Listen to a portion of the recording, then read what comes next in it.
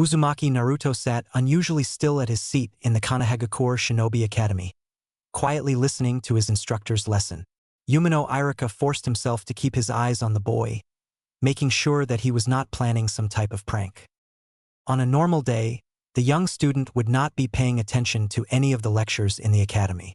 To him, lectures were often boring and he had better things to do with his time. Today, however, was not a normal day. The subject of Irika's lecture was one of the few things that Naruto was genuinely interested in, the former Hokage and the responsibilities related to the position. Now, who here can tell me the names of all the Hokage? Irika asked. As the instructor began to eye different students, looking amongst the group of kids who raised their hands to answer the question. A snort escaped Naruto's lips. Heh, that's an easy question, Irika-sensei, Naruto said, crossing his arms.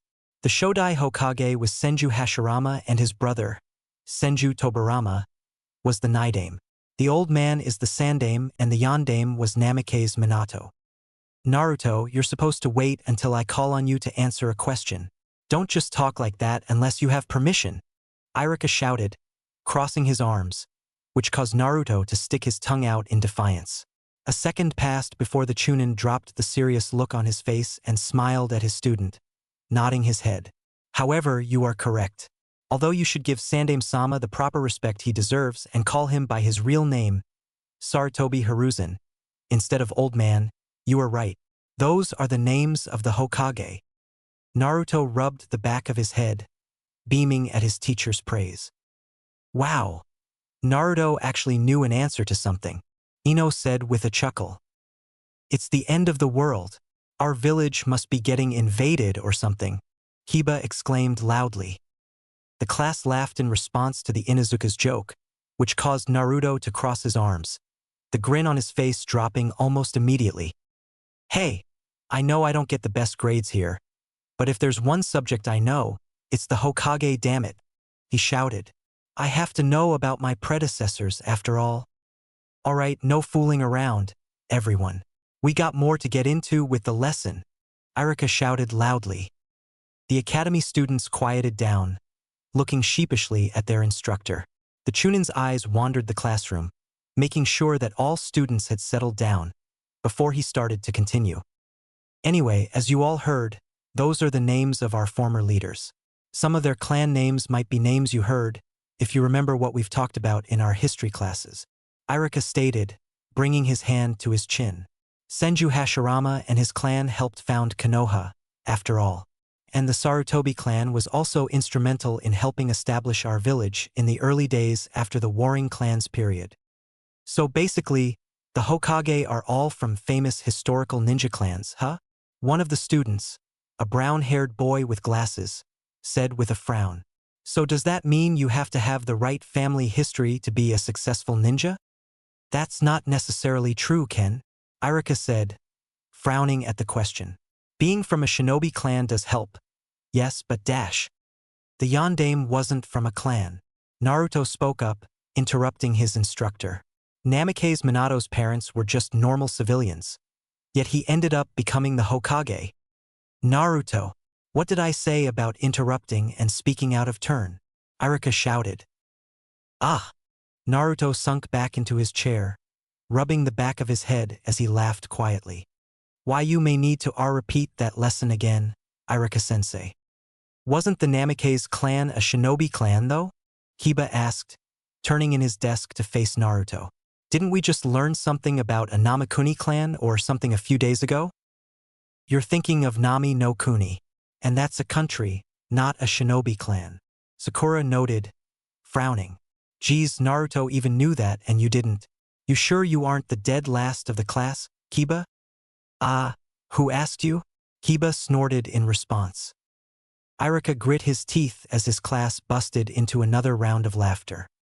He was about to blow up on his students once more when he noticed a student raise his hand. Irika-sensei, Ken spoke up.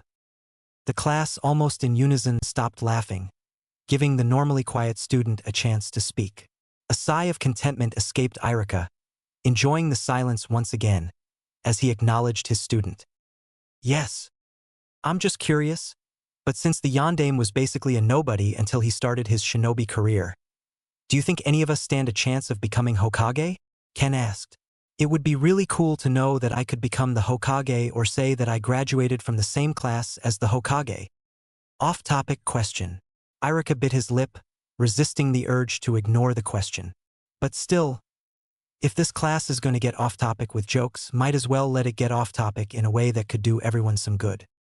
The Chunin took a moment to look at all of the students in the room, examining each of them for a moment. He then gave a smile as he turned back to Ken. There is a lot of potential in this year's class. You are all good students and I've seen some remarkable skills in all of you. If you all keep up with your determination and improve on the skills you all have, I could see any of you becoming the Hokage, Iruka told his students proudly. Most of the students in the room looked at their sensei and smiled back, gratefully accepting the compliment. Naruto had a large smirk on his face. Don't worry, Iruka-sensei, the blonde spoke confidently. I intend on getting better each and every day. You'll be seeing me as the Hokage in no time. The wholesome silence vanished as quickly as it had appeared, as a few scoffs were heard after Naruto finished his statement. Just because you know some basic facts about the Hokage doesn't mean you stand a chance at becoming one yourself, Naruto, Sakura stated, crossing her arms. She's right. If anyone here is going to be Hokage, it's going to be Sasuke-kun, Ino exclaimed before turning her attention away from Naruto and to the dark-haired boy sitting by the window. Isn't that right, Sasuke-kun? Sasuke gave no response to the blonde-haired girl, seemingly deep in thought. He was either unaware of what his class was talking about or he simply did not care. What's so great about him? Sasuke doesn't even care about being Hokage.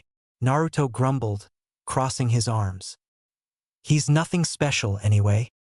The Uzumaki's comment sparked an outrage from the self-proclaimed Sasuke fan club. Nearly every girl in the class was now glaring at Naruto with small traces of killing intent. He's more special than you ever will be, one of the girls shouted. Whatever.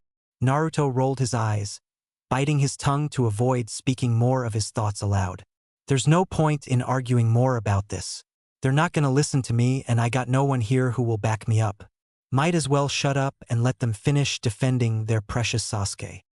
Unfortunately for him, he had already irritated the Sasuke fan club enough.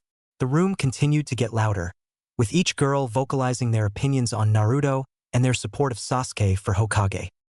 Sasuke-kun will make an amazing Hokage. Naruto will be lucky if even becomes a shinobi.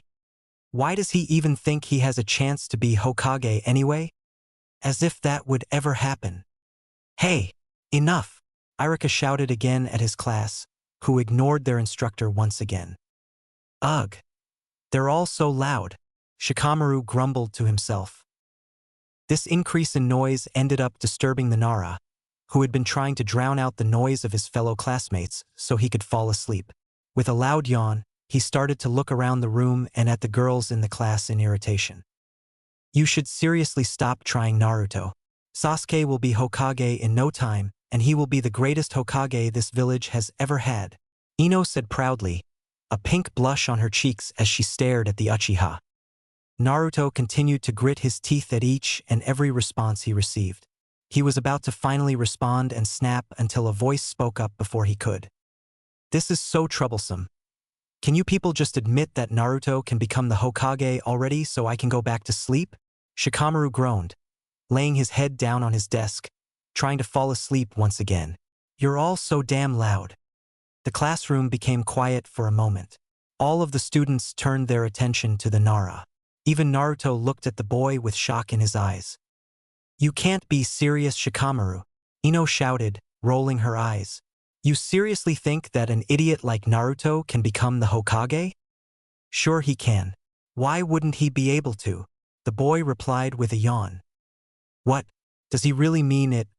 Does he really think I can become Hokage? Naruto's eyes widened further. Why not? Really? One of the boys sitting next to Shikamaru laughed.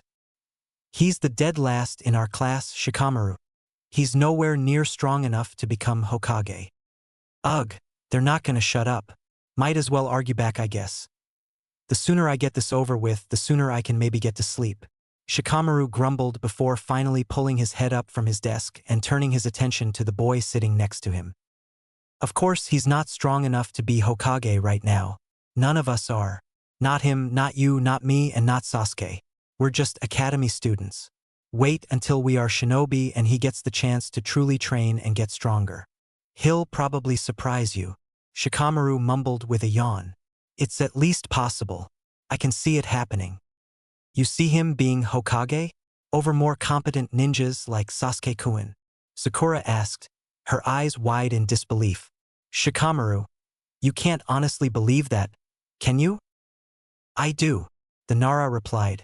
Becoming the Hokage is not something anybody can do. They need to be willing to work and do whatever they can to reach the position. Naruto clearly wants the position and is actually going to work for it. He has dedication and he won't give up until he reaches his goal. If you can't see his dedication, then you're just being troublesome. Besides, he'd probably do a good job as Hokage in the future. He cares for the village, after all. I'm sure he'd do everything he could to be a good Hokage and keep the village safe and strong. Naruto mumbled to himself, trying to process his words. No one's ever said something like that about me. Sakura seemed as if she was going to reply to Shikamaru's statement, but before she could speak, she was cut off by another person's voice. I agree with Shikamaru-san. Everyone turned their heads to the back of the room, staring at Hinata. The Hyuga poked her index fingers together, looking downward as she started to feel the attention of her classmates on her. She was already regretting speaking up. No, I don't regret it. Hinata took in a deep breath, reaffirming her own statement to herself. Her eyes briefly moved over to Naruto and a blush developed on her cheeks. If Shikamaru-san can speak up on behalf of Naruto-kun, then so can I. I think that Shikamaru-san is right. And Naruto-kun has the dedication to become a great Hokage. She spoke quietly. Hinata? She thinks so too. Naruto stared intently at the kunoichi, his eyes somehow widening further. She thinks I'd be a great Hokage? Before any of the students could reply to the quiet girl, Irika coughed, grabbing everyone's attention back to him. That's enough for that discussion. There are more things we have to discuss today besides who we think can become Hokage. Irika informed the class sharply, crossing his arms. And just because all of you didn't stop talking even after the second time I yelled at you all to get quiet, we're going to have a quiz tomorrow on the Hokage. So make sure you all study, because it will count on your overall class rank. Many of the academy students all groaned at the Chunin's words, but did not speak back. The class turned quiet as they focused in on Irika's lecture. Naruto stopped paying attention to class, focusing on his thoughts. His mind kept repeating Shikamaru's and Hinata's words of support for him and his dream. Naruto had never met anyone his age who actually believed in him. He spent the rest of the class thinking back to his two fellow classmates, wondering what they truly thought about him and his dream. Class is dismissed. I will see you all tomorrow, Irika informed the students. Nearly all of the students in the room got out of their seats quickly and started rushing out of the classroom to head back to their homes. Naruto got up from his seat slowly and looked around for two of his classmates. Hey, Shikamaru, Hinata and Naruto called out to them. Shikamaru, who was taking a nap, groaned at being awakened before turning to Naruto. He got out of his seat and walked up to him with a yawn. Hinata, who had gotten out of her seat and was walking towards the door, froze upon hearing his voice. Naruto-kun wants to talk to me? She walked slowly over to him, a blush forming on her cheeks. I just wanted to ask you guys, back in class today, did you both mean it? Naruto asked softly, looking down. Mean what? Be a bit more specific. Shikamaru yawned in response. I don't remember much of class today. It dragged. Every class drags for you. Naruto looked up, scowling. The Nara shrugged his shoulders in response. And, Hinata spoke up. She immediately looked away as both of her fellow classmates looked at her and began poking her fingers. Why you were asking us, and Naruto-kun? The Uzumaki took in a deep breath. He looked them in the eye. I mean when you both said that I could become Hokage. Do you two actually believe that? Oh, Shikamaru responded. That what you meant? I am meant it. Hinata nodded her head in response. I teach think you will be a great Hokage in the future and Naruto-kun. I think so as well. If I thought otherwise, I wouldn't have said anything. It'd be too troublesome to lie about something like that, Shikamaru said with a shrug. Naruto stared at his fellow classmates for a few seconds in silence before he gave them a large smile. It was different than the grin he normally wore on a daily basis. This smile was more genuine than either had ever seen on his face. You guys are the first two to believe in me like that, and I promise you both that you will not regret it, Naruto stated, bringing his hand to his chest. Thank you both so much. You're welcome, and Naruto-kun. Hinata replied, looking down again as her blush reddened further. Despite that, however, a wide smile developed on her face as well. I was just saying the truth.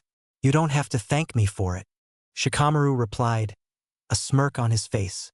But whatever. It's no problem at all, Naruto. You two aren't busy right now, are you? He asked them. Shikamaru tilted his head slightly in response. I was planning on getting some sleep, maybe go cloud watching. But I guess I'm not really busy. I have to be home in about 2 hours for tea training with my clan. But I'm free alright and now. Hinata replied. Naruto did not fully process their words. All that process in his mind was that the two were free at the moment. He gave them a foxy grin. Since you guys are free, I'm taking you both to get ramen at the greatest place in Konoha, Ichiraku's Ramen. Consider it a treat from your future Hokage, the boy told them. Before his words could register in their heads, Naruto grabbed both Hinata's and Shikamaru's hands and started to rush out of the room, dragging them along with him. Hey, slow down. I didn't agree to this, Shikamaru grumbled as he tried to loosen Naruto's grip on his hand. His attempts, unfortunately, failed. There goes my relaxing afternoon of sleep. What a drag. Naruto-kun's holding my hand. Naruto-kun's taking me to get ramen with him, Hinata shouted in her head, unaware of anything else in the world. It took only a few more seconds before the Hyuga heiress lost her grip on Naruto's hand and fell to the ground in unconsciousness, her smile seemingly widening on her face. Hinata! It took Hinata roughly 10 minutes before she regained consciousness. Upon waking up, she was immediately dragged out with Naruto, alongside with Shikamaru. The blonde rushed them through the streets of Konoha towards a ramen stand in the center of Konoha streets. Yo, old man Ichiraku. I'm here, Naruto announced. Ichiraku Tuchi, the owner of Ichiraku Ramen, turned around as he noticed the young blonde sitting down at one of his chairs.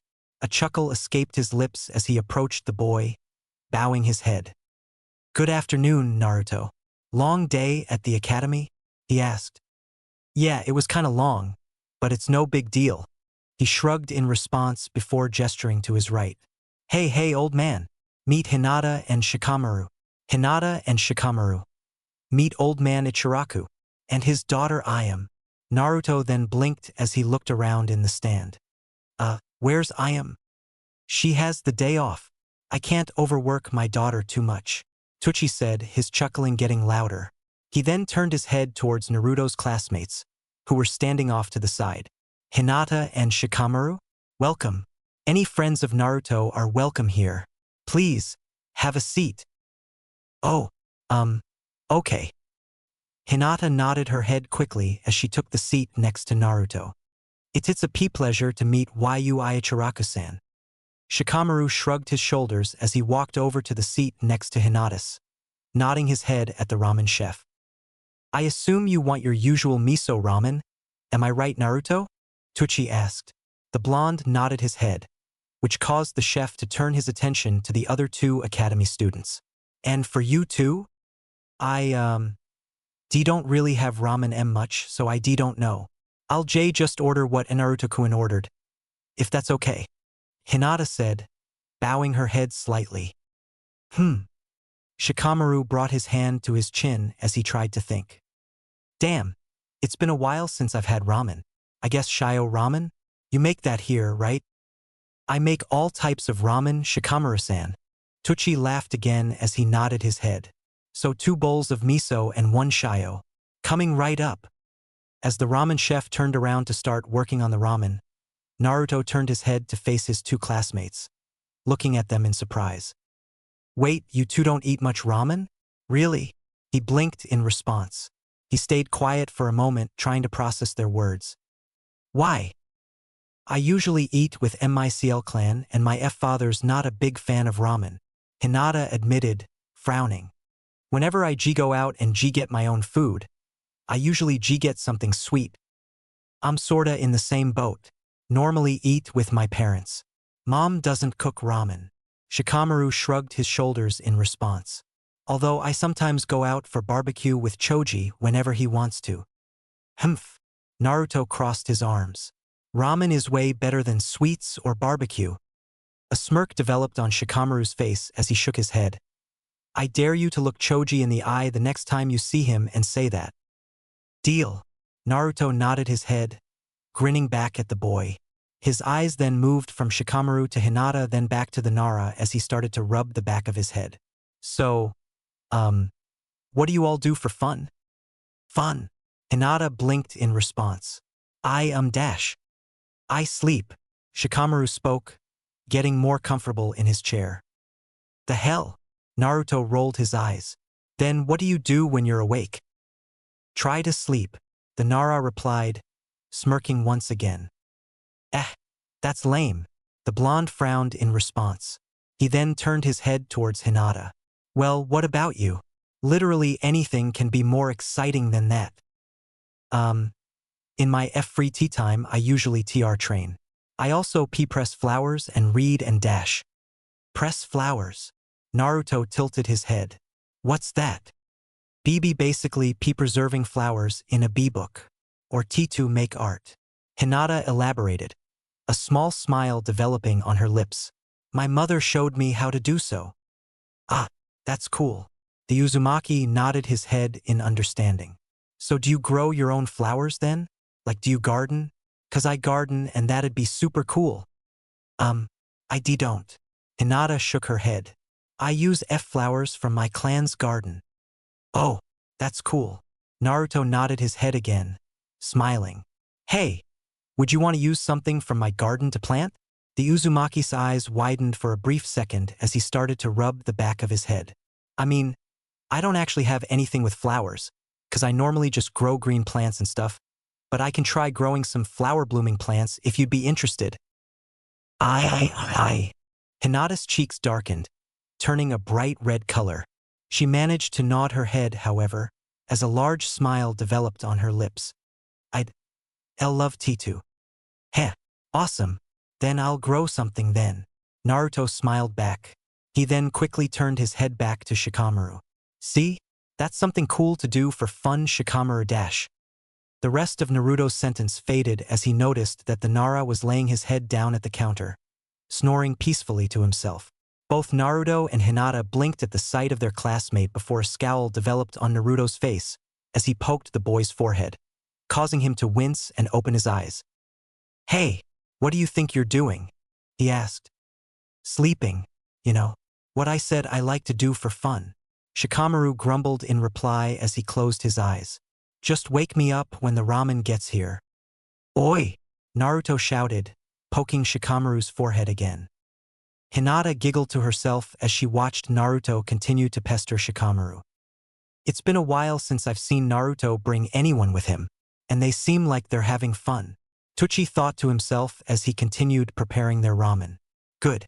It's nice that he's finally making friends.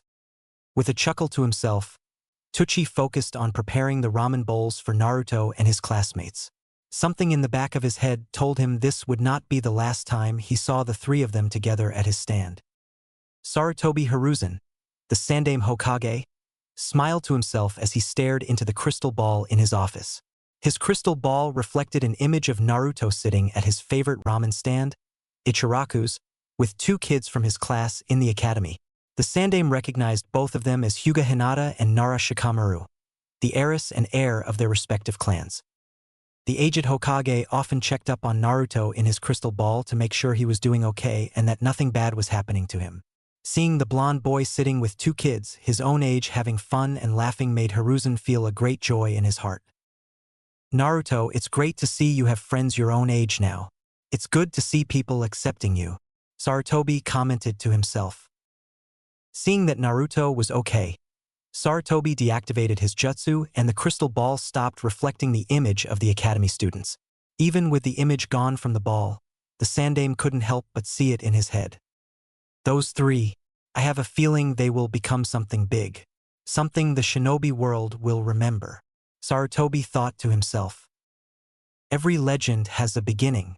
Sarutobi Hiruzen just witnessed the beginning of a new legend. A legend of three ninja who would work together to help each other grow and reach their true potential. And I'm here, Naruto noted as he walked into Konoha's academy. As he began to walk through the hallways, a few of the academy instructors and students there gaped at his presence. The Uzumaki was arriving 20 minutes before class was scheduled, something he never did.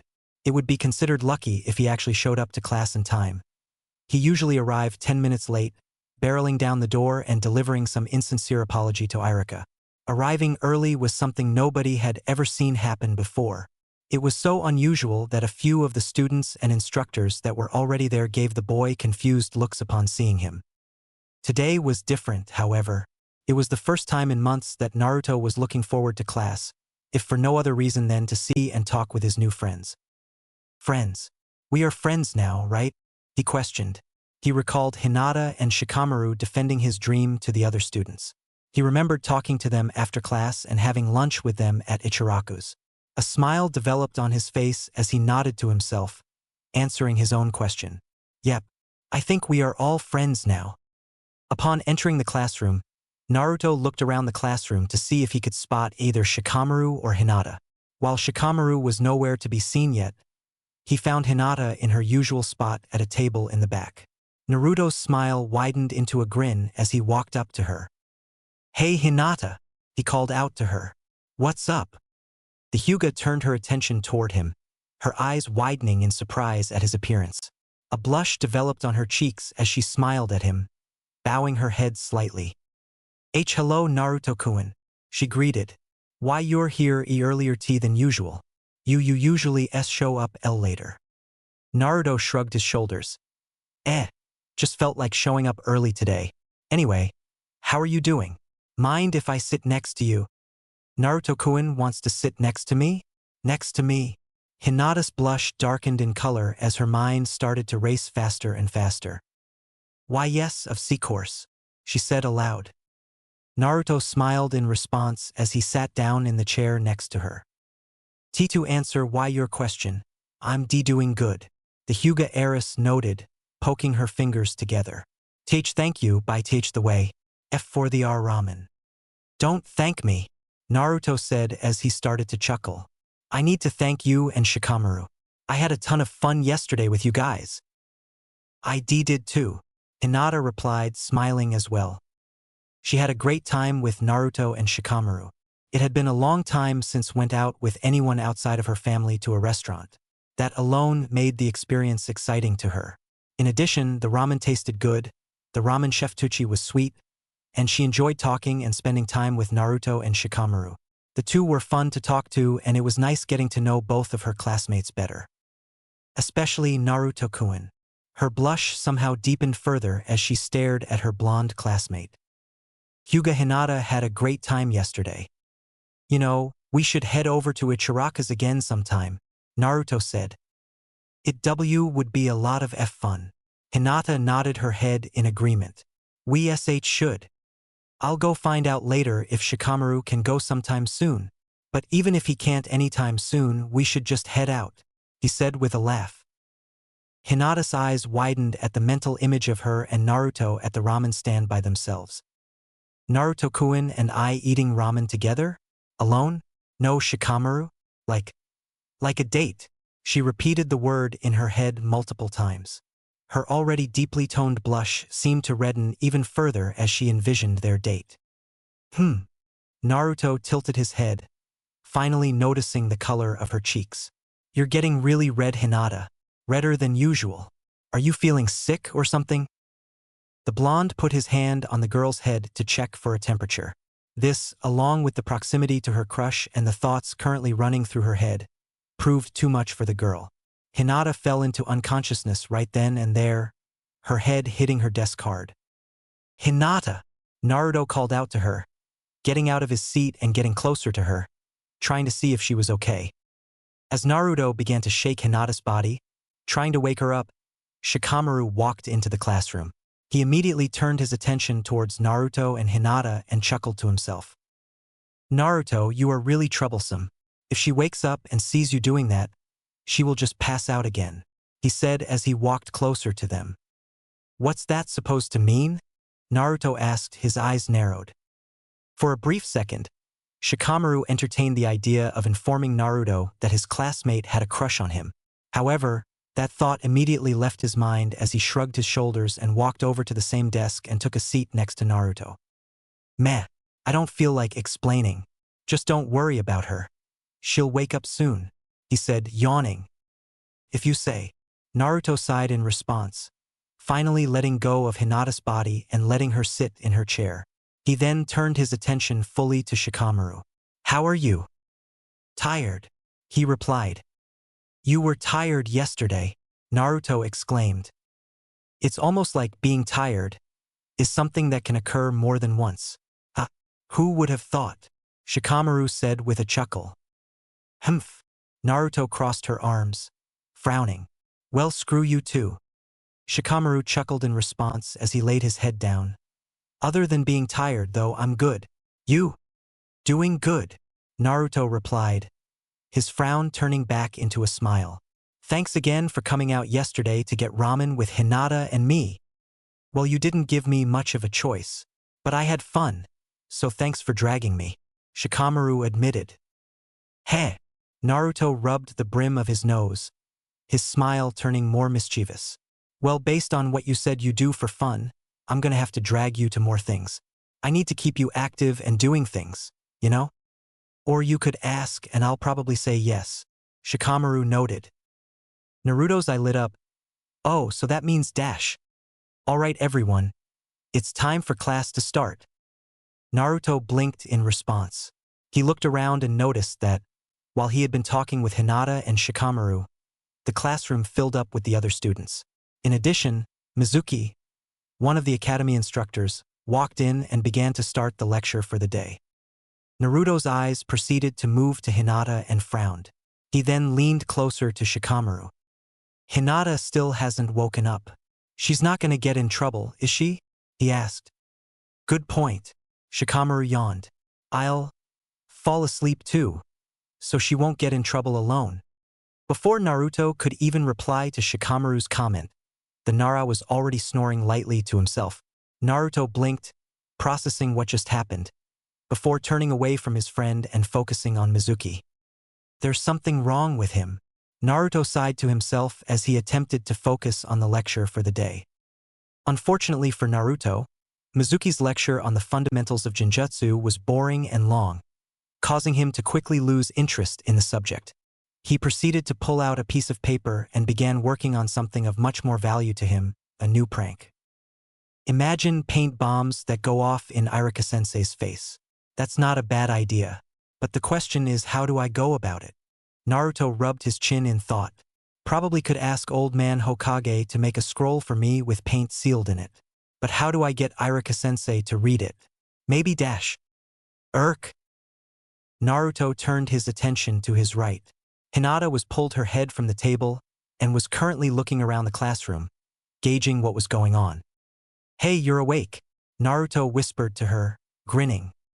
"Ah." Hinata looked over at Naruto. Memories of why she fainted came back to her and her blush returned to her face. "Sorry about that. That was so embarrassing." "Don't be sorry. You're fine.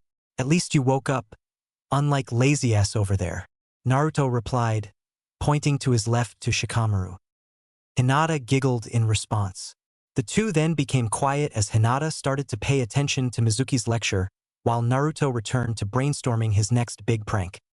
An hour passed by and Mizuki's lecture finally finished. He then started to walk towards the door to the classroom. Alright class, head on outside. Let's go meet up with Irika-sensei to work on your weapons training, he stated.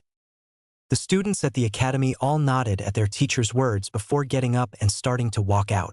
Naruto and Hinata got out of their chairs and were about to walk out together when they noticed that Shikamaru was still asleep in his chair.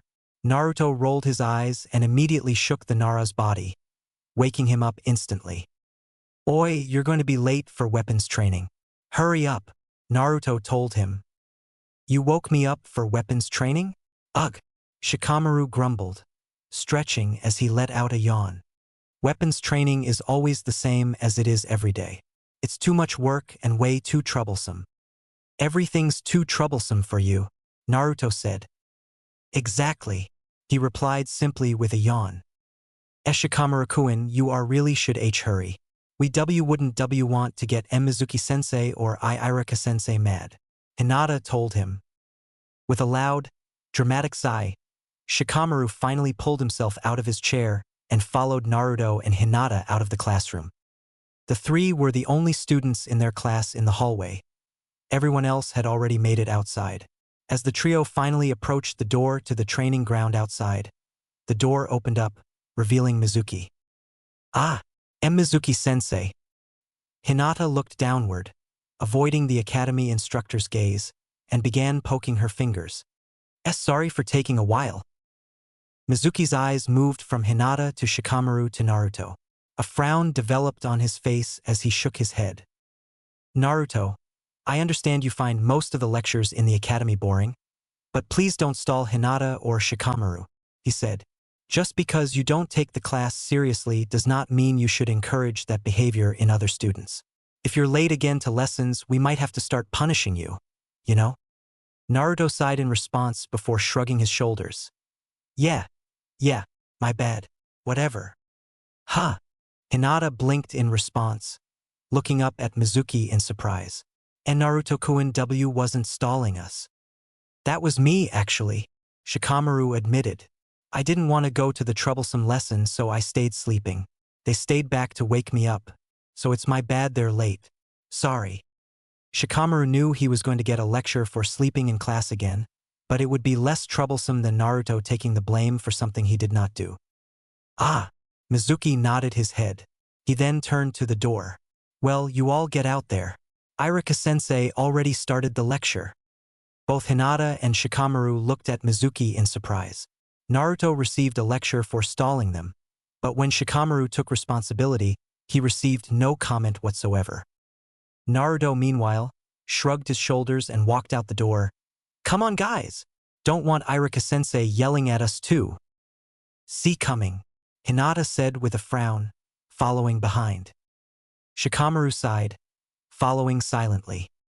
Both Hinata and Shikamaru were used to Naruto getting different treatment from other students, even from the nice instructors like Mizuki, but it still bothered them. As far as they saw, there was no reason for it. What seemingly bothered them the most, though, was that Naruto seemed indifferent to the treatment. It was almost as if he was simply used to being treated differently. It was something they both hoped they would be able to get answers for someday. When classes finally ended, Shikamaru said goodbye to Naruto and Hinata before heading home to the Nara compound. Lectures today were particularly boring, and all Shikamaru wanted to do was go to his usual spot in his clan's compound and lay down, cloud-watching until he fell asleep. As he was arriving home, he was greeted at the entrance by his mother, Nara Yoshino, who smirked at him. About time you got home. I made dinner early and your father and I have been waiting for you, she said. Come on. Well, there goes my plans already. Troublesome. Shikamaru sighed before he nodded his head. All right, I'm coming. Yoshino led him to the clan head's private dining room, which was rather humble in size. It was a small room with a golden-colored wooden table with only 4 chairs and minimal decorations. The only decoration was a painting of a deer on the wall. Sitting at one of the chairs was Shikamaru's father, Nara Shikaku, who waved his hand upon seeing his son. On the table itself was 3 plates that had mackerel, rice, and broccoli placed on them. I made mackerel, so you better appreciate it and eat with us and actually talk with us, Yoshino said sweetly before she turned to her husband. Especially since your father decided to not go out with his friends for one day finally and actually eat dinner with his family. I'm here 6 days of the week and she doesn't bat an eye. But I go out once with friends once a week and all of a sudden, everything's different. Shikaku mumbled under his breath. He assumed he was speaking quietly, but Yoshino managed to hear him. Her eyes narrowed in on her husband. You know it's not once a week. Don't say that crap. Shikamaru sighed as he started to poke at his food with his chopsticks, ignoring his parents arguing. And she wonders I don't talk that much at dinner. Troublesome. The Nara heir was left to his thoughts at dinner while his parents continued to argue. As he was eating, his mind returned to his day at the academy. His thoughts returned to the conversation with Mizuki prior to weapons training. A frown developed on his lips as he took a bite of his fish. That's not the first time I've seen Naruto get treated unfairly, but that was so blatant. Why did he get a lecture about responsibility and I didn't? That's just completely inconsistent, he thought with a sigh. And it's not just Mizuki-sensei either. Some of the other academy instructors are the same way. And I've definitely caught that in the streets of Konoha Dash. Shikamaru? Shikamaru looked up from his food and noticed that his parents had stopped arguing. His parents were both now looking at him. You look upset. Is the fish bad? She asked. Nah, it's fine, Mom. He shook his head. The Nara heir bit his lip for a second, debating about whether he should vocalize his thoughts about the Mizuki situation. He noticed his parents still staring at him with frowns of their own. With a sigh, he shrugged his shoulders. You both have heard about Naruto, right? Uzumaki Naruto, he asked. Naruto. Shikaku chuckled at the name, crossing his arms. That boy gives so many of the jonin here a headache with his pranks. It's honestly amazing how he's able to get away from them for the most part. Okay, so you know him then. Good. Shikamaru nodded his head before he let out a sigh. Do you know why people here seem to treat him differently?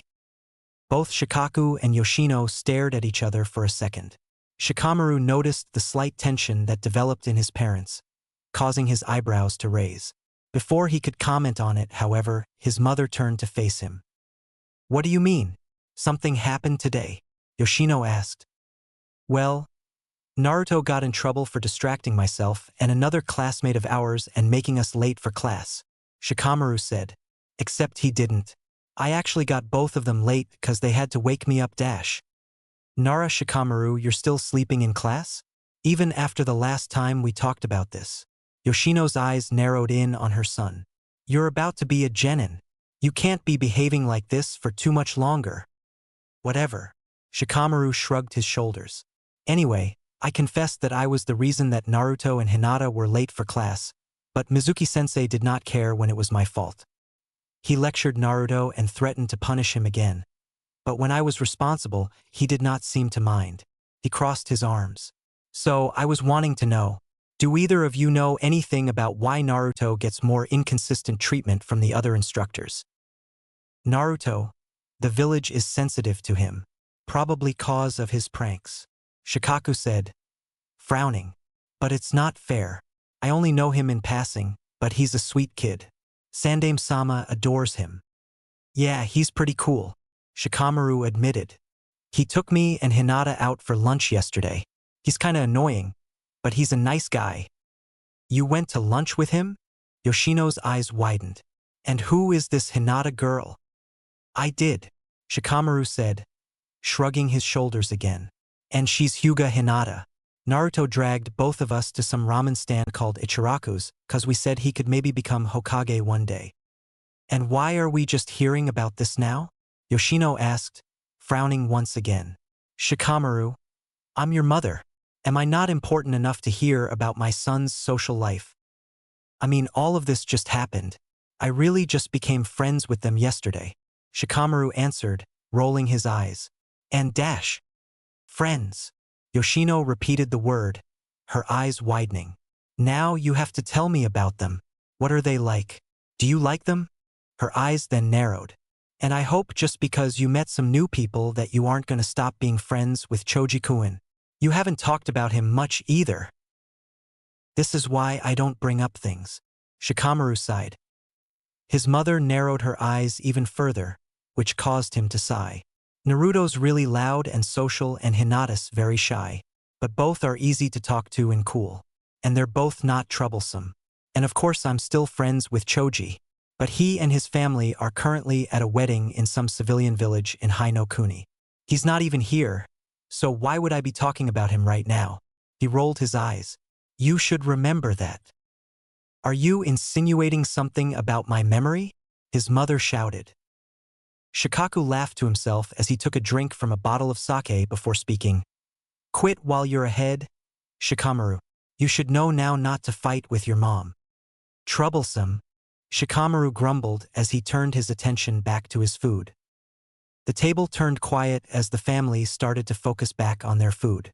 The silence lasted for only a moment, however, as Yoshino's eyes widened as an idea entered her head.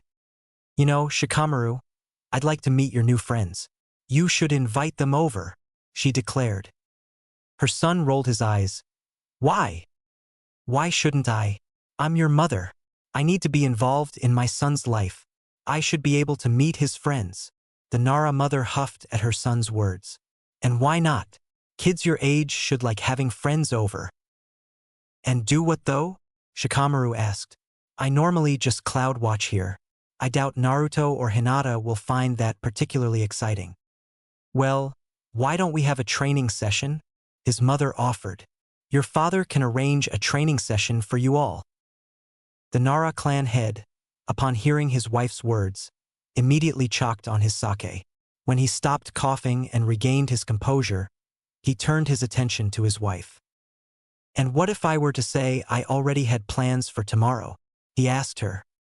Well, I'm certain whatever you were planning is not nearly as important as training your son and his friends, right? I mean, he is your son after all. He should take priority over everything else, especially your old teammates that you already go out drinking with each every week. Don't you agree, Shikaku-kun? Yoshino asked sweetly in a way that dared her husband to oppose her request. Nara Shikaku, among his fellow shinobi, was considered a beyond brilliant man. He was an excellent shinobi who could easily fight and outwit nearly any enemy ninja that dared to take him on. His wife, however, was someone his brilliance could never beat. The Nara clan head sighed, knowing full well what he was going to have to say and do. I agree. I'll train Shikamaru and his friends tomorrow. He sighed. I'm glad. I'm sure it'll go really well. Yoshino cheered. He has no say in anything, Shikamaru noted, rolling his eyes. Some Jonin commander he is. The Nara clan head's wife then turned her attention back to her son, a smirk on her face. Then it's settled. You'll invite your new friends over tomorrow for training. Shikaku will help train them with you and we can see if they want to stay for dinner. Understood. Then again, I'm not any better. Shikamaru sighed as he wordlessly nodded his head in agreement. Nara Yoshino seemed pleased with her work. She was excited to get to meet more of her son's friends at school. She was also quite curious with Uzumaki Naruto. The Nara woman, unlike her husband, had never seen the boy and had only negative things about the boy, things that she knew were biased misinformation. She was interested in the boy and wanted to see what he was like. Nara Shikaku, unlike his wife, was dreading the next day. He had no qualms with training Shikamaru, since he had already started training Shikamaru. He also had no problems with working with Naruto or Hinata either. However, I'm going to have to cancel my plans with Inoichi, and he's going to bitch about it for a while probably, especially cause Choza isn't here to go with him. Troublesome? The Nara clan head groaned, not looking forward to dealing with his former teammate tomorrow and having to cancel their plans. When morning came and classes were about to begin at the academy, Shikamaru looked for Naruto and Hinata. He found them in the same seats they were in yesterday, chatting with each other. So Hinata's conscious this time. Naruto didn't say something stupid and knock her out again. That's a relief. Means I don't have to ask this twice. He chuckled to himself as he started to walk to their desk. Hey Naruto. Hinata.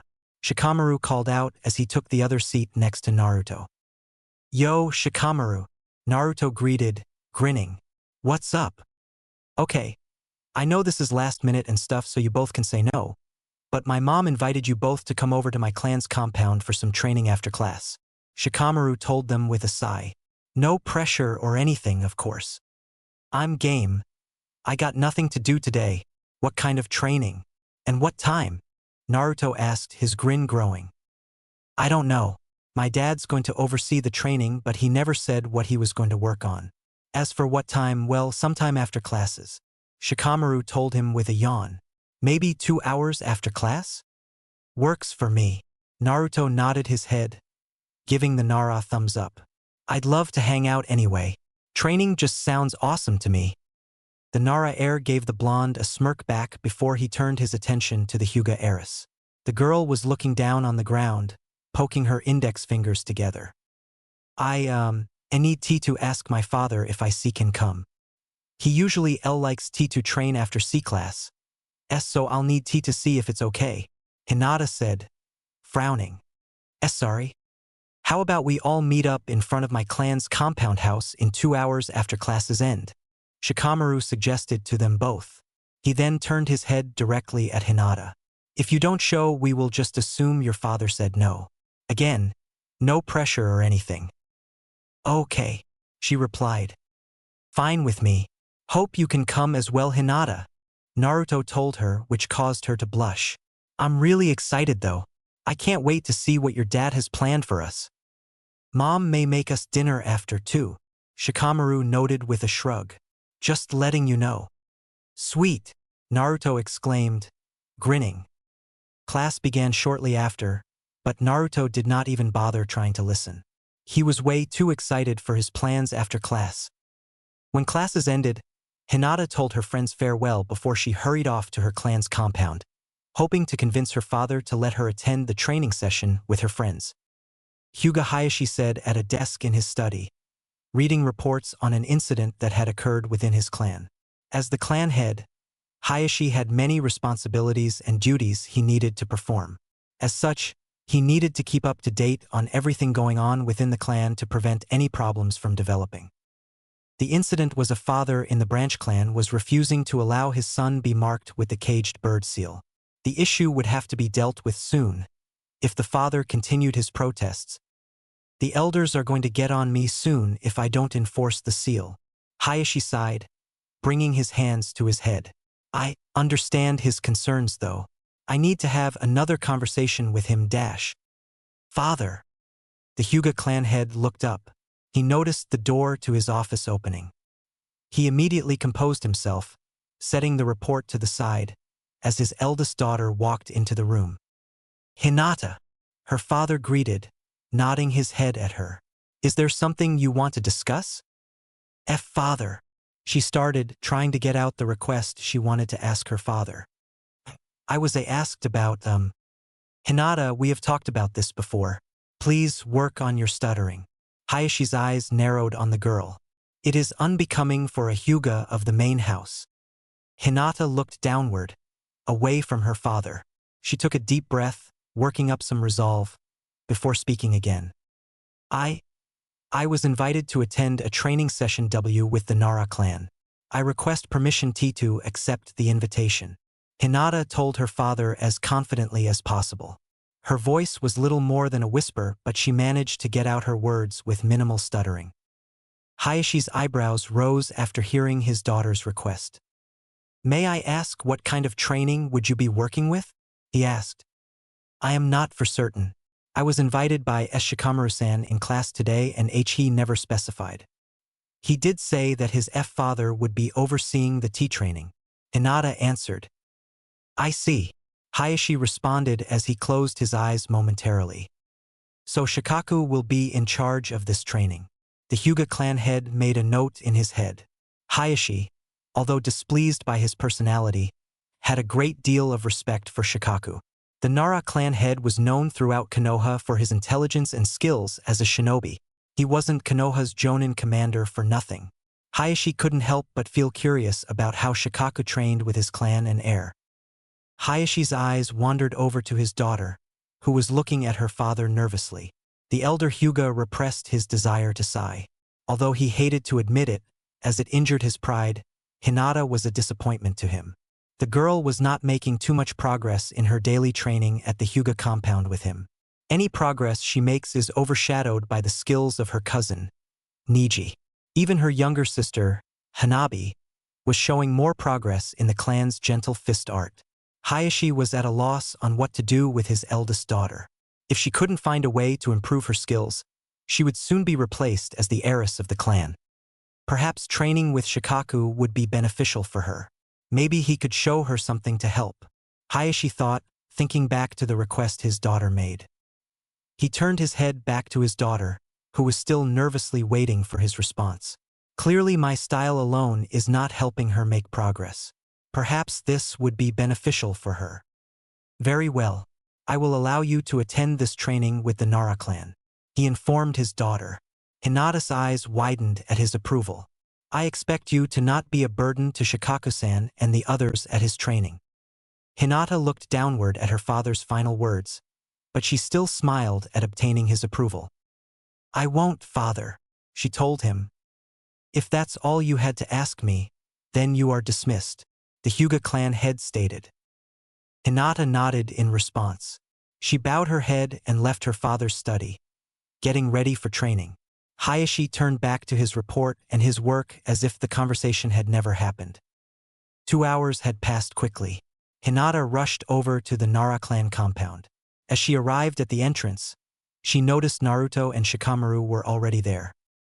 Ah, I am sorry for keeping you G-guys waiting, she mumbled, bowing her head at her 2 classmates. She quickly shook her head, resisting the urge to tear up. I'm really sorry. Don't worry about it, Hinata. We are all actually early anyway, Naruto told her, smiling at his classmate. Hinata blushed in response, starting to calm down slightly. Yeah, you're not late at all, Shikamaru informed her. She took a deep breath, finally feeling relaxed again completely. The Nara then turned his attention towards the front doors to the compound. But since we're all here now, we should probably head inside and meet up with my parents. With those words, the 3 academy students walked into the compound. Naruto and Hinata followed Shikamaru as he led them towards where his parents were waiting. Shikamaru, your place is huge. I can't believe you live here, Naruto exclaimed as he took in the sights of the compound. Well, it kind of has to be. My clan has a lot of members in it. Probably not as big as yours, though, Hinata, Shikamaru asked the Hyuga heiress. I think they are similar in size. And maybe the Hyuga compound is a little bigger, but I'll like yours a lot, Hinata informed him with a smile. No need to be humble, Hinata. I know your clan has a bigger compound. You got the main and branch clans after all, Shikamaru said with a chuckle. Wait, yours is bigger? Naruto turned his head to face Hinata. She blushed in response, but nodded her head. Naruto whistled in approval. Geez, I need to see that place too. The blonde knew that his friends belonged to notable clans in Konoha, but he never really thought about it too much. As he looked around the Nara clan compound, however, noting the fine wooden floors, the various branching hallways, and the various scroll decorations hanging on the wall, he began to fully understand what big deals the Nara and Hyuga clan were. Conversation stopped for a moment as the 3 academy students walked through the hallway until they reached a glass door. They walked out into a small courtyard in the back of the compound. The courtyard was filled with large trees and had a table sitting out underneath the tallest tree. Sitting at the table were Shikamaru's parents. The 2 immediately noticed the presence of Shikamaru and his friends and smiled. There you are. I take it these are your friends, Shikamaru, Yoshino asked. Shikamaru nodded in response before turning to his classmates. Mom, Dad, these 2 are Uzumaki Naruto and Hyuga Hinata. Naruto, Hinata, these are my parents. It's an honor to meet you both. Hinata bowed to the Nara clan head and his wife. Nice to meet you both, Naruto stated, grinning. Your son's really lazy, but he's pretty cool. The hell? Shikamaru grumbled. Shikaku snorted in response while Yoshino started to laugh loudly. This only caused Shikamaru's grumbling to continue as he crossed his arms, mumbling something about stupid blondes. I already like them, especially Naruto, she declared, a smirk on her face. Perhaps we can pound some responsibility into him and get him less lazy. Naruto laughed as well, joining his parents. Even Hinata was unable to prevent herself from giggling. Troublesome, Shikamaru shook his head, scowling. Well, as much fun as it is to mess with my Shikamaru, you all should really start your training. Best of luck, the Nara mother told the students before she walked off to the side to watch the training. The students turned their attention to Shikaku, who had been quietly observing the conversation. With attention drawn to him, he sighed as he pulled himself out of his chair. Okay, you guys ready? Shikaku asked the three students. All of them nodded in response. Good. Now, before we begin, Shadow Clone Jutsu. Shikaku made the necessary hand sign and a poof of smoke appeared. By the time the smoke vanished, 3 clones of Shikaku stood behind the man. Hinata's eyes widened at the sight while Naruto's mouth nearly dropped to the floor. Whoa, how did you do that? Those look so much cooler than the clones they try to teach us in the academy. They almost look real, Naruto exclaimed excitedly, staring at the clones. Shikaku smirked in response. That's because they are. Really? Okay, those are so much better than the stupid clones Irika-sensei has been trying to teach us. I have to learn this instead, the blonde-haired student declared. The Nara clan head gave a small laugh. One day, kid, but the shadow clone jutsu isn't taught to academy students. Requires way too much chakra. Maybe one day when you have more chakra. The Nara's eyes widened ever so slightly in realization as he brought his hand to his chin and thought. Although, with the Kyuubi, you probably have enough already. Maybe he would benefit from it. Naruto grumbled in response but seemed to drop the subject. Anyway, I made my shadow clones for the purpose of sparring with you all, Shikaku told them. With the exception of Shikamaru, I really don't have any knowledge of your skills or weaknesses. Therefore, I will have my clones fight you while I observe them. They won't be giving it their all. Just enough so that they test you and give a good fight. I'll see your fights with them and find out what your strengths are. We will then go on from there. Any objections? All 3 students shook their heads. Naruto eyed one of the clones with determination, ready to take it down. Hinata looked at one a little nervously, hoping that she would be able to give a good match and show the Nara clan head what she was capable of. Shikamaru just stared into space, thinking of a strategy he could utilize to best his father's close as quickly as possible. No objections? Good. Then we'll begin the spars now. Good luck, Shikaku told them. With those words, the 3 clones immediately charged at the students. Their sparring began. The real Nara Shikaku stood off to the side with his wife, watching the individual sparring sessions. Both were silent as they watched the spars. Shikamaru spent most of his match keeping himself distanced from the clone. Shikaku knew his son wasn't too skilled in taijutsu, and therefore would try to keep his distance during the fight. Shikamaru used kunai and other weapons to attack from a distance while trying to trap his father's clone in a trap based on their surroundings. Shikamaru eventually led the clone into the trap, getting it close to a nearby tree. Shikamaru caught the clone within his shadow and forced it to smack its head against tree. He then threw one final kunai at the clone, dispelling it and winning his match. Naruto's fight was a less complex to watch. The boy kept charging at Shikaku's clone, trying to take it down with as much force as possible and as quickly as possible. The plan backfired, as the clone was able to dodge most of the attacks from Naruto's predictable moves. The more the spar went on, though, the more Naruto took advantage. His moves and fighting were getting more spontaneous with each passing second. He was also not getting tired at all, despite all the time and energy. Eventually, Naruto was able to get enough sound, strong hits on the clone and dispel it, causing instant relief. Hinata's fight showed that between her and her classmates, she was the most skilled in taijutsu, most likely as a result of training in her clan's fighting style. Hinata was much harder for the clone to avoid and strike at. She, however, was unable sometimes to get in for finishing blows that would have ended the spar quicker. There was the smallest bit of hesitation in her fighting that the clone was able to take advantage of. Hinata's fight grew harder as time went on, but she was eventually able to finally make a finishing blow and dispel the clone. With all clones dispelled, Shikaku gained their memories, which seemed to confirm his thoughts. He proceeded to get up and walk over to the students. Well, good job you guys. Not too bad at all.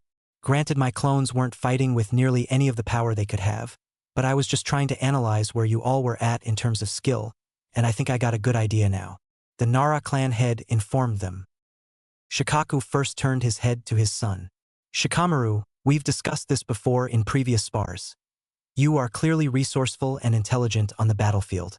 Your strategies are good and will only get better with more experience. However, your taijutsu is lacking as well as your offensive attacks overall. That needs to get improved on if you want to get stronger as a shinobi. Yeah, we've discussed this before. Shikamaru nodded at his words, giving a slight yawn as well. I'll get better soon. Naruto, Shikaku continued, turning his head to the blonde-haired boy. Your overall taijutsu was lacking. You started off rather uncoordinated. Your speed could also be worked on a little. Having said that, you have some remarkable stamina and strength. You also became rather spontaneous as the fight went on. Harder to predict and harder to avoid. That's a great trait to have. Something that would be good to develop further. Naruto started off frowning, but by the end of the Nara's analysis, couldn't help but grin. I don't know what that means, but I like the sound of that. Basically, you're hard to predict, Shikaku clarified. Gotcha. Then hell yeah, am I spontaneous? Naruto exclaimed, cracking his knuckles. The Nara clan head finally turned his attention to the final student. Hinata, I noticed you could have ended the sparring a lot sooner, but failed to take initiative and do the finishing blows. That's something you need to work. Not wasting time. You also seemed to get more tired as the fight went on. You understood. Hinata bowed her head, feeling the urge to tear up again. Having said all that, though, you clearly have the best of taijutsu amongst your friends and you maintained a level head during the fight. Amongst all three of you, you probably would be the strongest from an offensive standpoint, and that's good. Shikaku finished, smiling. The Hyuga looked up in response, her eyes widening. She quickly wiped her eyes, the water instantly drying up. Are you sure about that? She asked. The Nara clan head nodded his head. I'm not the kind of person who lies just to make someone feel better. If I say something, then accept that it's my opinion. ISC. A smile developed on Hinata's face as she bowed once again. Thank you. Well, that's basically the things I noticed in a nutshell. There were some little things that you all can work on, but I'm hoping to work on your major issues right now. Shikaku informed them. Naruto, Hinata, and Shikamaru nodded at his words. The Nara clan head motioned for his wife to come over. Yoshino rushed over to her husband's side and stared at the three academy students. We're going to try and work on your major weaknesses that I noticed from the sparring. Naruto, Shikamaru, you two are going to work with me on getting your taijutsu style stronger. Hinata, you will be working with Yoshino on your stamina. She'll also try and make you more decisive in terms of finishing off opponents if she can. Oh, trust me, I can do that, Yoshino said with a wink. Shikaku felt a sweat drop go down his face while Hinata could feel her nerves acting up. Anyway, he mumbled with a slight cough. Let's get back to training. Hinata, follow Yoshino. She'll be working on your stamina. Shikamaru, Naruto, stay here.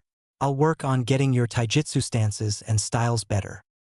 All three students nodded in response. Shikamaru and Naruto opened up their stances while Hinata was being escorted by a happy Yoshino off to another part of the Nara compound. That should cover it for today.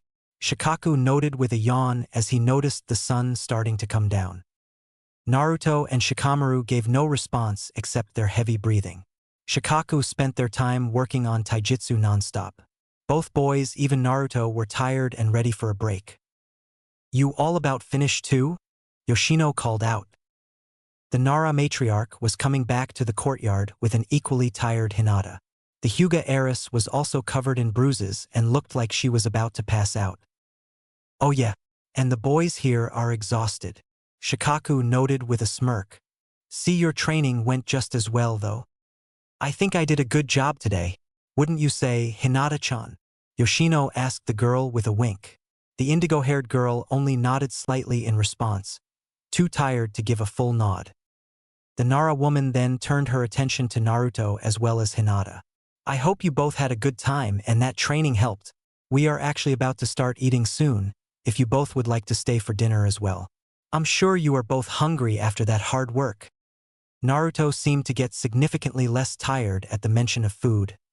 Sure. Thanks a lot. And yeah, today helped a lot. Thank you so much for that too. Hinata was still significantly tired, but was able to make out a response. Thank you so much for everything, Yoshino-sama, Shikaku-sama. No need to be so formal. I thought we discussed that during out training. Any friends of Shikamaru can just call us Yoshino and Shikaku. Yoshino replied with a laugh. I'll call you all when dinner is ready. For now, just relax. With those words, Yoshino headed back into the compound and towards the kitchen. Her husband followed shortly behind, leaving Shikamaru and his friends behind. That was some workout, Hinata? Naruto asked. Why yes it was. She replied, still slightly panting. It was helpful though. Oh of course. That's probably the hardest I've trained in a while. No doubt I got tougher from that. If I could keep training here like that all the time, I'd be strong enough to be Hokage in no time, you know? Naruto declared excitedly before turning to Shikamaru. You're pretty lucky, you know that, Shikamaru? Getting to train like that all the time. The Nara gave no response. He was laying on his back on the ground and did not seem to have any reaction. Oi, Shikamaru, did you seriously fall asleep? Naruto asked. No, I'm relaxing and trying to get my energy back. He replied tiredly. Oh, Naruto said. I'm cloud watching, the Nara said as he pat the ground next to him. You too should try it. Huh. Hinata blinked. You're both tired still. It helps. Trust me, Shikamaru said nonchalantly. Naruto and Hinata looked at each other for a second before they both nodded in response. They then laid down on the ground by Shikamaru and stared at the clouds in the sky. The three academy students were quiet for a moment as they stared at the clouds passing by. Then, the Uzumaki noticed one cloud float by. You know, that one looks like a bowl of ramen, Naruto said with a chuckle. You would notice something like that. Shikamaru shook his head, trying to hide his smirk. Hinata giggled in response, feeling a little less tired and more at ease. Why you have to admit, Shikamaru-kun, that Naruto-kun is right. It does look like our ramen. I guess. The Nara mumbled in reply. The three academy students remained in the same spot, watching the clouds. They didn't speak much, except to mention whenever a certain cloud looked like something bizarre. Instead, they spent the remaining few minutes in peaceful silence. This is actually relaxing. Who would have thought? Naruto mentally noted, chuckling to himself. Guess Shikamaru is right about this. This has been an amazing day. Hinata sighed in contentment. Shikamaru glanced over at his friends, noting the relaxed looks on their faces. He did not bother hiding his smirk this time as he shook his head, chuckling. Heh, guess these two can appreciate a good cloud watching session too. He leaned back more in his spot, putting his hands underneath his head. They're making things much more interesting around here. The three friends continued to relax under the clouds, unaware of anything else going on in the world. Okay class, I am going to hand out scrolls for you to all read about the Second Shinobi World War. We're going to read and discuss them in class today. Pay attention everyone. You will be tested on it, Irika stated sharply. Nearly the entire class groaned almost in unison, seemingly uninterested in a boring history lesson and even less enthused with the idea of a test. Only a handful of students did not appear to be fazed by the instructor's words. Naruto, surprisingly, was one of them. The boy had a mischievous smirk on his face as he watched Irika reach into his desk and pull out a collection of scrolls. Irika walked around the class, handing a scroll to each student. As he passed by the desk of Naruto, Hinata, and Shikamaru, his eyes narrowed slightly. Shikamaru, wake up, he shouted at the Nara. Shikamaru pulled his head from the desk and nodded dumbly as he reached out for the scroll. Irika frowned as he gave the boy the scroll, then handed one to his friends. He then moved on to the next table and Shikamaru immediately laid his head back down. How tired are you today? Naruto asked, chuckling. Same as I always am, Shikamaru said with a yawn. Never enough hours in the day for a good night's sleep. Naruto shook his head, mumbling under his breath about lazy friend while Hinata giggled to herself. A few more seconds passed by until Iruka finished passing out all the scrolls. He then walked back to the front of the classroom holding his own scroll. Okay. Now open up your scrolls and let's start your lesson, he said, opening his scroll, which prompted the other students to open theirs. Focus your attention on the second paragraph dash. Iruka was unable to finish his sentence. A large ball of blue paint shot out of the scroll, splashing him in the face. He closed his eyes, dropping the scroll. Ugh! He shouted loudly. No one else in the classroom had time to react. Paintballs shot out of each open scroll, spraying all students with different colored paint. The hell is this? Kiba shouted as he tried to rub red paint out of his eyes. Who did this? Ken commented, frowning as he tried to shake paint off his shirt. My hair! Ino shrieked, looking in horror at the green coloration in her hair. The rest of the class turned into frantic shouting. Iruka grit his teeth as his eyes moved from student to student. His eyes then focused on the only students who were coated in paint: Hyuga Hinata, Nara Shikamaru, and Uzumaki Naruto. His eyes narrowed on the blonde. Naruto, the academy instructor shouted. All the paint-covered students turned to face the Uzumaki, glaring at him. How did you tamper with my scrolls? Why did you tamper with my scrolls? I don't know what you're talking about, Iruka-sensei. I didn't do this, Naruto said, grinning. Props to the guy who did, though. That's hilarious. Oh, give me a break, Naruto, Sakura shouted at him, orange paint dripping from her face onto her desk. A stupid prank like this could only be done by you, and your two friends are the only ones who didn't get paint on them? That's hardly coincidental, you idiot. Naruto frowned at Sakura's words, but he shook his head in response. I didn't get paint on my face because I didn't open my scroll. Obviously the dude who planned this planned on getting me too, and I just got lucky I didn't open it. And now I'm definitely not opening it. Yeah, you didn't open it because you know you'd get paint on your face.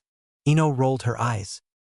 Nah, I didn't open it because I don't need to learn about the Second World War. He shrugged his shoulders. That's ancient history. No one cares about that stuff anymore. Iruka's eye twitched in response. And your friends both happened to not open it too? Ino asked, her eyes narrowing on him. I mean, I probably already know everything about the Second Shinobi World War. Didn't feel the need to open the scroll. Shikamaru replied, yawning.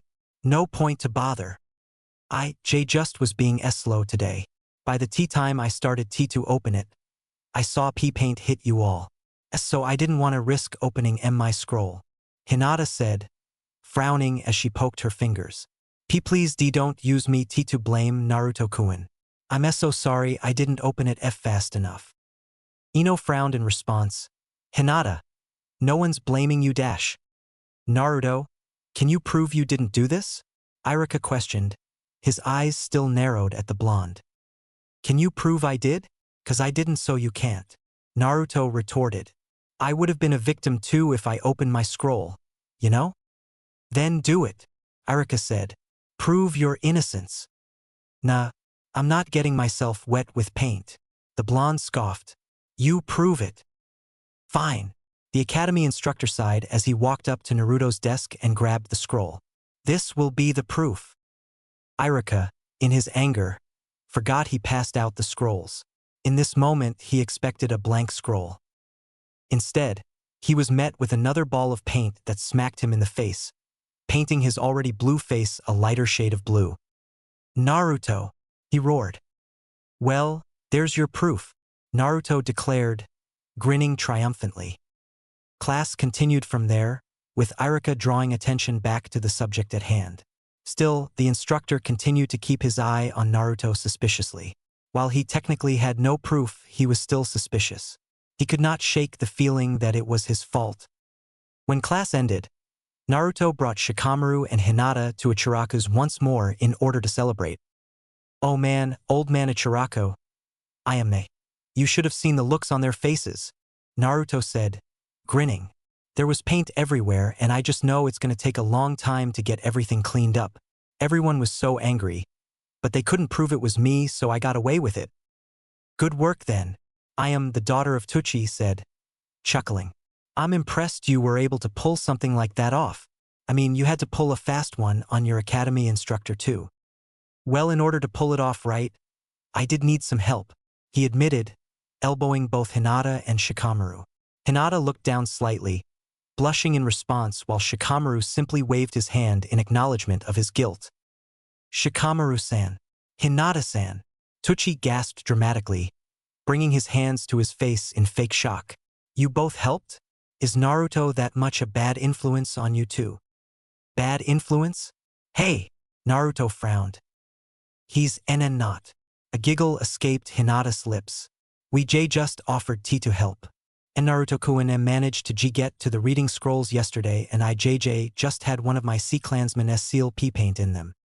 Hinata was still uncertain how she managed to convince her former caretaker, Hyuga Ko, to actually go along with her request. He was normally so stoic and followed the rules all the time. She could even tell that he disapproved of the prank. Still, though, he went along with it. She would need to thank him somehow. They actually did stuff. I did nothing, unless you count giving Naruto some solid advice and arguments on how to avoid getting blamed, Shikamaru said, shrugging his shoulders. Hey, that helped a ton. I'd probably be cleaning everything up right now if it wasn't for you, Naruto said, his arm swinging around Shikamaru's shoulder. Thanks a lot. No need to thank me, Shikamaru said, chuckling. It was fun. It was interesting. Well, I got your ramen ready, Tucci announced as he finished pouring 3 bowls of miso ramen. He then brought them onto the counter in front of the 3 students. Enjoy your lunch, you crazy troublemakers. Well, the ramen is ready. Here you all go, you crazy troublemakers. Tucci informed them with a laugh as he and Ayam passed out the ramen orders. Finally, Naruto shouted as he reached for his chopsticks. Let's eat. Hinata giggled as Naruto began shoving his food down his throat while Shikamaru shook his head, mumbling something under his breath. The two then turned their attention to their own ramen bowls. As Naruto walked into class the next morning, he noticed some of the students glaring at him. Kiba and Ino, in particular, were scowling and mumbling something under their breath about him. The blonde grinned back at them and waved as he took his seat next to Hinata and Shikamaru. People are still pissed about yesterday, he said. No shit. Shikamaru shook his head, chuckling to himself. Honestly, I wouldn't be surprised if Kiba tries to punch you later. Let him try. Naruto crossed his arms. Hopefully he doesn't try anything, Hinata mumbled. Shikamaru opened his mouth to respond to Hinata, but he stopped himself as another student walked into the room. A smile developed on his face as he waved at the new student. Sup Choji, how was the wedding? He asked. Naruto and Hinata turned their heads to see Akimichi Choji walk in, a bag of chips in hand. He waved to the Nara, a smile on his face. It was nice. The village was nice. And my cousin's new family were really nice, he said in between bites of chips. Plus her dad's a great cook. The wedding feast was amazing. Shikamaru nodded his head. Cool. Choji's eyes moved to Naruto and Hinata. He waved at them. How's it going, Naruto? Hinata. Gee, good. It's nice to see you again, said Choji-san. Hinata said, smiling back at him. Hey Choji. Shikamaru told me you think barbecue is the best food. Naruto noted, crossing his arms as he grinned at him. I just wanted to let you know that ramen is infinitely better than barbecue place. Shikamaru brought the palm of his hand straight to his forehead. You actually were serious when you said you'd do that, Naruto? The Akimichi blinked in response as he stared at the blonde. He was silent for a moment before he started to chuckle, shaking his head. Ramen's good and all, but trust me, if you had good barbecue, you'd know barbecue is better, he said as he started to eat his chips again. And if you had good ramen, you'd know what I mean, Naruto defended. What are you doing after class today? I'll show you what I mean. I got nothing planned. Sure. Take me wherever you want and I'll see. And then I'll take you to Yakiniku-Q and show you a better barbecue place, Choji said, still chuckling. He then held out his bag of chips to Naruto. Want one? Naruto smiled in response as reached in and grabbed a chip. Thanks. Choji then wordlessly moved the bag towards Hinata, extending the same offer. She bowed her head as she reached in and grabbed a chip of her own. He then walked over to the seat next to Shikamaru and sat down. Uzumaki Naruto felt, for the first time he could remember, that time was going by quickly. Lessons at the academy no longer seemed to drag, and he felt himself more invested in what was going on. Days quickly turned to weeks. He greatly enjoyed going to the academy now and spending as much time as he could with Hinata, Shikamaru, and Choji whenever the boy was available. He was having more fun than he could ever remember having. In addition to enjoying his time more, the Uzumaki began to slowly improve in his grades and practical skills at the academy, as did his friends. Iruka began to notice Naruto paying more attention to class, and he caught him questioning his classmates whenever he had any questions about topics of a lesson. Slowly, Naruto began to improve his grades in class to the point where he could no longer be considered the dead last of his class. Naruto was not alone in his improvements. Hinata could be seen as becoming ever so slightly more confident in herself, which translated into better focus in lessons on taijutsu or weapons training. Shikamaru also would get encouraged by his friends to participate more in class and try for some of the lessons, allowing him to receive marks fitting his actual skills. These improvements were further amplified by training sessions with Shikamaru's parents. Twice a week, Naruto, Hinata, and Choji were invited over to the Nara clan compound. Shikaku and Yoshino proved to be strict teachers, but were effective and respectful, only pushing the students in ways that would benefit them. They showed the students the tree-walking exercise and worked on improving their chakra control. They also worked to improve their endurance through sparring session and prolonged tree-climbing exercises. Naruto could feel a great difference after all of his time spent with Shikamaru, Hinata, Choji, and the Nara parents. He found himself stronger than ever before, found himself happier, and was looking forward to moving on with his shinobi career, now more than ever. He finally had something he had been looking for years for: acceptance. Naruto adjusted the goggles on his forehead, grinning as he looked at himself in the mirror. It was only one more week until the academy graduation exam. He was ready to go in, crush the exam, and move on with his career as a shinobi with Shikamaru and Hinata by his side. Things really have been going amazing, he told himself. With a nod of his head, he rushed away from the mirror, grabbed his belongings, and headed towards class.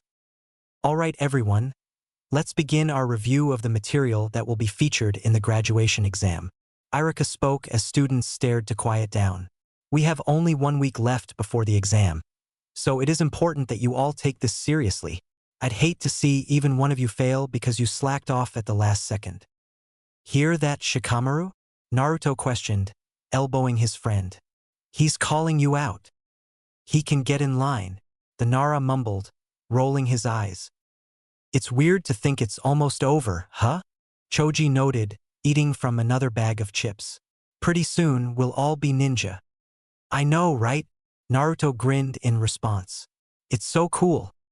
I'm a little nervous, but I'm excited, Hinata noted, smiling. I'm hoping we end up on the same genin team. Same here, his grin widened. I'd bet money that me, Choji, and Ino are going to be a team to recreate that Ino Shikacho trio our dads are famous for. So hopefully you two end up together, Shikamaru added. Naruto was about to respond, but he was interrupted by a cough from Iruka. He turned his attention to the academy instructor, who had a frown on his face. Well, if everyone is so ready to get out of the academy and move on to discussing genin teams, we can move on to the review and hopefully help you all actually pass, he said sharply. The Uzumaki grumbled something under his breath in response, but stayed quiet as he gave the academy instructor his attention. Iruka spent the first hour going over information about Konoha, its history, and its famous ninja that had been discussed during the years in the academy. When he finally finished, he led the class outside to a field with lots of logs. The academy teacher began to review the academy basic jutsu, the substitution, transformation, and clone jutsus, and ordered the students to begin practicing the jutsu on their own. Naruto, Hinata, Shikamaru, and Choji worked together and began practicing their transformation jutsu. All 4 students were able to transform into identical copies of various academy teachers, with Naruto having the most realistic transformation with his version of Iruka. After they realized they were down with the transformation jutsu, they started working on the substitution jutsu. All 4 students were able to replace themselves with any of the nearby logs. 2 for 2. This test is going to be a joke, you know? Naruto cheered. It's not meant to be hard. It's just about the basic skills needed to be a ninja, which we all clearly qualify. Shikamaru replied, rolling his eyes. Anyway, let's get down with the clone jutsu, so we can be done with this and I can go to sleep. All 4 students made the necessary hand signs for the jutsu. A poof of smoke filled the air around them. When the smoke cleared, perfect clones of Shikamaru, Hinata, and Choji appeared. Naruto, however, only created one seemingly dead blob that could be barely considered a clone. Ugh! Again, Naruto rolled his eyes. Why does this keep happening? I've improved my chakra control and everything.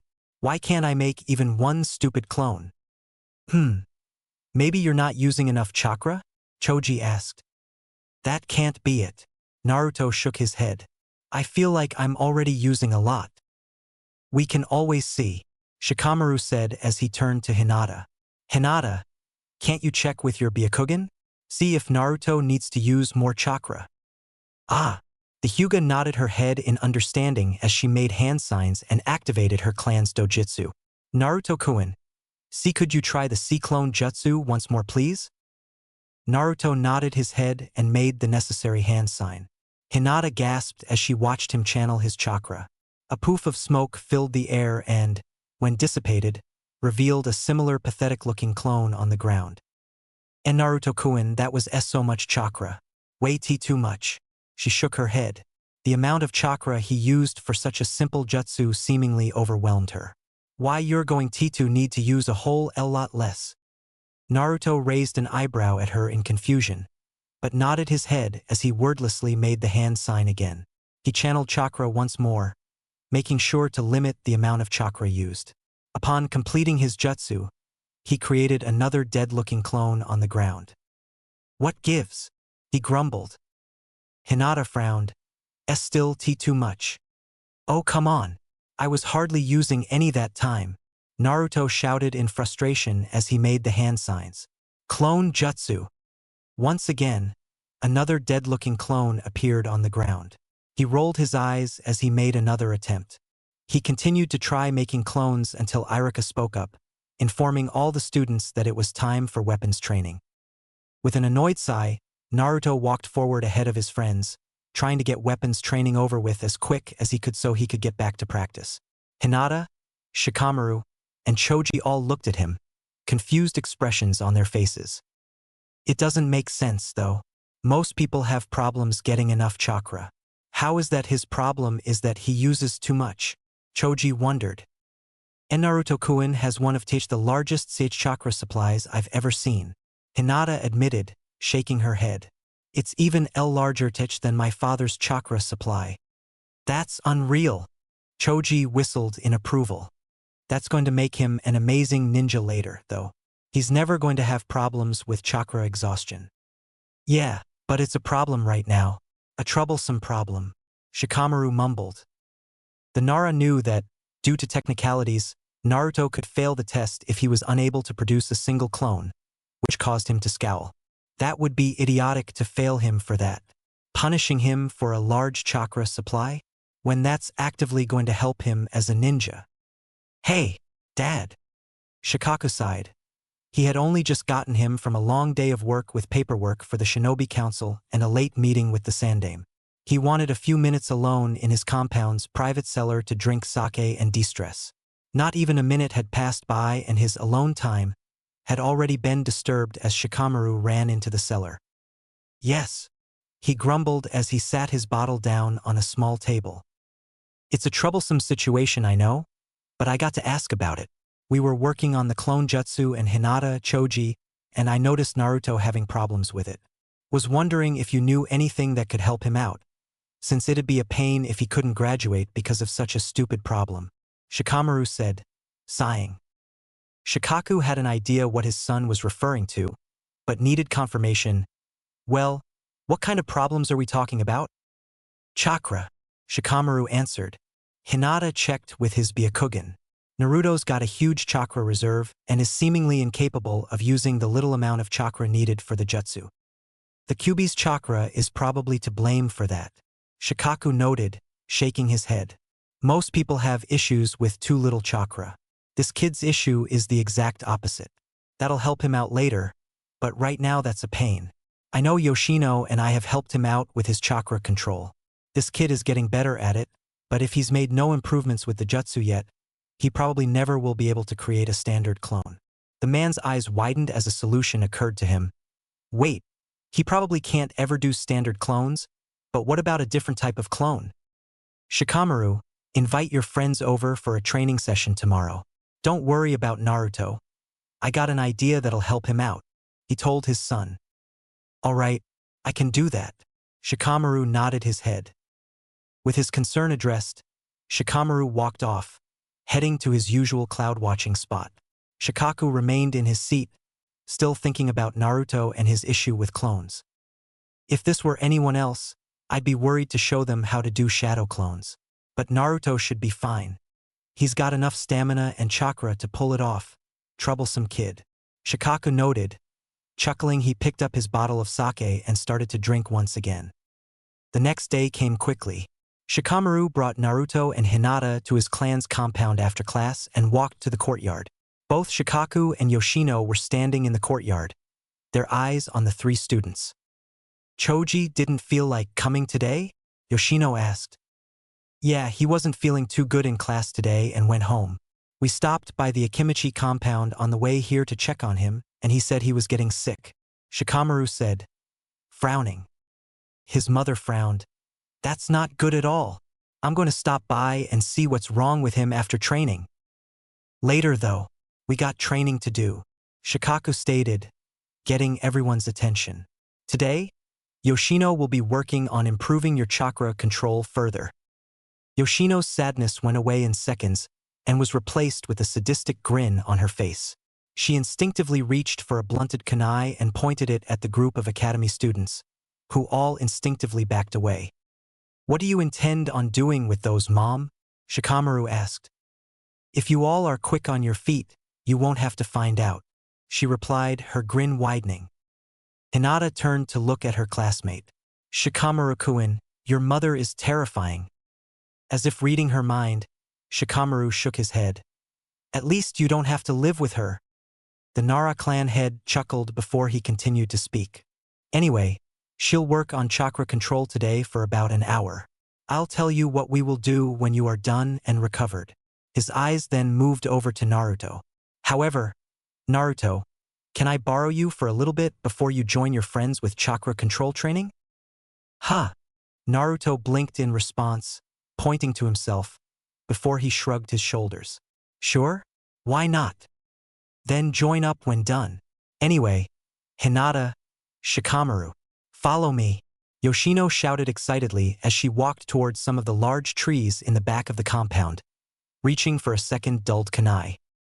Wish us luck, Naruto-kun, Hinata mumbled as she and Shikamaru both followed his mother. A few seconds passed until they were out of sight. Now along with Naruto, Shikaku crossed his arms. Shikamaru told me you were having trouble with the clone jutsu. Asked if I knew any way to get around having too much chakra. He said. Humph. The blonde scoffed. Yeah, I know. It sucks. The words died on his lip as his eyes started to widen. Wait, can you help me with it? With the basic clone jutsu? Nah. Shikaku chuckled in response. Ha! Naruto blinked in response. You have too much chakra from what I understand. Nothing's going to fix that. While you can definitely better your chakra control to better use your chakra, if you genuinely have too much chakra for such a technique, you're physically incapable of creating regular clones, so you probably will never get the jutsu down with any help. The Nara clan head informed him. Really? He asked, starting to frown. He shook his head, biting his lip. Then what the hell am I supposed to do? How am I supposed to graduate without it? Am I just supposed to quit or something? 'Cause that's bullshit. This jutsu shouldn't be a requirement then if Kid, Naruto, relax. Shikaku said, raising one of his hands. Naruto quit talking, but still silently glared at the ground. The look on his face caused Shikaku to chuckle. I said you probably would never be able to do a basic clone. That doesn't mean you can't graduate. How about you learn how to use a different kind of clone technique? Before Naruto had the chance to respond, Shikaku made a hand sign. After channeling chakra, a poof of smoke filled the area. When it dissipated, a second Shikaku stood side by side with him. Both smirked at Naruto. If you have too much chakra for simple clones, then we'll just use your chakra for a more powerful technique that needs more chakra, Shikaku stated. You still interested in learning shadow clones? The clone asked. Naruto's eyes widened once again as he started to grin. No way. Are you serious? Hell yeah. Naruto shouted loudly. I get to learn this epic jutsu that's way more useful and pass the test. This is awesome. Kid, calm down. You still have to learn it, Shikaku told him with a chuckle. Of course I'll learn it.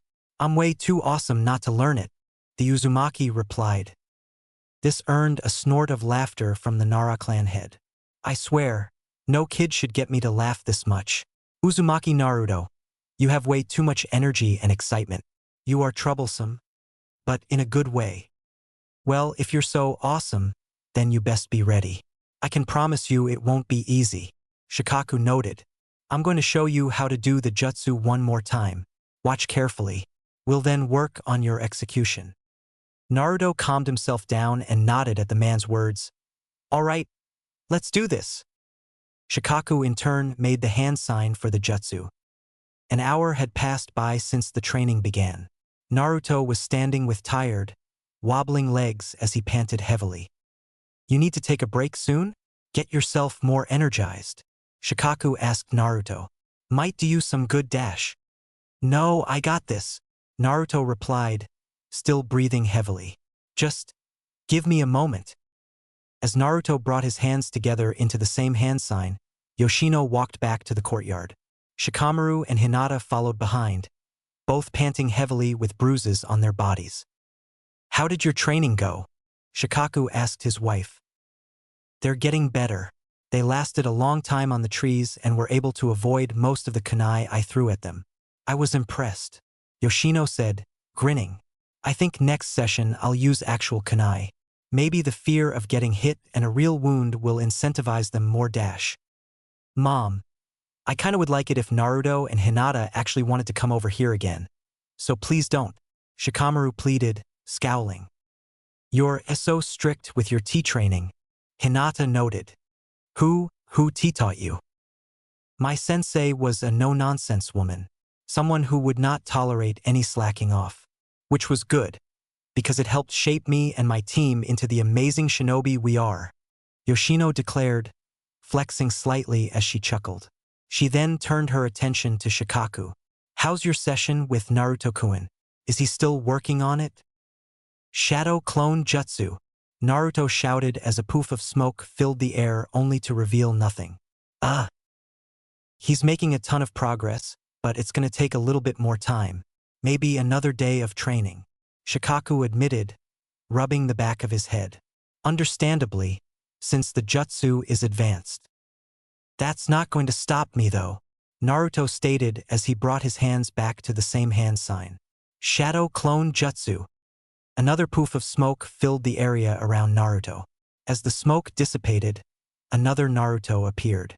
The original Naruto stared at the second, both blinking at each other. Shikaku nearly choked at the sight. Did he literally just accomplish that to prove me wrong? About needing to take another day of practice. I did it, Naruto asked. I think you did? The second repeated. Yup. Shikaku spoke up, nodding his head. That's a shadow clone. Naruto immediately tackled the shadow clone he created to the ground. He rolled around the ground with it, grinning from ear to ear. I did it. Hell yeah. I can make clones, Naruto shouted.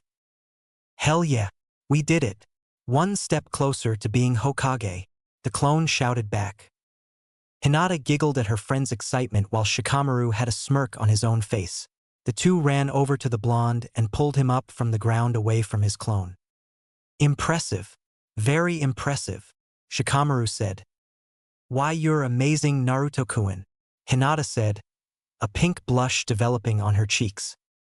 Naruto responded to their praise by pulling both of them into a group hug. Shikamaru started trying to squirm out a little, having problems breathing properly. Hinata had trouble breathing as well, but for different reasons.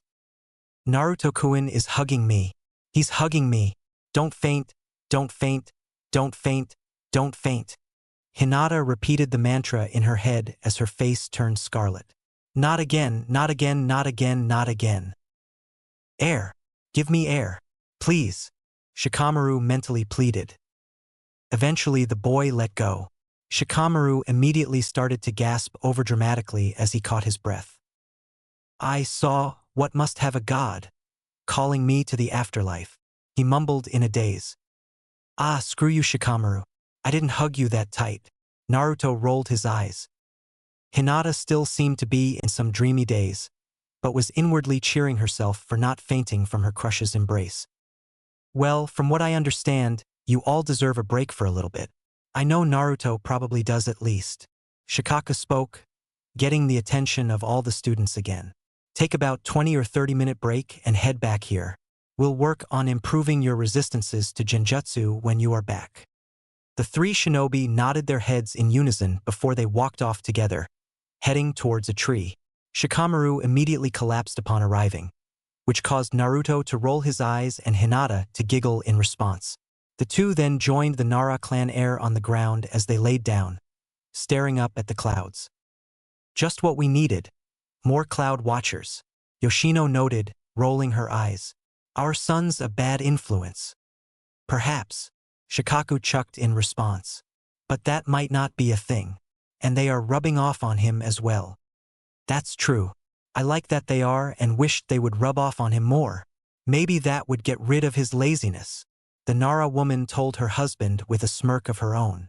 They really work well together, you know? They just seem to have a desire to help the other improve. They probably would work well together as a genin team. Maybe even better than you and your old teammates. The Nara clan head was about to give a sarcastic reply, but one glare from his wife told him it would be troublesome to say otherwise. Instead, he remained quiet and watched his son lay down with his friends. You know, she has a point. They really are all rubbing off on each other in a good way. They'd probably make a great team. Shikaku rubbed the chin of his head. A knock on the door sounded throughout the Hokage's office. Hiruzen looked up from a stack of papers on his desk. Come in. The door to his office opened and Nara Shikaku walked in. The Jonin commander bowed his head. Sandame-sama, I hope you are well, he greeted. Shikaku, no need to be so formal. Hiruzen chuckled as he gestured forward. Have a seat. How are you today? Doing well, Shikaku said as he took a seat in the chair in front of the Hokage's desk. He eyed the stack of paperwork on the Hokage's desk before he shook his head. I can see you're busy today, so I'll keep this brief. I just had one thing I wanted to talk about. No need to rush. Any break from that pile is appreciated. The Sandame chuckled. He breathed out a poof of smoke from his pipe before speaking. What did you want to talk about?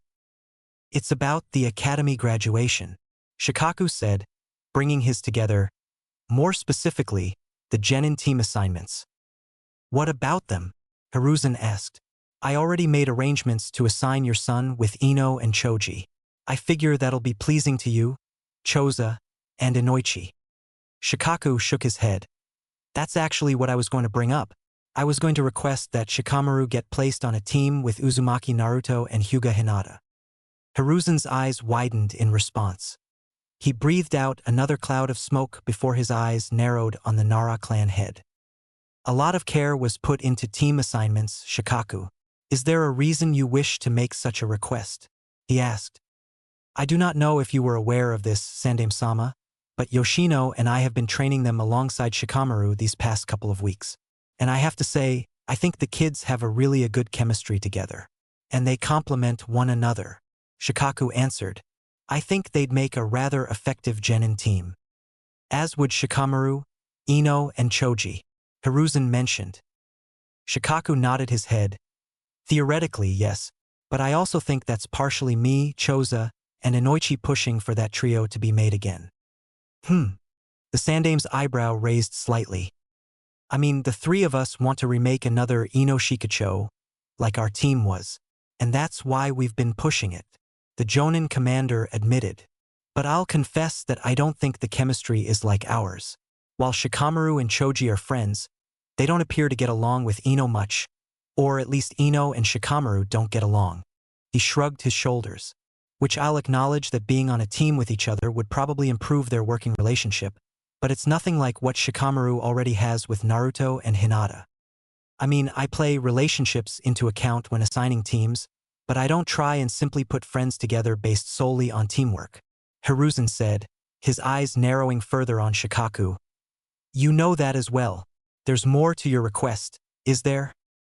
Shikaku was quiet for a moment. He sighed as he brought his right hand to the back of his head. I've been watching those two interact with my son, and I've seen them make some noticeable changes to his personality and work effort. He admitted, Did you know Shikamaru got me to teach Naruto the shadow clone jutsu? You taught Naruto how to make shadow clones? Hiruzen asked, eyebrows raising. You are aware of the risks that technique can pose to its user. Any reason why you would teach him that? Shikaku nodded his head. Because Shikamaru argued for it and he made sense. He was very concerned about whether or not Naruto could even learn the regular clone jutsu and wanted me to help him practice.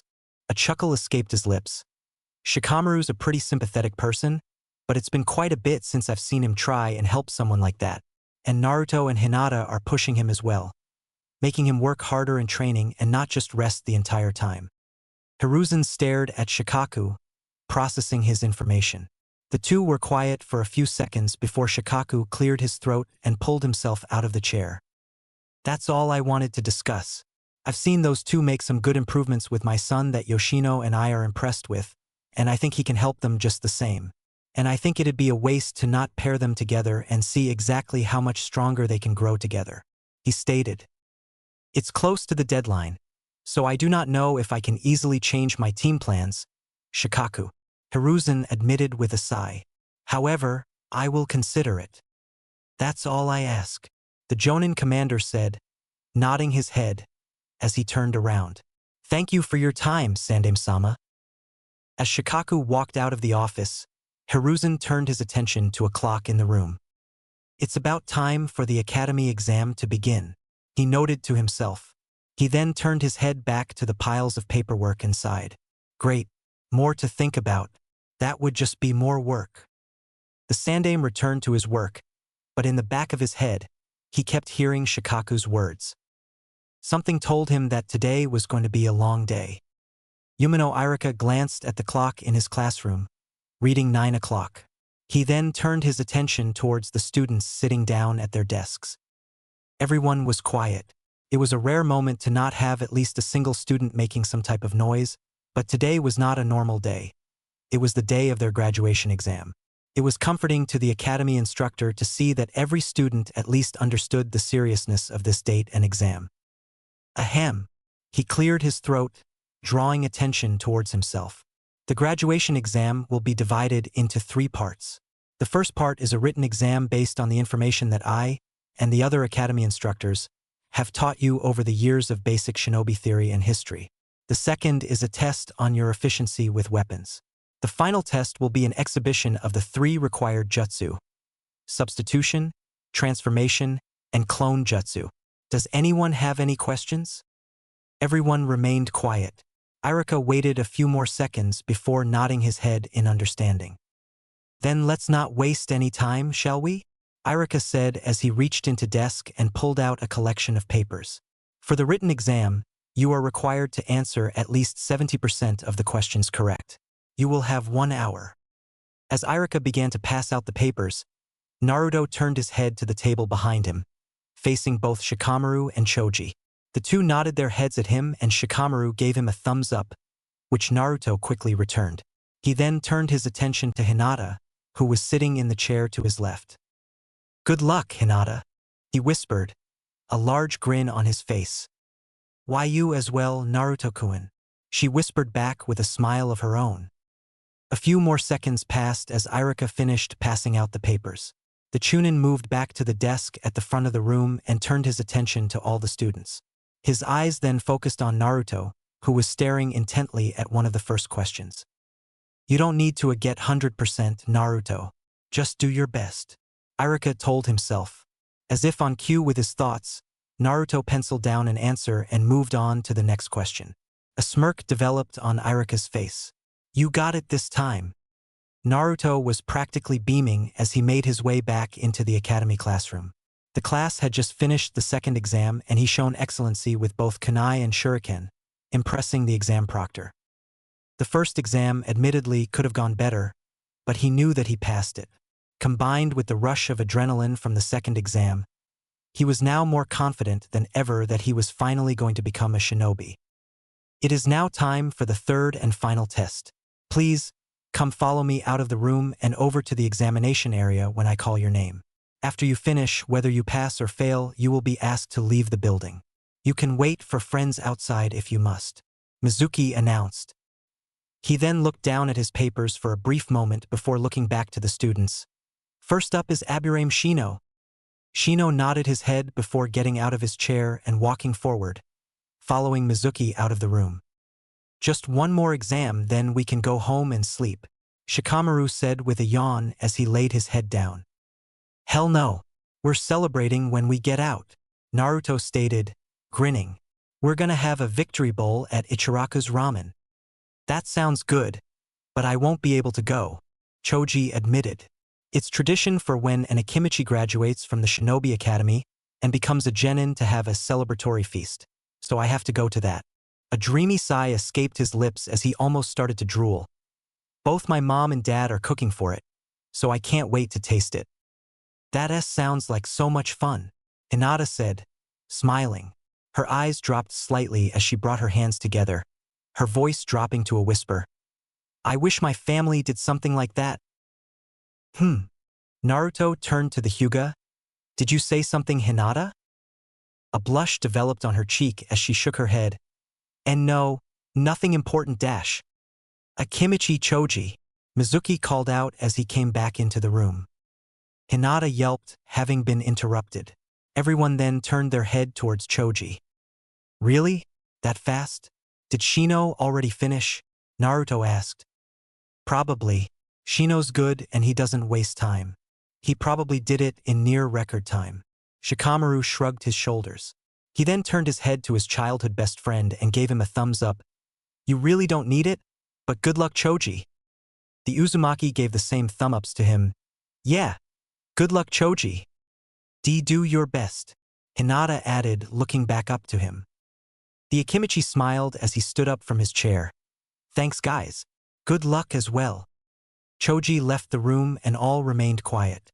A few more minutes passed by before Mizuki returned to the room and called for the next student. Names continued to be read. More and more students continued to head to the examination room. A certain tension and nervous feeling seemed to grow in the room with the various students. Amongst her friends, Hinata was the only one to seemingly feel it. As Naruto looked towards the examination room with confidence and Shikamaru continued to try and take a nap, the Hyuga heiress sat quietly looking down at the ground, fiddling with her fingers. Hyuga Hinata, Mizuki read off. Eep, she gasped, pulling her head up. Naruto turned his attention back to his friend. A smile developed on his face. Don't worry, Hinata. You're gonna do great, you know? Hinata blushed in response. Before she could reply, Shikamaru spoke up. He's right. You're a great ninja and you know the 3 jutsu. Thank you. Hinata finally looked at her 2 friends, smiling at both of them as her blush reddened. I'll do my best. Good luck to you two too. Hinata walked back, following Mizuki. Before too long, the academy instructor was back, reading off a new name. That was quick. Naruto grinned. She must have done great. Naturally. She knows her stuff, Shikamaru said with a yawn. You're the one I'm worried about. Huh. Naruto blinked in response. Why? A snort escaped the Nara's lips. Because you're an idiot. Oi! Naruto nearly yelled. I'm not. And you can bet on me passing, damn it. I'm kidding. I'm kidding. Shikamaru shook his head, chuckling. I know you're gonna pass. You're probably gonna do a better job than me, to be honest. Naruto's eyes widened for a moment before he shook his head, grinning back. Yeah, only cause you'll be lazy. If you put the effort into it, you'd get the best grade in class. Shikamaru snorted in response. The two friends remained quiet as more students continued to get called back. After more waiting, Mizuki returned to the room to read off the next name, Nara Shikamaru. All right, let's get this troublesome exam over with. Shikamaru groaned as he forced himself out of his chair. Good luck, Shikamaru, Naruto said. Shikamaru waved back in response as he walked out of the room. Sitting alone now, Naruto began to finally feel the pressure of the exam. A sigh escaped his lips as his eyes moved back and forth between the clock in the room to the examination door, watching as Mizuki came back in to call back more and more students. I did fail it 2 times before. I could fail this thing again. Naruto shook his head, forcing that thought to the side. Hell no! After all the work I've put into this, I can't fail. Not this time, damn it. His mind then flashed images of Hinata's, Shikamaru's, Choji's, Shikaku's, and Yoshino's faces, all of whom were looking at him with confidence. He tightened his fists. They all believe in me, so I know I can do this at this time. Uzumaki Naruto, Mizuki finally called back, a smile on his face as he looked at the blonde. About damn time, Naruto grumbled to himself as he pulled himself out of his chair. A grin developed on his face as he rushed over to Mizuki's side. Let's do this! Naruto followed the instructor as he led him into a small, open room with a large, wooden table in the center. Sitting out the chair was Irika, alongside 2 other academy instructors. Mizuki walked over to the table, standing next to it. Uzumaki Naruto, please perform the 3 academy jutsus. First, the substitution jutsu. Trade places with a log that's placed in the corner of the room. Irika requested. The blonde turned his head to the corner. His eyes focused on a small stack of logs in the corner before he turned back to the academy instructor. He gave them a smirk and vanished in a poof of smoke. A log was seen in his place while the boy was currently in the corner of the room, sitting on a different log. Without hand signs? As an academy student? Impressive, Naruto. Irika smiled in response. The other academy instructors wrote down on their papers, no seeming reaction on their faces. Very good. Now, the second jutsu, the transformation jutsu. Please turn into a copy of one of the teachers in the room. And please, do not use that stupid, sexy jutsu of yours. Irika requested, glaring slightly. Yeah. Naruto rolled his eyes as he walked back to the center of the room. I'm not an idiot. The boy made the necessary hand sign and soon vanished in a poof of smoke. In his place stood Yumino Irika. The man was an identical version of the academy teacher in every way. Height, body structure, and clothes were all spot on. He even got my scar just right as well, Irika noticed, rubbing his nose slightly on instinct. He coughed a little before speaking. Great job once again, Naruto. Considering that it is me, I can tell that you did an excellent job and could probably pass off as me. I did my best. Naruto spoke in his best imitation of Irika's voice before dispelling the jutsu, returning to his original appearance. Now, the final jutsu. Mizuki spoke up, a slight smirk on his face. The clone jutsu. Please, make as many clones as you can in the room. Naruto took the second to look at the teachers in front of them before nodding his head. A smug grin developed on his face as made the hand sign for his newly acquired jutsu. Mizuki frowned. What's he doing? Before any of the teachers could verbally react to the different hand sign, the room filled with smoke. When it cleared up, 10 clones of Naruto surrounded the boy. Each of them were all staring at the shocked faces of the teachers, grinning smugly just like the original. So, what do you think? One of the clones asked proudly. Shadow clone jutsu? Impossible. You are an academy student. There's no way you could pull that off. I can't even do that jutsu. One of the academy instructors shouted in disbelief. No, they're real. the second instruct said, shaking his head. To see a genin use the shadow clone here? Unbelievable. Naruto, you just went above and beyond what we required for graduation. I can't think of any student who deserves to graduate more than you right now. Iruka informed the boy proudly as he picked up a Konoha forehead protector and tossed it to the boy. Congratulations! You are now an official genin.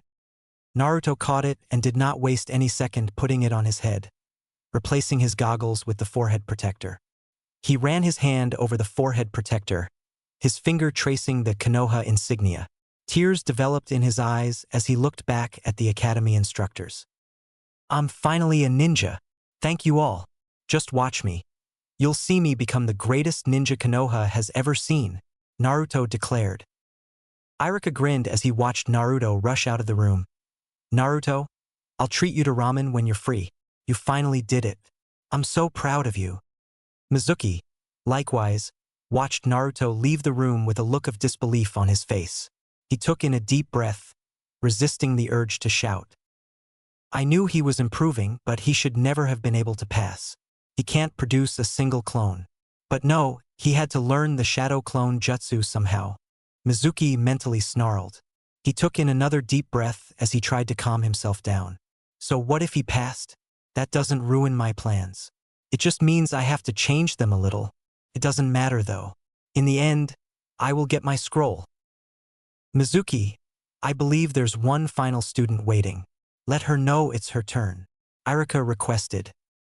Ah, understood. Mizuki nodded his head as he walked over to the door. Since she's the last student of the day, do you all care if I excuse myself for the day? I had a prior arrangement with Tsubaki. Of course, we are basically wrapped up anyway. Iruka nodded his head, smiling to his friend. Tell her I say hi. Mizuki wordlessly waved goodbye to his colleagues, his mind trying to piece together a new plan. Naturally, his surname starts with a U, means we have to wait until basically the entire class is done, Shikamaru said, sighing. Hinata frowned in response. Don't complain too much, Shikamaru-kun. Sasuke-san just left, so Naruto-kun must be close to done.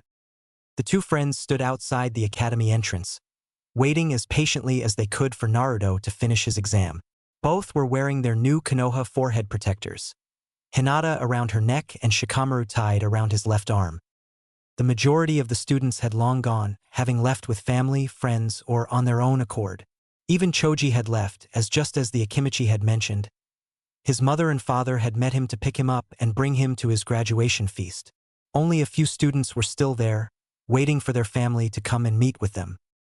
Minutes continued to pass as Shikamaru and Hinata continued to wait together. Shikamaru yawned and laid his head down to take a nap. Hinata continued to stand still, watching the door, before she too got tired and started to lay down on the ground. Hey, guess who's a genin now? Just as Hinata had laid down on the ground and Shikamaru had finally fallen asleep, the two jerked upwards at the sight of Uzumaki Naruto, sprinting from the academy doors with a forehead protector tied around his forehead. Naruto-kun, that's amazing, Hinata stated as she rushed over to him.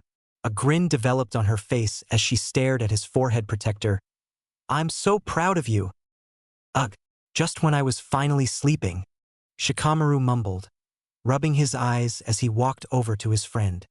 You just had to be at the end of the list, didn't you? What's that supposed to mean? Naruto scowled. I didn't ask you two to wait, you know? Doesn't change the fact that we did, Shikamaru said, yawning. A smile then developed on his lips as he looked at the forehead protector. Seriously though, congrats Naruto. You're one step closer to being Hokage. Naruto's scowl disappeared and he was grinning once again. Thanks, and congrats to you both as well. You both are still free to have a victory celebration at Ichiraku's. Yeah. Hinata nodded her head. I'm free. Father said I had the day off because of the exam. I'm good with that as well. If Mom and Dad complain that I was gone, then I'll just say I was hanging with you guys. They shouldn't complain about that, Shikamaru said, smirking. Awesome. Then let's head over there fast before the ramen gets cold, Naruto declared, stepping forward. Onward dash. Naruto, can you wait a second? The three newly appointed genin turned around and saw Mizuki walking out of the academy. All three looked over at the man with raised eyebrows for a second before Naruto shrugged his shoulders. "Guys, give me a second," Naruto said as he ran over to Mizuki. "This won't take long, so we can still get ramen in a moment." Hinata and Shikamaru nodded in understanding as they watched Naruto hurry over to Mizuki. Before he could say anything, the academy instructor gestured for him to follow. Naruto blinked for a second before he followed behind, moving to the other side of the academy and away from anyone who could overhear. "So, what's up, Mizuki-sensei?" Naruto asked as Mizuki finally came to a stop. "Well, first off, I wanted to congratulate you on an amazing job, Naruto. I mean, being able to pull off the shadow clone jutsu, that's beyond impressive," Mizuki informed him, smiling. "You have a bright future ahead of you if that's how you start your professional career as a ninja." Naruto's grin returned as he began to rub the back of his head sheepishly. "Heh! Thanks a lot, Mizuki-sensei. In fact, you impressed us enough that you were nominated for a secondary exam we have here," Mizuki said, his smile widening. Naruto blinked in confusion. "Huh. There's actually a secret secondary exam," Mizuki admitted as he pocketed his hands. "It's only offered to one graduate each year, and only if there's someone particularly special. If the graduate passes the second exam, then you will automatically be promoted to Chunin rank." Naruto's eyes widened. "For real? And you're saying I was chosen? Why? Why?" Mizuki's eyes widened at the question before he shook his head, chuckling. "Didn't you see everyone's faces after you performed the shadow clone jutsu? That's beyond the skill set for a genin.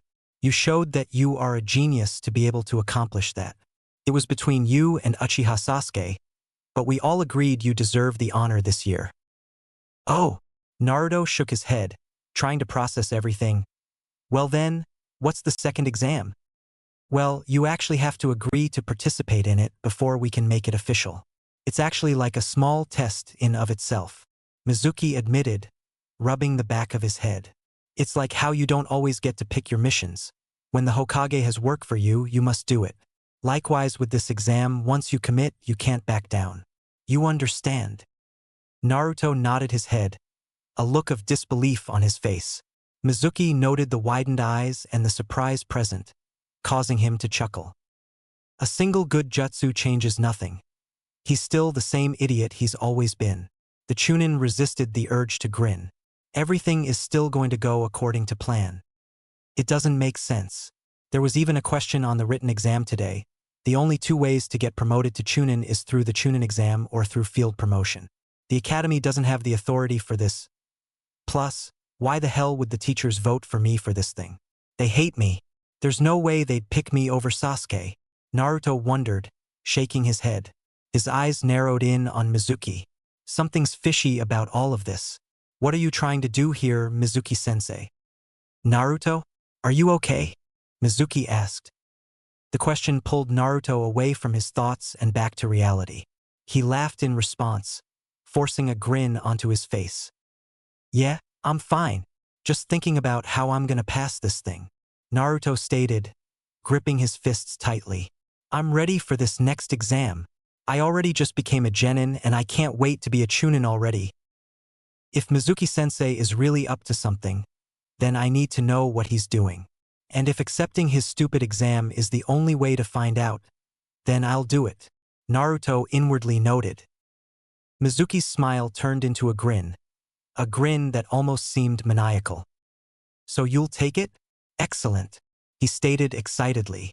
"All right, Naruto, before I tell you about the exam, let me ask you a question. What do you know about the Scroll of Seals?" After his conversation with Mizuki had ended, Naruto had dragged his friends to Ichiraku's. Upon arriving, he immediately spilled the dirt on what he was just informed about.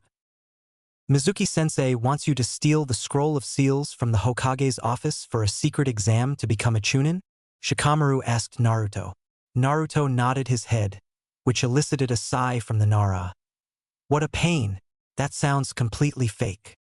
"I know, right?" Naruto exclaimed as he crossed his arms. "There's no way the academy has the authority for that." "They don't. That would mean that Mizuki-sensei is trying to get you to steal the scroll for himself.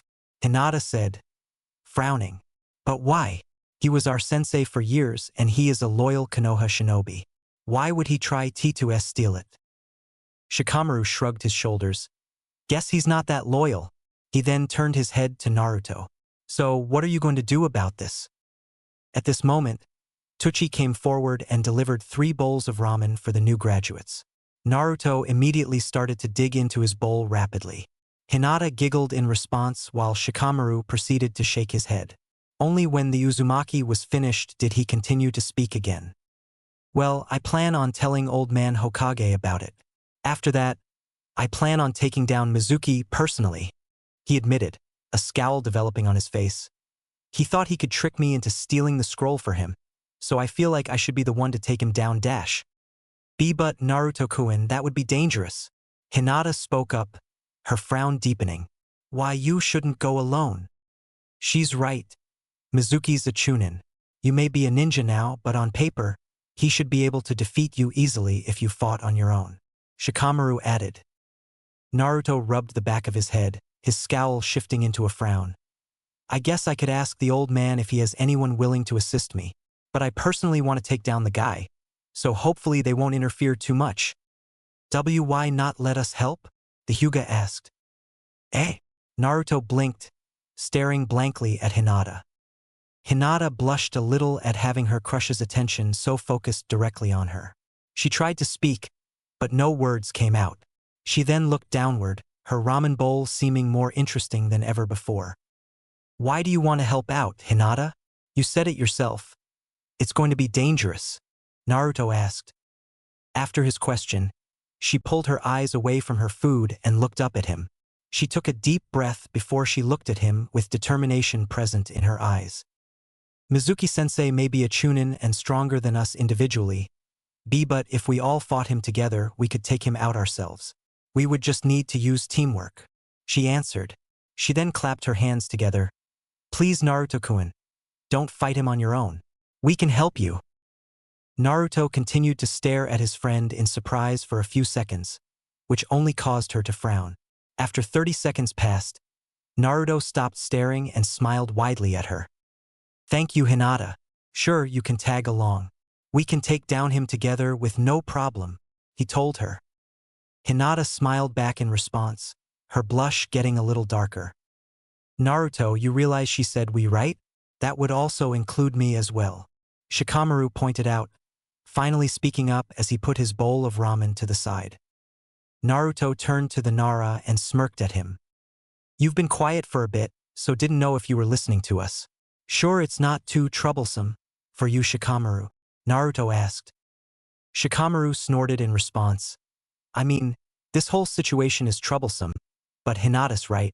Teamwork's the best option, and I'm not going to let you two do something like that without me being there to help. Thanks. Naruto's smirk turned back into a smile. I appreciate it.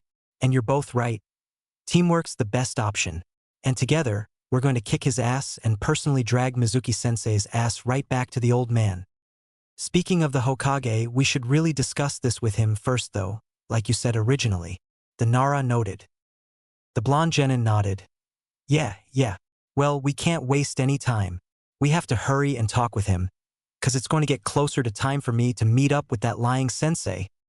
The 3 new graduates paid for their meal, thanked Tucci, and hurried over to the Hokage Tower, ready to talk to the Hokage about their plan. Mizuki could not hide his grin as he rushed through the forests around Kanahagakure, looking for the meeting point. Everything was going according to plan, and he was one step closer to being done with Konoha. In the end, it really didn't matter if the brat passed or not. I still convinced him to steal the scroll. In the end, that demon brat is still too naive to be a proper shinobi. He noted, chuckling to himself. I still convinced him to steal the scroll for me. Now, to collect my prize. The Chunin did have a slight concern that Naruto could deny the request, as his original plan mostly relied on capitalizing on Naruto's desperation to become a genin, using that to make him go against any better judgment. He was relieved to hear the boy still stupidly believed his lie about promoting him to a Chunin. Everything was going according to plan. All that was left to do was meet up with Naruto. take the scroll from him, possibly kill him, and head off to Otogekure. Mizuki continued to move through the forests around Konoha, searching for the clearing he told the boy earlier. After a few minutes of searching, the white-haired Chunin found him at the meeting spot, holding a large scroll. "Hey, Naruto!"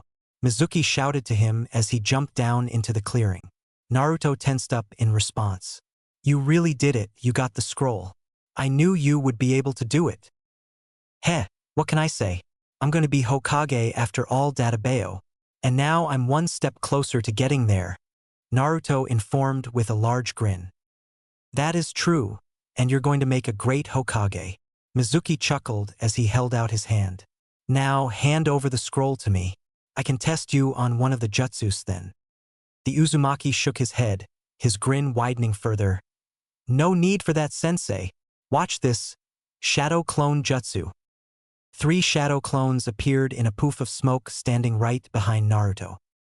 "This is crazy, I know, but the shadow clone jutsu was actually one of the jutsu in the scroll. So technically, I already passed the second test when I did the first one. Pretty awesome, sensei?" Naruto informed the man in front of him. Mizuki blinked in response. He stood still for a moment, his brain taking a few extra seconds to process Naruto's words, before he chuckled again in response as he shook his head. "I see. That's pretty lucky. And maybe just a little bit too convenient," Mizuki noted as he extended his hand outward further. "As a matter of fact, I'm going to have to see if that jutsu is actually in the scroll to confirm that." "Sure thing, Mizuki-sensei. I'll show you when we get back to Konoha, though," Naruto responded, bringing his hands behind his head. "It's getting kind of late, and any longer and the Hokage might actually start to need his scroll back. You know?" Mizuki's eye twitched.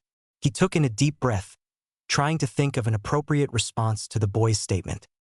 The response he chose was to reach for the Fuma Shuriken attached to his back. "Hand the scroll over to me now," Mizuki shouted. "Yep, we were right about all of this." Naruto bit his lip, resisting the urge to smirk. Instead, he brought his hands directly in front of his face defensively. "What's going on, Mizuki-sensei? Let's just get back to Konoha, and I'll show you the scroll there." "Haven't figured it out yet, Naruto? Well, then let me spell it out to you.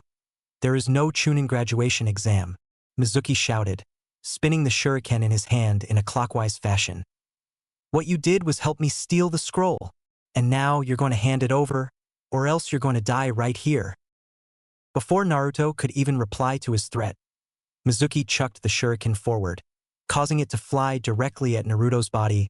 "Say goodbye, brat." To his surprise, the scared, nervous Naruto steadied himself and jumped out of the way of the giant shuriken. He then tossed his own, smaller shuriken at the Chunin. "What?" Mizuki's eyes widened as he jumped away, avoiding the blonde's weapons. That reaction time makes no sense.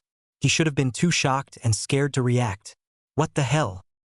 Once again, to the Chunin's surprise, more shuriken flew at him at different angles from the forest. The white-haired man jumped out as quickly as he could but managed to still get hit by one shuriken in his side. He winced in pain for a second as his hand went to his wound. His eyes were darting all around the area while he grit his teeth. "That bastard. He brought company." Mizuki's teeth grinding grew louder and louder until he turned his head back to face Naruto. "Who else did you bring out here with you, brat?" Naruto smirked in response. "Just a few friends that were looking forward to kicking your ass with me." On cue with his words, Hinata and Shikamaru came out of hiding. They jumped down from their positions in nearby trees and landed side by side to Naruto. Hinata landed with her Byakugan activated while Shikamaru looked noticeably focused. "So that's how you went about this? Huh." The traitor mumbled in anger. "You've been playing with me this whole time, haven't you? This is all some game to you? This is how you treat someone who said they'd promote you?" "Just drop it, Mizuki," Naruto shouted back, his eyes narrowing on the Chunin. "There was something fishy with your offer, and you even admitted that you had no intention of promoting me. This was a setup for me, so I'm just turning the tables on you, and I have some backup with me to make sure you get rightfully taken down." Mizuki's eyes moved from Naruto to Hinata to Shikamaru. He continued to grind his teeth while he tried to take a deep breath. Relax, Mizuki. It's just 3 genin. You can easily kill all 3 of them. Just calm down and focus. As he took another deep breath, his eyes widened as an idea came across to them. Or, why don't I try and have some fun when I kill them? Turn them against one another and then pick them off. Brought your best friends with you, I see. Your best friends in the whole village. Huh? Your only friends. Mizuki noted, chuckling. The genin's eyes narrowed in response, but before they could react, he continued to speak. But maybe they wouldn't be your friend if they knew the full truth about everything. He then brought his hand to his chin in exaggerated thought. Wonder if I should tell them. Truth. Shikamaru's eyes narrowed further. What are you talking about? Ever wonder why everyone hates your little blonde bestie? Mizuki asked, his chuckling turning into laughter. Because no one hates a kid for no reason. There has to be one. It's your generation doesn't know the truth. Since the Sandaime made the law 13 years ago. You don't even know. But if you all did know. Law? What law? Hinata bit her lip in response. What nonsense is he going to say? What is he going to say about Naruto-kun? He's trying to psych Naruto out. Shikamaru noticed, a scowl forming on his face. Get him distracted or disturbed and somehow turn myself and Hinata against him. But how? Unlike his 2 friends, Naruto ended up dropping his guard. He could not help himself. Despite Mizuki trying to set him up for stealing, he was offering information that the boy always wondered about. Why am I hated? What are you talking about? What law? He asked. Hinata shook her head. Naruto-kun, ignore him dash. The law prevents anyone from telling your generation that you are the Kyuubi, the demon that attacked Konoha years ago. Time seemed to stop when Mizuki's words left his mouth. Hinata's and Shikamaru's eyes widened in pure shock. Naruto merely stood still, completely stunned. You've all been lied to you all your life. The Yondaime couldn't kill that damn fox. The thing was too powerful for him, so he sealed into a newborn baby to stop it. That baby was you, Naruto. It's why everyone hates you, Mizuki exclaimed, pointing at the blonde. You destroyed so much of Konoha. Civilians and shinobi alike, including Irika's parents, died because of you. Konoha has so many damn orphans because of you. You are the reason the Yondaime is dead. Everything that happened that night is your fault. You damn demon.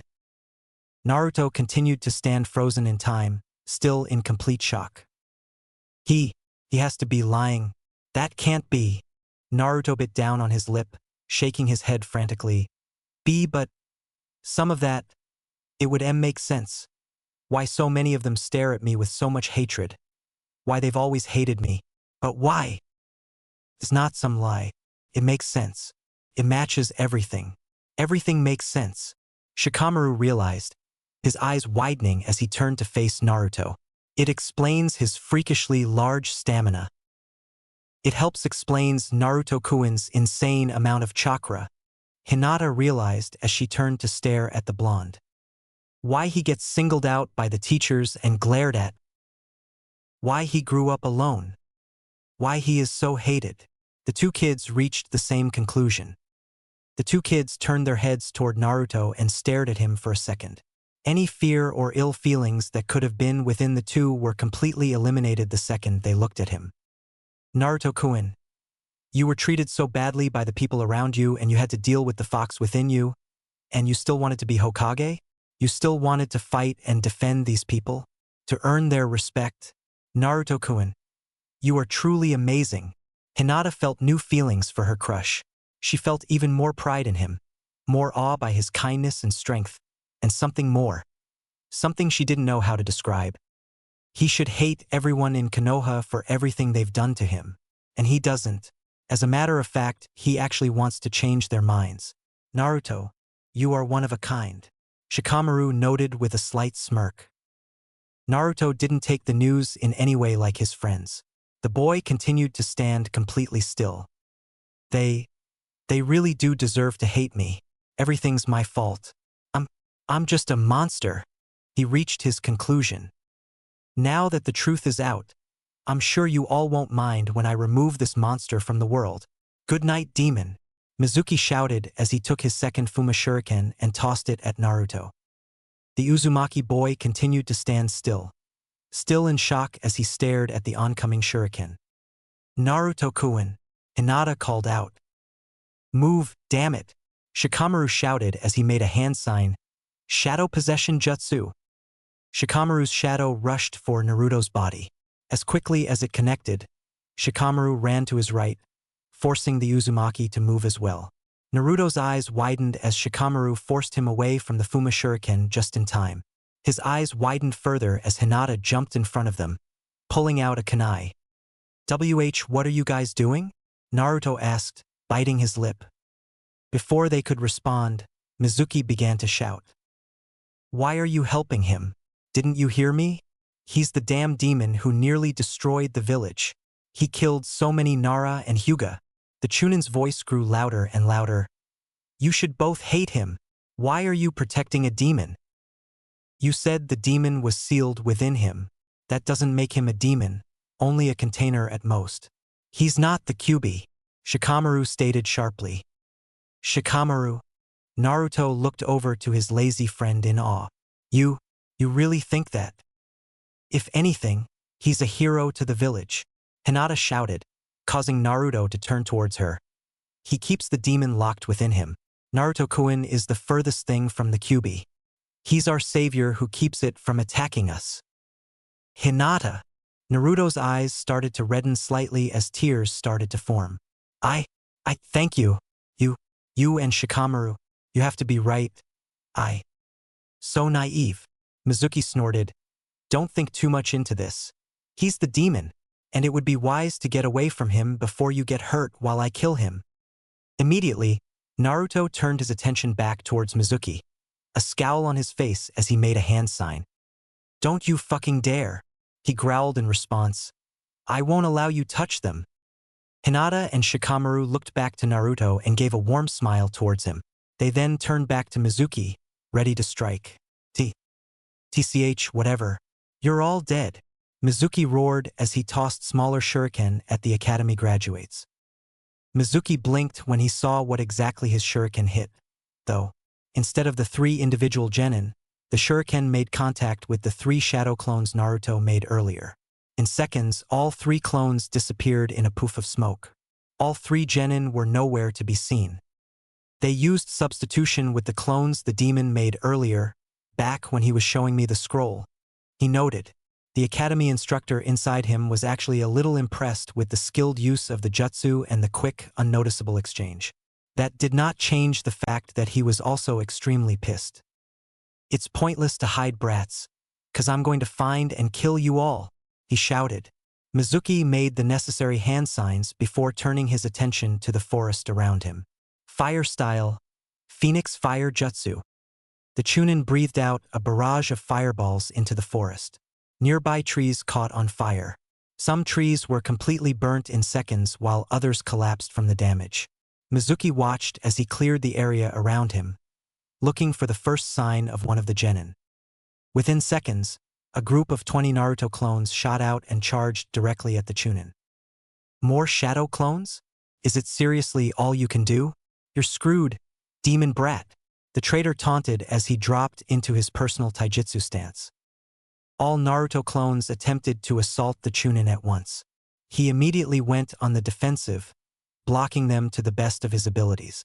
Mizuki was able to avoid too many direct hits while striking back.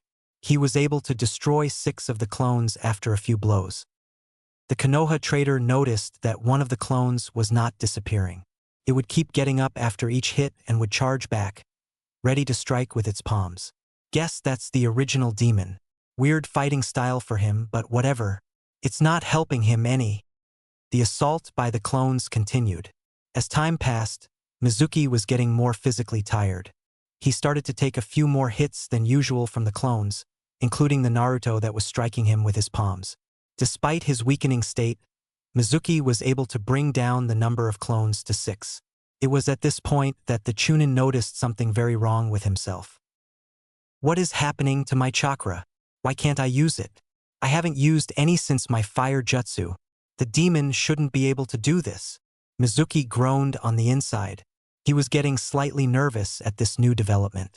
Then, An idea hit him of what was happening. Then, that means.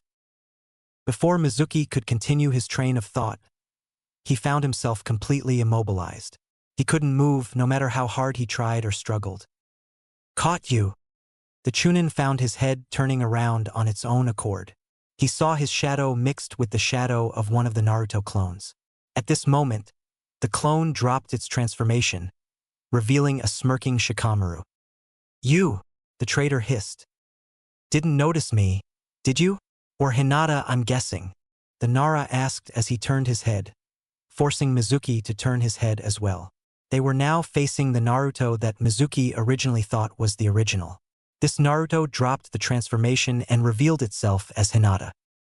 You knew that Naruto was skilled with the shadow clone jutsu, so you assumed that all 20 clones of Naruto were simply clones. It never occurred to you that 2 of those clones could have been Hinata and myself under the transformation jutsu. Shikamaru explained the tactic to the traitor. Therefore, you failed to notice that Hinata, under the guise of one of the clones, was sealing your tenketsu, and therefore sealing your chakra with the gentle fist with each attack. You also never watched the shadows, since I was nowhere to be seen. Because of that, you are caught in my shadow possession jutsu, and you have so little usable chakra that you can't break through. Damn you all, he hissed once again. You tried to mess with me, and then mess with my friends as well, Naruto stated as he walked forward, his remaining clones following close behind. They all cracked their knuckles simultaneously. Time to show you what happens when you try and mess with us. Mizuki's screams could be heard for miles throughout the forest. I might have gotten a little carried away? Naruto laughed sheepishly, rubbing the back of his head. Mizuki was lying face down on the floor of the forest, unconscious in a pile of blood. Naruto and his clones beat down on the traitor hard. The man, while still alive, would not be waking up anytime soon. He would wake up in a few hours later probably, locked up in a cell or in a room alone with Marino Ibiki.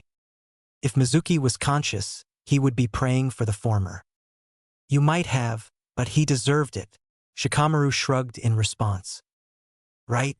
Hinata nodded her head, looking away from the traitor's battered body.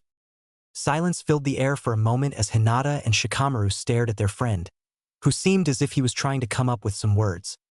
After a minute, he finally broke the silence. So, about what Mizuki told us. Naruto started, looking downward slightly. Naruto, if you think we are going to think any differently of you just because of the Kyuubi, then you are stupid enough that you should have been the dead last, Shikamaru told the boy bluntly. Naruto immediately looked upwards once more, glaring at the Nara. Look, we aren't stupid. We know you aren't the Kyuubi. You are just the container, and there is a major difference. You are definitely not a demon. You are way too troublesome, but also too nice to be one. Shikamaru-kun's right, and what I said earlier was true as well. You are the savior of Konoha, who keeps it back. If anything, Naruto-kun, knowing about it only makes me respect you more, Hinata said, a wide smile on her face and a slightly reddish blush on her cheeks. Naruto's eyes reddened once again as tears fell. He had finally found out the reason why everyone hated him, and it was overwhelming to him. He, himself, was starting to accept the demon label until his 2 friends spoke up for him.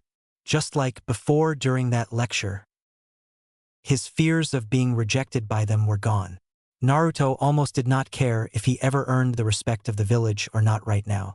For right now, all that mattered was that he had 2 friends who he would protect with his life. 2 friends who knew why he was hated and didn't think anything different of him. Hinata-chan, Shikamaru, thank you. Naruto nearly shouted amongst tears as he charged forth and tackled his friends in a hug. Thank you. Under normal circumstances, Hinata would have flipped out that Naruto had used the Chan honorific with her and would be blushing beyond red at the physical contact. She probably would have passed out. Under normal circumstances, Shikamaru would be complaining that he was having trouble breathing in Naruto's hold. He would struggle to get out and complain about his friend being troublesome. These were not normal circumstances, however. The 2 simply returned their friend's hug, giving him a warm smile. It was almost ironic. Mizuki's attempts to divide the group apart ended up bringing them closer to each other than ever before. Sarutobi Hiruzen smiled as he stared into his crystal ball. After Naruto and his friends came in and told about Mizuki's plan, he had kept careful observation of the three. He had felt some wariness with allowing 3 newly graduated students from the academy to take on a traitorous Chunin shinobi, but he also felt confidence that they could handle it. Something within him told him that the 3 would be fine. Just like he predicted, the kids were fine. They were now heading towards Konoha, holding on to Mizuki's body, who was going to be delivered to the first Konoha shinobi they could find. The kids succeeded in their mission. More than just succeeded, Hiruzen noted with a chuckle. The 3 genin demonstrated great teamwork with each other. Hinata and Shikamaru went out of their way to save Naruto's life, and the 3 were able to overwhelm Mizuki with great teamwork, such as the strategy utilized with Naruto's clones and Hinata's and Shikamaru's transformations. They complemented each other well and were able to take down a ninja with more skill than them. The Sandaime was also pleased when he realized that Hinata and Shikamaru did not treat Naruto differently when Mizuki revealed the news of the Kyuubi. Sarutobi, although a rather smart man with great foresight, failed to predict that Mizuki would reveal the information about the demon to the kids in desperation. For a few seconds, the old man was rather nervous and was tempted to head out there himself to end the man's life before any damage was done. Thankfully, Hinata and Shikamaru took the news very well and actually praised Naruto for being able to be the container. They helped Naruto handle the information as well and not let him get overwhelmed by it. They truly went above any expectations. They were perfect. They worked well together. Hiruzen noted with a smile. They really should be a genin team. The 3 of them together, teamwork like that is so rare to find in kids so young. It could only get better and stronger as they grow older. I can't separate them, Hiruzen thought. Perhaps Shikaku was right after all. The Sandaime side, it would mean more paperwork. It would maybe take a little while to explain to anyone who already knew his original plans. Nevertheless, he knew something now and he was going to go by it. Naruto, Hinata, and Shikamaru had great teamwork together and needed to be on the same team. Although, now I have to think of a sensei for them too, Hiruzen realized with a frown as well. Hiruzen started making notes of the jonin available to be a sensei. Kakashi would probably be an excellent choice, due to his love for teamwork. However, the Hokage felt that Kakashi should train Sasuke in order to work with the Sharingan once it becomes activated. Asuma and Kurenai would also be perfect senseis for Shikamaru and Hinata respectively, but not for the other. Asuma's bluntness and his overall behavior would probably intimidate Hinata, while Kurenai would not have the patience to effectively train Shikamaru. I suppose none of those 3, the Hokage thought to himself. Who is currently available? Maybe Dash. A knock sounded on his door. A sigh escaped Hiruzen's lips as he shelved his thinking and turned his attention to his door. Yes. Hokage-sama. Sorry for coming so late. I have just returned from my mission, and I know you wanted my mission report immediately, said the voice from the other side. Now? Hiruzen's eyebrow raised in response. Your mission wasn't critical enough that I'd need a report this late at night. Dash. Sarutobi Hiruzen's eyes widened as an idea came to his mind. An idea started to form into the aged man's mind. An idea that he played over multiple times to make sure how it would work. A smirk then developed on his face. It's perfect. They're perfect for them. Hiruzen chuckled to himself. Well, it's official. I have a sensei now. I mean, if you want me to come back tomorrow, I can. The voice on the other side of the door spoke. Hiruzen could almost imagine the person shrugging. I'll stop by first thing. Dash. Actually, why don't you come in now? The Hokage said, shaking his head. I actually have something else we can discuss after your report. The room was quiet for a moment until the doorknob began to shake. The door opened and a single shinobi walked through the doors before taking the seat in front of Hiruzen's desk. What? A loud scream awakened many people living in Konoha. Anyone with good ears could piece out that the scream came from the Hokage's tower. All of them had to wonder though, who could have caused such a scream and why were they screaming? As Yumino Irika walked to the front of the academy classroom, holding a file with the genin team assignments, Naruto could not contain his grin. His hand instinctively went up to his forehead protector over and over again, almost verifying if it was real. It's happening. It's finally happening. Naruto grinned. When Iruka finally got to the front, he cleared his throat. The 27 Academy students all turned their attention towards him. The Chunin took in a deep breath for a moment before a smile developed on his face. From this day forward, you are all genin of Konoha. As one of your academy teachers, I just want to let you all know how proud I am of you. Iruka admitted to the class with a smile on his face. You've all done excellent in your studies and training. I believe with all my heart that this may be one of the finest classes Konoha has ever produced, and I can't wait to see what extraordinary shinobi you all become. Nearly every student in the classroom smiled at their now former sensei's words. Naruto was grinning more than anyone else, however. Finally, I really am a ninja now. Finally, he thought to himself excitedly. Now, I'm going to start reading off the team assignments. Pay attention carefully, because I will no repeat. Iruka informed everyone. Now, starting with Team 1. Everyone tried hard to pay attention to Iruka's words. Proved too difficult, however, to listen to every name that was called. Everyone seemed to only notice when their name was called or when their friends were called. Now, Team 3. Iruka said as he shuffled some papers in his hands. Uzumaki Naruto. Naruto lifted his head up in response to his name. Hyuga Hinata. The Chunin continued. Yes, of all the people I could get, I got Hinata. Naruto cheered inwardly, grinning even larger. I at least got one of my friends on my team. Hinata's thoughts were less coherent, but even more excited. Naruto-kun and I are on the same team? Naruto-kun and I are on the same team. He's on my team. Her rather loud, repetitive thoughts were a strong contrast to her outward reaction, which was merely a silent but large smile and a red blush. And Nara Shikamaru, Iruka concluded. The Nara blinked. Huh. Fuck yeah. Naruto couldn't hold in his thoughts any longer. The top 3 shinobi here. We are so going to kick ass. Naruto, you idiot. Shut up, Sakura hissed. Some of us are trying to concentrate here. Naruto barely even registered her words. He was just too happy to care about anything else. He was on a team with Hinata and Shikamaru. This was everything he had hoped for. Hinata, too, was pleased at this revelation. Although she was still more excited about being partnered up with Naruto, having Shikamaru as the third member felt like an amazing bonus. He became a great and important friend to her, and their friendship was growing each day.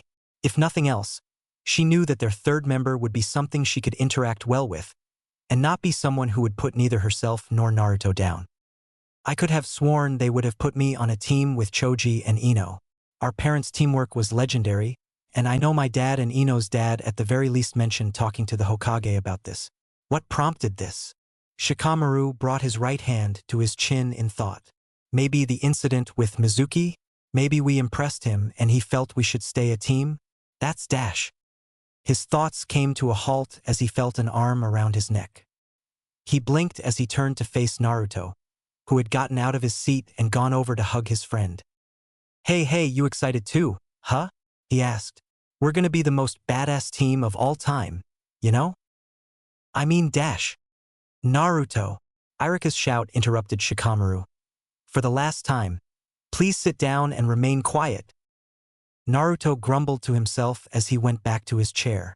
Despite the reprimand, though, he still had a grin on his face. Hinata, too, was still smiling. Shikamaru's eyes focused on both of his newly assigned teammates for a moment before he turned back to the front of the classroom, a smirk forming on his lips. Well, whatever. Being with them should still be pretty fun, he noted. When the classroom got quiet again, Iruka continued reading off names, moving faster through the next 3 teams without much event. Team 7. Inazuka Kiba, Haruno Sakura, and Uchiha Sasuke. He read. Team 8 Dash. Hell yeah. Hell no.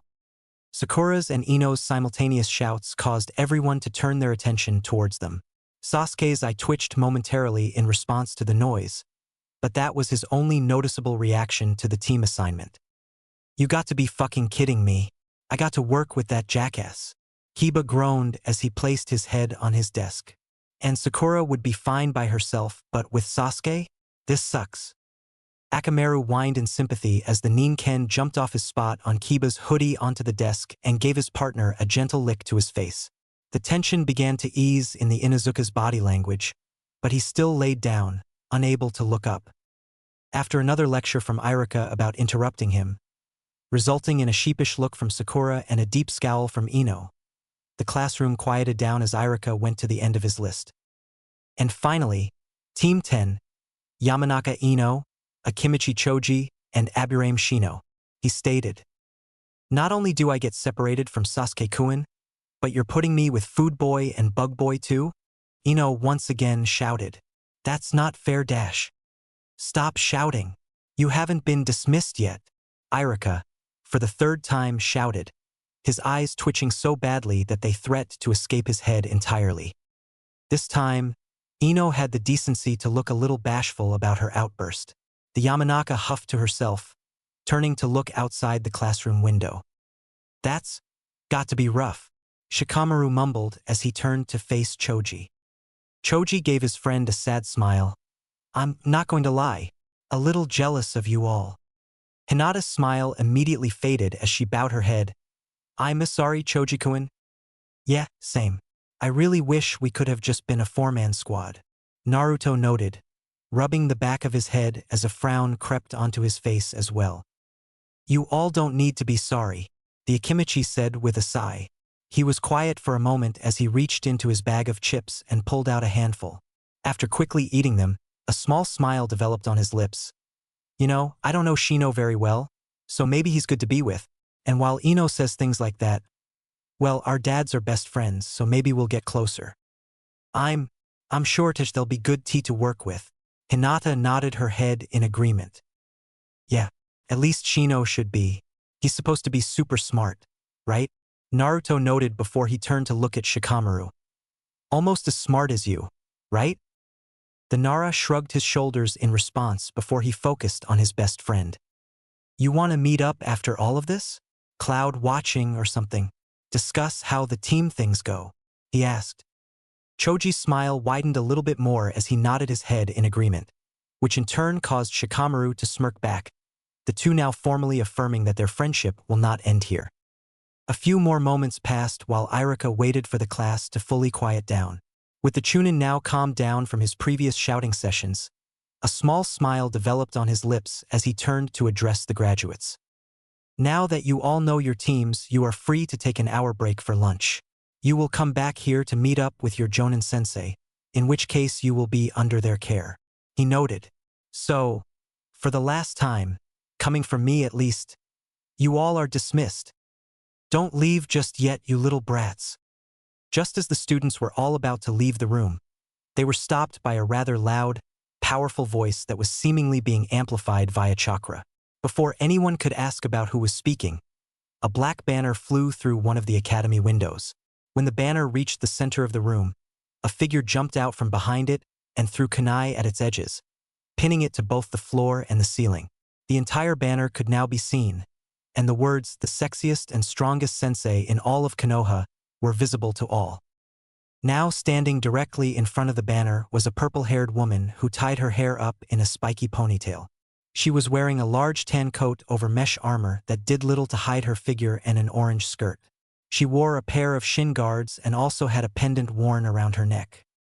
You're all looking at the sensei to Team 3 Mitarashi Anko.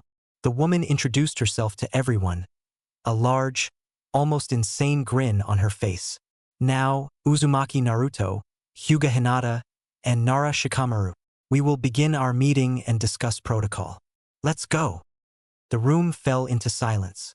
Nearly every student was gawking at the woman standing in front of them in surprise, annoyance, or fear. Hinata couldn't help but fall in the last category. That's our sensei? Oh dear. Naruto, in contrast, was probably the only person in the room staring at her in amazement. She's our teacher? Huh? That entrance was so cool. This is going to rock. Shikamaru's thoughts were extremely simple compared to everyone else. She's troublesome. Very, very troublesome. A sigh escaped his lips. This is gonna suck. Anko-san, right? Irika spoke up, causing the woman to turn to face him. You do realize that the genin are allowed a lunch break, right? The meeting with their sensei isn't until an hour from now after that is over. The woman immediately began to sweat in response. Well, you see, I decided I was going to take my kids out to lunch instead. It would kill two birds with one stone. Their lunch break and our meeting, and it would be a good way to get to know them. After all, it's the duty of the sensei to take care of their kids and shit, so what better way to start than by taking care of their meals?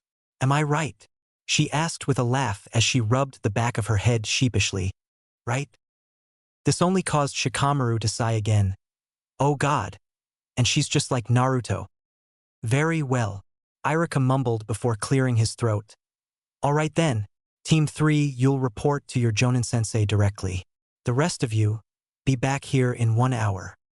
Anko sighed in relief, feeling as if she nailed her excuse, before turning her attention towards her students. All right, brats, follow me. Lunch is waiting. With those words, she proceeded to run over to the window that she had broken and jumped right out. Naruto, Hinata, and Shikamaru rushed over to the broken window as well and looked down, seeing their sensei on her feet, brushing off some dust on her coat. She then looked back up, making eye contact with the trio. I'm not gonna wait all day. Get your asses down here, she shouted. Don't have to tell me twice, Naruto said with a grin as he jumped out of the window as well. Wait for us? And Naruto-kun, Hinata shouted as she followed him out the window. Shikamaru blinked for a second as he wrestled with the idea of just ignoring whatever happened and going home. Unfortunately, he felt as if his mother would probably slap him for skipping on his first real day as a genin. This is such a drag.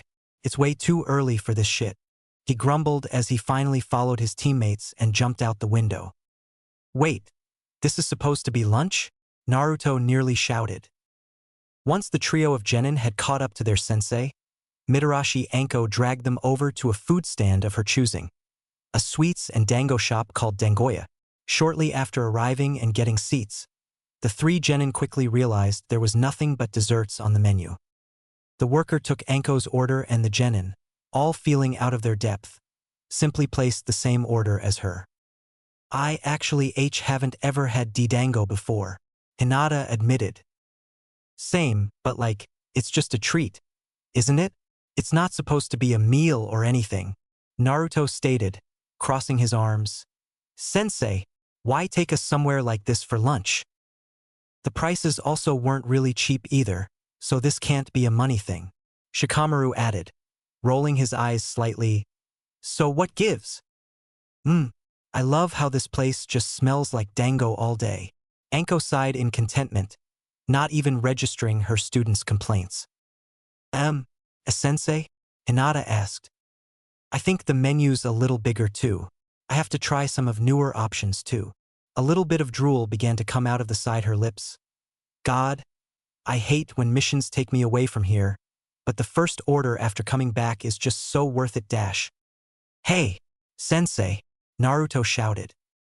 The blonde's loud voice was enough to snap her away from her thoughts. Anko shook her head for a second and rubbed away the drool from her lips before turning to face her students. No need to shout. I'm right here, she hissed. Now what do you want? What do we want? Shikamaru blinked in response. Shouldn't we be going over team protocol or something? It's what you said we'd be doing when you picked us up. Yeah, but I was gonna do that after we eat dash. Anko abruptly stopped her thought as she began to think about the time. She shrugged her shoulders. I guess it's fine. By the time we finish it, we'll have our plates. Okay. Naruto nodded his head in understanding. So, what do we do? Well, team introductions would probably be a great start, she stated. We already know each other, Shikamaru replied with a sigh.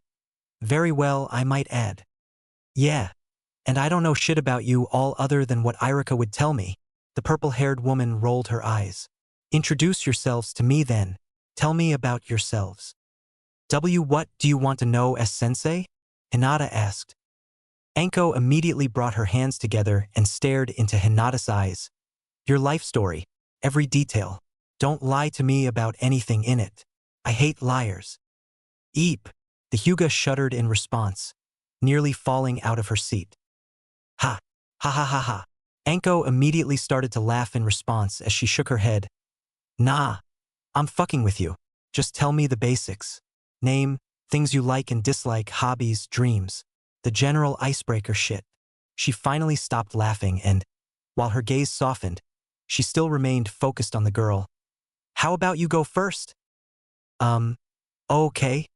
Hinata took in a deep breath as she began to poke her index fingers together. And my name is Hyuga Hinata. I like spending tea time with my friends. I also like cinnamon rolls. I dislike people who are rude to others, and some of my clan's traditions. My hobbies are tea training and spending time with my friends and flower pressing. She paused for a moment.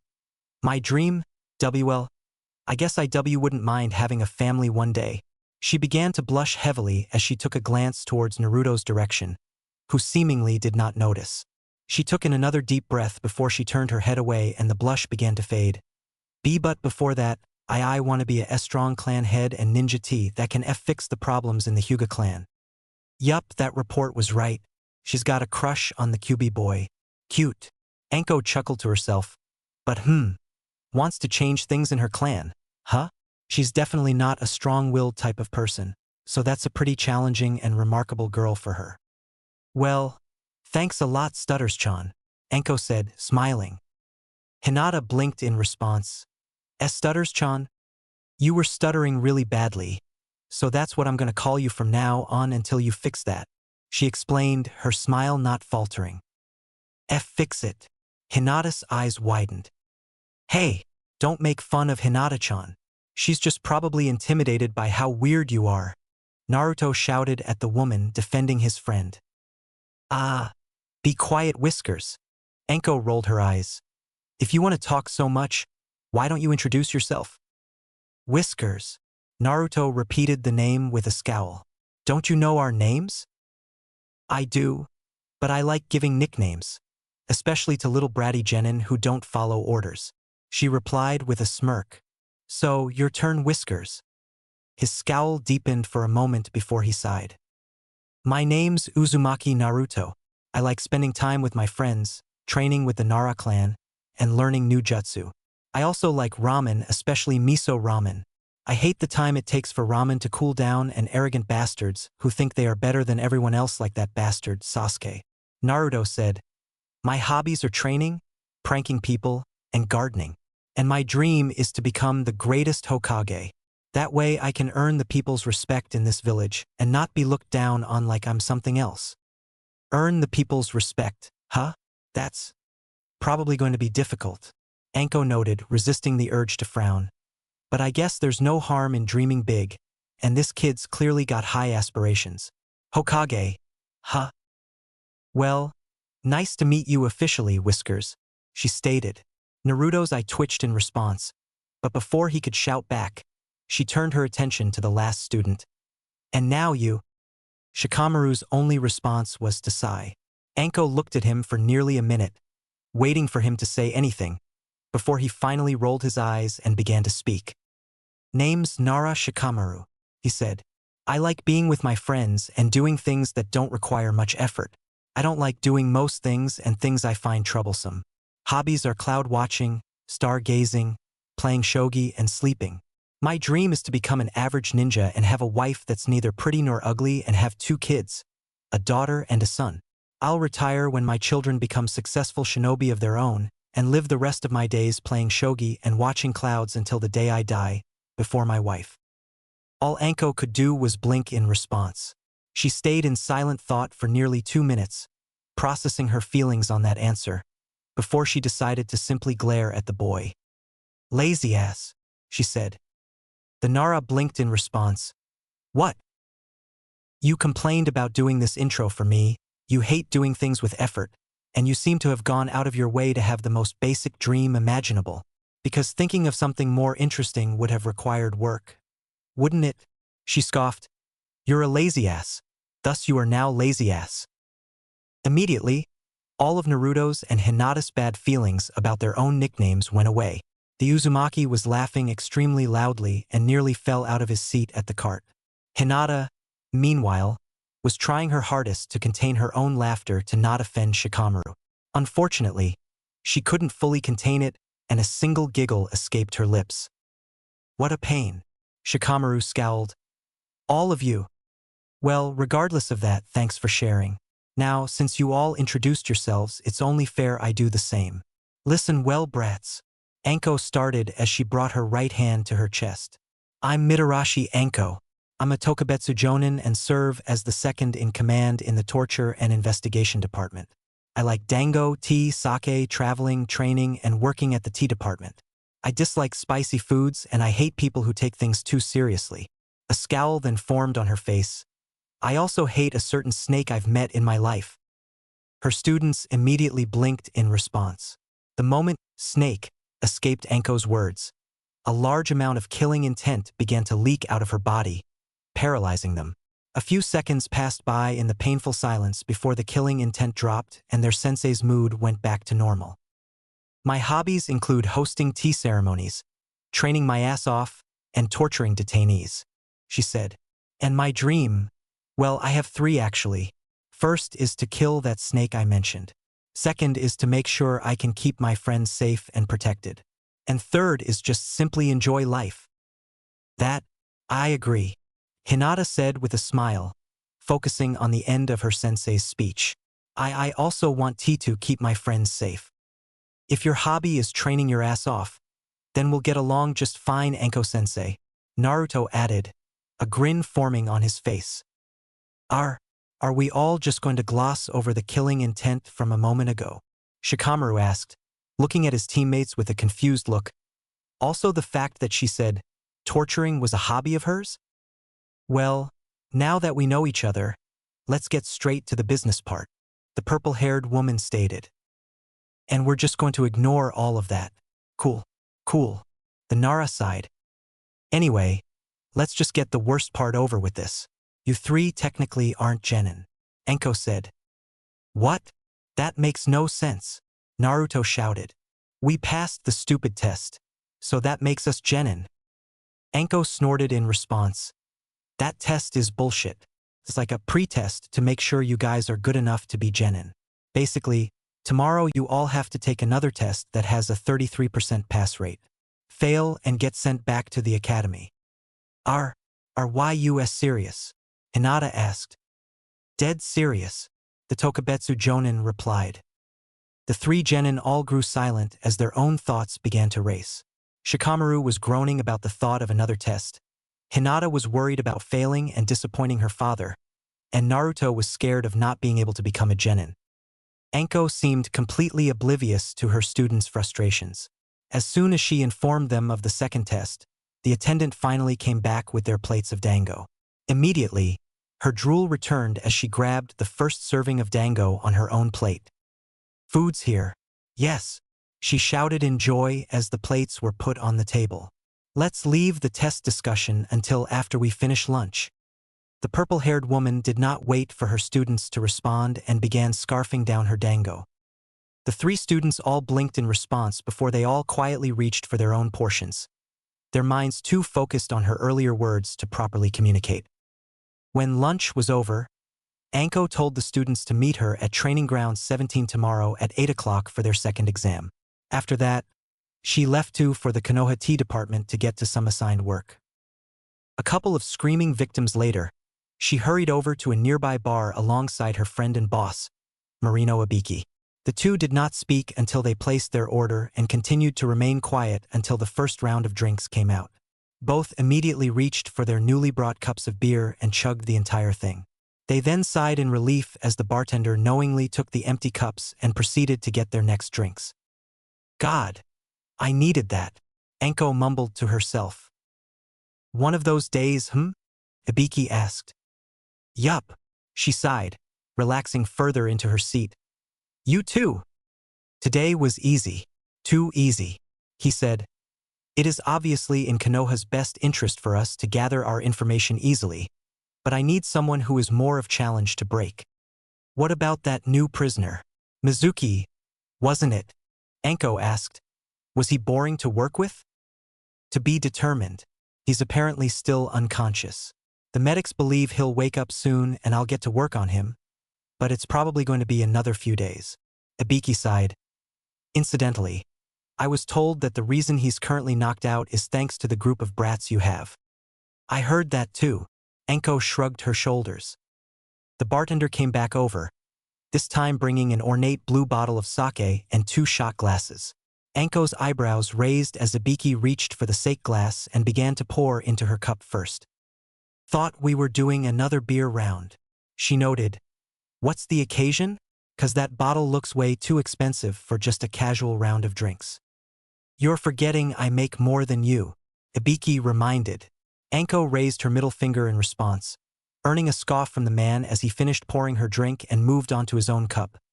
But yes, consider this me treating you as a sort of congratulations on your new assignment as a Jonin sensei.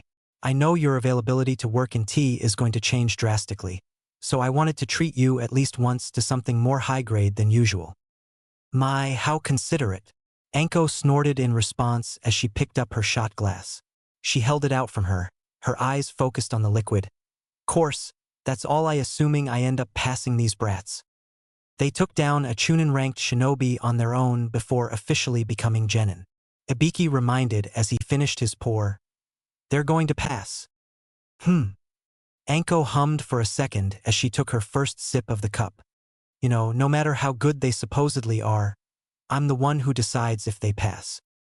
You're not the kind of person who'd fail them on purpose, Ibiki said. You sure about? She asked. 'Cause I definitely do not want to be Jonin babysitter for an indefinite amount of time. Ibiki's eyes narrowed. Then if you do fail them, I'll have severely misjudged your character.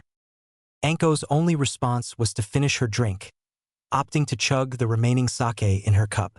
She then reached for the bottle and poured herself another drink, doing her best to ignore her friend's glare. She brought the cup back to her lips once more before she finally acknowledged his disapproval and sighed, bringing her drink back to the table.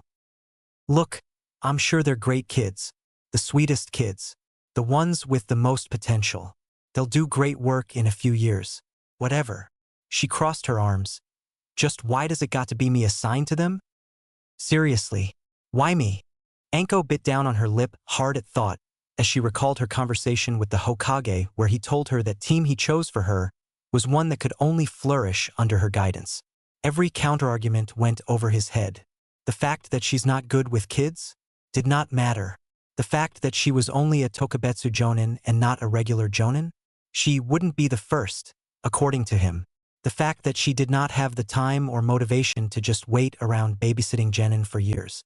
Oh, I'm sure they'll be Chunin very quickly, was the only response he gave to that. The fact that her only reference for what a Jonin sensei was supposed to be like was her former sensei. The Sandaime looked sympathetic in response, but he still brushed it off. Then you know exactly the type of person you do not want to be like. In the end, it all went back to one singular idea he kept repeating. Only you can train these 3 to their truest potential. Only me? Bullshit, she grumbled. What was that? Ibiki asked. Nothing. Nothing. Enko sighed as she propped herself up to look at her friend in the eye properly. Look, I'm not in the mood for a lecture. I'm just pissy and complaining. I'm not going to intentionally fail the brats. Okay? Ibiki nodded his head in approval as he took a sip of his own sake. It was never in my intentions to give you one, but it does seem like you need to work out some of your grievances. Yeah, we'll see. She shrugged her shoulders as she took a sip from her drink as well. Regardless of what happens, you know my door is open should you need to rant, and your job in the tea department is still yours no matter what. He said with a scoff. God knows the headache you'd give me if I tried to replace you. Headache? I'd kill you if you even considered anyone else, Enko said with a smirk. Ibiki's eyebrow raised slightly. Go ahead and try if you'd like. We'll see what happens. Enko's smirk only widened in response, which prompted Ibiki to smirk back as well as he raised his sake cup. Enko raised hers as well as they both took another sip of their drink. The two continued to drink long into the night. Enko could not recall how long, but despite the head-splitting hangover she woke up with the next day, She appreciated Ibiki and the long night of drinking before she dived headfirst into her time as a Jonin sensei. Hinata woke up feeling more anxious than usual. Sleep had done very little in quelling her worries and, to be frank, it was a surprise to her that she was even able to fall asleep last night in the first place. The girl could barely think straight as she got dressed for the day and gathered her belongings and weapons. All she could focus on was the upcoming test. Sensei never said too much about it. Only the time and place of it. I wonder what it could be on. Hinata mumbled to herself as she rushed out of her room. There's nothing we really could be tested on, other than, maybe combat? She bit her lips slightly. We're all taking the same test, right? Does that mean if I fail, then both Naruto-kun and Shikamaru-kun would fail? A shiver went down her spine as she shook her head, pushing those thoughts away. No, I can't let that happen. They need to pass. I need to pass. The Hyuga rushed to the main family compound's dining area and had a brief breakfast before leaving. As she neared the exit to the compound, she passed by her father, who was walking into the building. Ah! She stiffened slightly before bowing her head. Gee, good morning, father. Hinata. Hayashi nodded his head in acknowledgement. You are leaving somewhere? She nodded her head back in response. Yes, I have tea to dash. Hinata's words died on her lips as she noticed the small frown on her father's face beginning to form. Her hands tightened into fists as she shook her head. Don't stutter. Don't stutter. I have go take my secondary test. Tis the one administered by my sensei T to see if I qualify as a genin. She mumbled. Oh yes, forgive me, it's been some time since my own days as a genin that I forgot about it. Hayashi noted. His eyes then narrowed. This reminds me. You failed to tell me who your team was composed of. Hinata poked her index fingers together. I'm with Nara Shikamaru and Uzumaki and Naruto.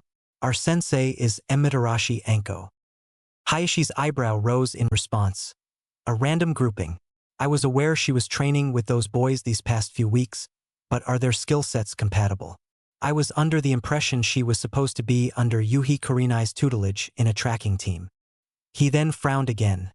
And the sensei chosen was Orochimaru's former student? Was his Hokage-sama's goal with this team? Father? Hinata spoke. Hayashi's expression softened at the sound of his daughter's voice. He brought his hands together as he nodded in acknowledgement to his answer. A unique grouping to be sure. Remember that you are a Hyuga and most perform accordingly. He said, do not disappoint and fail the test. Hinata stiffened in response. She was still for a moment before she nodded her head. Understood. Gee, good day then. Hayashi stood still, watching his daughter hurry out of the compound as a sigh escaped his lips, realizing that his words were a lot harsher than he had intended. Hitomi, how were you able to speak so easily with her when you were here? Hinata, meanwhile, felt herself nearly tear up at her father's words and seeming lack of faith. Before any of the tears could fall, though, she took in a deep breath and rubbed at her eyes, brushing them off as she steeled herself. Naruto-kun and Shikamaru-kun are taking it with me. I can't fail. We all need to pass. Her hands tightened once more into fists. I won't let them down. With that thought echoing in her head, the Hyuga picked up her pace as she continued on her way to the meeting spot for the exam. Anko blinked at the sight in front of her before she rubbed her eyes to make sure that she was seeing things correctly. Sure enough, she was not. All three of her genin students had arrived early for the exam. She was not quite exactly sure why she was expecting them to be late. Maybe it was because the Nara seemed overtly lazy to the point of it being ridiculous. Maybe it was also her lack of desire to be a sensei in the first place. Regardless, the three of them were already there and ready for the exam to begin. I'll admit, I'm pleased to see you all give a shit about this. Good on all of you, she stated, her eyes focusing on Shikamaru for a moment. And especially good on you, lazy ass. Maybe there's hope for you yet. Both Naruto and Hinata laughed to themselves in response while Shikamaru scowled. Well, we're here. So are you going to tell us what the exam is already, or not? He asked. I'm going to, don't worry. Anko replied as her eyes moved away from just him to the three genin as a whole. So, Just making sure. You all are ready for this time, right? Obviously, Naruto stated. Alrighty then, Anko noted as she began to crack her knuckles. The test is actually going to be really simple. It's just going to be spar. You three against me. A spar, Naruto repeated. So it's a combat training. Hinata said, her body tensing slightly. I knew it. You can call it combat training, yeah. Another word choice you could use is survival training, Anko said as she began to grin. I'm just going to keep coming at all of you until I decide to pass or fail you. I'm obviously not going to go all out on you all, but I am going to be evaluating your strength and skills during this, so I'm expecting you all to fight at me at 100%, got it? You need to come at me with the intent to kill. T to kill. Hinata's eyes widened in response. Anko's grin widened in response. Trust me, if you don't come at me like that, there's a realistic shot I'll be the one to kill you. So, just making sure you did say 3-on-1, right? Not individually, Shikamaru asked. Correct. Look, even when I downplay my skills during this battle with you all, you're still going to need to work together to beat me. Otherwise, you brats don't stand a chance against me. Anko noted. Now, having said that though, I'm not going to be exclusively grading you all on your teamwork. Majority of the time, these tests are testing the academy students on their teamwork. But I've already been told that you all have good teamwork, so while I want to see you all do some impressive shit together, I'm going to be more focused on just how well you all fight in general and your potential. So, we just got to impress you, huh? Naruto noted as he brought his hands together, his left palm covering his right fist. Easy enough. We'll pass this test in no time. Anko chuckled in response. Well, I admire your bravado, but before we all start, I should just give you all some advice. There is definitely something you all will need to in order to pass my test. The blonde tilted his head in response. What's that? Survive. The three genin proceeded to stiffen in place as they felt the world around them completely vanish. The air began to thicken, feeling almost suffocating, as an overwhelming sensation of unease surrounded them. It felt like nothing they had ever experienced. Even the battle against Mizuki did not compare to the feelings they were experiencing right now. In an instant, the air turned to normal though as Anko began to laugh. The tension finally dropped and three genin all began to breathe heavily in unison. Oh come on, you all can't get scared that bad from just a little killing intent. That's not even a fraction of what I'm capable of doing, and it's also nothing in comparison to what an actual battlefield is like, she stated. Suddenly, her laughter died down again and her eyes narrowed harshly on the three genin. Immediately, they all stiffened in response once again. Consider this my first lesson to you three, whether you pass this test or not, Anko said. You all will need to get used to fighting despite your opponent's killing intent. You must never succumb to it. Do you understand? The three genin were still for a moment as they worked to try and compose their breathing. After a few seconds, all three appeared to push past Anko's killing intent and nodded their heads. We understand. Hinata spoke up for the group, causing Anko's eyebrows to raise. We will not let you beat us that easily. I'd hope not.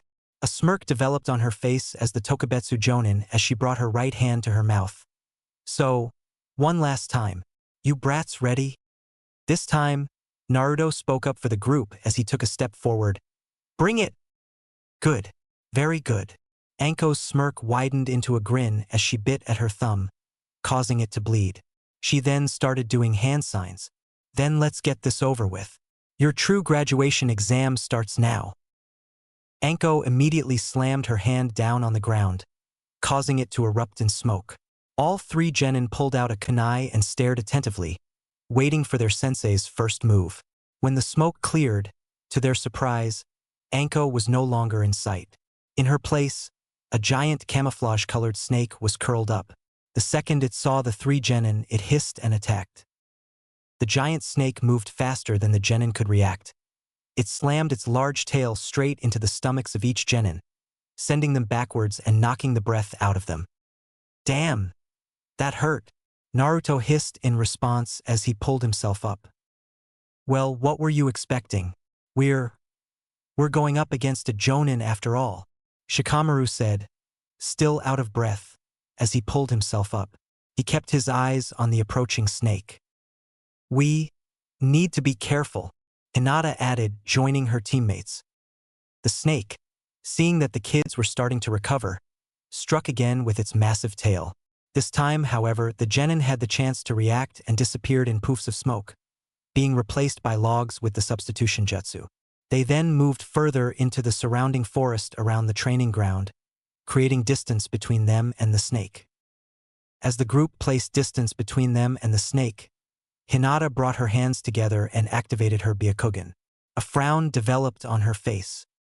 "The snake is already after us. It's getting close," she noted. "Getting close, but it's not here yet," Naruto said with a grin as he turned to face Shikamaru. "You have exploding tags on you, right, Shikamaru?" "Already ahead of you," Shikamaru chuckled as he reached into his bag and pulled out a few tags. "I can get these set up for when the snake comes after us. We just need to lead it into the trap and then I'll activate the tags. After that, we just pound on it until it's taken out. We don't have much tea time before it's here," Hinata warned. "Go get the trap set up quickly." Shikamaru nodded his head and the three friends came to a halt, standing in the center of a clearing. Shikamaru quickly set up 4 tags on a nearby tree before jumping behind a separate tree. Naruto and Hinata, meanwhile, remained out in the opening in the clearing as Naruto brought his hands into a hand sign. "It's here," Hinata shouted. "Shadow Clone Jutsu." On cue with the snake chagrining into the clearing, smoke filled the area. When it subsided, Naruto and Hinata were now joined by 20 shadow clones. 5 of the clones immediately charged at the snake while the remaining 15 proceeded to place distance, forming a sort of line towards the tree that Shikamaru marked with his tags. The snake immediately rushed into the 5 approaching clones, its head slamming into the first and causing to dissipate instantly while the remaining 4 jumped back, avoiding the attack. They then attempted to jump onto the snake, but the snake turned its body and swung its tail, this time hitting and destroying the clones. Before it could adjust from its position, Hinata, Naruto, and his remaining 15 clones all tossed kunai from their positions at the snake's head. The snake's scales resisted the urge caused most of the kunai to bounce off, but a few managed to impale themselves into the back of his head. The snake hissed loudly in response before it quickly turned its head back to the genin and charged once again, its mouth opening wide. Both Naruto and Hinata jumped away in time.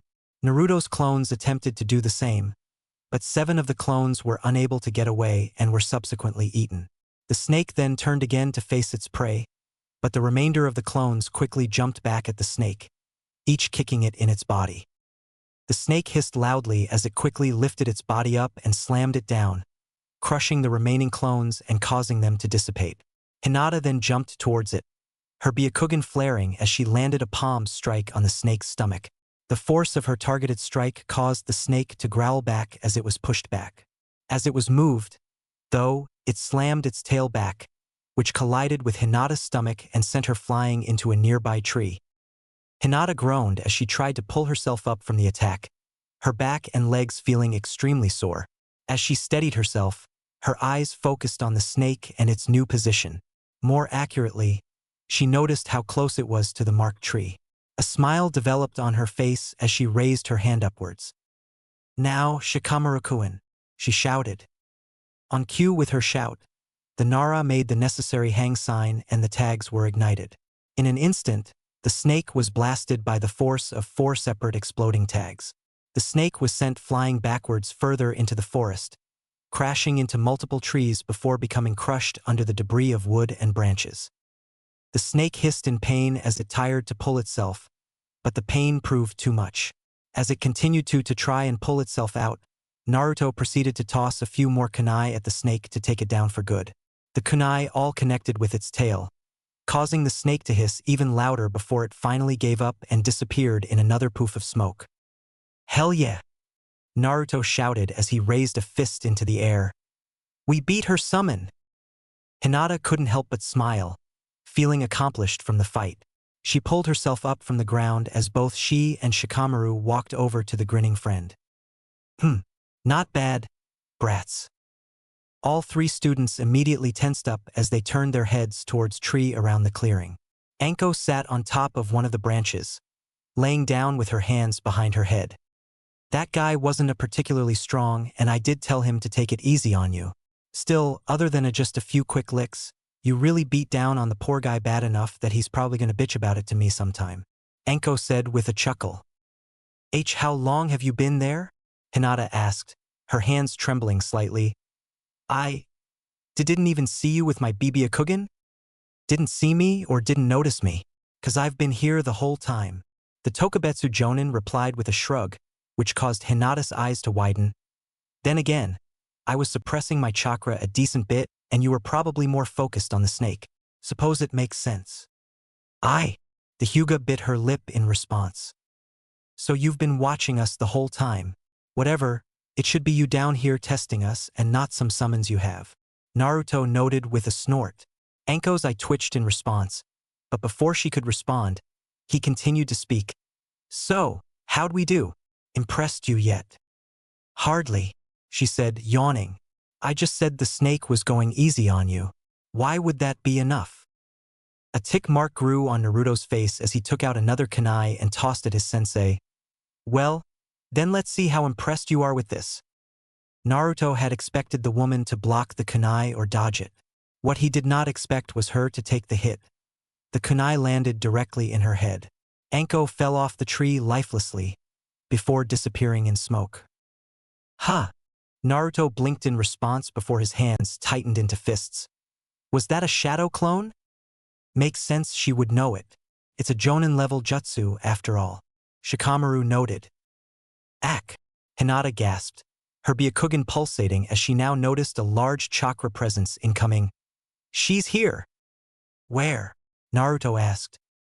Hinata's only response was to toss a kunai in the opposite direction that Naruto was facing. The kunai was blocked by a shuriken from that same direction. Does that answer your question? Anko asked in a fake sweet tone as she slowly made her way into the clearing as she extended her left hand outward. Hidden shadow snake hands. Snakes shot up from her coat sleeves and were sent forward towards the academy graduates. Before they had time to react, the snakes grabbed onto Naruto and sent him flying towards the Jonin sensei. Naruto-kun. Hinata's eyes widened as she ran after her crush. Shikamaru followed closely behind. Naruto gasped in pain as the snakes bit harder into his skin as he was being sent towards his sensei. As he approached her, Anko then redirected her attack, sending Naruto straight into a nearby tree. She then charged at the boy, slamming her fist straight into his stomach. He groaned in pain and barely registered the fact that she pulled out a kunai. She then made a small cut on his cheek, eliciting a hiss in response. Give an enemy shinobi the smallest of opportunities and they'll have you in their mercy. You'll end up in a situation a lot worse than this one, and know that you can't make a single mistake even in a weakened state, 'cause you know you'll die if you do, Anko informed the boy as she licked the blood of the kunai. So, how do you face this situation, Whiskers? He won't be facing the situation alone. Anko turned away from Naruto's body, causing him to fall to the ground, as she came face to face with Hinata, who had her right palm extended. The Tokubetsu Jonin sidestepped, dodging the girl's attack. Hinata then attempted to slam her left palm into her, which once again, Anko evaded. The purple-haired woman then reached out and grabbed the girl by the wrist. Hinata's eyes widened as she tried to pull away, but she could not break her sensei's grip. I admire the fact that you rushed in to save your ally, but that doesn't always cut it in the real world. You can't just rush in blindly to save a friend, 'cause you may just end up needing to be saved yourself. Anko informed the girl sharply as she tightened her grip on her wrist.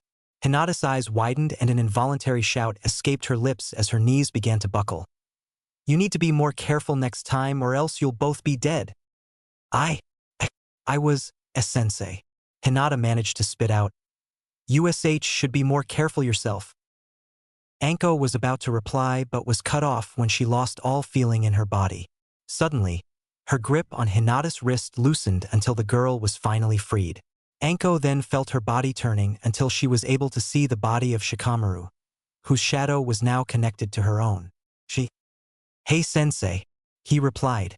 Even though his head was turned so that she could see not him, Anko knew the boy had a smug grin on his face. I'll give you guys this, I didn't expect that.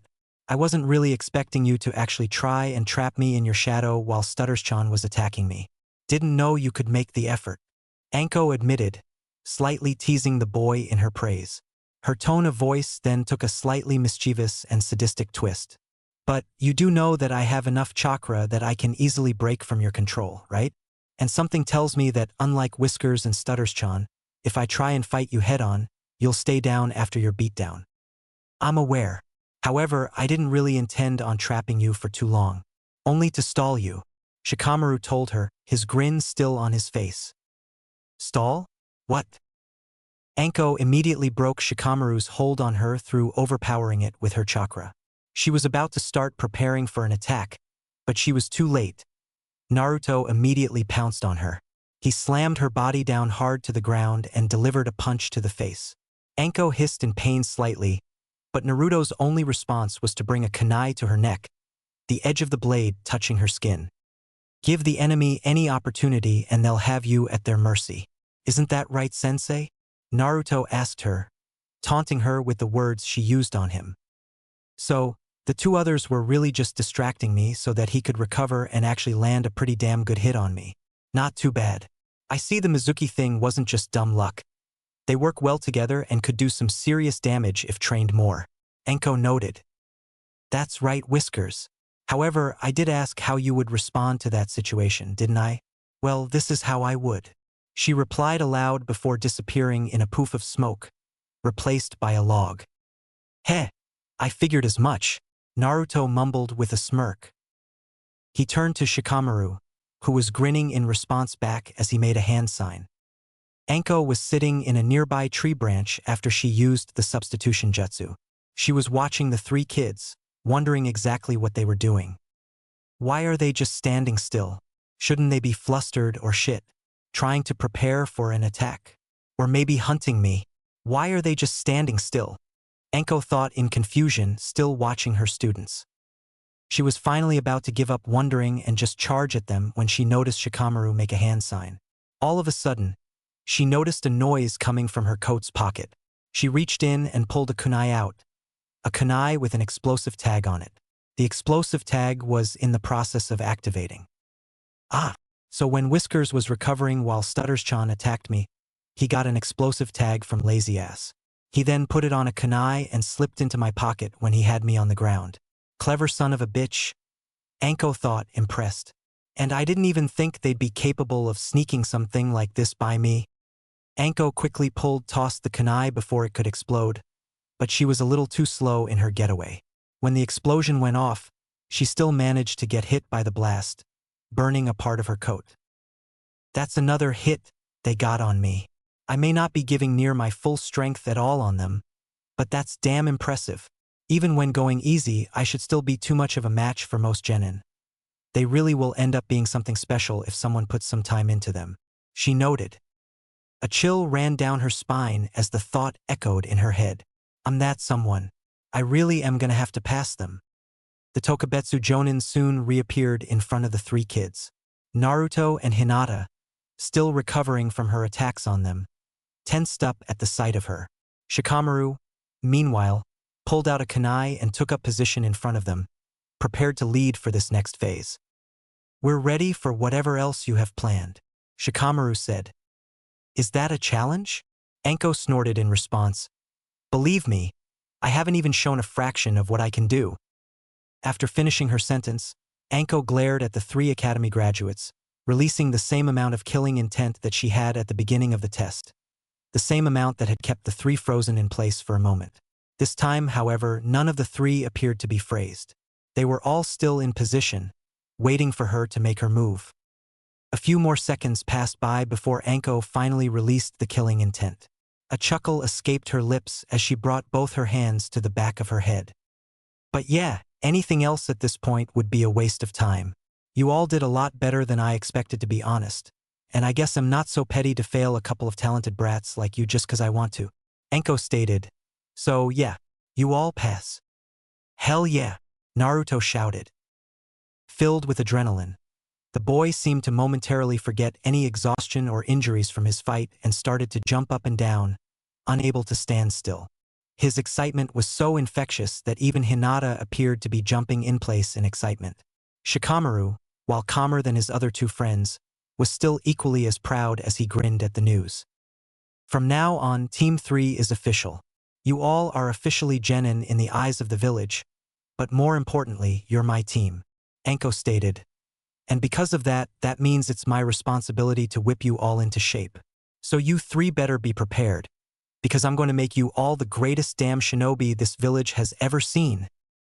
Anko's words only made Naruto even more ecstatic as he brought his hands together. We're going to make you proud, Anko-sensei. All right. Hinata nodded her head, a sigh of relief escaping her lips. We all managed to pass.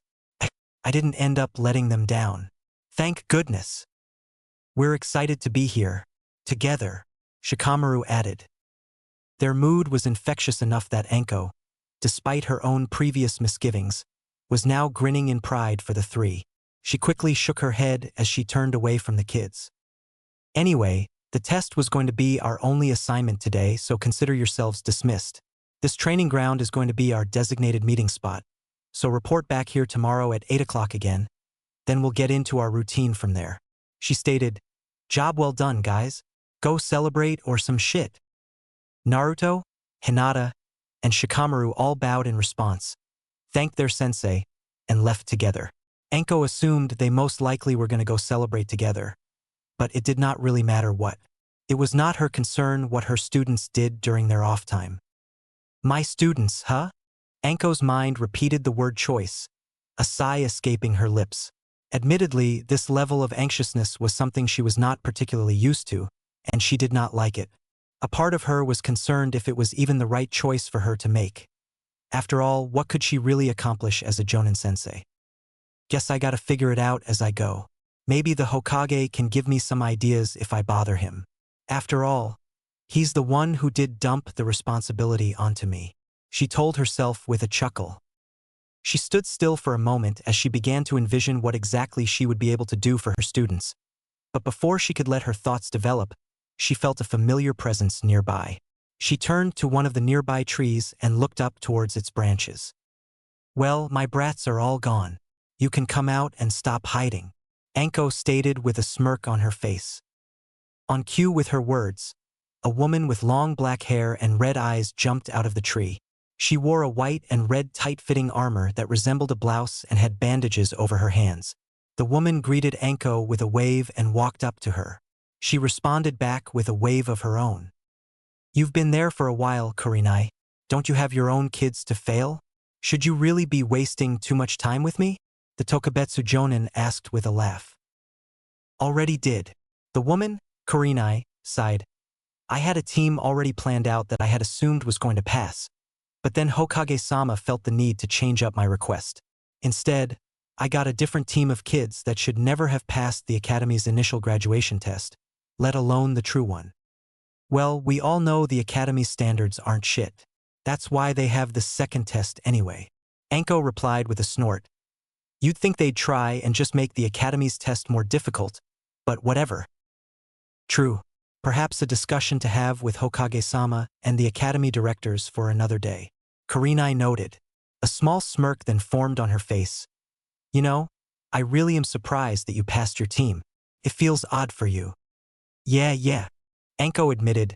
Still not sure if I'm fully comfortable with it, but I guess this is the way it's going to be. I just need to figure out what it means to be a good sensei. Oh, I have no doubt in my mind that you'll excel there. I think you underestimate your skill and your character. I'm sure you will do a great job with them and help all of them develop their skills to their full potential. Kurenai noted. Thanks. A smile developed on Anko's face. Don't know if I believe that, but I probably needed to hear that. I'm sure you do, and I'll be here to say it again if you need, the black-haired woman replied. Her smirk then proceeded to widen. However, that wasn't why I was surprised you passed the team. I'm just surprised you willingly are putting yourself in this scenario. You know? Ha! Anko's smile disappeared immediately. Kurenai proceeded to laugh in response, which only caused Anko to scowl back at her. What the hell do you mean? Kurenai was quiet for a moment as she tried to compose herself. Once her laughter finally faded, she continued to stare at her friend with the same shit-eating grin on her face. Well, you just took up a team of new genin. A team of genin who must start completely fresh in terms of their standing in the village.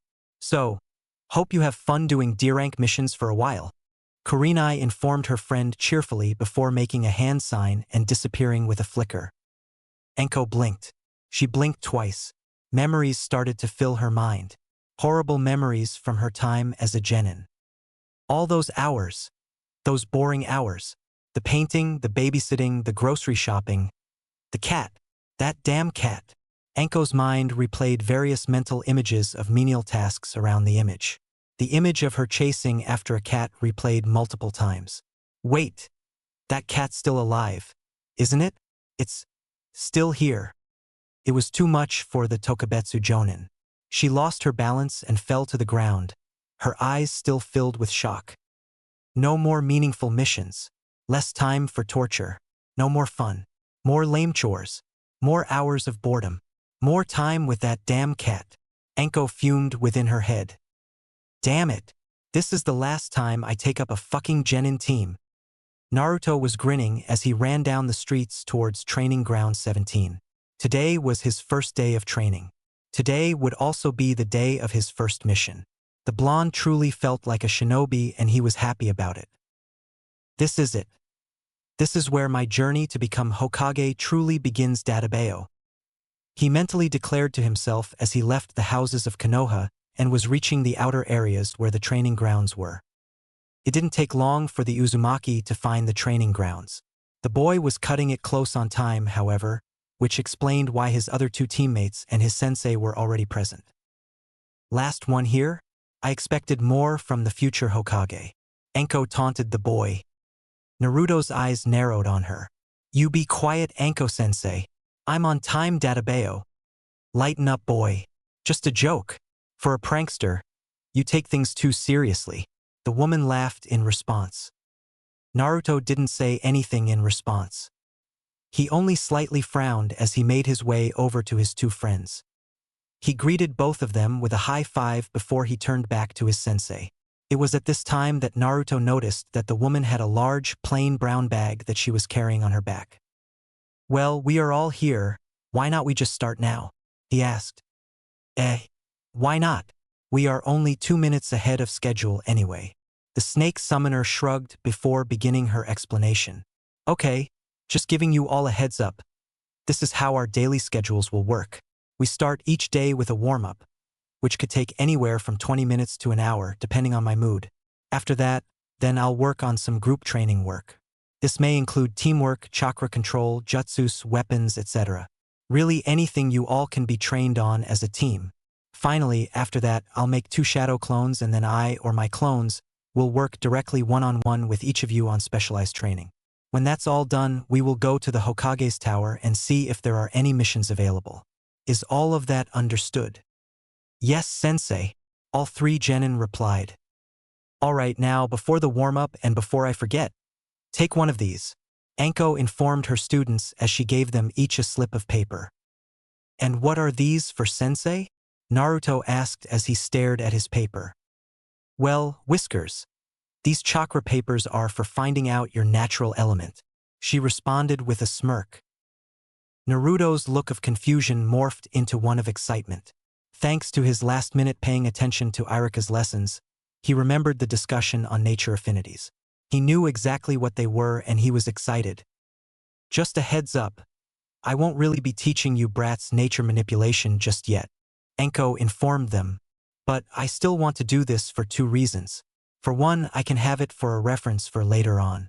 And 2, when I start teaching you guys jutsu, I know what type of jutsus will be easier and more effective for you all to learn.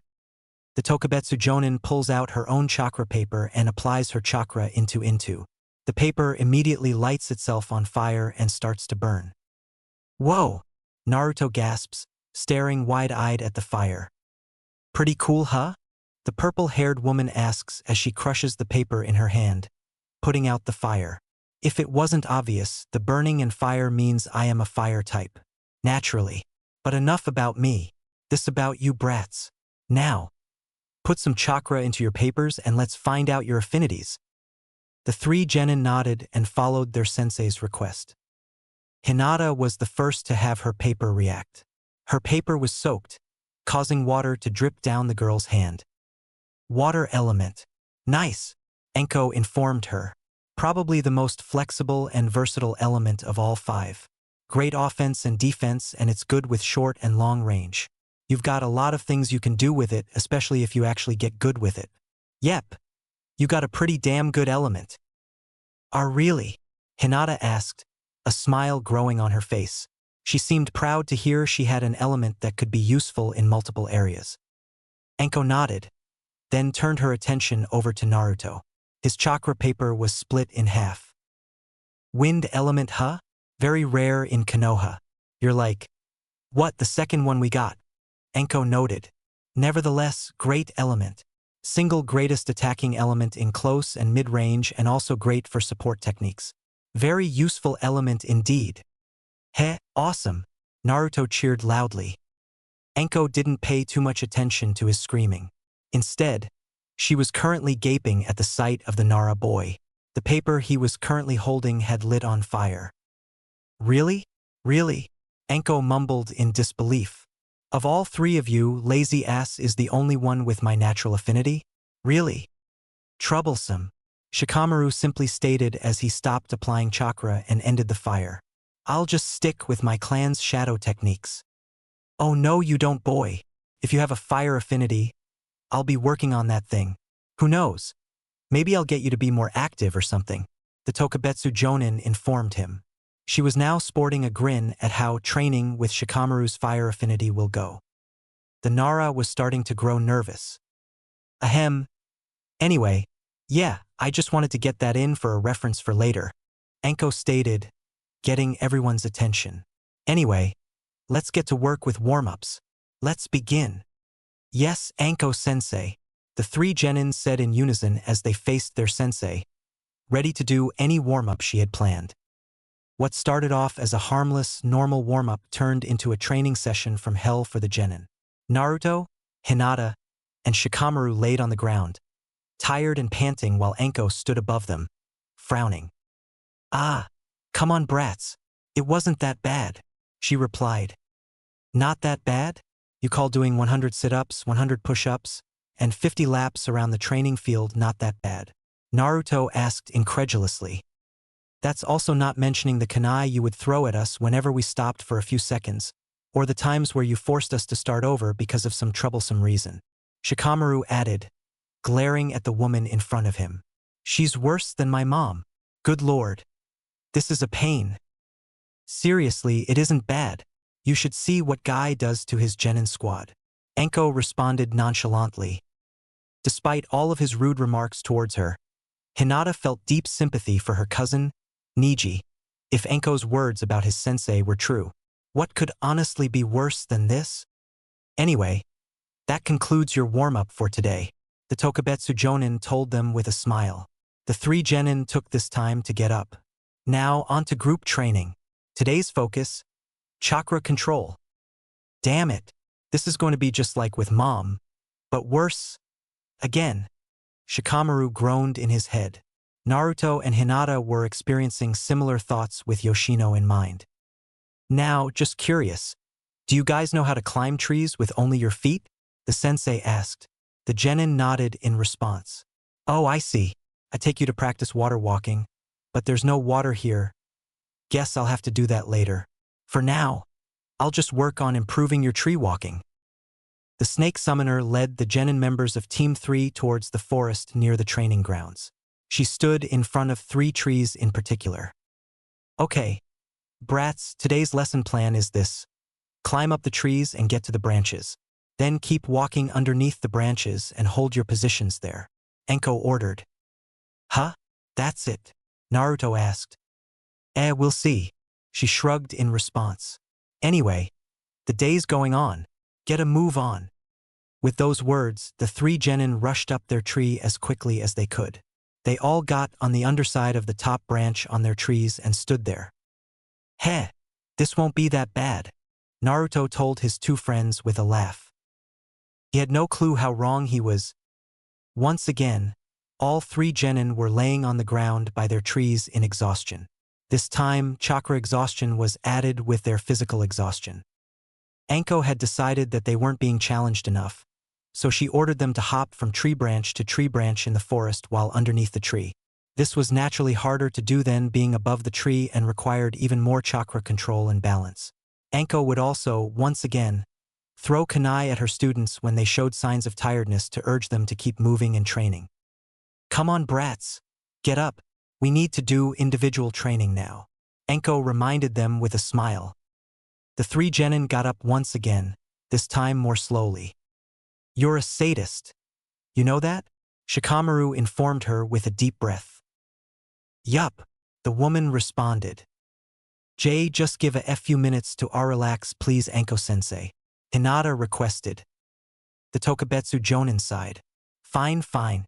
I'll give you guys 15 minutes to take a break. Just be ready when you're done. With those words, the three kids passed out on the ground in exhaustion once again. Well, at least I'm getting stronger, Databeo, Naruto told himself, thinking on the positive side. When all three genin were finished calming themselves down, Anko made the hand sign for the shadow clone jutsu. Two clones appeared in a poof of smoke and stared at the genin. Okay brats, just saying, my clones will be working with whiskers and lazy ass. They'll lead you somewhere else on the training grounds. That means Stutters-chan gets time here with me. Hinata released a small eep, while Shikamaru and Naruto merely nodded. Anko's clones ushered for them to follow down different paths. The two boys did just that. They were eventually gone, leaving Hinata alone with her sensei. Well, just you and me, the purple-haired woman stated with her trademark sadistic grin. Why yes, her student replied nervously. No need to be nervous. Now, for today's first day of training, I am going to teach you how to use a weapon. Anko informed the Hyuga heiress as she started digging in the bag she was holding. W what? What W weapon? Hinata asked, a little curious and nervous. And why a weapon? Most Hyuga D don't use W weapons in their F-fighting style. Anko was about to pull out the weapon of her choosing before she registered what Hinata had just said. She put her bag down for a second with a sigh and turned to her student. Hinata, I actually don't mind you, so I feel I should ask you. Can I be brutally honest about your clan? The Tokubetsu Jonin asked. The Hyuga heiress nearly gasped at her sensei's words. For starters, this was the first time she actually referred to her by her real name, not the nickname she was assigned. Also, her sensei was actually asking for permission to say what's on her mind. Oh of course. Say anything. Hinata replied. She felt happy that her sensei actually asked her, but she was also nervous about what her sensei would say. Your clan is the biggest group of idiots in Konoha, Anko stated rather bluntly. Hinata's eyes only slightly widened, having expected an insult. She merely remained silent, however, waiting to hear her sensei's words.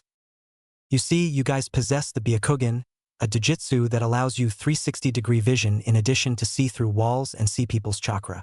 However, the only thing your clan really uses it for is the gentle fist. Now, don't get me wrong. The gentle fist is pretty damn deadly and effective and makes a Hyuga a hell of an opponent. Having said that, that is really all you use your eyes for. Anko explained her reasoning. A Hyuga would make probably one of the best damn medics, since you can see directly through a person and into their body systems, but you guys never become medics because of tradition. The snake summoner rolled her eyes at her own words. Hinata frowned as well. She actually had an interest in medical ninjutsu and even designed her own healing salves and medicine. Still, she knew she wouldn't be allowed to become a medical ninja.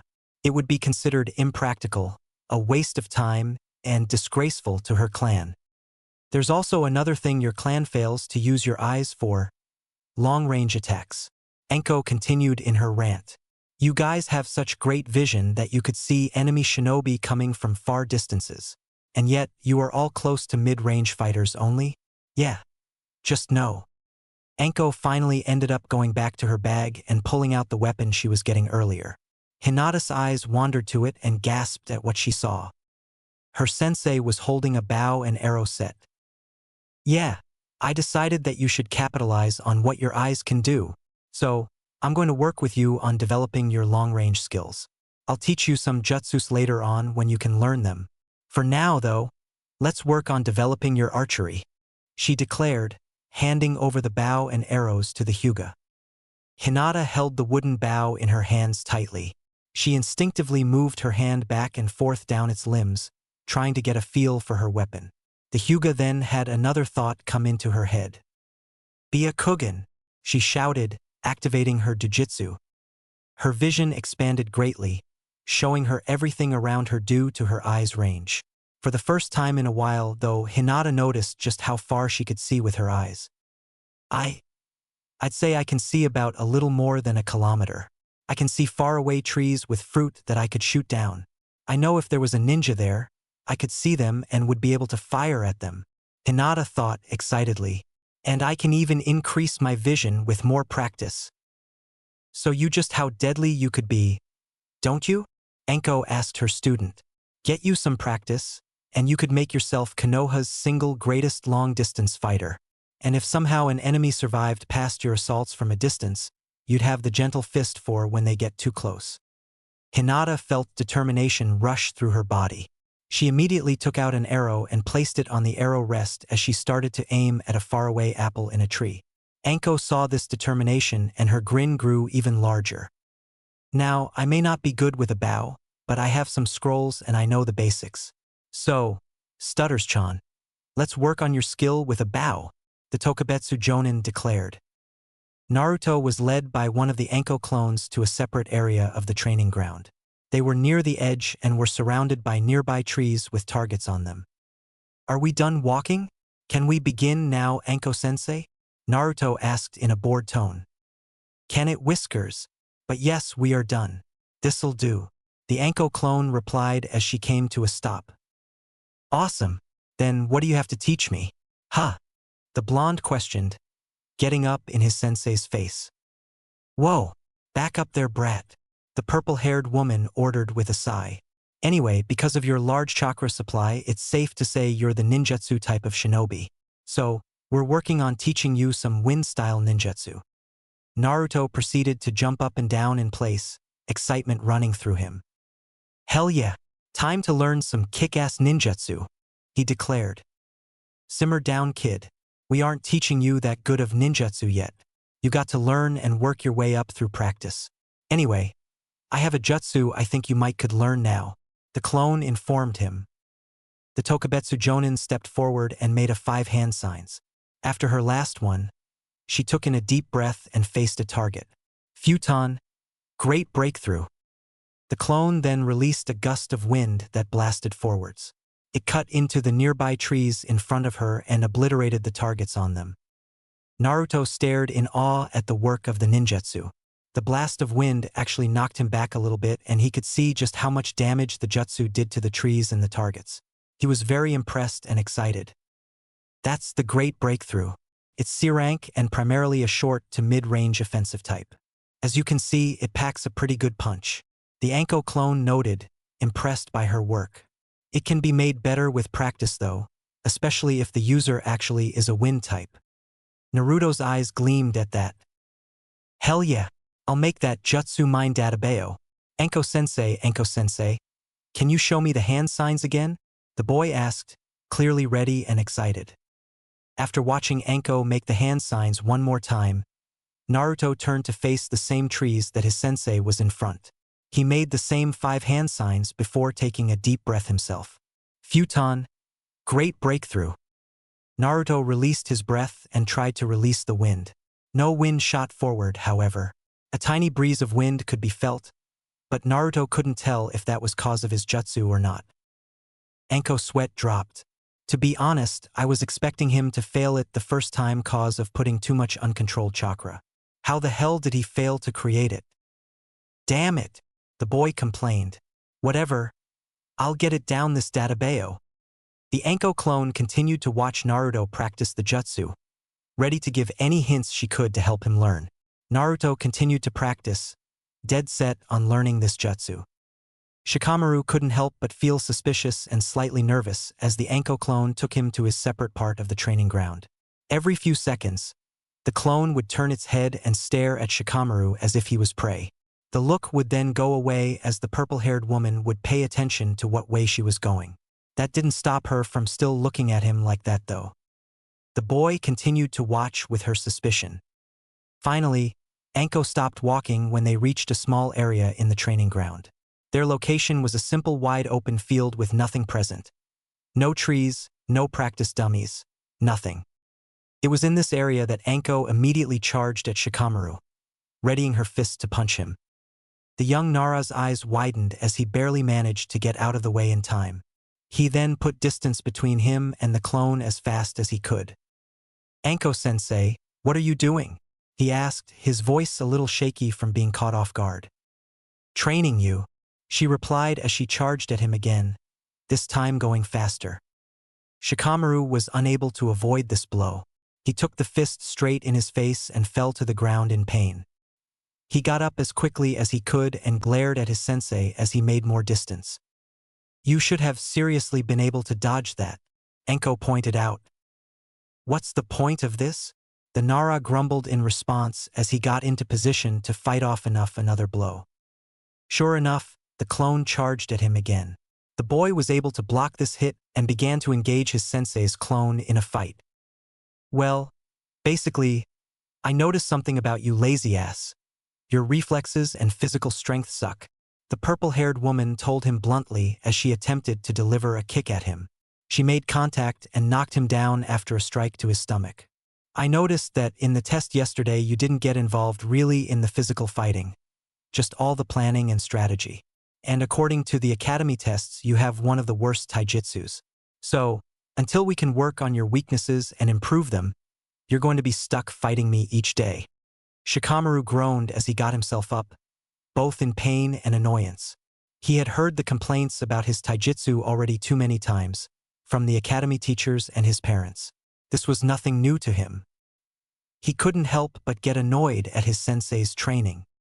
"Is that all?" he grumbled after he was finally up and ready to continue fighting. Yeah, basically, I am going to force some physical strength skills into you, lazy ass. So be prepared," she shouted as she charged again.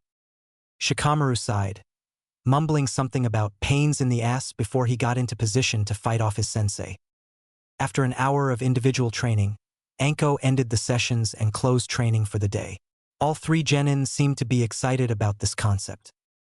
Shikamaru was the most excited. He was completely exhausted having to deal with Anko's one-on-one physical training in addition to the previous sessions with his teammates. The boy was completely drained and he was surprised he was still standing. "I am taking the first chance I get to take a nap. I really need one. Troublesome woman," he complained. Hinata was not nearly as tired as her lazy friend was, but she was sore in her hands and her eyes. She had been practicing her skill with the bow and arrow the entire time, attempting to hit faraway targets to make herself a skilled long-range fighter. At first, in the words of her sensei, she sucked horribly. Still, with each arrow fired, she was getting better. By the end of the session, the Hyuga was finally starting to get the concept.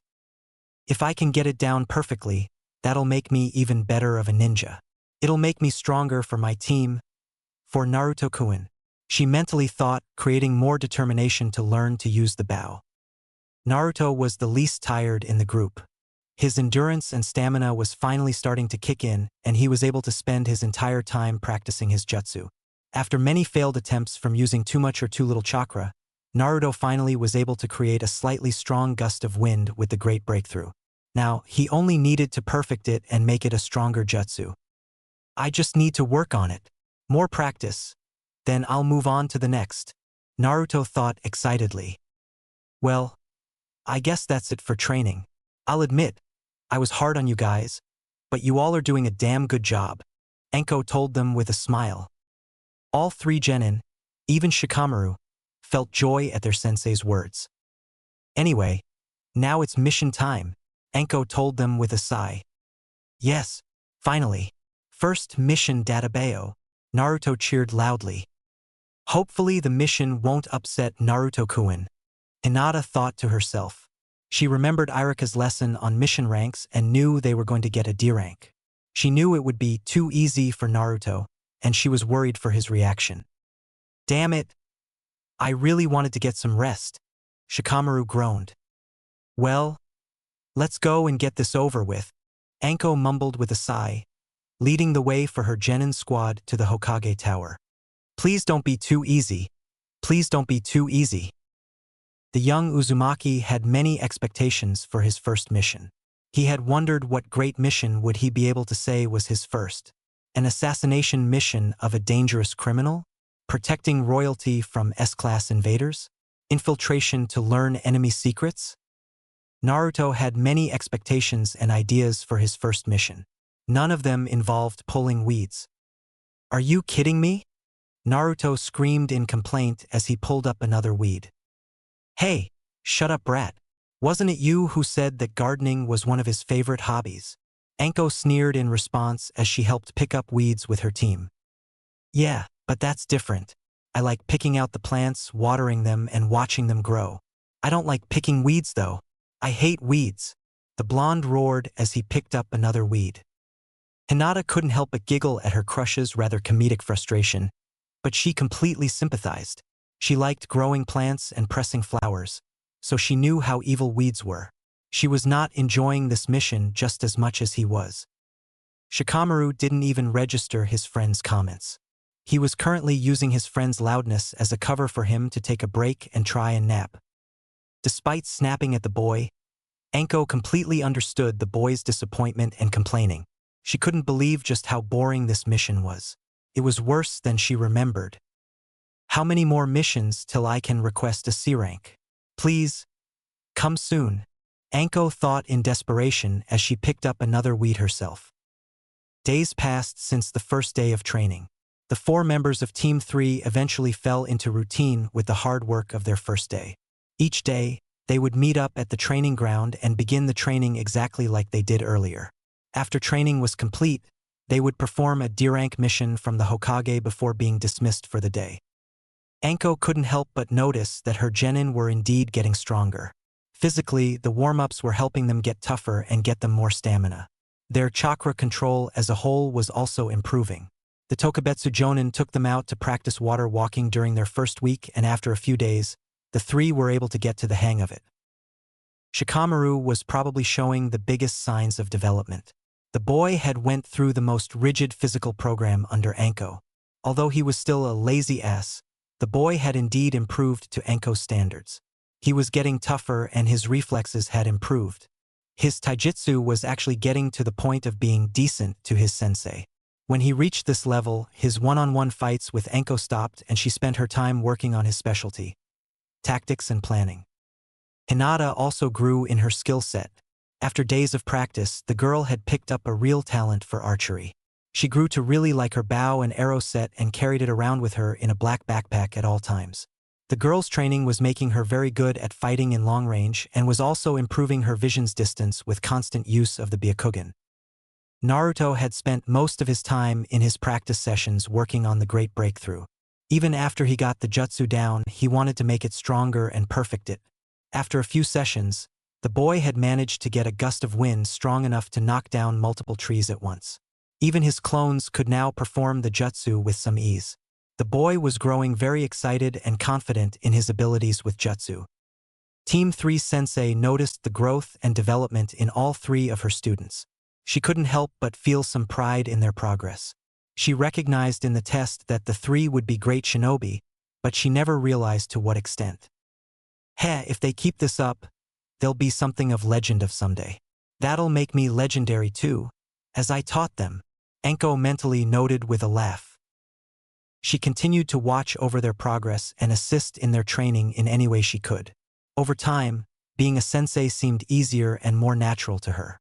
She was getting the hang of things and was able to assist her team in more ways as the days went by.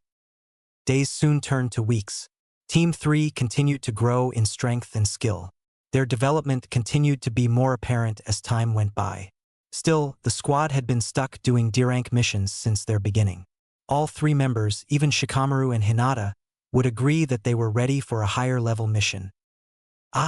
Back for another mission Team 3. Sarutobi Hiruzen asks the Genin team cheerfully as all 4 members walk into his office. Yes, sir. Hinata speaks up for her team after realizing that no one else is going to say anything. The Hokage nods at the Hyuga's words and immediately looks at a list of all the available missions for the team. Well, there are some houses that need to be painted in the southern part of Konoha. And it seems like the daimyo's cat has escaped again, he mentioned as he looked over the list. Enko's eyes widened exponentially. Shit, abort mission. Must convince him of something else. Just no more damn cat. Hokage-sama, don't you think we deserve a C-rank mission now? I mean, we've done plenty of D ranks. Enko asked, laughing nervously. Who is Stutters-chan now, Enko-sensei?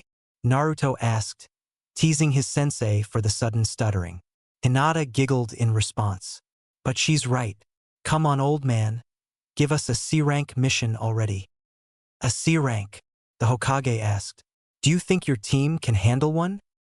Well, Hokage-sama, my team has done plenty of missions over the past 2 weeks.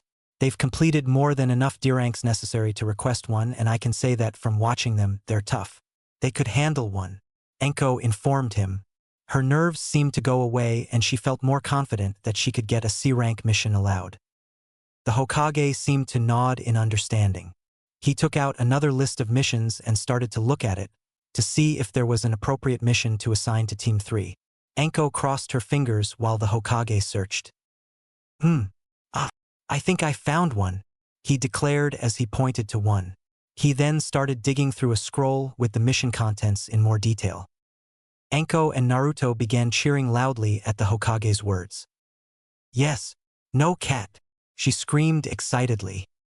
Finally, a real mission, Naruto yelled nearly as loud as her. The boy, in his excitement, immediately latched on to the person standing next to him. That person happened to be Hinata, who immediately turned a dark red and promptly fainted in his arms after a surprised meep escaped her mouth. Oh, sorry about that, Hinata Dash, Naruto started to say before he realized that the girl in his arms was unconscious. Huh? Hinata? Hinata, are you okay? Wake up. Hinata's fainting only caused Enko to burst out into even more laughter. Shikamaru merely rolled his eyes in response. How does that idiot not know that she likes him? He'll have to learn eventually. Or maybe someone will point it out to him someday. But even then, he'd probably still be confused. Troublesome. Shikamaru thought to himself about his friend and his obliviousness. The Hokage couldn't help but chuckle at the display in front of him. Oh, to be young again. After getting out all of the laughter, the Hokage started to speak to the awake members of Team 3. Your mission is an escort mission to Kusa no Kuni. You'll be escorting a wealthy merchant from Tsuchi no Kuni, who is currently traveling in Hai no Kuni to see family. You will take him to the Tenchi Bridge, where you will meet a team of IWA shinobi. They will then take the merchant and escort him back home in your place. The Hokage gave a brief synopsis of the mission. Sweet, IWA is involved. This isn't some normal boring C rank. This is a good one, guarantee. Enko inwardly cheered. IWA? Naruto frowned in response. Why do we have to deal with those punks, Databeo? We could just take him all the way home. For various reasons, Naruto. First of all, this was how the client requested the mission. He already sent out the request to IWA and Konoha months in advance about the missions, so IWA already has the mission. Second, IWA is in Tsuchi no Kuni, and it only makes sense that they bring the merchant home themselves. Finally, this mission is one of a few ways that I'm hoping can bridge the hostility between Konoha and IWA. The war ended years ago, and it's time that we look past what happened during it. The Sandaime explained the reasoning. Naruto seemed to accept the reasoning of the old man, but he still didn't seem happy. Stupid IWA. So when exactly is the mission? And who is our client? All we know is that he is just some rich merchant. Shikamaru asked for the group. Your mission starts tomorrow. That's the day your client is expected to leave Konoha by. As for who he is, I will have Enko meet with him in his hotel room after we are done here. The rest of you will meet him tomorrow. Sarutobi informed him. Hokage-sama, what about Hinata? Naruto asked, his voice with concern towards the girl still passed out in his arms. Sarutobi let out another laugh. Just inform of the mission and what you will be doing when she wakes up. Naruto nodded in response, still looking at his friend. If there are no more questions, then the genin are all dismissed, the Hokage informed them. Naruto and Shikamaru said goodbye to the Hokage and their sensei before leaving the room, with Naruto carrying the still passed out Hinata. Anko and Sarutobi watched the genin leave, both laughing at the display. Oh, those brats. Something about them, Anko stated in between her laughter. You've seen to taken a soft spot to them, Anko. Enjoying your time as sensei? Sarutobi asked cheerfully. He knew he had kind of forced the position of sensei onto the woman, so he was pleased to see that she was actually enjoying it. Well, I don't mind it. They aren't bad kids or anything. The snake summoner shrugged. No, they aren't. The Sandaime nodded in agreement. Anyway, on to business. Let's go introduce you to your client. The Hokage made the hand sign for the shadow clone jutsu and created one clone. The clone Hokage led Anko out of the room and directed her to where her client was staying. The real Sarutobi remained behind, dealing with the number one nemesis of his entire life: paperwork. 9 silhouettes stood atop large rocks situated in front of a large statue. 7 of the silhouettes seemed blurry and almost see-through, as if they were not truly present. Zetsu. The Jinchuriki is leaving his village soon, correct? One of the figures asked in an authoritative voice. Yes. Another figure, Zetsu, responded. Unlike the other 8, this figure took the shape of a Venus flytrap. It then changed its voice before speaking again. Their mission begins tomorrow. He and his team will be heading to Kusa no Kuni towards the Tenchi Bridge, where they are meeting the other village's shinobi. Good. The first figure spoke. He then turned his attention towards 2 more figures, standing next to each other. Kakuzu, Nasamurita, I have a mission for you both. As you two are the closest to the bridge, you will engage the Jinchuriki after they leave the other ninja. Fight him to test his abilities and see where the Jinchuriki stands. If possible now, try and capture him alive for the extraction. If you can, then try and pin his disappearance on the other shinobi. The Konohara-Iwa feud is infamous, so it won't seem off that something like this happened. Understood. One of the figures replied in a bored, uncaring tone of voice. Anyway, if that's all the orders you have for me, then I'll be on my way. Later. With those words, the figure disappeared from view on his rock. Didn't even wait for any more orders. That impatient, obnoxious little brat. The figure that was standing next to him hissed under his breath before he turned to face the leader. My partner is getting me on my nerves. He has been for the past few days.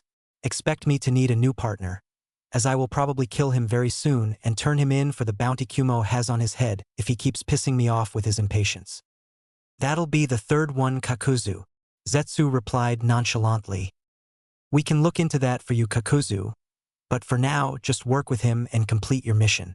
There are no further orders for you, the leader stated. He then turned his attention to Zetsu. Zetsu, keep track on the other Jinchuriki. Find out everything you can about them and their current positions. Got it, the plant figure replied, his voice back to the way it originally was. Conan and I will work on recruiting a new member into the organization, a man who claims to be immortal. Perhaps this would be the best suited partner for you, Kakuzu, the leader asked. If he pisses me off, I'll find a way to kill him too, Kakuzu responded simply. The leader seemed to ignore the man's response and turned to the entire group. As for the rest of you, you have your individual assignments. The meeting is dismissed until Kakuzu and Nasamurita complete their mission. With those words, all silhouettes disappeared without a trace. Naruto, Hinata, and Shikamaru stood in front of the gates of Konoha. The 3 members of Team 3 were sporting backpacks and extra weaponry for their first C-rank mission, and first time out of the village. They were all anxiously awaiting for their first true mission to begin, with Naruto being the most excitement. My first time out of the village, my first real mission. This is going to be an awesome few days, Databeo.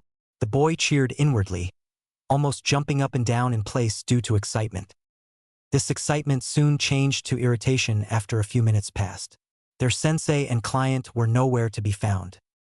"Anko-sensei should be here by now, right?" Naruto asked his friends. "I mean, she came to my house and told me, be here at 8 o'clock in the morning, or suffer the consequences. So where is she?" "I have no clue," Hinata admitted with a sigh. "Troublesome. I actually woke up early today for this and she doesn't even show up on time," Shikamaru complained. Minutes soon turned into an hour. It was at this point of irritation that Anko finally showed her face. She was accompanied by a short, rather large man who looked to be in his late 30s. He was wearing black pants and a large, expensive-looking blue shirt that had the kanji for respect on the back. The man was also wearing a blue hat that covered most of his short blonde hair. He also was carrying 2 packs on his back that seemed full. Anko didn't get the chance to speak before Naruto started to shout. "Where the crap have you been, sensei?" he asked. Anko was about to respond but was cut off by the man that was walking with her. "I am terribly sorry, Konoha Shinobi. I am sad to say that it was my fault that we were late." The man bowed his head in apology. He had a very eloquent way of speaking. "When Anko-sama came to pick me up for the meeting, I was still fast asleep. I had forgotten the time from our conversation yesterday, so she in fact woke me up. I had to prepare for the day right then and there, which I failed to do quickly. I am terribly sorry." Naruto blinked in response. It's fine, sir. And no need to apologize for a simple mistake," Hinata informed him.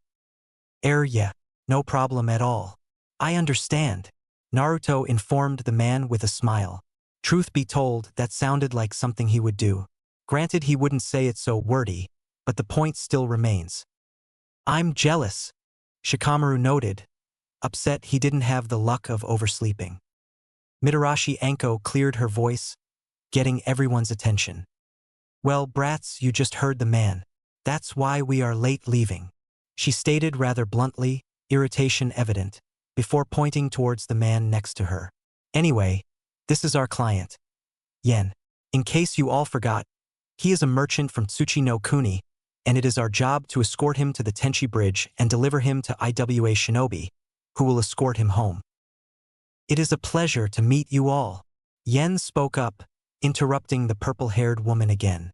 "This is your genin team, correct?" Yes, it is," she responded, her face starting to get red from annoyance. "Anyway, we've wasted some daylight, so let's hurry up and get out of here." "Hell yeah, finally," Naruto cheered loudly in excitement. "Oh, this'll be exciting. I always love traveling, especially with company," Yen stated, nearly as excited as the boy next to him. The 2 blondes hurried off outside the gates of Konoha, heading towards their mission. Hinata, Shikamaru, and Anko watched the 2 speed off in silence. Anko was the one to break the silence with a sigh. "I forgot what it's like to deal with clients like this. Kill me now," she grumbled to herself as she started to walk off. Her 2 genins started to follow her. Seems nice though," Hinata noted, quietly. "Oh, he's very polite, but he doesn't shut up. I've only known him since yesterday afternoon and I've already heard his voice too much," Anko complained. "Just what we need. Another loudmouth blonde," Shikamaru noted with a sigh, slightly joking and slightly serious. When the 3 Konoha shinobi made their way out of the gates, they noticed that Naruto and Yen were standing off to the side of the road. Naruto was rubbing the back of his head sheepishly while Yen was looking down in embarrassment. "Forgive me, Konoha shinobi. In my haste to leave, I had forgotten to check a map on which way Kusa no Kuni is," the merchant informed them sadly. "Yeah, what way we are going?" Naruto asked, voicing his and the merchant's concerns. Hinata's sweat dropped, Shikamaru gave off a sigh, and Anko face-palmed. "That's another thing wrong with the client. He's impulsive and scatterbrained. Just like another blonde I'm in charge of," Anko moaned inwardly. "Just follow me," the purple-haired woman informed everyone present as she started off on the path towards Kusa no Kuni. The 3 genin and the merchant nodded in response and followed behind. Team 3's first C-rank mission had now officially begun. An hour had passed since Team 3 had left the gates of Konoha. They were currently on the road to reach Kusa no Kuni. According to Anko's map and memory, they should reach Kusa no Kuni on their third or fourth day, depending on their speed, and reach the Tenchi Bridge one day later. The Tokubetsu Jonin was currently conversing with Yen. The woman did not seem too happy to be talking to him and answering all of his questions, but she was making an effort to be polite and respond to them. The two adults reached a conclusion to their conversation. Hinata decided to take this time to get to know her client. "So Yen-san, did you enjoy Hai no Kuni while you were here?" she asked the merchant. "I did indeed, Hinata-sama. Your country is very beautiful," Yen complimented with a smile. Hinata was about to respond, further questioning about his time here, but was cut off by the loud voice of her crush. "Hey, Yen-san, why do you add Sama to our names? I mean, you're our client. You shouldn't really be calling us that." "Not that I mind or anything," Naruto asked, rushing his last statement in hopes of not offending. He was just simply confused. "On the contrary, you all deserve the title Naruto-sama. After all, you are shinobi," the merchant informed him as if it was a simple concept. "Sure, I'm paying you all and you're working for me, but you are protecting me. You all have the power to do that, something I don't have. That's what makes you worthy of that title. You are all stronger than me and are protecting me." Hinata couldn't help but blush at the merchant's praise. Surprisingly, neither could Naruto. The boy had never been praised as much from someone he had just met. He had a large grin on his face. "From what I've heard, most clients don't think as highly of us as you do, Yen-san. Your belief says a lot about your character," Shikamaru noted with a smile of his own. From the stories he has heard from his parents and his dad's teammates, he had heard a lot about the awful, horrible, and condescending clients who call for escort missions. Thankfully, he's not a pain in the ass. Shikamaru inwardly sighed in relief. "As you can tell from my outfit, respect is very important to me," Yen declared, pointing to the kanji on the back of his shirt. "My parents taught me to give the proper respect to everyone that they deserve, and that's what I do." Comfortable silence filled the air after his words. The Konoha shinobi, even Anko, seemed very pleased with the man's ideology and statements. The silence was soon broken, though, as Yen started to speak. "If you don't mind, may I ask you a few questions about being shinobi?" he asked them. "I've discussed most of these questions with Anko-sama, but I'm interested in hearing from the perspective of a genin squad." "Sure," Hinata stated politely for her and her friends. "Oh, you fools. You know not what you are doing," Anko sang in her head. She remembered all the questions Yen had for her the day before and just before he started to talk to her genin. She had an idea on exactly what was going to happen. The Tokubetsu Jonin's speculation was proven correct. Yen immediately bombarded the young genin with multiple questions. The questions ranged from simple topics such as information on chakra, the shinobi lifestyle, and the way Konoha is run, to personal questions such as their reasons for becoming genin, any famous shinobi they look up to, their favorite jutsu they know, etc. Naruto, Hinata, and Shikamaru attempted to answer everything the merchant asked. They found themselves overwhelmed by the man's multiple questions. "He talks way too much," Naruto noted, unaware of the irony that he was complaining about someone else talking too much. "No, I changed my mind. This guy is a pain, just not in the way I expected," Shikamaru mentally grumbled. Despite the internal complaining, the questions continued throughout the rest of the day. They only stopped when the group stopped traveling for the day and could sleep for the night. The genin members were all grateful that Anko was taking first watch, as they wanted to sleep and get some time to relax and sleep after the long question session they went through. Day 2 of traveling began shortly after everyone got up. After a small breakfast that Anko prepared from the supplies she brought, Team 3 and their client were off again towards the Tenchi Bridge. Time passed by. Yen continued to chatter with the 4 shinobi in his presence, asking them even more questions about Konoha and being shinobi. After a few hours of walking, the group noticed that a young man was walking down the path going the opposite direction. He gave a wave to the group walking, but seemed to pay special attention to Yen. His eyes were focused on the merchant. Anko noticed this and immediately readied a kunai. When the group finally passed the man, he made a signal with his hands. At that moment, 10 more men jumped out of the forest, each holding axes. All men charged at the traveling group. Ah! Yen gasped in surprise, almost falling to the ground in shock. As if on cue, the man was surrounded on all sides by the members of Team 3. Stay calm. We'll handle this. They're just common bandits. Anko informed him as she tossed one of her kunai knives. It landed directly in the temple of one of the bandits, killing him instantly. Naruto, Hinata, Shikamaru, defend your client by any means necessary. The 3 genin nodded and immediately went to work. Naruto used the futon, great breakthrough, to blow away 2 of the incoming bandits. They flew backwards into the forest again, hitting their heads against trees and knocking themselves out. Hinata activated her Byakugan and attacked the chakra network of 2 incoming bandits. Considering the little amount of chakra they possessed, the 2 men passed out from chakra exhaustion immediately. Shikamaru activated his shadow possession jutsu, freezing 2 incoming bandits. He dropped the hold just before Anko tossed 2 kunai at them, killing them. The remaining bandits were handled by Anko, who hit them directly into their heads and killed them all instantly. The young man who signaled for the attack was the only one not unconscious or dead. I always find it funny when bandits like you think you can take on shinobi just because you outnumber them. Face it, you made a serious mistake in judgment when you attacked us. Anko told him with a grin as she walked towards him, a kunai raised. Why, you shinobi are so cocky, the man blurted out in a mix of anger and fear. Just you wait. Our remaining men will find you. They're waiting out in the forest later on and they'll kill you all. Oh really? Doubt they'll be much of a threat. But thanks for warning us about your friends and their sneak attack. You're a smart one. The purple-haired Tokubetsu Jonin laughed. As a reward, you'll get a painless death. The sensei of Team 3 immediately tossed her kunai at the man's head. Connected, and death came instantly. Is it safe? Yen mumbled nervously, still in shock from the attack. For now, yeah. Unfortunately, the guy said there were more weakling bandits. They won't be much of a challenge, but they'll be annoying. Anko noted with a sigh. She then turned to Hinata.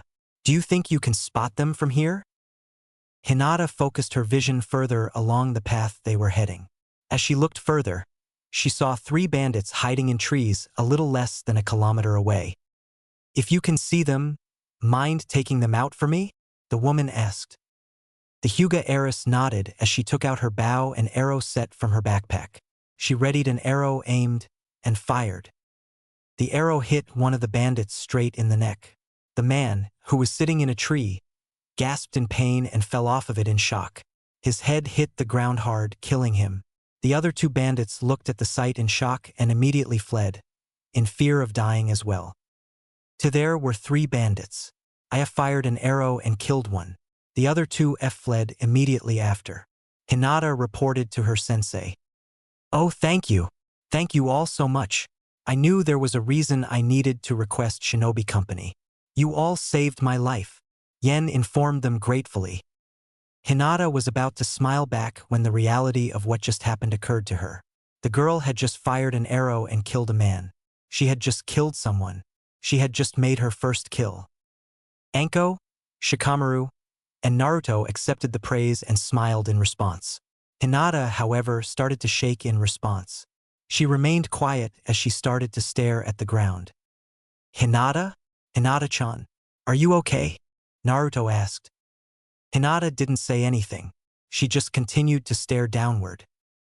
Hinata, the blonde asked, his concern growing even more. Okay. Team, let's make a move on. Time's a-wasting. Anko informed everyone, interrupting the boys' questioning. Hinata was the first to start walking forward, with Yen and Shikamaru following closely behind. Naruto and Anko carried up the rear, as Anko decided she needed to talk to the boy.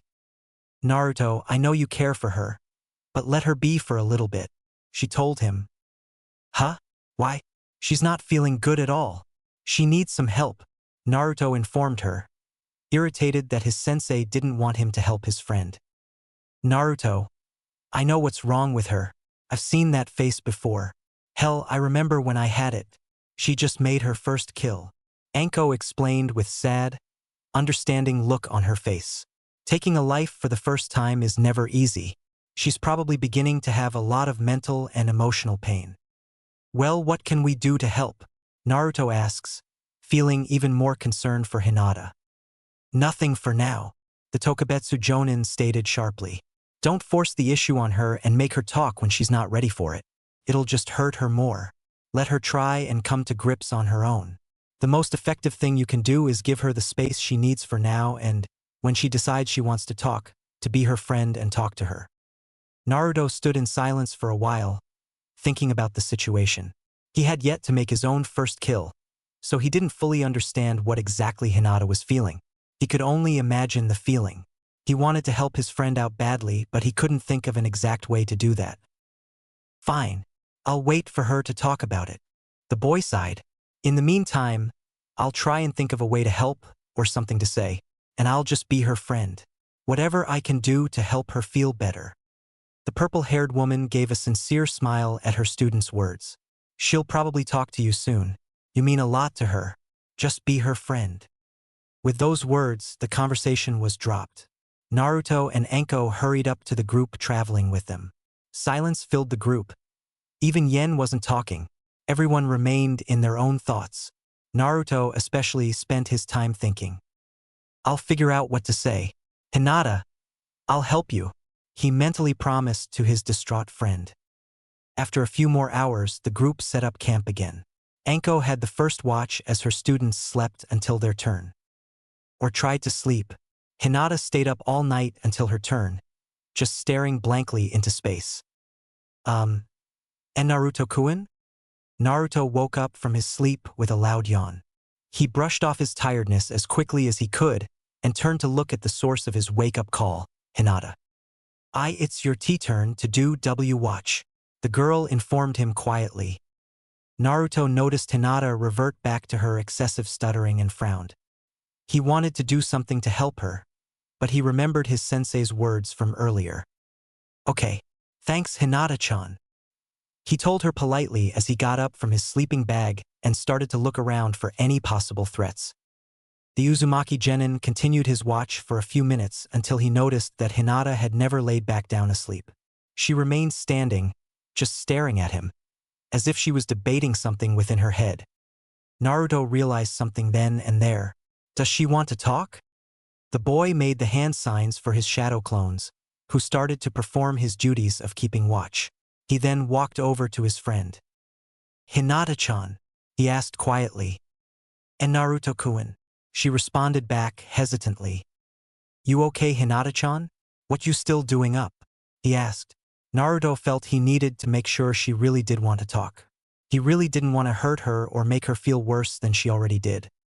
I'm having tea trouble sleeping, she mumbled. And, well, I. Hinata couldn't continue with whatever she wanted to say. Her tears were starting to come back. She immediately grabbed onto the nearby Naruto and pulled him closer to her as if he was her life support. She then started to cry hard into his jumpsuit. As if by instinct, Naruto hugged the girl tight against him. He started to rub his hand on Hinata's back in an attempt to calm her down. He didn't say anything. She just has to get it all out. She has to let go of all her tears.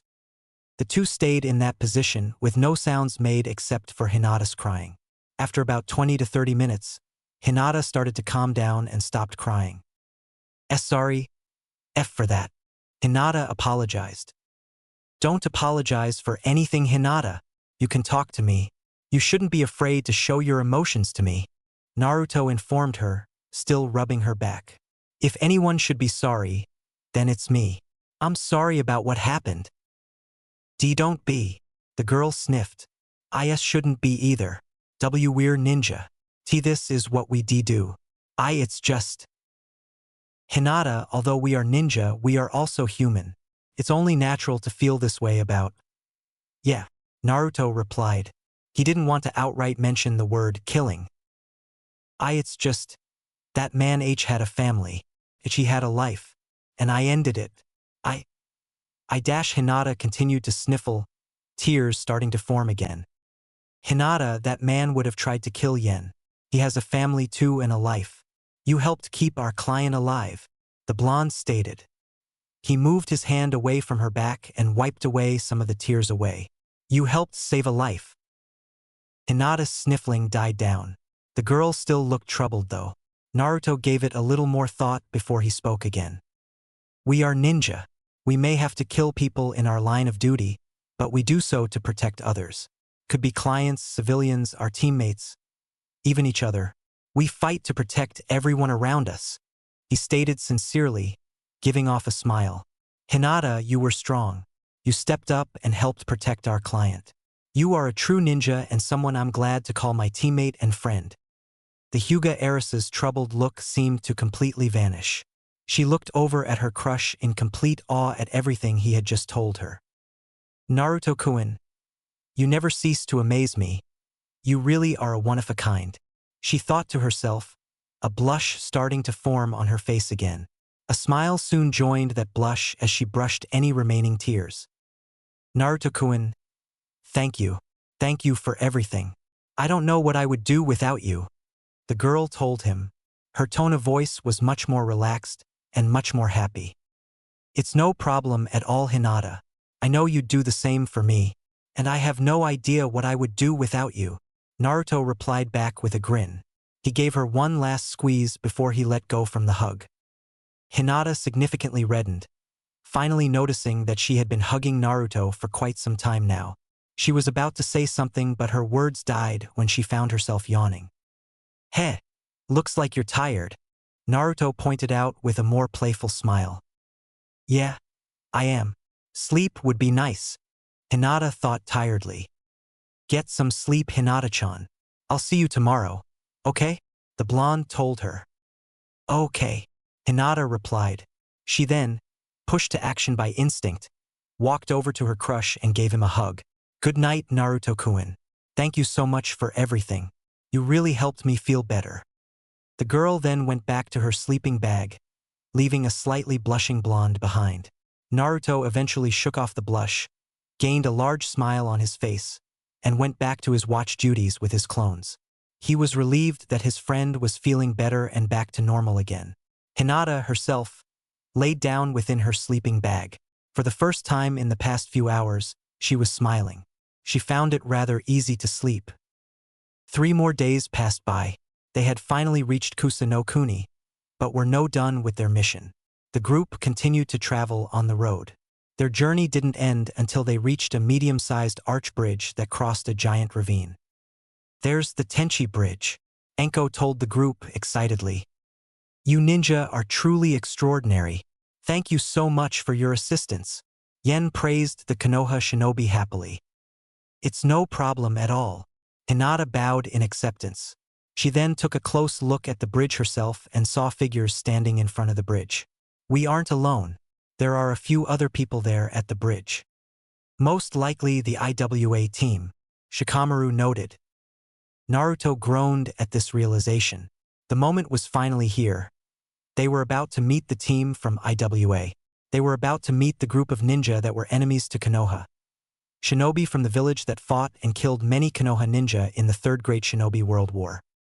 Naruto remembered all the stories he had heard about IWA ninjas from the academy teachers and the older orphans who lost their parents in the war. The boy remembered every horrific crime that he heard they performed. He was not excited at all for this encounter. The group continued their approach closer to the bridge. As they arrived, the figures were easier to identify. There were 3 of them standing in front of the bridge, and they were indeed IWA ninja, as identified by their forehead protectors tied on their heads. The first one was a short, brown-haired boy with sunglasses on. He had on a camouflage-colored jacket and was wearing brown cargo shorts. The boy seemed to come off rather plain and seemed to almost blend in the area around him. The second figure was a tall boy with green eyes and black hair that went down to his back. The boy was wearing black pants and a tight-fit red-black shirt that showed off his muscular build. He also had a scabbard attached to his pants, a sword sticking out of it. The final figure was a girl with short black hair and pink eyes. She was wearing a red shirt that lacked her right sleeve underneath a brown jacket. She also had on fishnet tights underneath a red skirt. The girl was the first of the 3 IWA genin to see the approaching Konoha shinobi. She immediately put on a slight scowl as she rushed over to them. Her teammates followed right behind to meet the Konoha shinobi.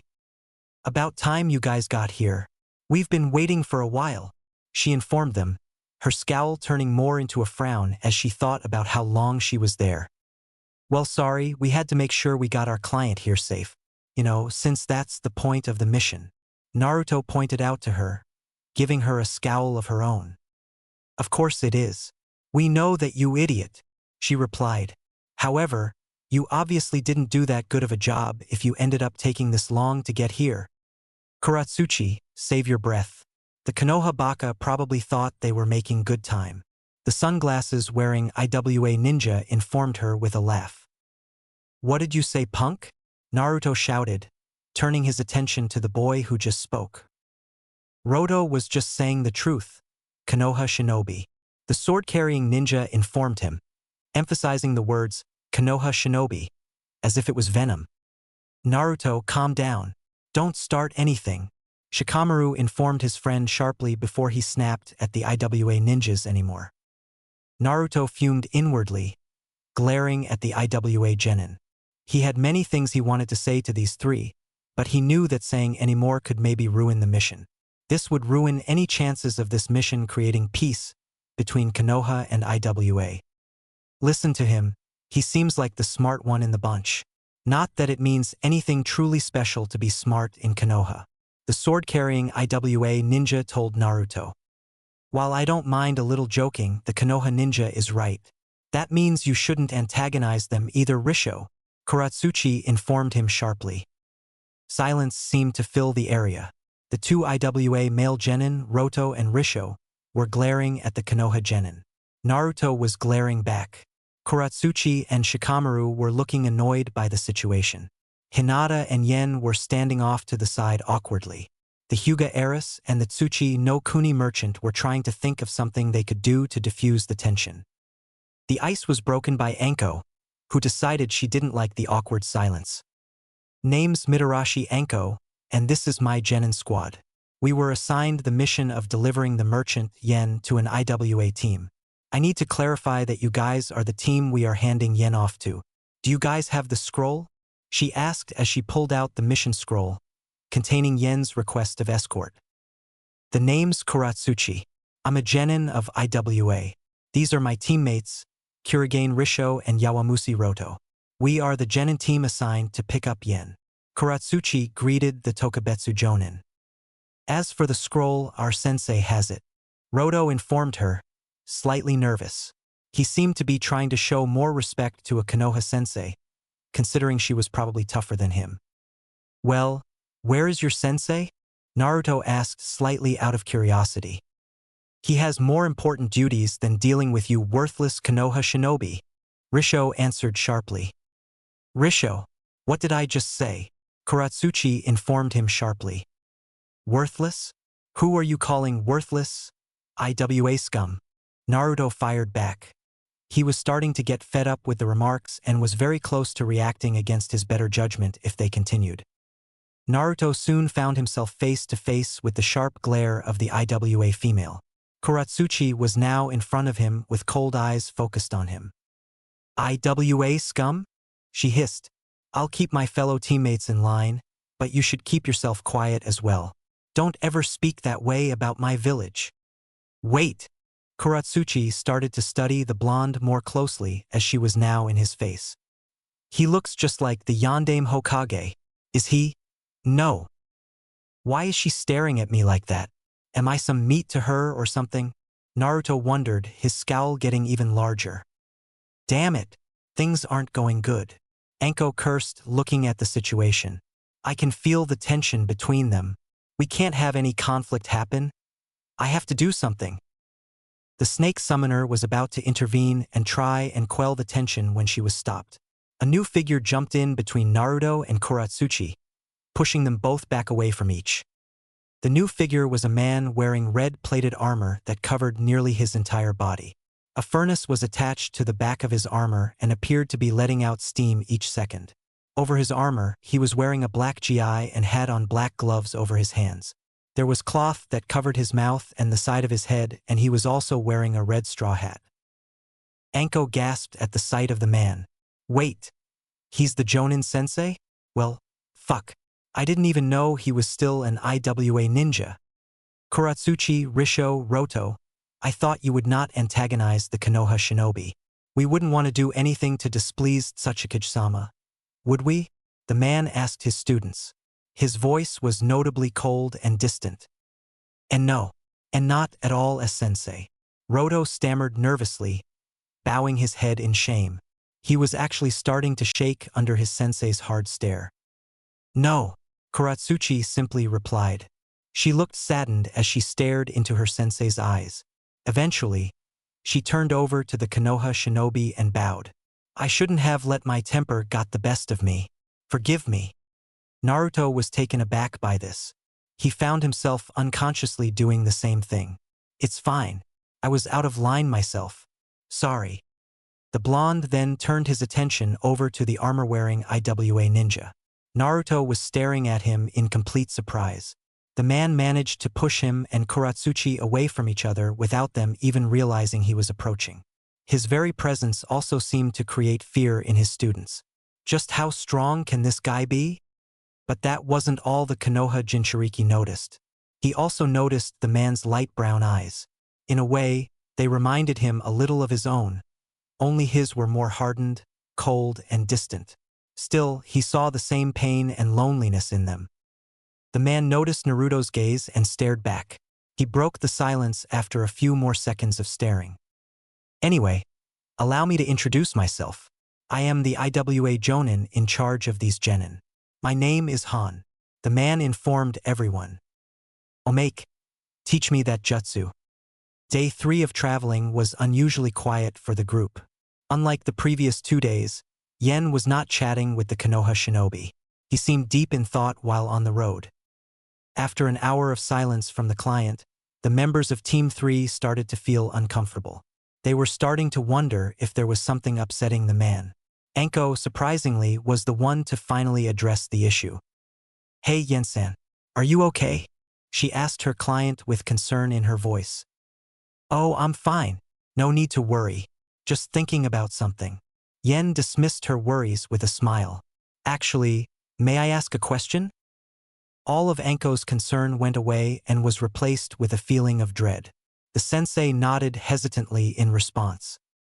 Is it possible that you could teach me how to do some ninjutsu? The merchant asked.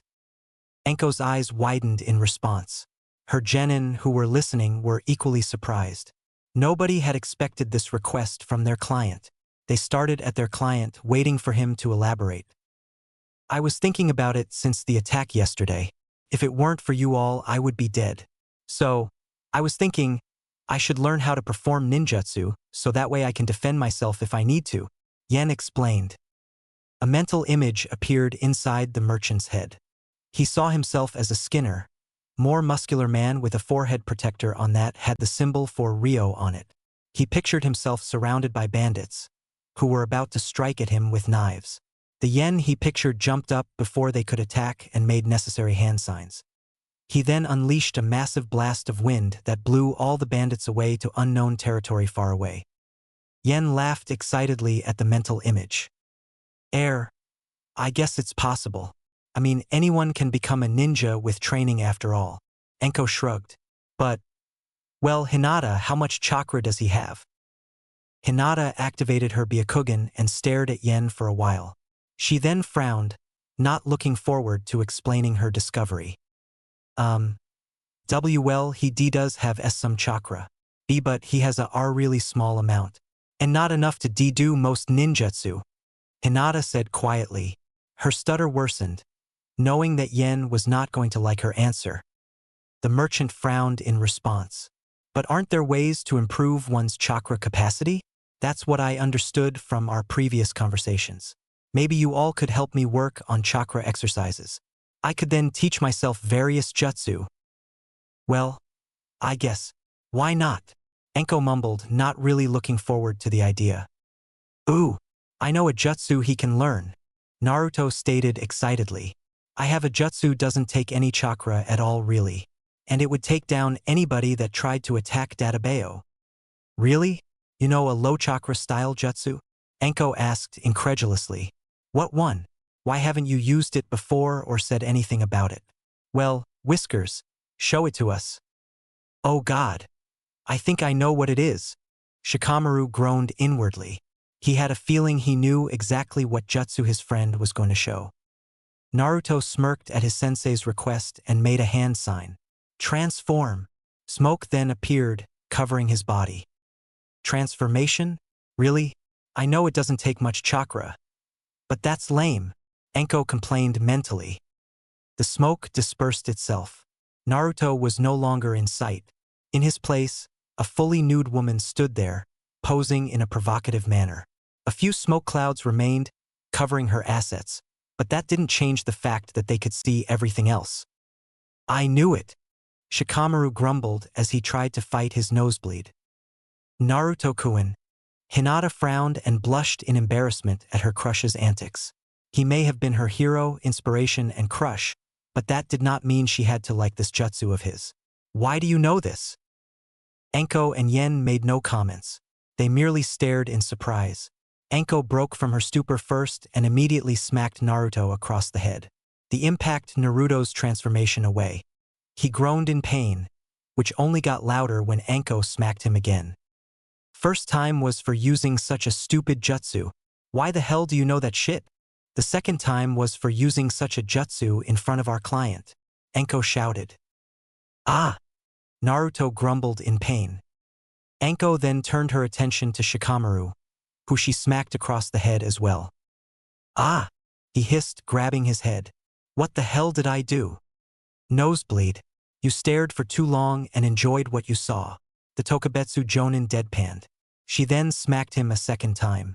Second time for talking back to me. Shikamaru grumbled about troublesome woman, while rubbing his head in pain. Enko didn't really pay attention, as she turned back to face Yen.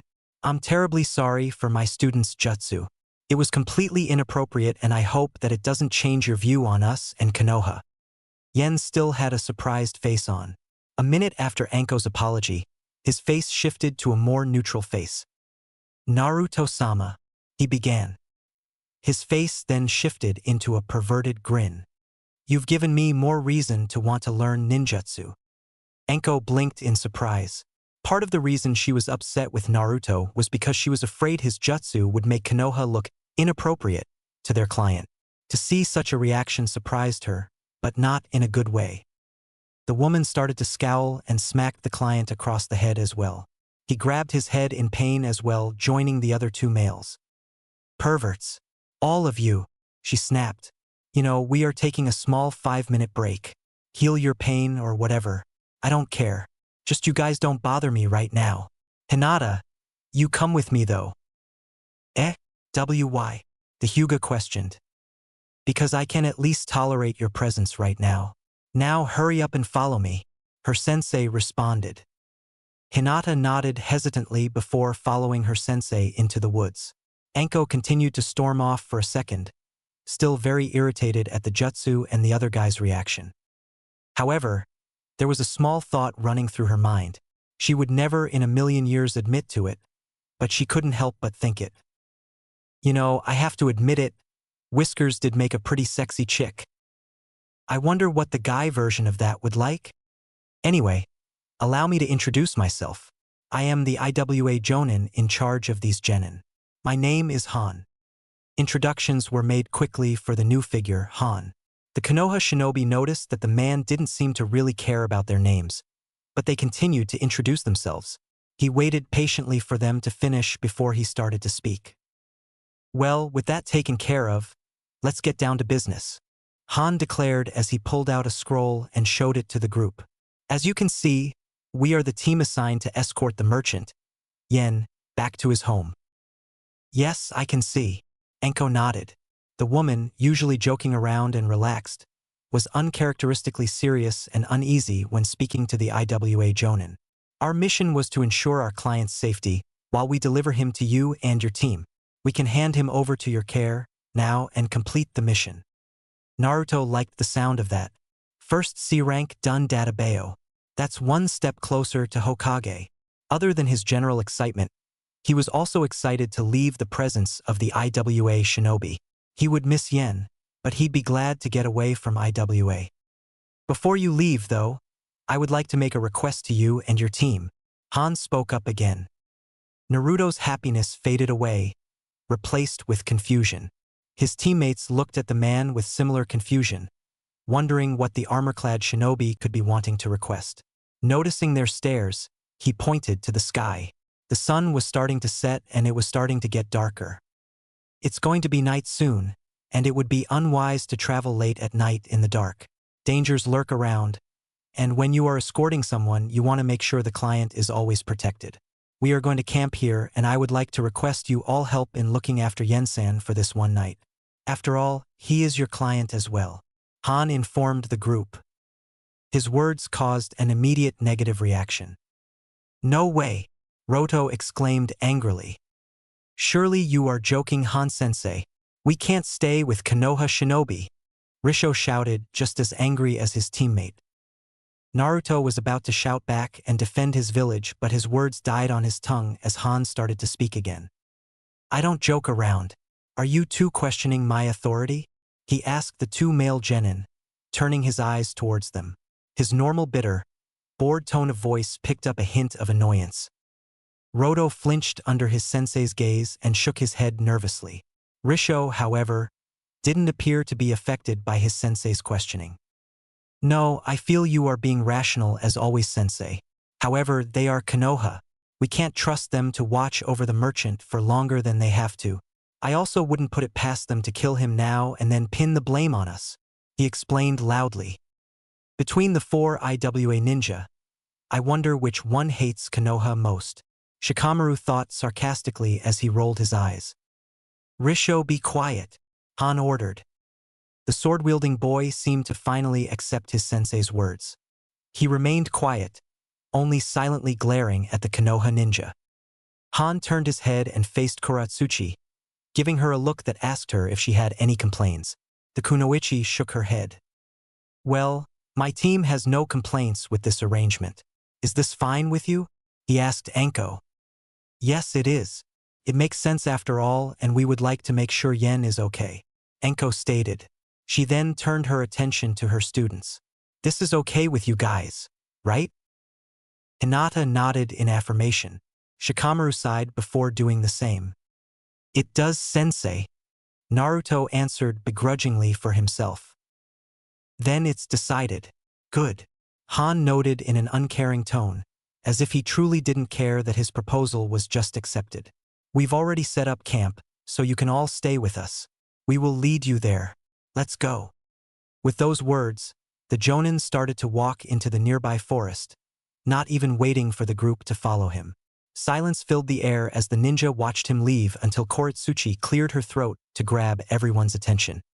Well, we all heard what Han-sensei said. Let's head on over to the camp, she spoke up. The remaining members of the group nodded at the kunoichi's words and proceeded to follow the armor-wearing Jonin to the camp. During the walk, Risho and Roto would glare at the Konoha ninja. Naruto noticed this and returned their glares with his own. Kuratsuchi seemed to be focused on getting to camp, but would occasionally turn her head to glance at Naruto every few seconds. Hinata looked back and forth between everyone present, visibly bothered by the hostility and trying to think of a way to help quell it. Shikamaru noticed all the eyes and couldn't help but inwardly groan in frustration at all the tension around him. I'm starting to think I may have made a mistake with requesting this mission, Yen thought to himself. The merchant was terrified as he walked quietly. He was unused to the intense tension and hostility in the air. I knew Konoha and IWA weren't on the best of terms, but I thought things were getting better. I guess not. Holy shit, there's got to be some way to relieve some of this tension, Anko thought, disturbed as well by the uncomfortable silence. Then again, I really shouldn't care about that. That's expected whenever Konoha and IWA interact nowadays. What I should think about is what I didn't expect, like why Yuga no Han is here. Anko's thoughts turned back to the IWA Jonin present. The Tokubetsu Jonin continued to ponder why the man was here and what actions she would have to take due to his presence. Silence reigned over the walk. The walk, while short in length, was long and uncomfortable for everyone. The tension seemed to intensify with each step. Eventually, though, the shinobi and Yen reached a simple campsite. A tent was set up and a fire was already lit. They had arrived at the IWA camp, but only one thing was missing. "Hey, if this is your camp, then where is your sensei?" Shikamaru questioned the IWA shinobi. "Oh yeah, sensei does that. He doesn't spend much time at camp whenever we set it up. He prefers to spend most of his time alone," Kuratsuchi explained. She had a frown on her face, seemingly bothered by her sensei's aloof attitude. "Han sensei isn't much of a people person," Roto added with a shiver. "Why is that?" Yen asked curiously, trying to learn a few things about this new group he would be traveling with. "He has his reasons for his behavior," Risho replied. It was the first time his voice wasn't filled with hate and disgust. It was rather deep and seemed to have a sad undertone to it. Silence filled the group once again. Luckily for everyone, though, that Kuratsuchi decided to try and relieve the tension. "So, everyone make themselves at home here. We can talk about some chores for all of us to do and then get started on cooking up something for all of us to eat. That sound good to everybody?" she asked. Everyone nodded and walked over to the fire to sit down and discuss the plan for their night.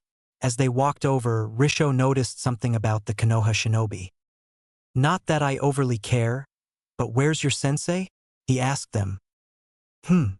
Naruto mumbled in confusion as he and his teammates turned around. Like Risho stated, Anko was not in sight. She had disappeared from the campsite. "Strange. She walked with us to camp," Shikamaru noted. "Guess she just vanished." Lazy senseis wanting the genin to do work," Naruto mumbled in frustration. Roto couldn't hold back a laugh at the blonde's words. "Yep. Leave it all to the genin." Naruto temporarily forgot about his hatred for IWA and gave his fellow genin a thumbs up and a nod in agreement. "It doesn't matter where our senseis are. All that matters is that we look after the client and get preparations for the night done," Kuratsuchi informed everyone. Slightly annoyed. She was used to her sensei being aloof and not caring about camp, so she didn't really care if the Konoha sensei was the same way. "Now for the tasks. Who wants to go out looking for more firewood with me? 'Cause we are probably going to need some more." The genin proceeded to discuss about the plans for the night and for the camp. The two Jonin sensei continued to be missing in action. "Finally, found him." Anko sighed in relief after finding her target. You'd think with such visible armor that he'd be easy to find. When Anko noticed that Han was not at the camp, she left to go find him on her own. The Tokubetsu Jonin was still concerned about his presence and felt that she should find him and observe him. After a good few minutes of looking, she finally found the armor-wearing shinobi. To her surprise, he was sitting down on the ground preparing himself a cup of tea in a pot. "Where the hell did the pot come from? I know he didn't have that when we were talking earlier." The woman continued to watch him as he prepared his tea, looking for any signs of suspicious behavior. The man appeared to not notice her. Only when he finished his preparation of the tea did he address the woman. "I know you are out there, Anko-san, so you don't have to keep hiding." Han spoke aloud. Anko cursed under her breath as she got out of her hiding spot. She walked up to the IWA Jonin and faced him. "Is there any reason you went off on your own after we set up camp?" she asked him curiously. "I'm not a fan of big groups," the armor-wearing shinobi replied simply as he moved the cloth covering his mouth down and took a sip of the cup of tea in his hands. Anko took the time to actually notice the tea. Her eyes widened when she saw the amount of steam pouring out of it. "Just how hot is that? Is that even possible?" "Well, why suggest the idea of camping together then?" the Tokubetsu Jonin questioned, slightly shaking her head as she turned from the blazing hot tea to the man drinking it. "It was simply a practical thought. Best way to watch over the client and make sure he is protected," he replied back after taking another sip. Silence filled the air as the two senseis stared at each other. Han studied the girl with critical eyes. Anko mentally cursed under his gaze, feeling awkward by the silence. She had a lot she wanted to find out from the man, and she was having a hard time talking to him for some reason. "I'm usually more calm than this. What the hell is going on, Anko?" she shouted inwardly. "You obviously have something you want to say or ask me, so go ahead. There must be some reason you were observing me so diligently after all." Han informed her as he sat his tea cup down to pay full attention to the woman.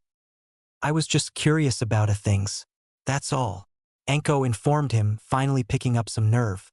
"After all, I actually thought you weren't an IWA shinobi anymore. So I do find it a tad suspicious that you are now a Jonin sensei in charge of a mission involving Konoha." "Oh." The IWA Jonin now seemed bored with the conversation, as he picked up his teacup and started to drink again. "Well, according to Konoha and other villages' information, you vanished after the Third Shinobi World War. No one has seen or heard from you since. That should be impossible, considering the reputation you gathered. Rumors claim that you defected." The woman explained.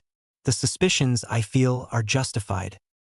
"Well, then, you should inform your Hokage to fire his spies in IWA, as I am still a shinobi there," he replied in the same bored and distant tone. "Not like IWA truly wants me as one of their shinobi, though." Anko looked at the man with confusion, not fully understanding. Han seemed to notice her confusion and decided to elaborate. "I'm sure you know of my involvement in the Third Shinobi World War," he stated. "Add that to my status as the Gobi Jinchuriki, and you have a village that wants nothing more than to see me die on a suicide mission." Anko nodded in understanding, a frown creeping on her face. Han was an infamous ninja from IWA, and therefore had been studied by Konoha shinobi. She knew the details of his role in the Third Shinobi World War, as well as his status as the current Gobi Jinchuriki, and felt saddened that he was still hated years after everything. The snake summoner couldn't help but relate. Han's eyes narrowed on her, as he started to understand her line of thinking. "Don't pity me. I'm not someone who needs it. We are from opposing villages anyway. Why not you pity your blonde student instead?" The purple-haired woman's eyes narrowed in response. "So, you know of his status as well?" He let out a humorless laugh in response. "Of course I do. I can sense the chakra of his biju even from here. IWA also never believed the lies Konoha made up about the Kyuubi's death. This conversation just merely confirms it. He's the Kyuubi Jinchuriki." Han took one more sip of his tea before he spoke again.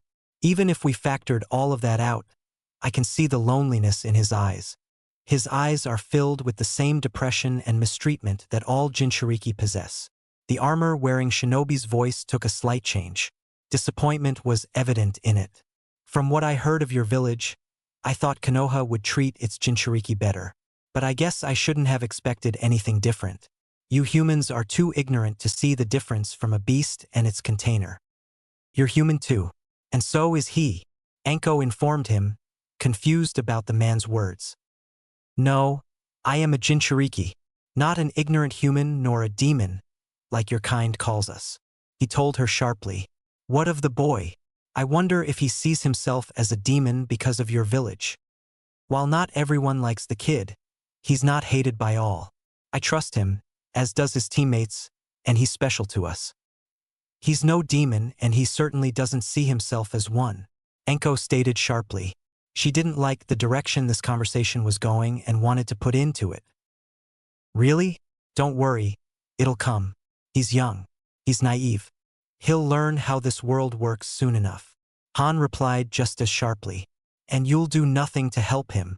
Not after future events happen that change your perception of him. After all, you are only human." Anko glared at the man in front of her. She opened her mouth to rebuff his claims, but was interrupted as Han got up from his spot, picking up the teapot and his cup. "If this is all we have to talk about, then I must say we are finished. I'm bored of this," he mentions, a strong sense of finality of his voice. "I'll go check up on our client. If you wish, go look for any threats to his safety. You can be on the lookout for them now. I'll take up watch at night so you can get sleep. Farewell, Anko-san." The man disappeared after speaking in a poof of smoke.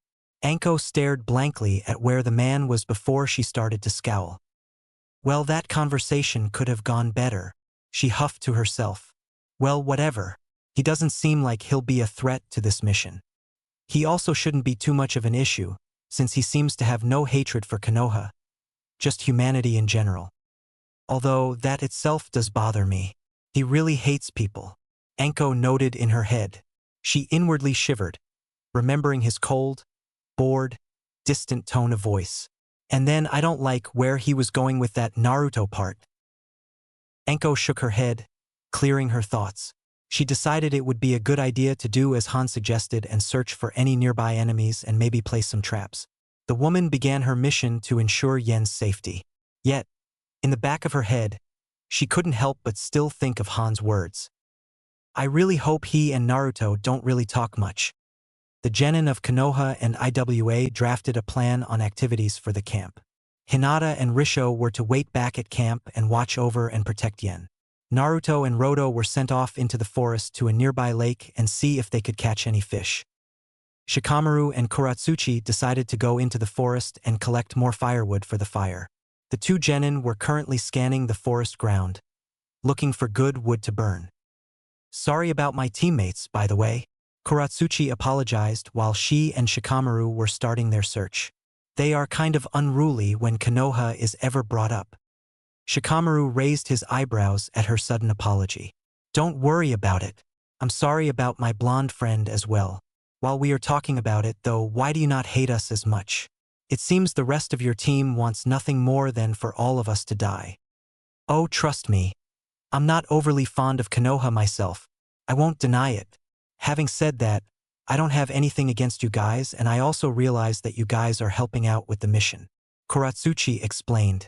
Besides, my teammates are more hateful than the common IWA ninja. Oh, the Nara questioned. This conversation was getting intriguing to him, and he felt information about the Konoha IWA rivalry could only prove to be useful in the future. Well, yeah.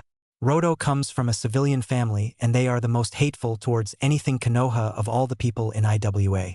Funny, too, considering they don't even fight or deal with you people. The Kunoichi noted with a scoff. As for Risho, he comes from a clan that has much respect in IWA as the Hyuga have in your village, so he's very prideful. And his clan had the highest number of deaths in the Third War, so he has a very deep hatred for Konoha because of that. So he has that, and probably a gigantic stick up his ass if his clan is anything like the Hyuga. Shikamaru noted sarcastically.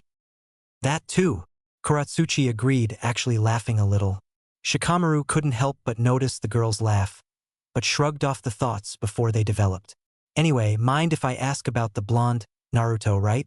He obviously dislikes IWA more than you, your other teammate, and your sensei. Any particular reason why? Shikamaru noted she was doing the exact same thing that he did to her. Still, he didn't seem to care. Not like giving this info would actually affect us.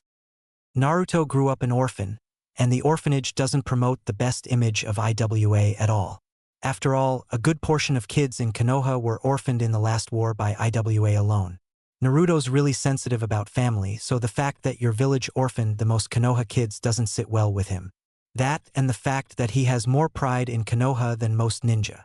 Shikamaru explained his friend's strong feelings. Kuratsuchi's eyebrows rose at this new information. I wonder. He's an orphan, huh? Well, I assume his parents didn't die in the war, since our generation had us just after the war, she noted. Probably not. Can't answer that question, though, because I don't know who his parents were. Shikamaru shrugged. Really?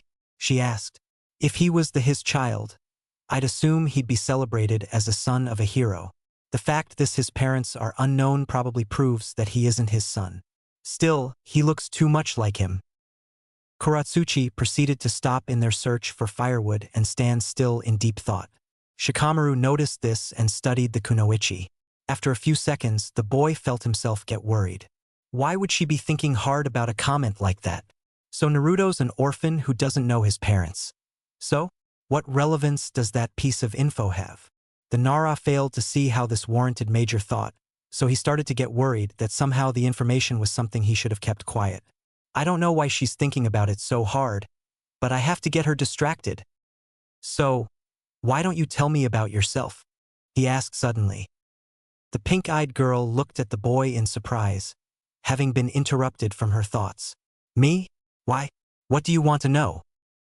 Well, you seem to be the leader of your team when your sensei isn't around, so there's got to be something special about you. And I'm just curious. Shikamaru shrugged, trying to justify the questioning. The black-haired girl thought to herself for a second if she actually wanted to share anything about herself. She took another look at Shikamaru, who was looking at her rather curiously. What the hell? I'm probably not even on the right path with my theory about the boy. For now, might as well enjoy a conversation with someone that isn't one of my idiotic teammates. Well, I guess the first thing you should probably know is that I'm the granddaughter of Inoki, our Tsuchikage, she mentioned. The kunoichi giggled when she noticed the surprised look on Shikamaru's face. You think that's surprising?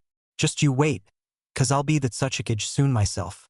The old fart will retire soon because of his back and then I'll take the title. Give me 5 years tops. You seem confident in your abilities, the Nara noted with a smirk. Course I am. The person who knows you best and can judge you best is yourself, Kuratsuchi explained. What about you? You're a Nara, aren't you? I assume you're some genius. Shikamaru shrugged. Probably, but I really don't want to get myself tested or anything. I'd rather spend my time relaxing and watching clouds. Really? She questioned with a frown. Guess that makes you a lazy ass. The Nara groaned. Even the girl from IWA? Troublesome. Why does everyone call me that nowadays? The two genin continued their search for firewood, chatting with each other about themselves. What started as an attempt from Shikamaru to stall the girl actually turned out to be a fun experience for the two. It was good to know that bad relations between their villages couldn't stop the two from making a friend in each other. Ah, come on. Naruto whined as he pulled back his fishing line. His bait was still visible and no fish was caught. Come on. I knew Konoha Shinobi sucked, but I didn't know this bad. Roto laughed, still holding on to his fishing line. When duties were assigned, Roto led Naruto to a nearby lake to see if they could catch some fish for dinner that night. They had only been out for about 20 minutes, and Naruto had failed to catch anything. This was a strong contrast to the IWA shinobi to his right, who had already caught 2 fish in the time. Oh, shut up. You're just lucky. Naruto huffed, turning back to the lake and sending his fishing line back into the lake. Well then, Lady Luck must really love me, because this seems more than coincidence. Roto noted with another laugh as he continued to stare at the lake. A minute passed before Naruto started to feel a little tugging. The blonde immediately reacted with excitement as he started reeling in. He forgot about all of his past failures in the lake today and just imagined the delicious fish he was about to bring into camp. Said imagination disappeared the second Naruto pulled up his line. Not only was there no fish, but the bait was gone. A fish had eaten it and got away, leaving Naruto empty-handed. Oh, come on, he shouted, pounding his hand on the ground near the lake in frustration. What the hell is wrong with me? Coming from an outside source, a lot of things, Roto replied. There was more venom and less humor in this statement. Naruto prepared an argument back for the IWA ninja but stopped when he noticed the boy's line tugging. The sunglasses-wearing shinobi began pulling in carefully. When he finished bringing his line up, he had found a large fish caught on it. Guess that makes number 3, and it hasn't even been 30 minutes yet. Lucky day so far. Roto laughed as he tossed the fish to the pile where his other caught fish were. Naruto watched the IWA shinobi prepare his fishing line once again with envy. Why am I having such a hard time and he isn't Databeo? A part of Naruto wanted to be jealous and fume that he was being shown up by an IWA shinobi. Another part, however, was really wanting to catch some fish and bring some to his team. This part really wanted to learn what he was doing wrong. In the end, the latter part of his mind won. Hey, Roto, Naruto mumbled, looking down to the ground for a second. Roto turned to the Konoha shinobi and looked at him, annoyed at being disturbed. Can you tell me what I'm doing wrong? The boy's request shocked the IWA shinobi. The blonde, as Roto had seen him, had been stubborn, loud, annoying, and stupid all day so far. To see him asking for help was quite a surprise. His first initial response was to deny the request, not wanting to assist a Konoha shinobi. Still, he knew that any fish that the other boy caught would only go to the dinner. Well, your main problem is you rush. You don't wait long enough, thinking you feel something, and you end up pulling out nothing. I also think you may do too much of an initial pull when you are reeling in the fish. I don't think you actually hook any fish, but you instead just startle it and cause it to get away. That's what I think your main problems are. Roto informed him. Try it one more time and see. Naruto nodded and did exactly what the IWA shinobi told him to do. After getting bait on his line, Naruto tossed in his fishing line and waited, keeping his eyes on the line. Now just wait. Give the fish some time to come over and get the bait. Roto continued to instruct. Naruto nodded. You seem to know a lot about fishing. I should. It's one of my favorite hobbies after all. The sunglasses-wearing ninja mentioned. Really? Naruto looked at him curiously. Yup. Why do you think we are fishing instead of hunting for some animal? 'Cause I'm a fishing pro. Roto laughed. He looked over at the lake fondly as he prepared his own fishing line. My mom and dad would always take me fishing on some of the lakes near IWA as a kid. We still go at least once a month. After all the time I've done it, I've picked up a love for it and I think I'm decent at it. Wow, that's pretty cool. Naruto noted, surprised. Yup, the boy mentioned as he tossed in his fishing line after his preparations. He waited right next to Naruto for his own fish. For a moment, Roto seemed to forget Naruto was from Konoha and started to talk personally. You know, looking at a lake like this always makes me think. I always thought I was going to end up becoming a fisherman one day. I mean, I'm from a civilian family, so I have no background as a shinobi in any way. My parents were shocked when I broke the news to them. Why'd you become one then? Naruto asked curiously. He too, for a moment, forgot about Konoha and Iwa's feud. Right now, he was just curious about the boy next to him. Well, I love IWA and I want to do my part for the village. The village has done so much for me and my family that I felt like I had to do something back for it. And what better way than defending it? The boy explained. It was then he realized who he was talking to, a ninja from Konoha. His eyes got a lot harder as he stared at Naruto. Naruto, however, didn't return the same hard glare. He actually gave him a smile and an understanding nod. I'm the same way for Konoha. I understand. We just want our village to succeed. And, we can help our villages accomplish that databeo. For the second time in a row, Roto was stunned by something Naruto had said. He was about to respond to it, but was stopped as Naruto felt his fishing line tug. Hey, it's tugging, he cheered. Be careful this time. Make sure you actually hook the thing in and reel it in, the boy instructed. Naruto nodded and took careful note of the other boy's words. After he finally reeled in his fishing line, the blonde was surprised to see a large fish attached to the hook. The surprise soon turned to joy as he took the fish off and held it in his hands excitedly. Hey, look Roto! I caught one! Naruto grinned, holding up his fish proudly. Not bad. Not bad.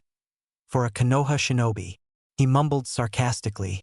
Truth be told, the boy was impressed by the fish's size. Still, he couldn't help but throw in a dig against Konoha. Hey! Naruto shouted, ready to defend his village. The two boys continued to fish for another 30 minutes before turning back to camp with 10 fish. During the time they spent, the two competed against each other and tried to outdo each other.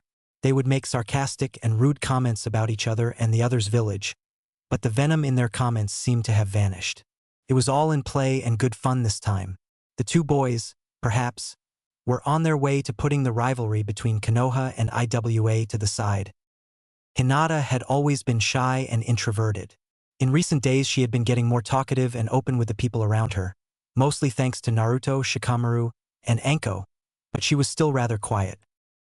Right now, Hinata was going beyond being rather quiet. Risho and Yen were engaging in conversation similar to the ones she and her team had with the merchant on the first day of the mission. The Hyuga heiress had tried to enter the conversation herself a couple of times, but the IWA shinobi would always interrupt her or ignore any point she made.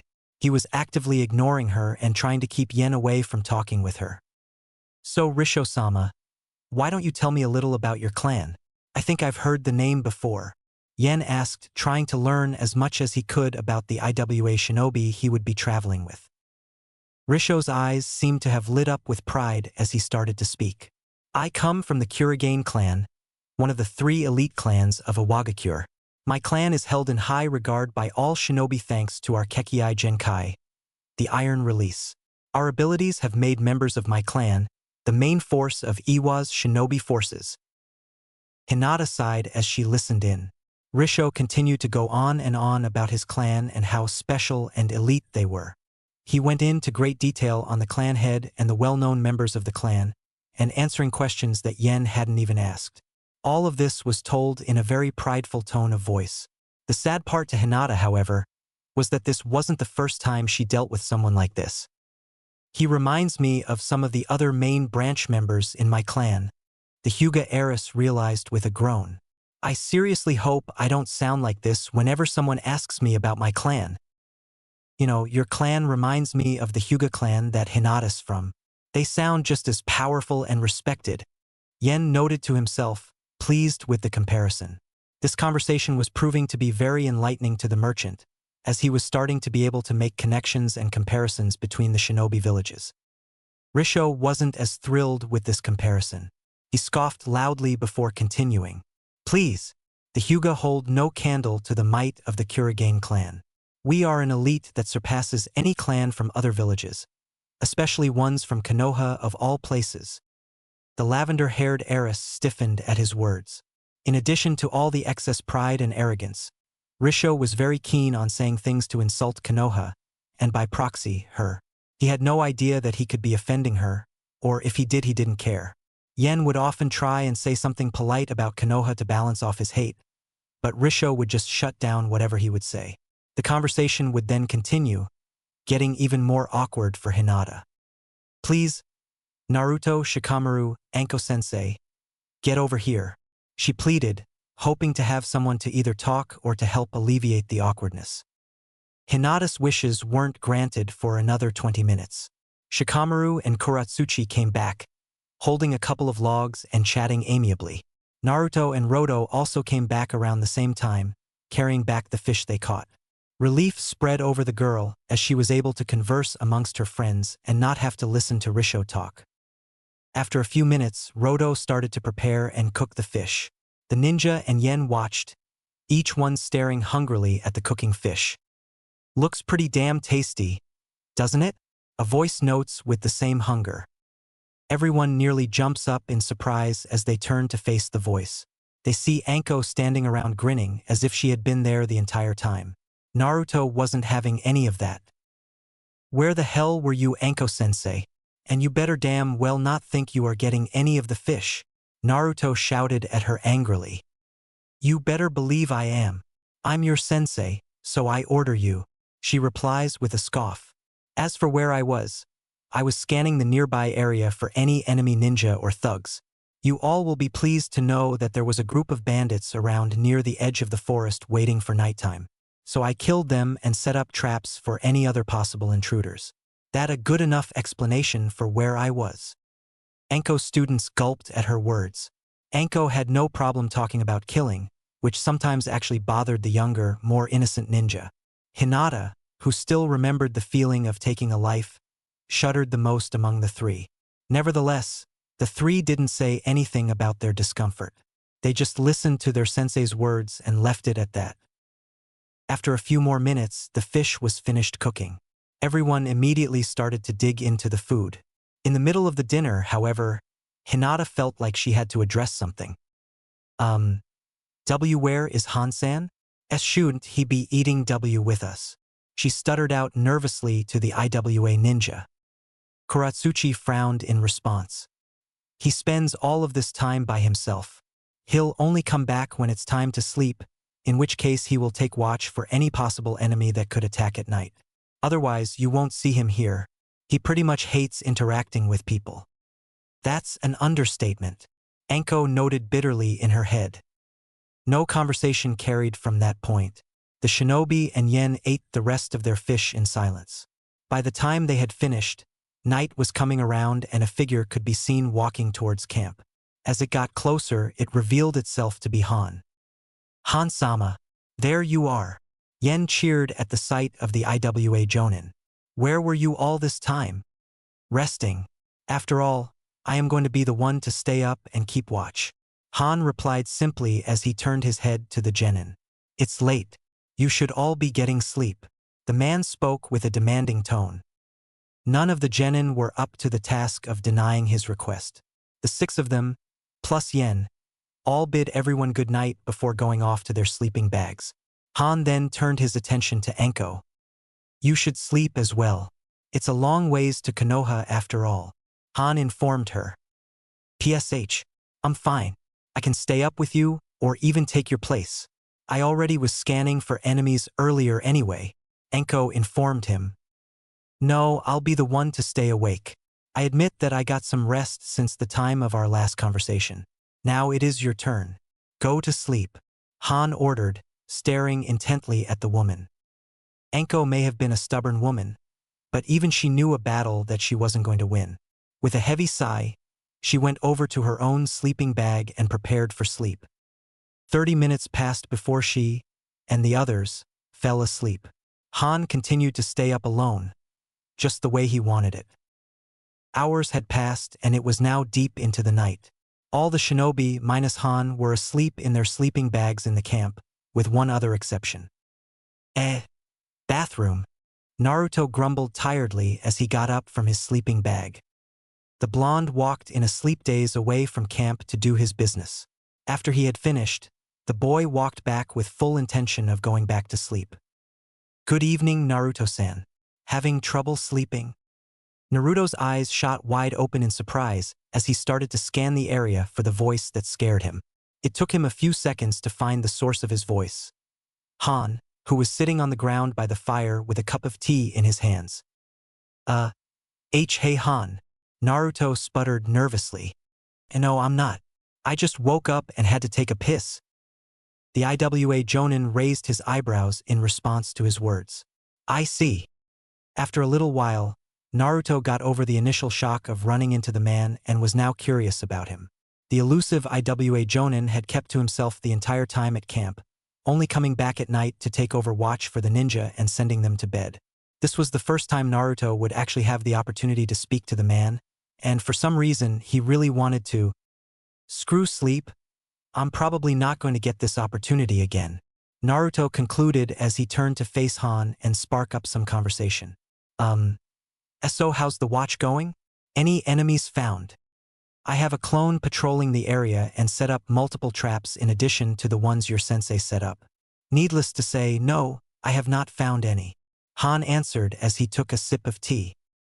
Oh, that makes sense, Naruto responded dumbly. Then can't you go to sleep too with all the stuff set up? I'm still keeping watch in case someone got past my clone and threw the traps. Besides, I prefer to stay up. I like to watch the stars, the Jonin replied. The armor-wearing shinobi turned his head upward to the skies and let out a sigh. Look at them, not a care in the world. Away from the entire world and everything on it. I can't help but be jealous.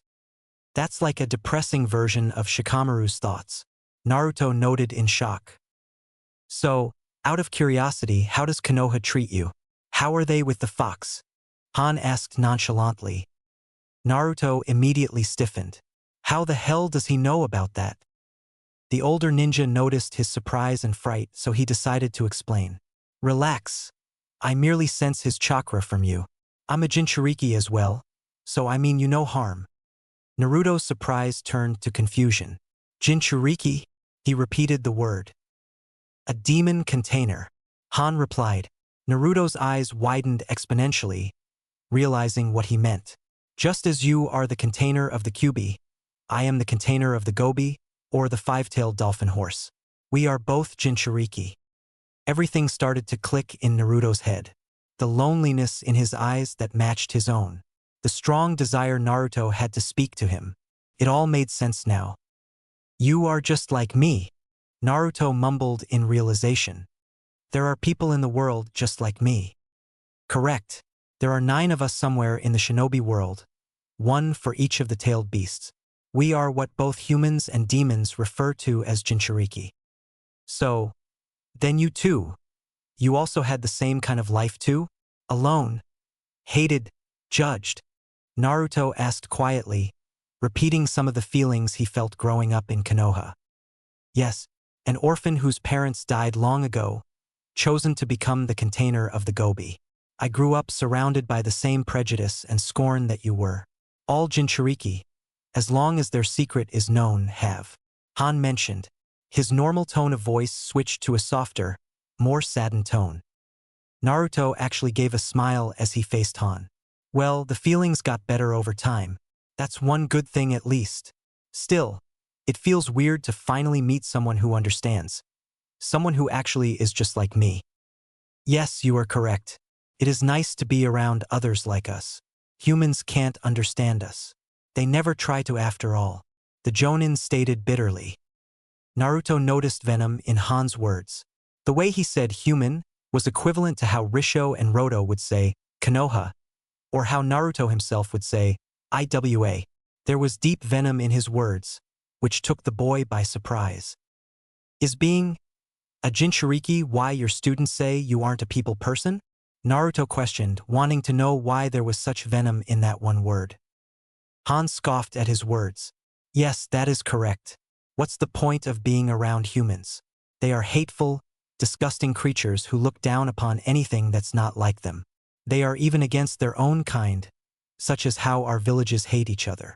I don't like associating myself with their kind. A cold spell shivered down Naruto's spine. Han's words were getting increasingly more sharp and poisonous. The scary part was, though, that Naruto partly agreed with them. He knew many people in Konoha who fit the description Han was giving. They hated him and treated him as if he was below them for being the Kyuubi. They didn't give him a chance. They just hated him. Naruto also realized that Han had a point about hating other enemy shinobi. The blonde himself possessed such thoughts, and he felt increasingly guilty for thinking badly of IWA shinobi such as Roto. Still, not every human is like that though. I know quite a few who are different. They are my friends. The boy informed him. As much as he agreed with the points Han was making, he knew many exceptions. His teammates, Anko-sensei, Irika-sensei, the Hokage, Shikamaru's parents. Multiple people came to mind when he thought about exceptions. I also think that with hard work, we can change their minds. We can make them understand us. Humans? Understand? Please. And as for your friends, they are only human. They will turn on you one day. The IWA Jonin replied matter-of-factually. You don't know that. Naruto shouted back, defending the people who accepted him. Come on, you know not everyone is like that. Don't you have some friends? Han turned away from the boy and stared back up to the stars. He took a deep breath before he speaking again. I am friends with a couple of horses and another Jinchuriki, a fellow shinobi of IWA. However, I know that's not what you meant. You mean human friends. Well, when I was your age, yes. 2 of them. They were my genin teammates. They were originally afraid of me due to the Gobi, but after a few weeks of training and getting to know each other, they saw me differently than before. They saw me as Han. He reminisced. What happened? Naruto asked quietly. Han took a sip of tea before speaking again. You are familiar with the Third Shinobi World War, aren't you? The one that made your Yondaime the most hated man in IWA. Not that I actually hate the man. Not any more than I hate other humans. Naruto merely nodded in response. Good. So you know IWA and Konoha were enemies in the war. Do you know about the Tsuchi no Yama incident? The older shinobi questioned. Naruto shook his head in response, which caused Han to sigh. Then prepare for a long explanation. Tsuchi no Yama was the name for an IWA base near the Tsuchi no Kuni, Kusa no Kuni border near a mountain. The majority of IWA shinobi were placed there in order to defend the border and prevent any enemy shinobi from getting into our country's border, and by proxy from getting into IWA. Many were also stationed there before getting sent to different battleground sites. The base was where I was stationed permanently during the war. I was Iwa's defensive tool during the war. Han explained. Naruto flinched at the way the man said the word tool. Our enemies knew how important the base was to Iwa's plans, so they constantly attacked in order to claim it. All attempts failed. I personally saw to that, but that didn't stop them from trying. Eventually, they stopped their direct attacks and switched to using spies. These spies would sneak in and either steal valuable information or find ways in order to sneak enemy shinobi into the base for a surprise attack. Konoha sent one infamous spy from the Sarutobi clan. This one, well, we had trouble with him for some reason. We finally found about him and his presence in the camp when it was too late. He had gotten his allies into the base and they launched their surprise attack. I engaged the spy to the best of my abilities. He, however, had apparently been in the base for a while and had done his research on me and my fighting style. In the battle, he had me on my last rope, near death. I was worried of failing to protect IWA and losing the base. I was worried that my mistake would give Konoha the opportunity to invade IWA. I was worried for my friends. My fear made me angry and it made me vulnerable. Han took a second to stop his speech. His words started to get slower. So, the Gobi took advantage of my weakened state and took control. Naruto's eyes nearly shot out of his head. The beast? The Gobi? It took control? Took a few minutes before Han continued his speech. His voice was notably more bitter and disappointed. With the Gobi's power, I defeated and killed that damn spy. However, Gobi just had a taste of blood and he wanted more. I was in such a weak state of mind that I couldn't fight him and take back control. So the Gobi wreaked havoc in the real world. By the time I was back in control, the Gobi had massacred all of the IWA shinobi in the base. Everyone was dead. Everyone died? The Gobi killed. Naruto repeated the information in head. Scared. His thoughts were interrupted by Han continuing again. Needless to say, the loss of the base was devastating. It's considered one of the main reasons IWA lost the war, in addition to your yondaime. So, a good part of the blame for the loss goes directly to me. IWA didn't particularly like me before the war. Naruto-san, how do you think IWA treated me after that? The Jonin asked bitterly. Naruto didn't have to give an answer. They both knew. They must have seen him as more than a demon. And your friends? The blonde asked nervously, remembering how this topic even started. Same as everyone else. They turned on me like all of IWA. I was no longer Han to them. I was that damn demon horse. Han shouted out. His eyes lit up red with anger and steam poured out of the furnace on his armor. Killing intent leaked off Han that made Naruto nearly passed out. He had never experienced anything like this before in his entire life. The boy stared in awe at the man in front of him. He's so angry, so alone. Is this what I could become? Naruto wondered sadly. After a moment, Han calmed down. He turned to face the frightened genin with softer eyes. Forgive me, Naruto-san. I usually have better control over my emotions. Sometimes they can burst out, though. The man informed him as he bowed his head in apology. I also didn't intend for my words to frighten or upset you. I was just trying to warn you.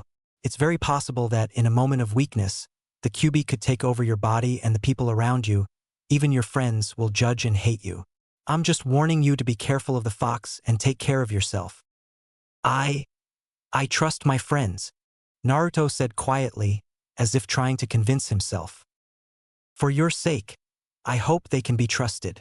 Han replied sadly. Anyway, I recommend you go back to bed. You have a busy day tomorrow, I bet. Naruto nodded and got up quietly. Han bowed and bid him good night. Naruto did the same and went back to his sleeping bag. The boy could no longer sleep. His mind was running rampant with thoughts about Han's words and life. Is that what could happen to me? Will the fox take over? Could that get my friends to turn on me like his did? Naruto questioned. Wait. What if I kill them? The Gobi killed many shinobi from IWA. What if the Kyuubi makes me do the same thing?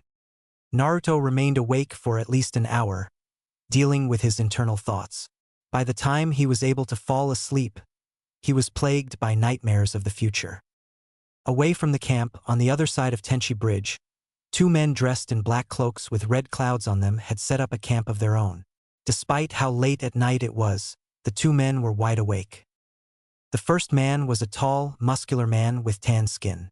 He had on a white hood and a black mask that covered his face. The mask had the headband for Takigakure on it, with the symbol for the village having a cut through it. The man was staring into the night sky and the moon intently. The second man was a little shorter than the first man, but was equally muscular and had a more youthful air around him. He had dark skin, spiky white hair, and brown eyes. He wore a headband for Kumogakure around his neck with the same cut through the symbol as his partner's headband. He was currently fidgeting with a long silver rod that he had in his hands. The rod had a sharp point at the end and the kanji for thunder was engraved on it. Kakuzu, are you sure we have to wait for the morning? I'd want to get this over with already. The man with the rod mumbled in complaint. You are going to have to wait, Nasamurita. The leader mentioned framing the Konoha shinobi with the disappearance of the Gobi Jinchuriki, so it would be unwise to attack while they are present. We'd end up killing them as well, which would just make this disappearance suspicious to the world. The taller man, Kakuzu, replied. He seemed to be thoroughly annoyed with his partner. I get that, but still, I just wish we could get this over with already. I'm not interested in interfering with the lives of IWA shinobi. I'd much rather be going after the Kumo Jinchuriki, the second man, Nasamurita, whined. Your hatred for your home village is ridiculous and is starting to get annoying, Kakuzu mentioned, giving his partner a glare. Oh, come on. Don't deny you wouldn't want to do that to the Jinchuriki Taki has, the white-haired man pointed out. Maybe, but I will take advantage of that when the time comes on. Now, shut up before I kill you, Kakuzu informed him. Like you could, Nasamurita scoffed as he pointed his rod at his partner. Yup, I am definitely killing him. After we capture the Gobi and extract it, I am killing this brat and collecting the high bounty Kumo has on his head. The man from Taki noted darkly. Silence filled the air between the 2 men for an hour or two.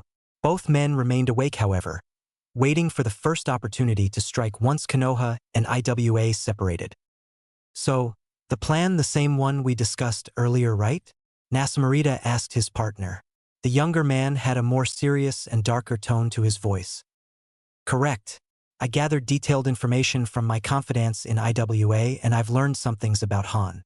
Our strategy should be able to dispose of him. We just have to be careful, because he is a careful and dangerous opponent. Kakuzu informed his partner. The older man actually seemed like he was looking forward to this fight. I know. No way in hell I'm understanding this guy. The former Kumo ninja agreed. And his genin and the merchant? They won't garner much price on the black market, but we can always see when we get there. They should be killed as well.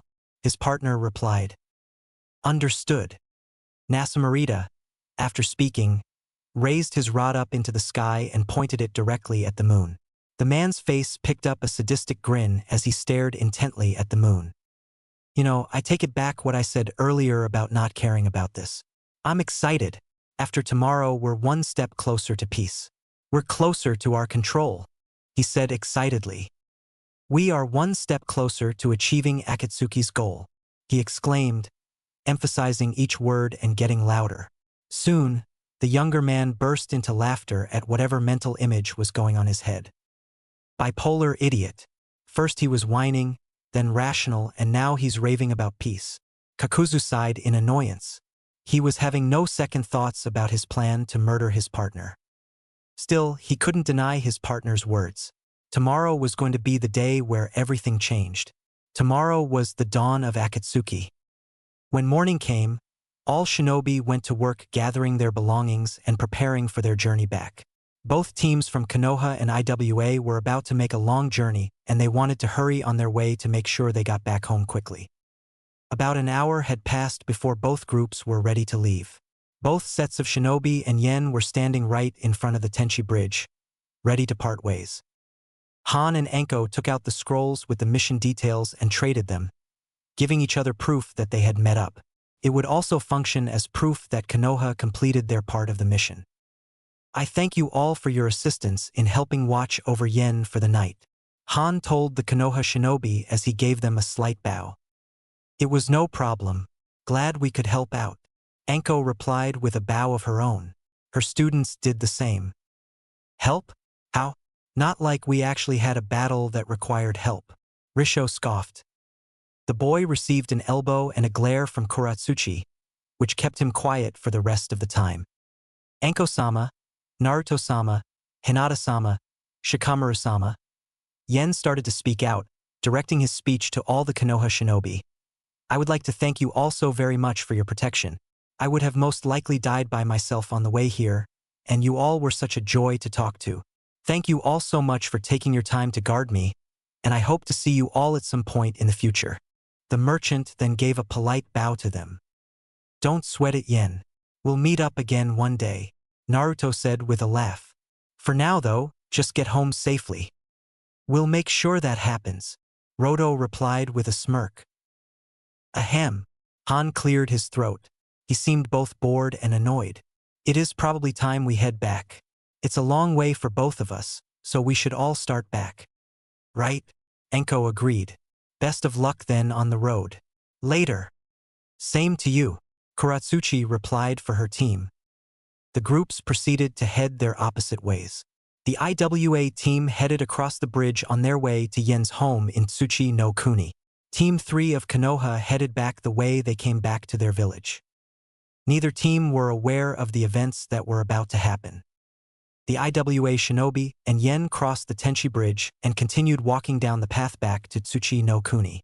Not much conversation occurred between the group until a few minutes into the walk. So, I think I might actually miss those Konoha guys, Roto admitted to the group.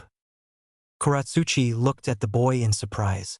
Han, himself, rose an eyebrow in shock at the boy's words. Risho, in contrast, merely scoffed. I have no clue what the hell that has to do with anything. But really? I thought you'd be stoked like I am to get away from those wimps, the sword-wielding boy mentioned. Well, I mean, I still don't like Konoha at all, but they weren't that bad. The Hyuga girl was quiet, but she was nice. And Naruto actually is someone that was kind of fun to talk to, Roto stated, defending himself. Kuratsuchi nodded, a smile on her face. Agreed. They were all pretty nice. And I enjoyed talking to Shikamaru. It was nice to know that there is another shinobi my age that isn't a complete idiot. Hey! Roto glared in response. Yen chuckled in amusement as he listened in. One of the major issues he had with yesterday was all the tension and ill feelings between the Konoha and IWA shinobi. The merchant was happy to see that the harsh feelings seemed to have lessened, at least a little. PSH. You all have no pride in your village, Risho hissed. An argument broke out between the IWA genin, as Kuratsuchi and Roto argued with their angry teammate about pride and IWA. Han listened with mild amusement. While the man may despite humanity, he did find other people interesting on occasions. He couldn't help but be interested in the change of opinion in Roto, who was firmly against anything and everything Konoha prior to the mission. The Jonin didn't get too much time to listen and enjoy the conversation, however. A minute later, he sensed something. A rather large source of chakra approaching them at a rapid speed. We're under attack. Everyone, get close to me. Now! Han ordered everyone. The IWA genin and Yen stopped the conversation immediately and followed the Jonin's command without a second thought. As they got next to him, Han started to form hand signs rapidly. Ninja art, steam barrier jutsu, he shouted. Steam shot out the furnace on Han's armor and surrounded the group. As more steam formed, it started to harden into a dome-like structure. What's going on, Han-sama? Yen asked nervously, starting to sweat. Before Han could even give an answer, a massive blast of lightning struck the dome of steam. It generated a shrieking, explosive noise that caused the genin and Yen to clutch their ears in pain, but the steam prevented any other real damage. After a few seconds, Han released his jutsu and started to make more hand signs. Risho, Roto, Kuratsuchi, protect Yen. We have company, he stated as he scanned the area for the source of the lightning. When the steam disappeared, two figures could be seen approaching the group. Both were men wearing black cloaks with red clouds on them. Nasamurita, be more careful. You could have killed the Jinchuriki with that blast. Kakuzu informed his partner irritably. As if he really died from that simple blast, then he probably wouldn't be that much help to Akatsuki even with the gobi. Nasamurita scoffed. But as you can see, he didn't die, so it's all moot anyway. Yen felt himself become extremely nervous. Although he had been attacked before outside of villages, his attackers had only been common bandits. Never before had he had ninja come after him. Stay calm, Yen-san. We'll protect you. Kuratsuchi comforted the merchant while also preparing herself for battle. Roto nodded in agreement with his teammate as he pulled out a kunai with a purple-colored tip. Risho didn't even bother looking to the merchant. He merely pulled out his sword and prepared for battle. Who are you two? Han demanded from the two enemy shinobi as he activated another jutsu. Steam poured out his furnace and covered his arms and legs. Nasamurita only smirked in response. We're here for the gobi. What the hell was that? Anko shouted to her students. Not long after the Konoha shinobi separated from the Iwa shinobi and Yen, an explosion was heard coming from the opposite direction. The blast shocked the group and caused them to look back, wondering what caused it. Hinata didn't waste any time activating her Byakugan and trying to find out the source of the explosion on her own. With her Jujutsu activated, it didn't take long for her to see what was going on about 2 kilometers from where they were. I can see 2 other people walking towards the Iwa shinobi. I think they caused that explosion. Hinata replied as she further concentrated her vision.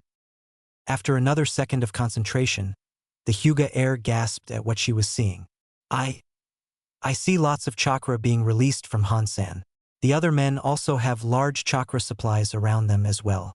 I think they're going to fight now. What? Anko's eyes widened at her student's report. The Iwa shinobi were ambushed? Naruto and Shikamaru, too, were stunned by Hinata's words. They had just bid farewell to the Iwa shinobi no more than 30 minutes ago.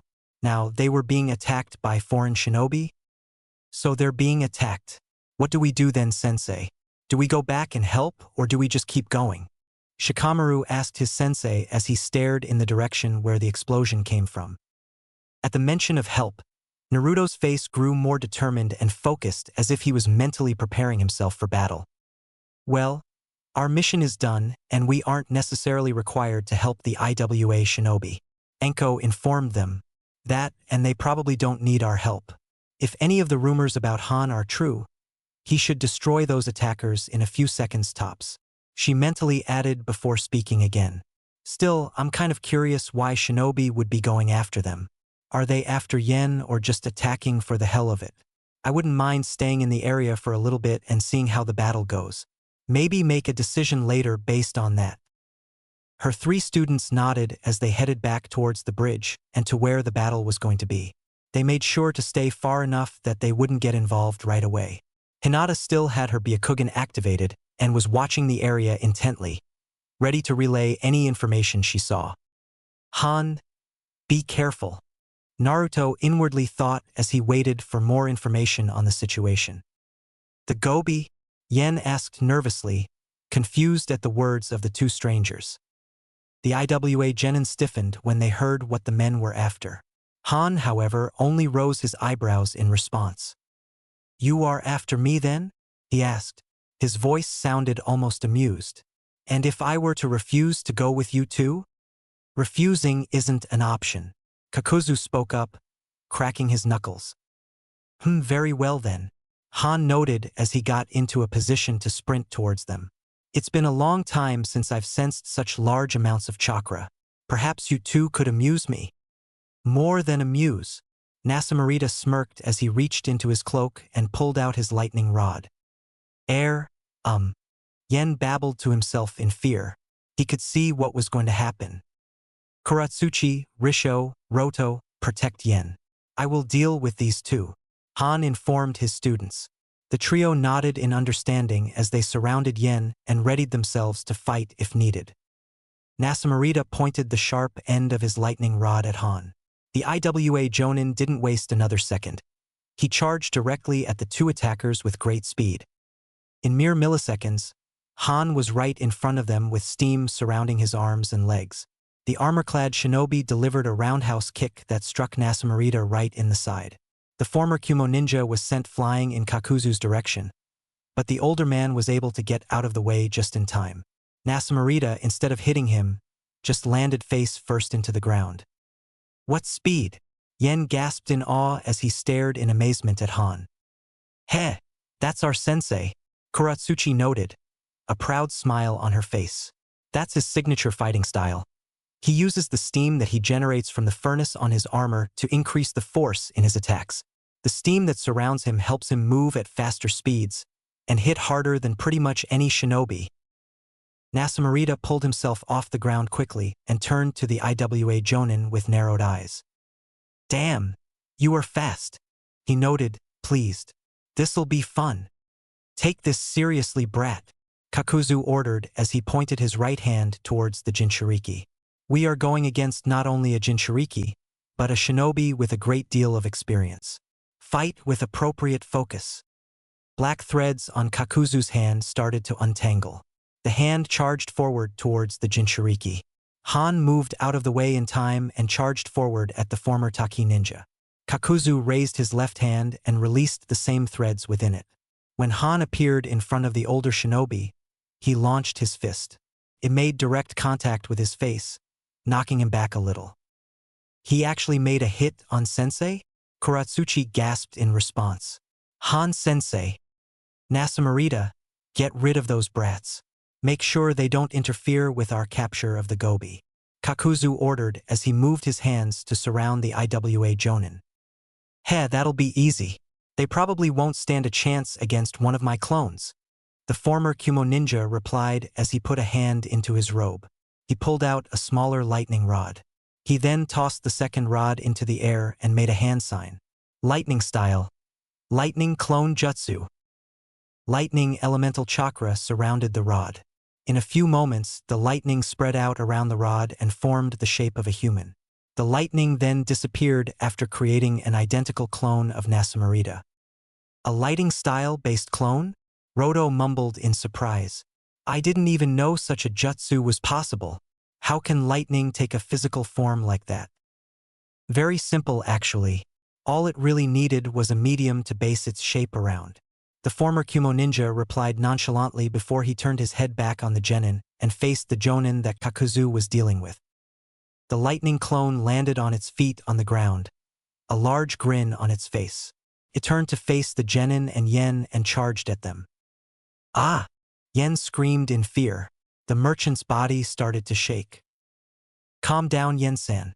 We will protect you, Roto informed him as he raised his kunai. So what's the report, Hinata? Enko asked her student. Hinata had not said a word the entire word that she was studying the battle. At her sensei's request, she finally turned off her Byakugan and faced her team to tell them what she saw. They're fighting, yeah. Han-san is currently taking on the two men while a C-clone of one of the two men is attacking the genin. It's pretty intense right now, Hinata said with a stutter. She was currently surprised by all that she was seeing. Enko noticed her surprise and decided to question further. How so? Did you get to see any jutsu? Or just a lot of chakra? Be both, she replied. The two men and H. Han-san are releasing T-tons of chakra. H. Han-san has used some jutsu from steam. One of the two men was able to use a J-jutsu to separate his body P parts and use them as an A attack. He used it to hit Han-san. Enko's eyes widened once again in response. From all the reports I've heard, very few people could put a scratch on Han's armor, let alone actually get a good hit on. And from what Hinata is describing about their chakra, these attackers are more than what I thought they'd be. Enko-sensei, what should we do? Shikamaru asked again, still staring in the direction. Naruto had been quiet nearly the entire time. He had been in deep thought about his fellow Jinchuriki. He remembered in detail the conversation they had the previous night and was thinking about some of the things Han mentioned about his life. Han's always been alone. He hasn't had any real friends since his only ones left him. No one's probably ever done anything for him, Naruto thought to himself. I bet no one's ever defended him. Well, that's going to change starting now, the boy decided. We're going back. We're going to help them, Naruto declared seriously. Naruto, who is the sensei here? I don't believe you have the authority to make such a command, Anko replied in an irritated tone. Sure, she was strongly considering going back to help, but she didn't like it that Naruto was starting to try and take authority. Anko-sensei, they may need our help. Sure, they're strong, but you never know what can happen. I want to help them, Naruto spoke. Anko, Hinata, and Shikamaru were shocked by the seriousness and determination in the boy's voice. His words actually inspired for his teammates to speak up after a second. Naruto's right. I've had a bad feeling ever since I saw the explosion. They may not need it, but I'd rather go back in case if someone went wrong. Shikamaru agreed. I agree. Hinata nodded. The stuttering was gone once again as she looked more determined than ever before. Anko looked at her students in shock and awe. Never before had she seen such focus in genin-level shinobi. She doubted she even had that much determination when she was that young. The Tokubetsu Jonin, after a few seconds, had a smirk develop on her face. Well, brats, if you all want to help them that bad, then what are we waiting for? Let's hurry up, she declared as she sprinted forward. The Konoha Genin followed her lead. In moments, the four shinobi were now on their way, heading towards the battleground. Risho, Roto, Kuretsuchi, Han, be careful, Naruto inwardly thought. Kakuzu and Nasamurita surrounded the IWA Jonin, ready to go for another attack. The Jinchuriki was currently trapped, tied up in the weird thread that Kakuzu's hands released.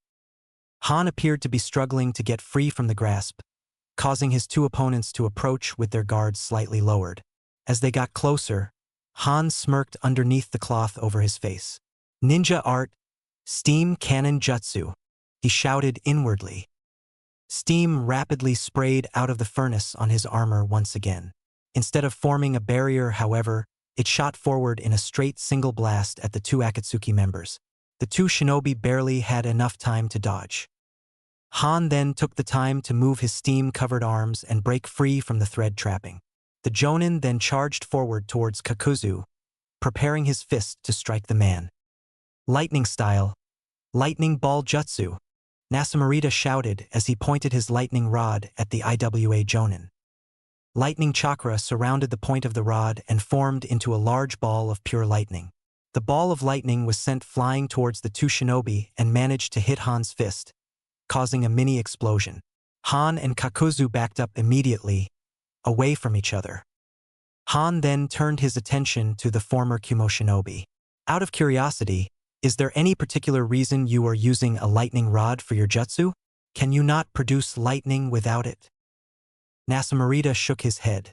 It's just a good way to have better control over lightning-style ninjutsu. It also attracts lightning chakra in the air, and obviously real lightning. The man then started to smirk as he raised it in the air. I've also developed jutsu that I can use it for, like this, lightning-style, charged shot jutsu. Lightning chakra covered the entirety of the lightning rod in seconds, particularly around its point. Nasamurita lowered his rod and pointed it at Han. Rapid bolts of lightning were shot out, each one moving quickly. Han proceeded to dodge the bolts. Nasamurita started to laugh as he continued to fire the bolts of lightning with no stop. The IWA Jonin continued to dodge to the best of his abilities while trying to get in closer to his attacker. Eventually, Han surrounded himself with more steam and charged forward.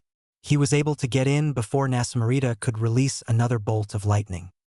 Lightning-style John, Kakuzu shouted as he approached the group.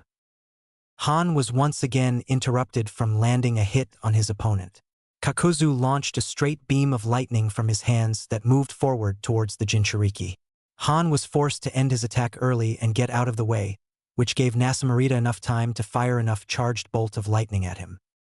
This time, Han activated his steam barrier jutsu again. The steam surrounded him and prevented him from taking any damage from the bolt of lightning. Yes. Oh yeah. I haven't had this much fun in a battle in forever, Nasamurita declared excitedly as he raised his rod again to absorb more lightning chakra. Glad you're having fun. Good for you that you will die on a happy note. Han replied as he made another hand sign. The lightning clone of Nasamurita continued its charge at the IWA Genin and Yen. It took shuriken out of its cloak and tosses the towards them. Risho smirked in response as he got in front of his team.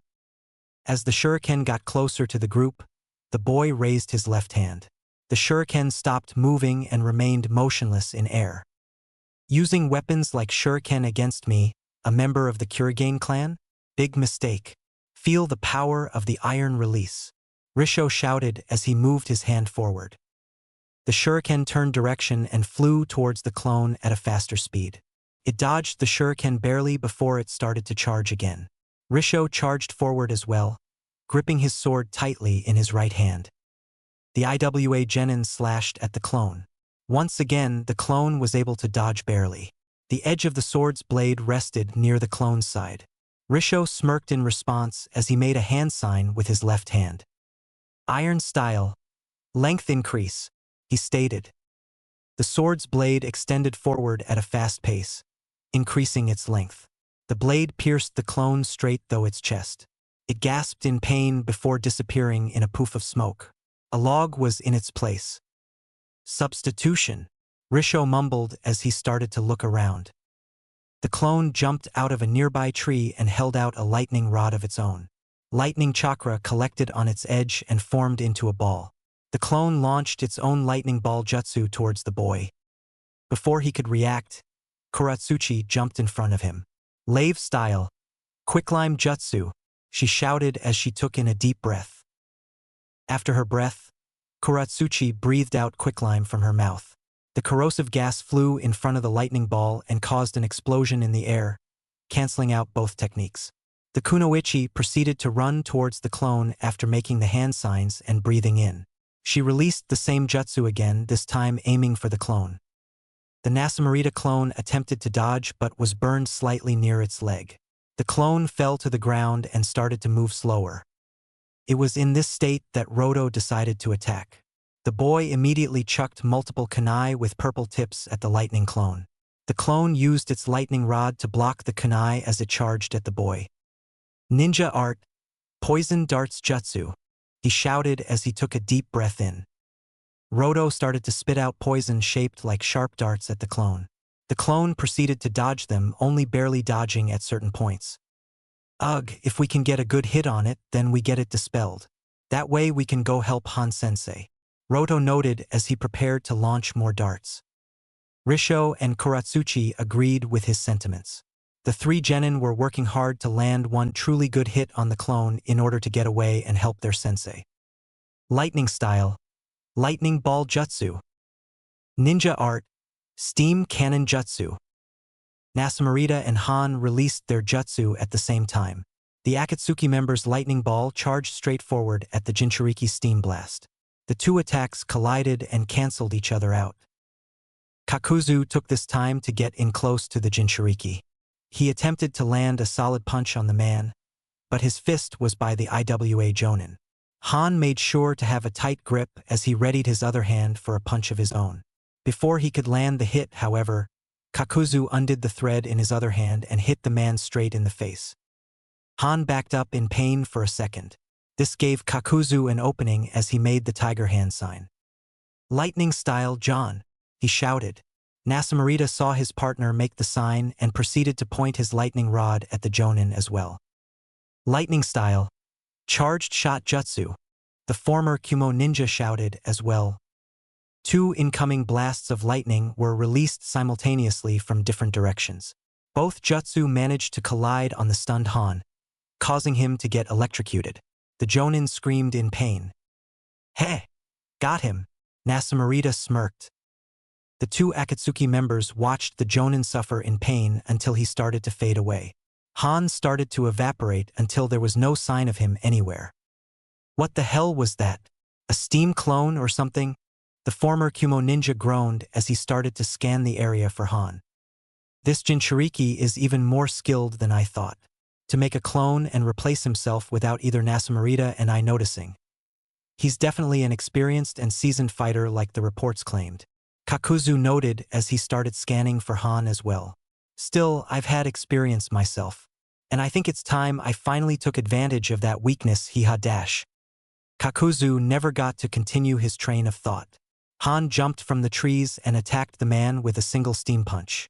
The punch went straight through the former Taki ninja's chest and directly into his heart. Han's bloodied fist was now sticking out from the older man's back. Kakuzu's eyes stopped moving and his mouth coughed up blood. The steam-covered fist had completely crushed his heart. The man was dead now. One down, Han noted as he removed his fist from the Akatsuki member. Kakuzu's body fell to the ground immediately after.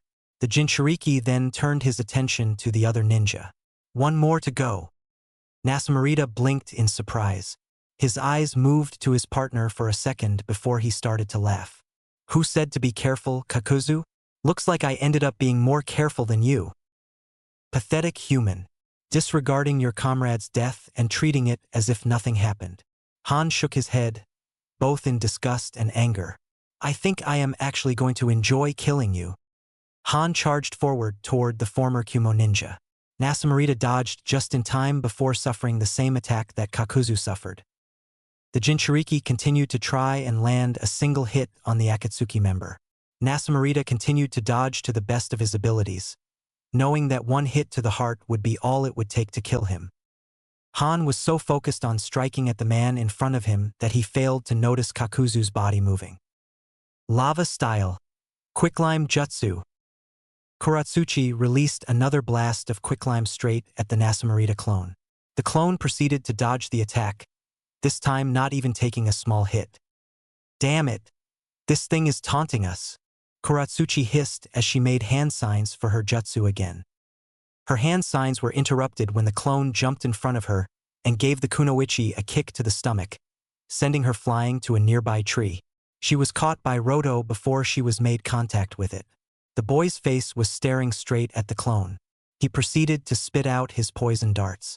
Once again, the lightning clone was able to dodge each individual dart as it made its way closer to the two Iwa genin, gripping its lightning rod tightly. As the lightning clone was about to strike at the two with a close-range lightning jutsu, Kuratsuchi made one final hand sign and got out of Roto's grip. She released another blast of quicklime at the approaching clone. The clone canceled its own jutsu and jumped out of the way. The quicklime, however, managed to slightly burn his leg once again. Okay, where did it go now? Kuratsuchi questioned angrily. She was getting really fed up with chasing this clone over and over. She and Roto scanned the nearby area, looking for any sight of the clone. Eventually, though, they found their sign in the form of a seam. Ah! Yen screamed in panic. The lightning clone jumped in front of the merchant, a lightning ball glowing from the top of its lightning rod. It released the ball at the terrified merchant, who was now having visions of his death. Iron style. Armor of iron. Risho jumped in front of Risho and the incoming lightning ball and grabbed the merchant. As his hand touched the merchant, the two were encased in a silver-grayish colored iron. The lightning ball managed to hit them both, but did no damage.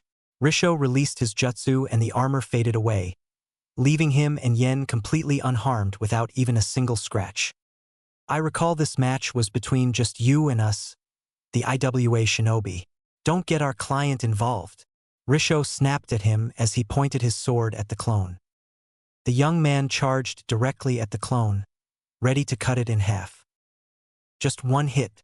That's all it will take. Han informed himself as he tried to land a hit on Nasamurita. The Iwa Jonin had been chasing the former Kumo shinobi around the battlefield, trying to land one fatal hit on him. Han was motivated to kill this man and he was going to make sure he accomplished just that. Nasamurita continued to barely dodge all the hits. Each time he dodged, it was getting harder to avoid the next hit. The Akatsuki member was starting to get really tired. I need to stop running already, but it's getting harder to do anything else. I'm not good with all this close hand-to-hand fighting. I need some range, damn it. He inwardly complained. Come on, Kakuzu. Hurry up already. After a few moments, Han was able to get a non-fatal punch to Nasamurita's shoulder. The man fell to the ground in pain as Han picked him up with his right hand. Well, that makes two. You both were stronger than most humans I've fought, but you are still only human. Challenging me was your mistake. Han informed him as steam covered his left hand. Fire style, Zukaku.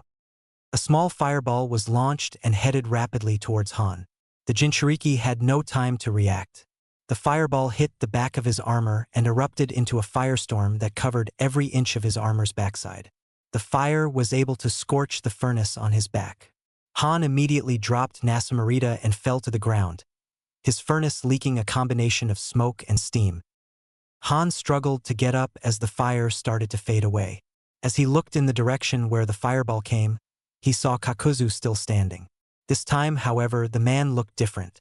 He was no longer wearing his Akatsuki cloak. He had on a black shirt and pants with a white belt near his waist. Every inch of his body that wasn't clothed was covered in the same black thread that his hands were covered in. In addition, 3 floating masks were floating right by his side. What the? You should be dead. I felt myself crush your heart. Han questioned in shock. You did. Lucky for me, I've got multiple hearts.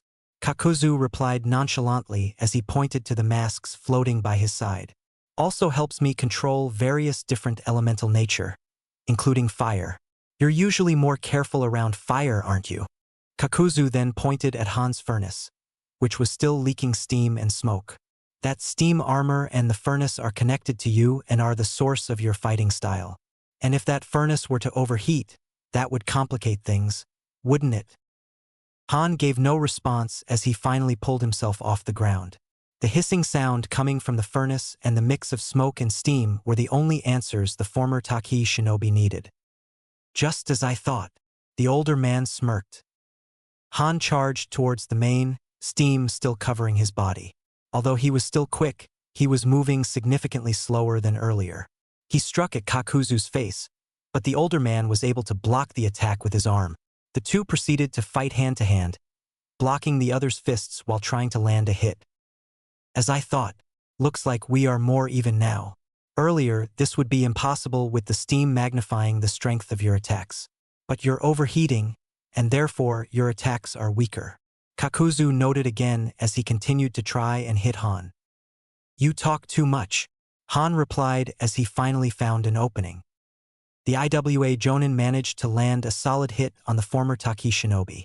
This time, however, Kakuzu was not sent flying backwards. He only inched backwards a little in pain, a strong contrast in comparison to Han's earlier attacks. Nazumadera took this time to finally attack again.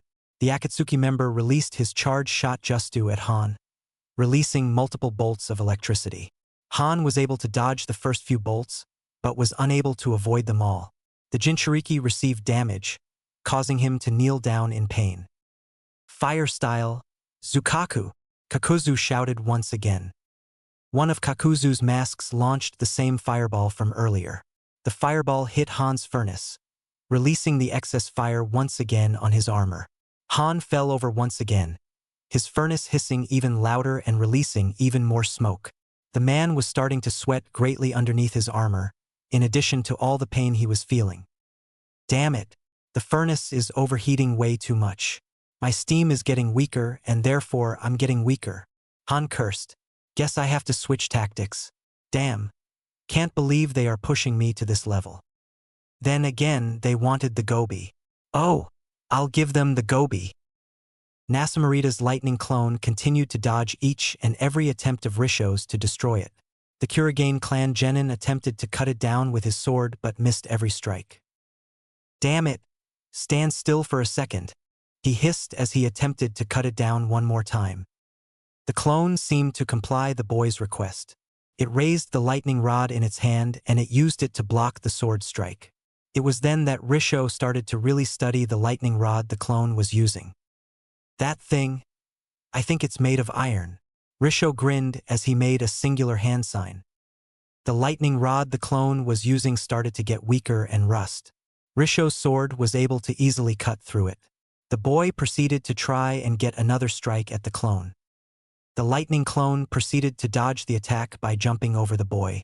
Kuratsuchi and Roto then jumped over to the area. Lave style. Quicklime jutsu, Kuratsuchi declared. The girl breathed out her traditional quicklime attack on the clone. This time, being in the air, the clone wasn't able to dodge it. Took the hit and felt its body burn. Roto took this time to toss a kunai at the clone. It went straight through it this time, causing the clone to disappear, leaving the lightning rod used as the medium for the lightning behind. Finally, Risho exclaimed.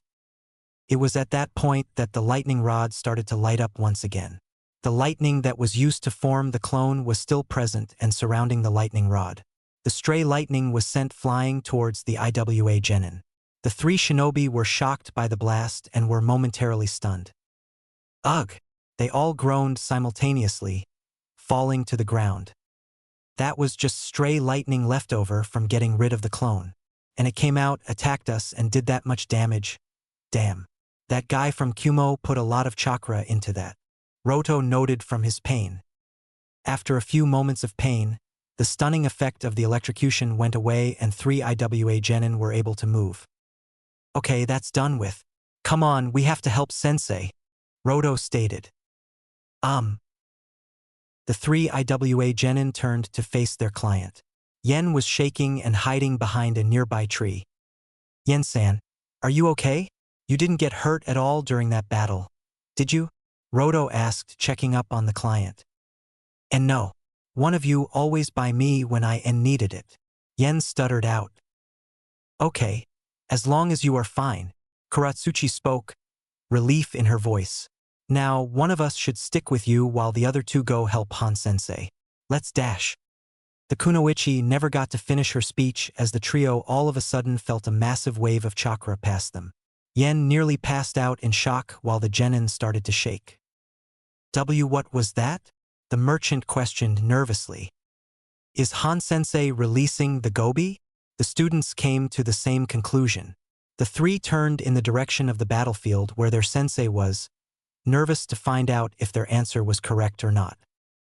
As Han got up, red chakra proceeded to surround the man.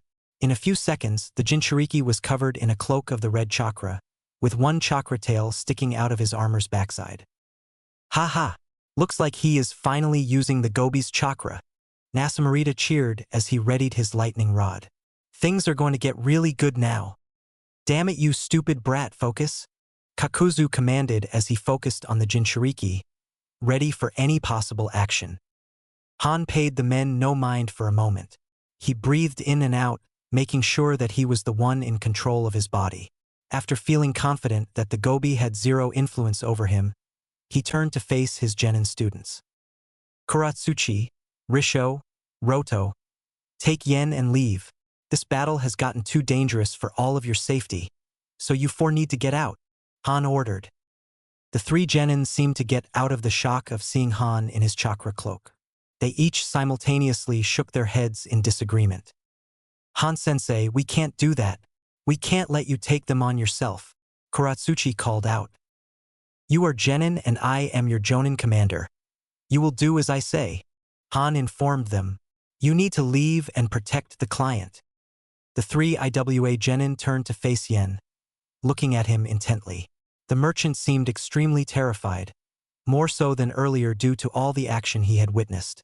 He looked awkward and out of place. Despite all of these obvious feelings, the man was trying to come off strong and determined. Actually, Han-sama, as the client, my authority equals yours in terms of orders, Yen declares with a slight stutter. The man was still coming to try come off tougher than he actually felt.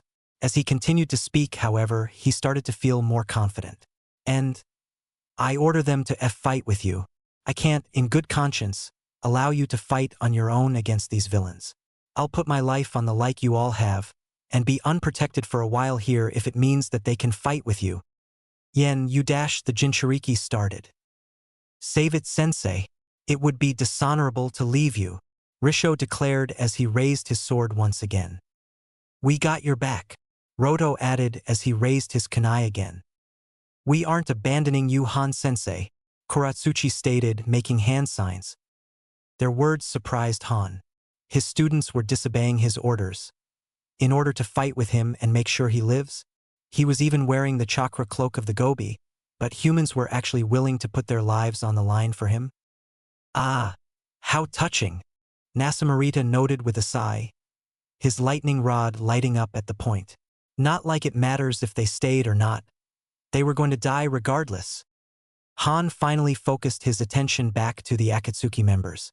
You won't harm them or me. You both will die at my hands.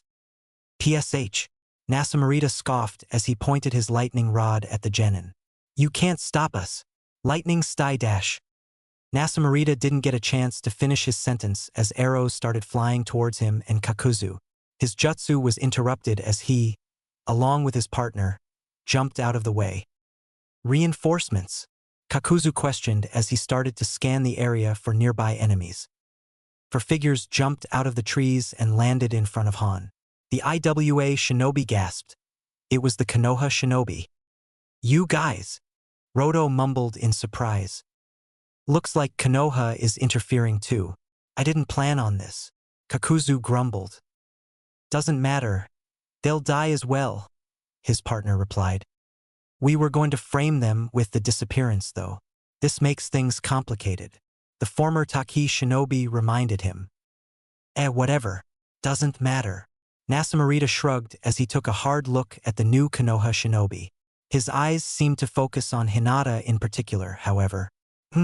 Those eyes. She's a Hyuga. And no seal? Unsealed Byakugan huh? Anko-san, what are you and your team doing here? Han questioned once again in surprise. Naruto was the one to answer, a smirk on his face. We're here to help. These guys are doing down Databeo. Anko-san, what are you and your team doing here? Han questioned once again in surprise. Naruto was the one to answer, a smirk on his face. We're here to help. These guys are doing down Databeo. The IWA shinobi looked at the Konoha shinobi in shock. They couldn't understand why Konoha would willingly help an IWA team under attack. Han was also surprised that another group of people were willing to assist him. After years of despising humanity, he had been helped by two groups of humans one after another. This went against everything he believed. Konoha shinobi, this doesn't involve you. Get out of here, Nasamorita ordered, his eyes glaring at the newcomers.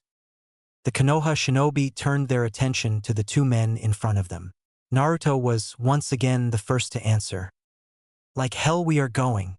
You guys tried to attack our friends, so you're gonna pay, he informed them. Friends? When the hell did we become friends? Risho questioned suspiciously. He wasn't one to deny assistance when it's needed, but he couldn't but be suspicious. Naruto, stand back. Anko ordered her student as she stood in front of her team. She didn't want her student to be the first one these men attacked when the fighting started. We are here to defend and assist the IWA shinobi. Now who are you guys? Why are you attacking? Tell us this and get out of here and we'll leave you both alone. These two managed to make Han use the Gobi's chakra. They must be really tough. I'll need to take this serious, Anko noted as she studied the two men in front of her. Humph, such arrogance. Think you can order us around Mitarashi Anko? Kakuzu noted in amusement. Anko's eyes narrowed at having her name called out. If you are going to interfere, then I guess we just have to kill you too. I recognize you from the bingo book and I know what you're worth. You have a decent bounty on your head, so killing you will be worth the extra energy. The Konoha genin got into position, ready to fight at any moment. Anko got into her own personal stance while she continued to study the men in front of her, trying to identify them. We don't really have time to be dealing with both of these teams, Kakuzu. Taking on 8 targets at once would be a pain. Nasamorita grumbled. Let's split up the work and get this over with. I'll take the Konoha team and you take on the IWA shinobi. Seems you want the easier job. I'm fine with that though. Kakuzu shrugged. Just kill them fast. I may need assistance with capturing the Jinchuriki. Naruto's eyes widened at the words. Neither of the Akatsuki members were paying too much attention to him, however, so it went unnoticed. I know that, Kakuzu. I won't take long, Nasamorita informed him as he walked forward towards the Konoha shinobi. You better not, his partner threatened. His eyes turned and focused on Yen, who was hiding behind a tree in the distance. I'll give you this land as your battlefield. Meet me in the forest when you're done. That's where I'll be fighting." With those words, Kakuzu charged directly at Yen. The merchant's eyes widened in fear. This overwhelming fear caused Yen to pass out, his hand landing in front of the tree he was hiding behind. The IWA shinobi realized what the man was doing and immediately chased after him to stop any attack on their client. Anko and her team were about to join them but were stopped as Nasamurita blocked off the way towards the IWA shinobi. "Nah, not going to happen. You aren't passing. You're dealing with me," Nasamurita informed the Konoha shinobi as he continued to study them. In the distance, Kakuzu ran past where Yen was and headed off into the forest. The plan to separate the two shinobi groups worked, as the IWA team was still on his tail. The Konoha team realized that they were going to have to fight Nasamurita. Each member of Team 3 got into position again, ready to fight. "Before we begin, though, are you the current Hyuga heiress?" the former Kumo ninja asked as he focused on Hinata. The members of Team 3 turned to Hinata, wondering why the man wanted to know about her. Hinata was equally confused. "Why yes, what about it?" "I was right then. You're the Hyuga Kumo tried to kidnap years ago, weren't you?" Nasamurita questioned. Naruto and Shikamaru's eyes widened at the information while Hinata was starting to get nervous. "You're a lucky girl that your daddy saved you. Wish my mother had the same luck, but whatever. Looks like your luck's run out." Hinata's eyes widened in surprise. It was at this moment that Anko realized something about the man in front of them. "Ah, now I remember who you are," the Jonin stated. "Nasamurita, the elder brother to Darui, the current Raikage's right hand. You got a high bounty on your head and a kill on sight from Kumo." Nasamurita laughed almost maniacally in response. "Bingo! You're looking at the man that will bring Kumogakure to its knees. In just a few years, the clouds will be covered in blood." What did you mean about your mother?" Hinata asked quietly. Nasamurita's laughter stopped and his eyes hardened as he glared at the Hyuga. "My mother possessed a rare bloodline limit that Kumo wanted. And unlike you, she had no one to save her from being kidnapped." "What?" the heiress gasped. "That's disgusting? Immoral? Complete bullshit?" "Hell yeah it was," the Akatsuki member nearly screamed. "That damn village ruined her life and basically put her in a breeding program. It got too much for her and she ended up killing herself shortly after my younger brother was born.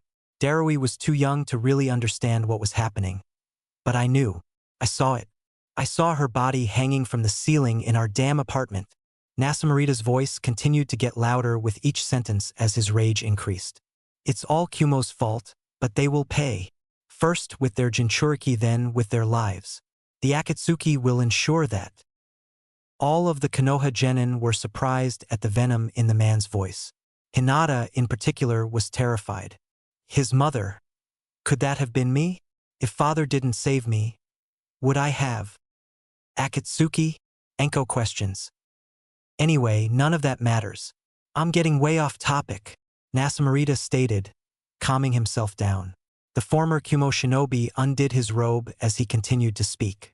"We have a fight to do, and I need to kill you all." Underneath the Akatsuki robe, Nasamurita wore a dark blue gi and pants that clung tightly to his muscular body. Over his gi was a light brown bag with more silver lightning rods sticking out of it. Nasamurita took out a second silver lightning rod and held both of his rods up to the sky. Storm style. Summoning jutsu. Thunder could be heard from the sky above. Lightning flashes were also visible. What once was a clear, sunny sky was replaced with black clouds with visible lightning traveling between the clouds. The thunder continued to get louder each second. Naruto, Hinata, Shikamaru. Stay back and keep your guard up. This guy is way out of your league. Anko informed them as she made a hand sign. Leave the heavy fighting to me for now. Satisfied with the storm above him, Nasamurita lowered his lightning rods. He pointed one towards Anko and released a bolt of lightning at her. Anko jumped out of the way as her students backed up to avoid the blast. The special Jonin then faced Nasamurita and took in a deep breath before releasing a giant fireball from her mouth at him. Fireball jutsu? Seriously? What do you take me for? Nasamurita scoffed as he jumped backwards to avoid the blast. I'll show you a true jutsu. Nasamurita unleashed another bolt of lightning from his lightning rod towards Enko. Enko retaliated with more fireballs. The two shinobi continued to dodge the other's attacks while remaining on the offensive. Enko's genin students stayed at the edge of the battlefield, watching their sensei fight her opponent in a state of awe and surprise. At the same time, though, they were looking for an opening. If Enko-sensei can get an opening in, we can take it. We can help kill this guy quickly. Shikamaru noted as his eyes remained glued to the fight. His other teammates were thinking along the same lines. Still, I'm curious about that thunderstorm. What is that Kumo guy going to do with it? He questioned, trying to work out what was going on. Looks like Nasamurita is taking this seriously, Kakuzu noted to himself as he looked up at the sky. Finally, maybe he won't waste time and kill them quickly, so he can assist me in capturing the gobi. The IWA shinobi looked up at the thunderstorm with caution. I don't trust that storm. Han spoke to his students. Watch the sky for any sudden attacks. The three genin nodded in agreement as they got in fighting stances, preparing for the first strike from the Akatsuki member. Thanks to you, I'm going to have to take some time to get a new Earth Heart, Kakuzu informed Han. Let's get this over with. Lightning style, John. The four IWA shinobi jumped out of the way of the lightning blast, which exploded upon impact with the ground. Han took the time to get close to Kakuzu. The red chakra of the gobi surrounded his fist as he tried to land a hit on the man. The Akatsuki member avoided it, causing Han's fist to make impact with the ground. Another explosion resulted from the impact. I see. So you use the gobi's chakra in a similar manner to your steam. It's used to increase your strength and speed, Kakuzu noted. It seems even more powerful than your steam. You still talk too much, Han replied as he attempted to punch Kakuzu again. The former Taki ninja, once again, barely dodged the attack. Han's genin decided to take the time to strike at Kakuzu. Kuratsuchi maneuvered in first, making hand signs. Lava style. Quicklime jutsu. The corrosive gas flew from the kunoichi's mouth towards Kakuzu. He dodged the blast and then barely avoided a hit from Han. Risho and Roto then came forwards, ready to deliver their own strike at the former Taki shinobi. Wind style, Atsugai, Kakuzu shouted after making a single hand sign. Kakuzu's wind mask released a tornado-shaped mass of wind from its mouth. The wind was then scattered around Kakuzu and his masks, hitting everything around them. The IWA shinobi tried to remain standing still, but were blown back by the blast of wind. While Han was only knocked back a few feet, his genin students were knocked back much further with multiple cuts on their exposed skin. They all hit the ground deep within the forest hard. Risho, Roto, Kuratsuchi, Han shouted at his students in fright. Damn brats, can't let you all gang up on me like that. Kakuzu stated annoyed at what had happened as he made another hand sign. Water style, water clone jutsu. Two clones of Kakuzu were formed from the water vapor in the air. The shinobi and his clones then charged forwards towards the IWA genin, ready to finish them off before capturing the gobi. To his surprise, Han jumped in the way and attempted to deliver another chakra-filled fist at the original. Kakuzu jumped out of the way while his clones merely turned direction and faced Han. Interesting. I'm surprised you would try and defend them. Reports said you didn't care for your students. Kakuzu noted in mild amusement. You won't kill them. You are dying here, Han shouted as he made a hand sign. Kakuzu only smirked in response, making another hand sign. His clones got into position to charge at the IWA shinobi. This should be interesting. Fire style, Phoenix Flower Jutsu. Enko unleashed multiple fireballs flying directly at Nasamurita. The former Kumo shinobi responded by holding up his lightning rods to the sky. Storm style, Shield of Lightning, he shouted as his lightning rods started to light up. Blue lightning fell down from the sky and struck the lightning rods. The lightning then spread from the rods and formed a protective shield around the storm user. Enko's fireballs made contact with the lightning shield and faded away immediately. You're starting to kind of bore me, you know? I actually enjoy a good fight, so try and entertain me. Nasamurita taunted as he lowered one of his lightning rods and pointed it at Anko. The blue lightning surrounding him was immediately channeled into the lightning rod and shot towards the Konoha Special Jonin. Anko barely jumped out of the way in time. The lightning caused a massive explosion on the ground, causing debris to scatter and hit Anko. The woman grunted in pain before she got out of the way of the debris and held out her hand. Hidden shadow snake hands. For snakes appeared from underneath Anko's sleeves and shot forwards at Nasamurita. They moved at a speed faster than her fireballs and made contact with the Akatsuki member. Two of them gripped onto the lightning rods and tossed them away while the other two bit into both of his hands, holding him tightly in place. The former Kumo ninja winced in pain. Anko smirked as she pulled her hand back, attempting to drag Nasamurita back towards her. Nasamurita glared at Anko as he stood his ground. He closed his eyes before he channeled his chakra into his hands. The shock of his storm chakra caused the snakes to let go of his hands, setting him free. The man then reached into his bag to take out two more lightning rods. As he was pulling them out, arrows were fired at him. He immediately jumped out of the way before he turned to face Anko's genin. They were all poised ready to strike at him. Hinata, in particular, had another arrow loaded in her bow. "Eager to die, are you? I was going to kill you three after your sensei was dead. But I'll be happy to kill you all now if you want," he hissed. "See if you can," Naruto replied as he made his favorite hand sign.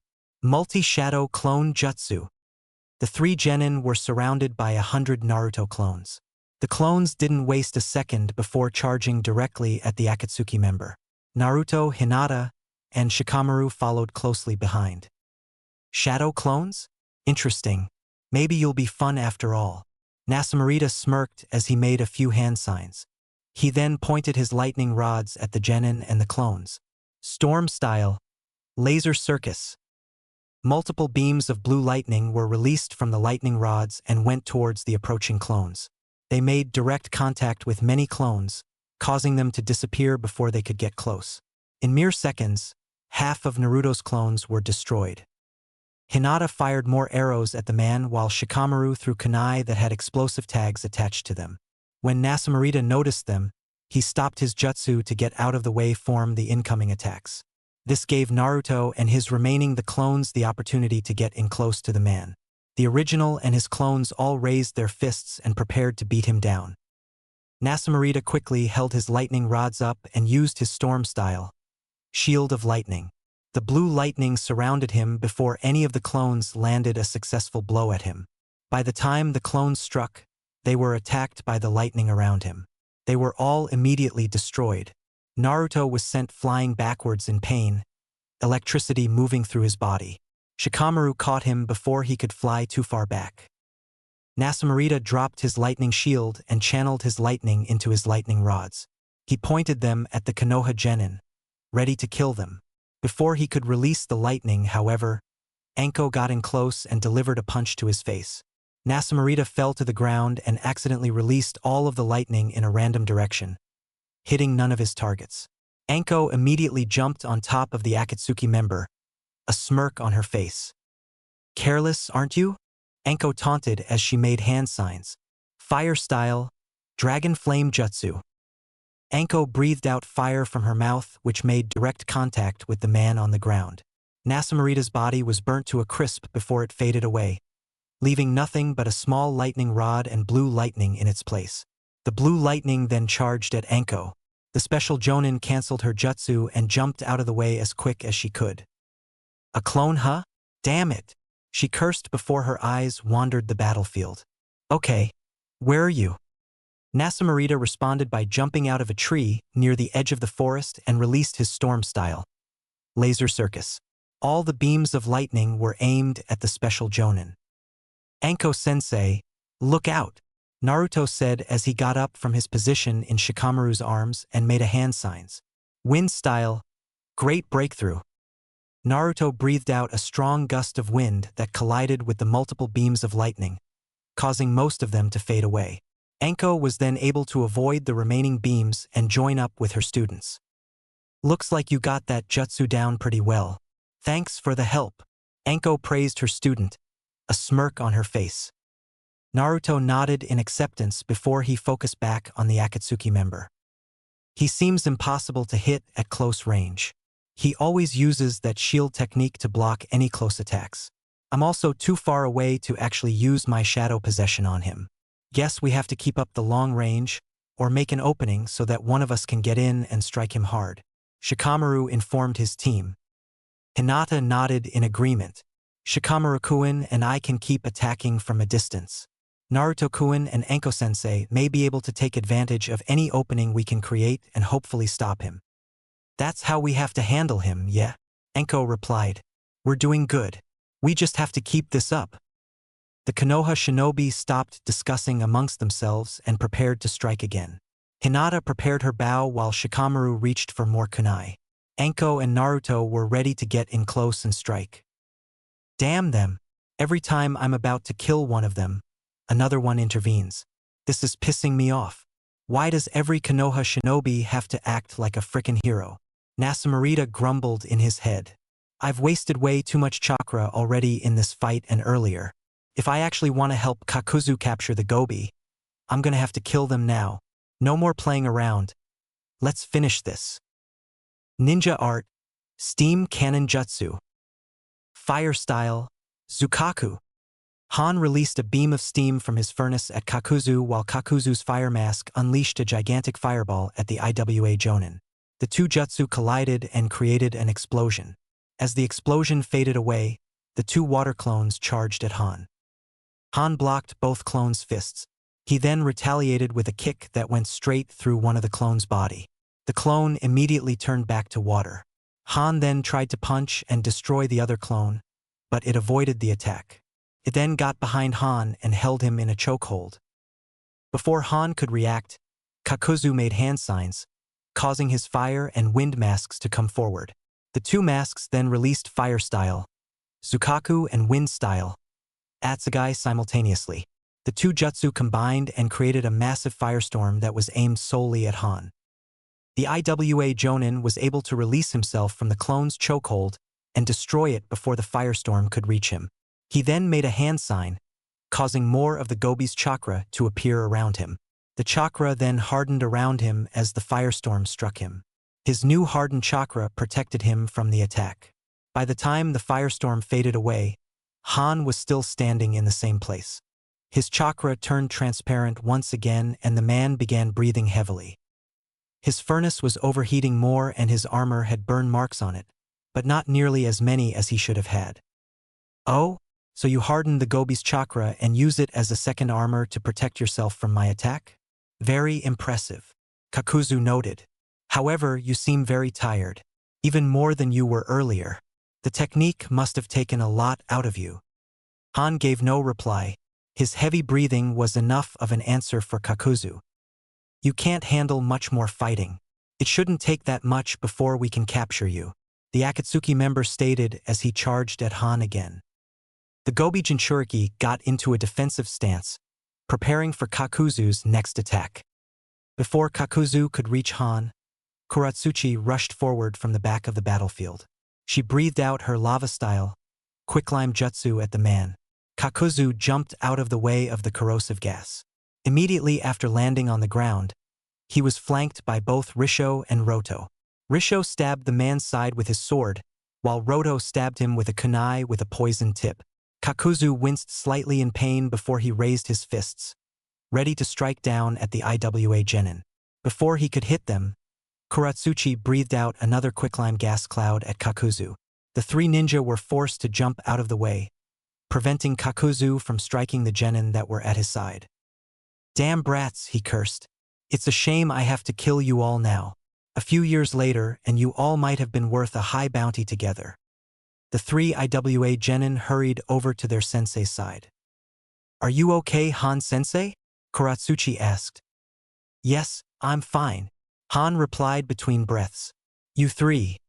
That was great teamwork. Good job. Heh. Naturally, Roto replied to his sensei's praise with a large grin on his face.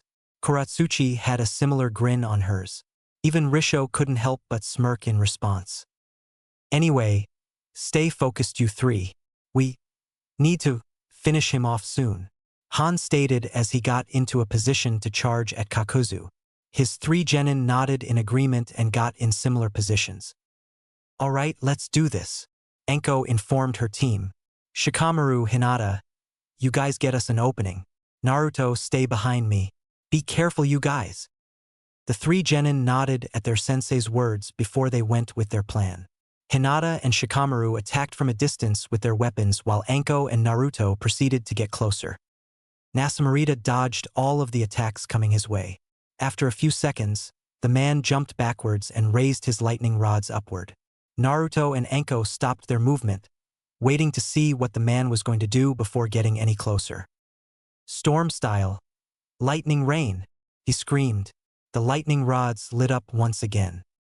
The sound of thunder started to get louder, causing all of the Konoha shinobi to feel pain in their ears. Soon after, multiple bolts of blue lightning rained down from the sky and fell down throughout the battlefield. Shit! Enko cursed as she immediately made a hand sign for substitution. Everyone, get out of here now. Enko's words and her jutsu came too late. The blue lightning struck down before they could react, hitting the Konoha shinobi. All 4 ninjas screamed in pain before they fell to the ground. Static was visible all around the shinobi. The 4 shinobi tried to stand up after the lightning, but each one found out they couldn't. No matter how much energy they put, they couldn't get up. What's going on? Hinata asked in a voice mixed with unimaginable pain and fear. I can't move, Shikamaru gasped. No, Naruto moaned. Body, come on. Give up. It's useless. Nasamurita replied nonchalantly as he approached the Konoha shinobi. The man was breathing in and out, as if the jutsu he used took a lot out of him. That technique of mine paralyzes anything it hits. Granted, it's only for a short time, but you all will be dead before it fades. Dead? No, I can't die. Not now. Naruto panicked as he tried to get up. I can't let him kill my friends. Shit. Enko cursed as she struggled in her paralysis. This isn't how it's supposed to end. I won't let him kill my students. It's my job to protect them and I'll do my fucking job. Come on, Enko. Move, damn it. Nasamurita chuckled. And despite my words, you all still try to move. Just stop. Relax and try and enjoy your last moments, he said as he walked towards Hinata. Anywho, I'll start with you, Hyuga. Hinata gasped in fear as her attempts to move increased. She still couldn't move. The girl started to cry, realization creeping over her. I'm sorry, everyone. I can't do anything. It's any consolation, when I kill you, I'm going to destroy your eyes. That way Kumo or any village won't be able to take your bloodline for their own. Nasamurita informed Hinata as he grabbed her by her jacket. He placed the tip of his lightning rod by her throat. He's going to kill Hinata. He's going to kill her. Naruto nearly screamed in his head as he continued to struggle against his paralysis. Are you going to let him do that? Are you just going to watch him kill her? A voice in Naruto's head asked. No, he roared in reply. Then I have a gift for you. Use it to stop him. The voice spoke, starting to get louder. An image of the Kyuubi appeared in Naruto's mind. Use it. To kill him. Naruto and the voice spoke in near unison. Red chakra formed around Naruto. His fingernails began to develop into claws and his whisker marks became more noticeable. His eyes turned red and narrowed at Nasamurita. Enko, despite her paralyzed state, noticed Naruto's chakra developing. Shit, so it's happening. The Kyuubi is taking over. Damn body. Move. I need to help my students. Nasamurita was about to slit Hinata's throat when he noticed a new, malicious chakra developing around him. The hell is that? He mumbled as he turned his head to face its source. Naruto was slowly standing up, breaking out of his paralysis. The more he got up, the more his new appearance developed. A red tail of chakra formed after the blonde shinobi was standing up. The Kyuubi had taken almost complete control. The IWA shinobi and Kakuzu were about to continue their fight when they noticed another large powerful chakra source appear. They all turned to face the new source to identify it. That's a powerful source of chakra. Powerful and dark. Kakuzu noted, surprise on his face. It's similar to the Gobi's chakra, actually. Is one of Konoha's shinobi a Jinchuriki? Does one of them have the Kyubi? Naruto. Han realized what was happening. Naruto was pushed too far and had to draw out the fox's power. What is that? I'm not even a sensor and I can feel that chakra, Roto exclaimed. I'm not for certain. It feels like Sensei's chakra, Risho mumbled quietly. It is. It feels just like it. Kuratsuchi nodded. Her mind was filled with questions and thoughts. Does that mean that someone from Konoha is a Jinchuriki like Han Sensei? Who? I can sense about 1 tael worth of chakra. That's still dangerous, especially since he probably doesn't know how to control the Kyubi's chakra.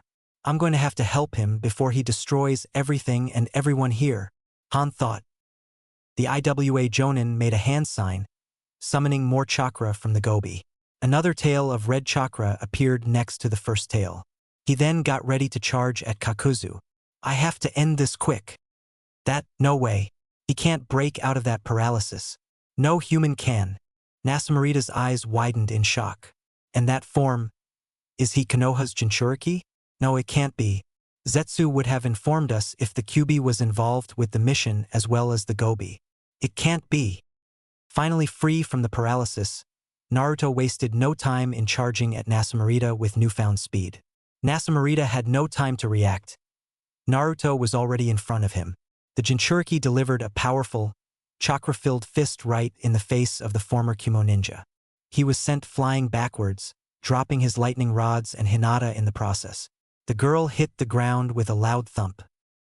And Naruto-kun. She mumbled in shock, both from Naruto saving her and from Naruto's current physical state. Nasamurita landed on the ground near the forest by the bridge. He got up as quick as he could. Naruto was still glaring at him angrily and was poised to attack. No. Jinchuriki or not, he must die. I will not let him kill me, the Akatsuki member declared as he pulled out 2 lightning rods from his bag. Naruto noticed the man's lightning rods. The Jinchuriki responded by making hand signs. Wind style, great breakthrough.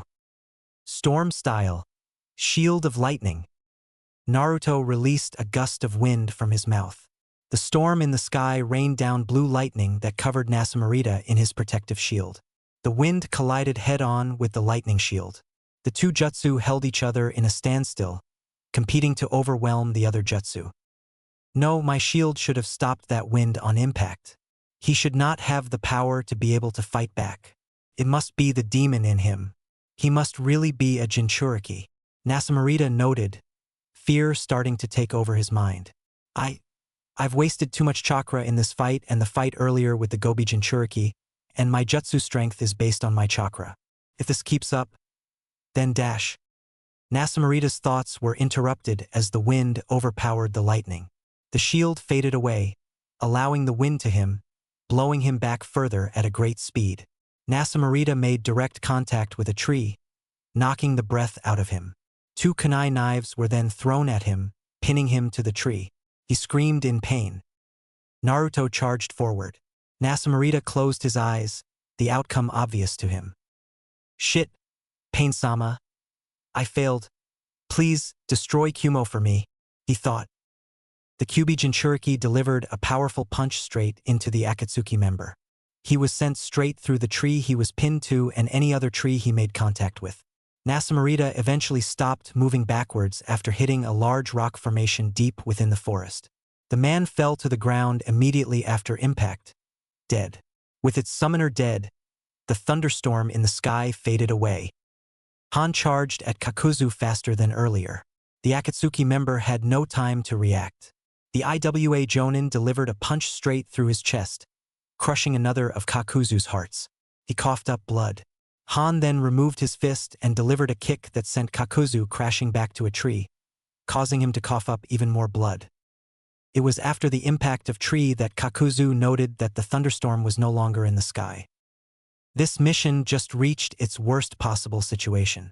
Nasamurita is dead, 2 of my hearts are destroyed, and another Jinchuriki is here.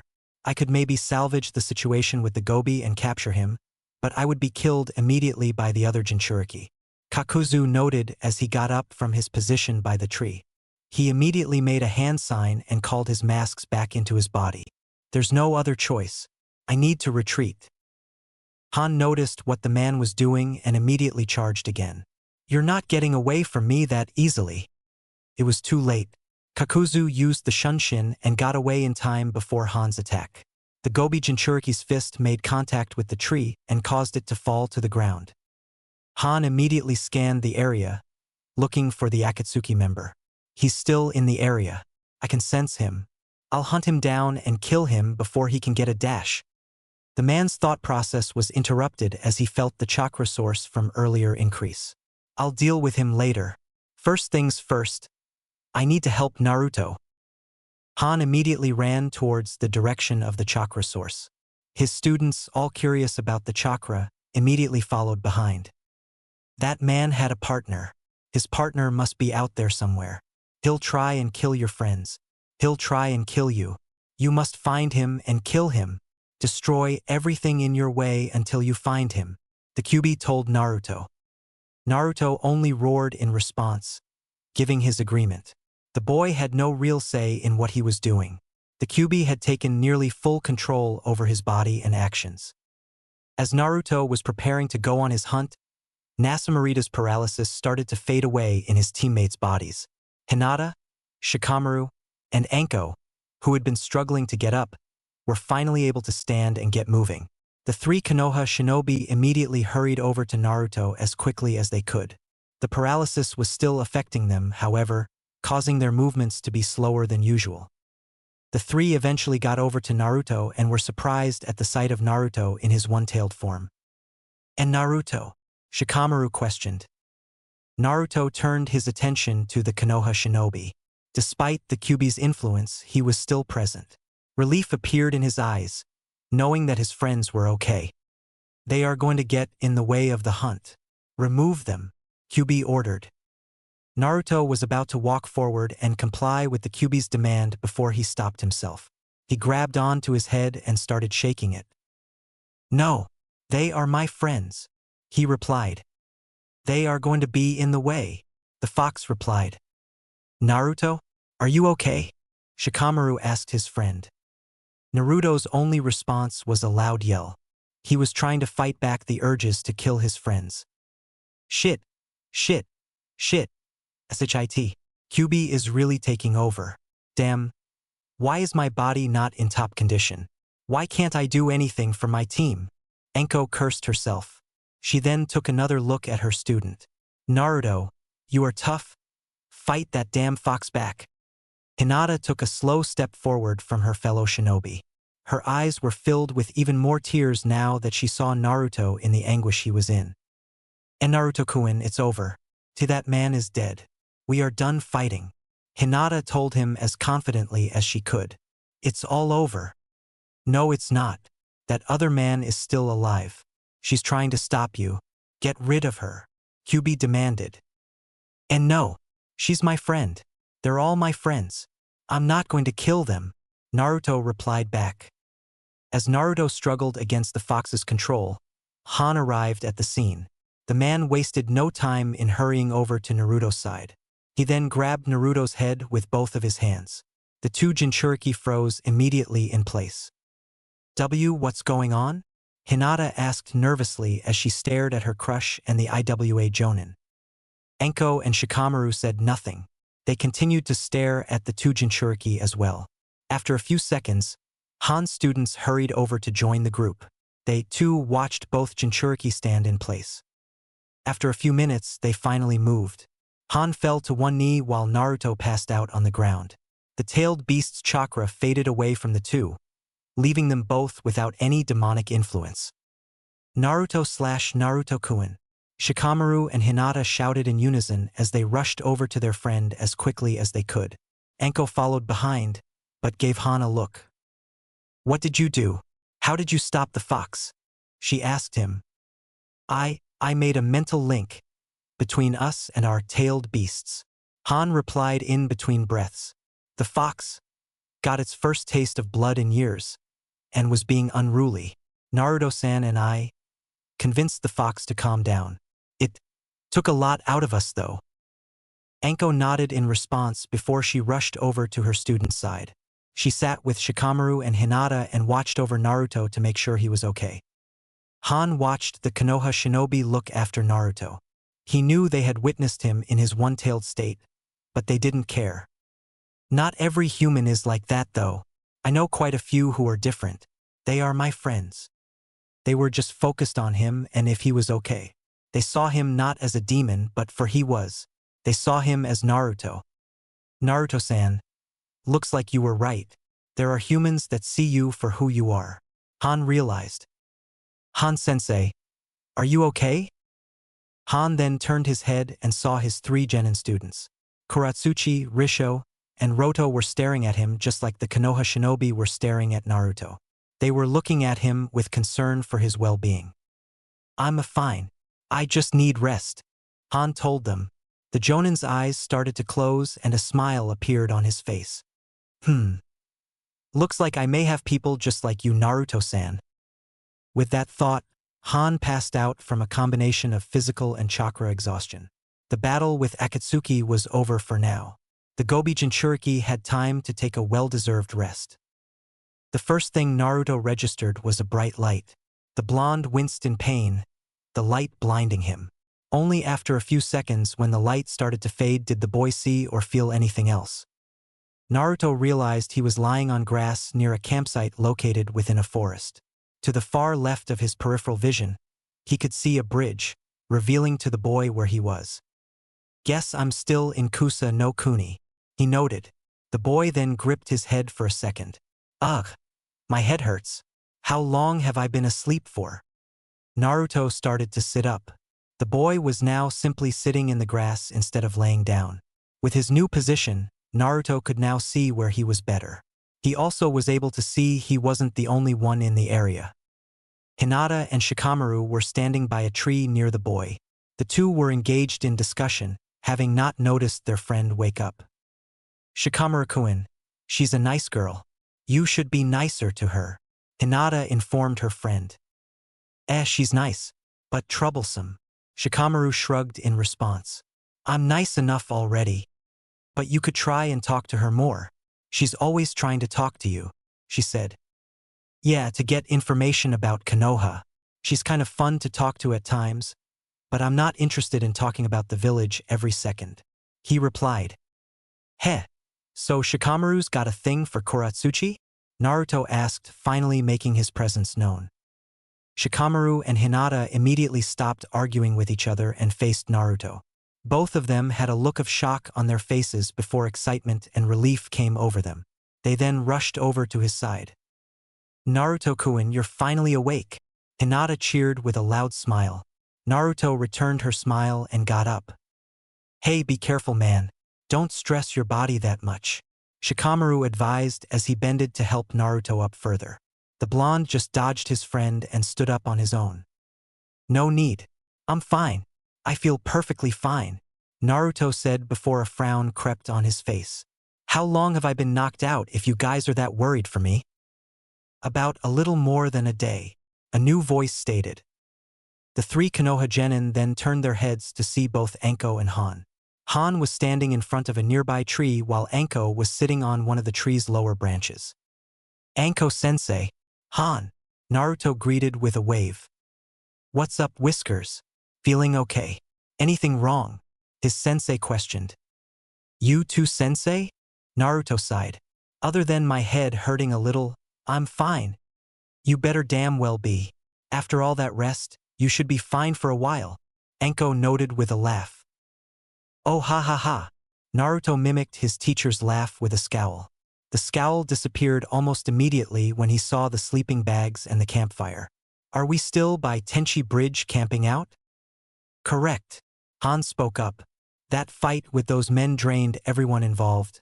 You and me in particular, Naruto-san. When I woke up from my unconsciousness, your sensei and I agreed we would camp together for the next 3 days to give you time to wake up and for everyone to recover. I see. Naruto shrugged. What day is it now? The 1st. Shikamaru answered.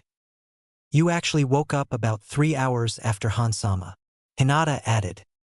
Her words caused Han to sigh. Please don't call me that. I hate it when people give me honorifics. I only barely tolerate sensei from my students. Speaking of them, where are they? And Yen-san? Naruto asked. Troublesome. You ask way too many questions. Shikamaru noted. Naruto scowled, causing the Nara to grin. Shikamaru had missed their daily banter. Yen-san wanted to go on a walk, and they accompanied him since he needs to be watched. They'll probably be back in an hour. The blonde boy nodded in understanding.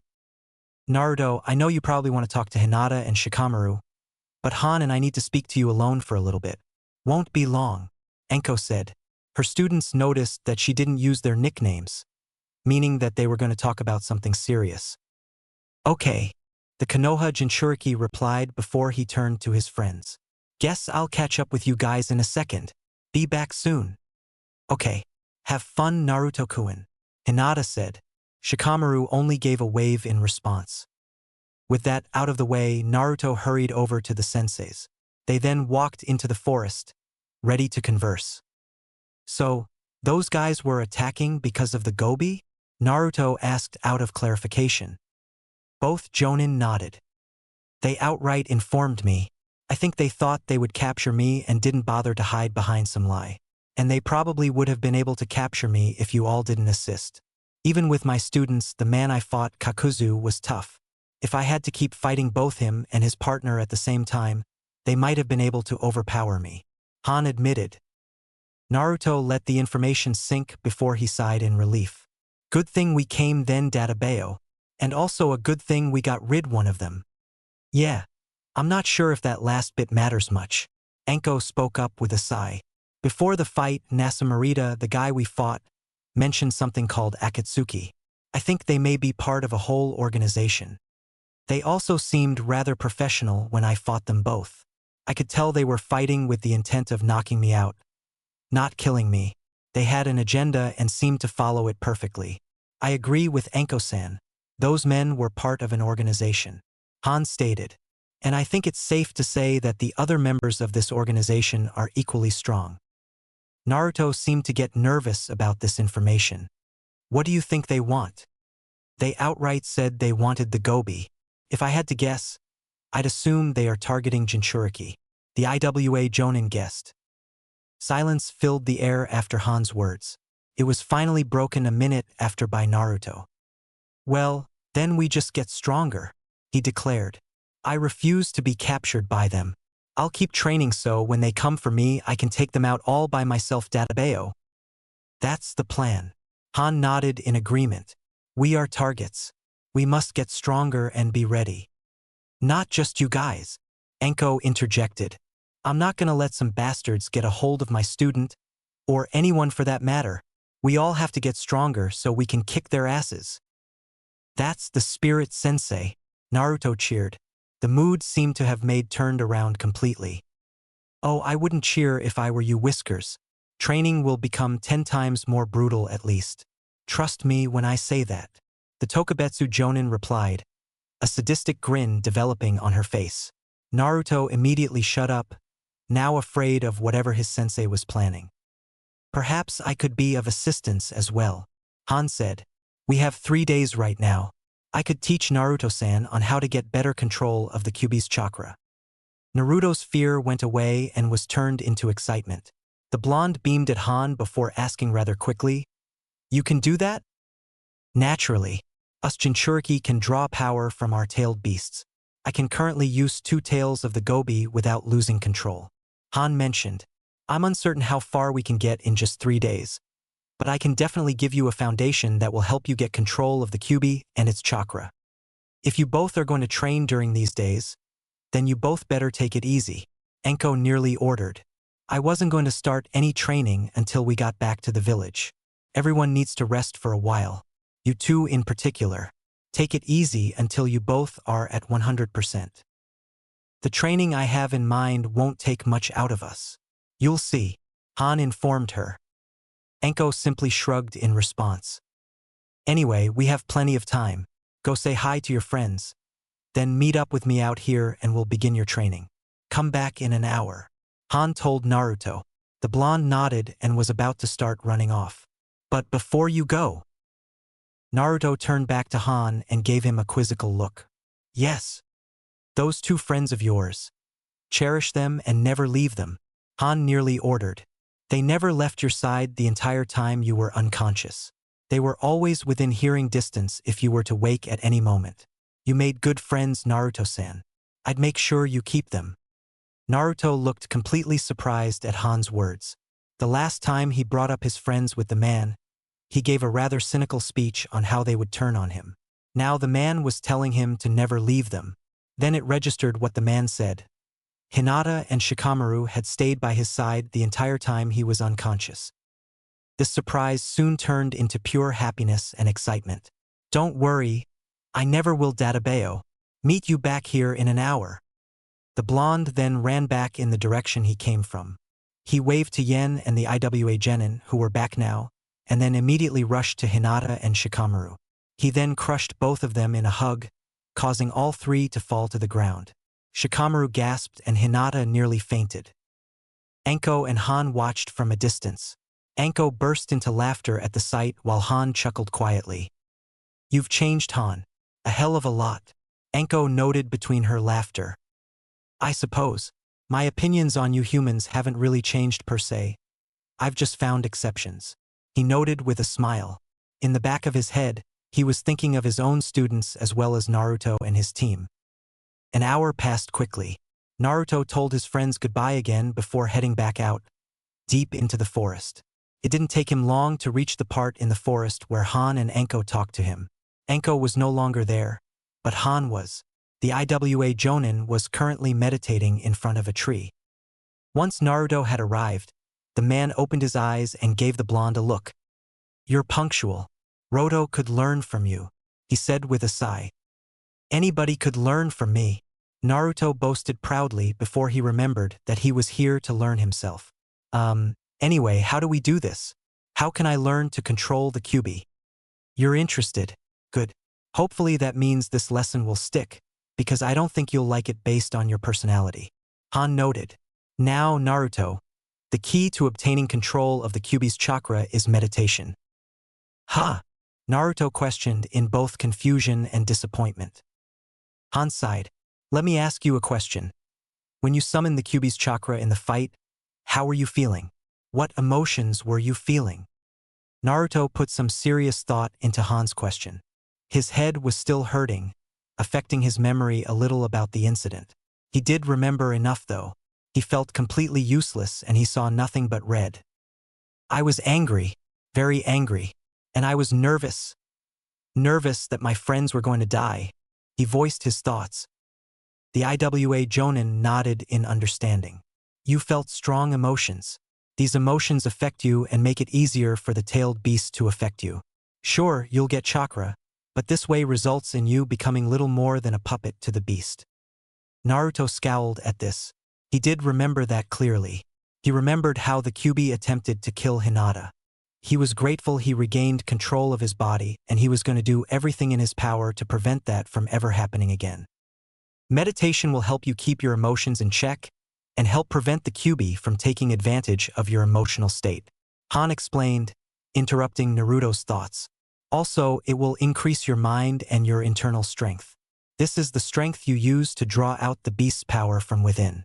If you can get your mind strong enough and your emotions calm enough, you'll be able to draw chakra from the Kyuubi with no risk of him taking over, provided that you aren't taking too much chakra.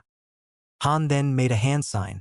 Almost immediately his body was covered in red chakra and a tail formed. Soon, a second tail formed. Naruto took a step back in shock. As you can see, I have complete control right now. This is my limit. 2 tails of the Gobi's chakra. It is important that you discover your limit and only stay within it until you can push yourself further. Han explained before he released his hand sign. The chakra faded away almost instantaneously. Holy crap! That's so badass! Naruto exclaimed. He then got into the position he saw Han in when he got to the forest. So, meditation helps me do it? How do I actually meditate? Close your eyes and relax. Free yourself from the world around you. Don't speak and don't move. Try and control your emotions and find your inner peace. Han advised. The more you do this, the stronger your inner strength and your mind will be. This should also help with your focus, which can be useful when you're in a general battle as well. Naruto nodded and closed his eyes. He took in a deep breath and exhaled it. Han watched over the boy in his meditation in curiosity. Nearly a minute had passed before Naruto's eyes opened and a frown developed on his face. This is really boring. He grumbled to himself before closing his eyes again, trying to meditate again. Han couldn't help but facepalm. This is going to take a lot of work. Han and Naruto spent the rest of the day working on Naruto's meditation. While the blonde had difficulties concentrating in the beginning, the two had made notable improvements. They quit for the day when Yen informed them that dinner was ready, telling each other they'd continue the next day. Dinner was peaceful, especially in contrast to the night before the Akatsuki attack. Almost everyone chatted pleasantly amongst each other. Even Han spoke every few minutes, throwing out a few words or his opinions. Only Risho, who still refused to associate with the Konoha shinobi, was silent. Near the end of dinner, Han decided to prepare tea. The man went away for a few minutes before coming back carrying a teapot and cups for everyone. How you can carry all of that and not drop anything, Han-sensei? Roto asked. Do you need any help? No thanks. And I don't know. Practice? It's not that difficult. The Jonin shrugged before he set the pot down. He then gave a cup to everyone and poured them tea. First Sensei eats with us, then he actually talks and associates with us, and now he's made us tea. I don't know how it happened, but you've changed, Han-sensei. Kuratsuchi noted mentally with a smile. Her teammates were thinking along the same lines. They, along with the Konoha shinobi and Yen, then took a look at the cup of tea. There was a little steam coming out of it and the cup itself felt hot. Oh God! Anko now remembered the tea Han was drinking when she first met him away from camp. I didn't have enough time to make it as hot as I prefer it, but I presume it should suffice. Han informed everyone as he took a large drink of his tea. Well, I guess it isn't like that other cup. How hot can it really be? Anko wondered as she took a sip. At the same time, everyone else took a small sip from their own tea. Ah! Han immediately stopped drinking and looked around him. Shikamaru, Hinata, and Yen were on the floor nearly unconscious with bright red faces. Naruto, Roto, and Risho were all running to get water canteens, shouting variations of water. Anko was already chugging her own canteen of water, trying to cool herself and her tongue. See, come on everybody. It's not that hot. Kuratsuchi stuttered, trying to keep herself calm. Her efforts were not working, however, as visible tears were falling down her face. Han looked at the chaos around him caused by his tea. He then took a look at his tea before he took another sip. A little cold, Han mumbled in disappointment. It seems humans have weak tongues. The Jonin then noticed Naruto was back. He had already chugged his water canteen and was now begging anyone for their water canteen. Han's sweat dropped in response. I stand corrected. It seems Jinchuriki can have weak tongues as well. Han noted with a frown before he turned his attention back to his tea. Dinner ended shortly after the incident with the tea. Everyone went off to do their own things. Naruto, Hinata, and Roto went together to go look for more firewood. Anko and Han went to go scope the surrounding environment for any threats to camp. Risho and Yen chatted together by the fire. Shikamaru found a spot near the bridge that gave a good view of the sunset in the sky. He laid down on his back and started to watch. A few minutes into it, however, he was joined by another person. Room for one more? Kuratsuchi asked with a grin as she laid down next to him. Ugh, troublesome. Shikamaru grumbled. You can watch, yes. You seem upset about that. Don't want me here? She asked with narrowed eyes. It's not that. You're actually a pretty cool girl, especially compared to some that I know back home. But I just want to relax right now, dash. All you ever do is relax, lazy ass, she snapped, interrupting him. And all you do is ask me questions about Konoha that you can ask anyone else, he replied, ignoring her interruption. The Iwa Kunoichi shrugged in response. What can I say? I'm just curious about Konoha, considering every story you tell me is different from what I've heard about you guys. No, really? The Nara asked sarcastically. Considering our villages don't have the best relationship, that isn't surprising. I know that, so I like hearing what you guys have to say about your village. Especially you, because you don't sugarcoat your village and just say how you see it. I can actually believe what you have to say about it. You're blunt and I like that. And it actually sounds a lot like IWA, just with fewer mountains and more trees. Kuratsuchi stated. Shikamaru accepted her response, now understanding why she always came for questions. A question of his own then entered his mind. What are the clouds like in IWA? Considering the mountains, you guys are probably a lot closer to them. Clouds? She asked. Yeah, they are a lot closer to us than they are here or probably in Konoha. It's kind of cool, actually. Shikamaru gave her a look. Well, if you go up high enough, it feels like you actually are in the clouds. There's one peak near the edge of the village that actually goes up past the clouds even. Kuratsuchi noted. It's actually really cool. Sometimes, if I go there, I feel like I'm flying. The IWA Kunoichi then released what she had said and immediately blushed before she turned away. And not that I actually think about flying or anything. No, of course not. Because I know that's impossible. Of course you don't, Shikamaru said with a smirk. Kuratsuchi scowled and lightly punched the Nara air in the arm. He grumbled before looking back up at the sunset. The girl's eyes followed suit. So you do this all the time? Really? Just watch sunsets and clouds? She asked. And stargaze at nights, Shikamaru added. The two shinobi said nothing as they continued to stare at the sunset. This was the first time Kuratsuchi ever truly studied a sunset. She noted in particular how beautiful it was. It then dawned her that the sunsets in IWA might be even better. You know, this is pretty relaxing, she said. Heh, you're telling me, Shikamaru replied, his smirk on his face. The two continued to stare into the sunset. No words exchanged between them. They both enjoyed the silence and each other's company. Both of them would never admit this, especially Shikamaru, but the two were actually starting to see each other as good friends. Naruto, Hinata, and Roto were almost done with their search for firewood. The three shinobi had each collected quite a few pieces of wood. Only a few more pieces and they would be done. They were getting deep within the forest when Roto spotted something in the corner of his eye, a white flower with red dots on its petals. Ooh, now this is something you don't see every day, he noted as he examined the flower, putting his firewood to the side for a second. Naruto and Hinata stopped their search and stared at the genin from IWA. What are you doing? Shouldn't we still be finishing up with the firewood? Naruto asked. He then looked at the flower curiously. What's so special about that one? It's poisonous. Very poisonous, he stated excitedly as he took the flower. The boy then put it away in a pocket in his shorts. Oh yeah, I can definitely make a poison out of it. Oh, or medicine, Hinata offered. Roto looked over at her strangely. Well, I mean if you neutralize the poison, that flower has a few qualities that are useful in medical creams, she explained.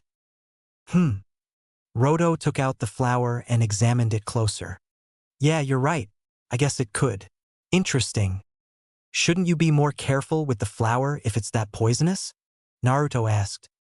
Roto scoffed in response. Trust me, after you've dealt with as many poisons as me, you've pretty much picked up immunities to them all. And if I don't have an immunity to it, then I'm pretty sure I have an antidote somewhere. He then turned to Hinata and smiled. Didn't know you liked flowers that much. Most people don't see the practical value behind them. Oh, I love them.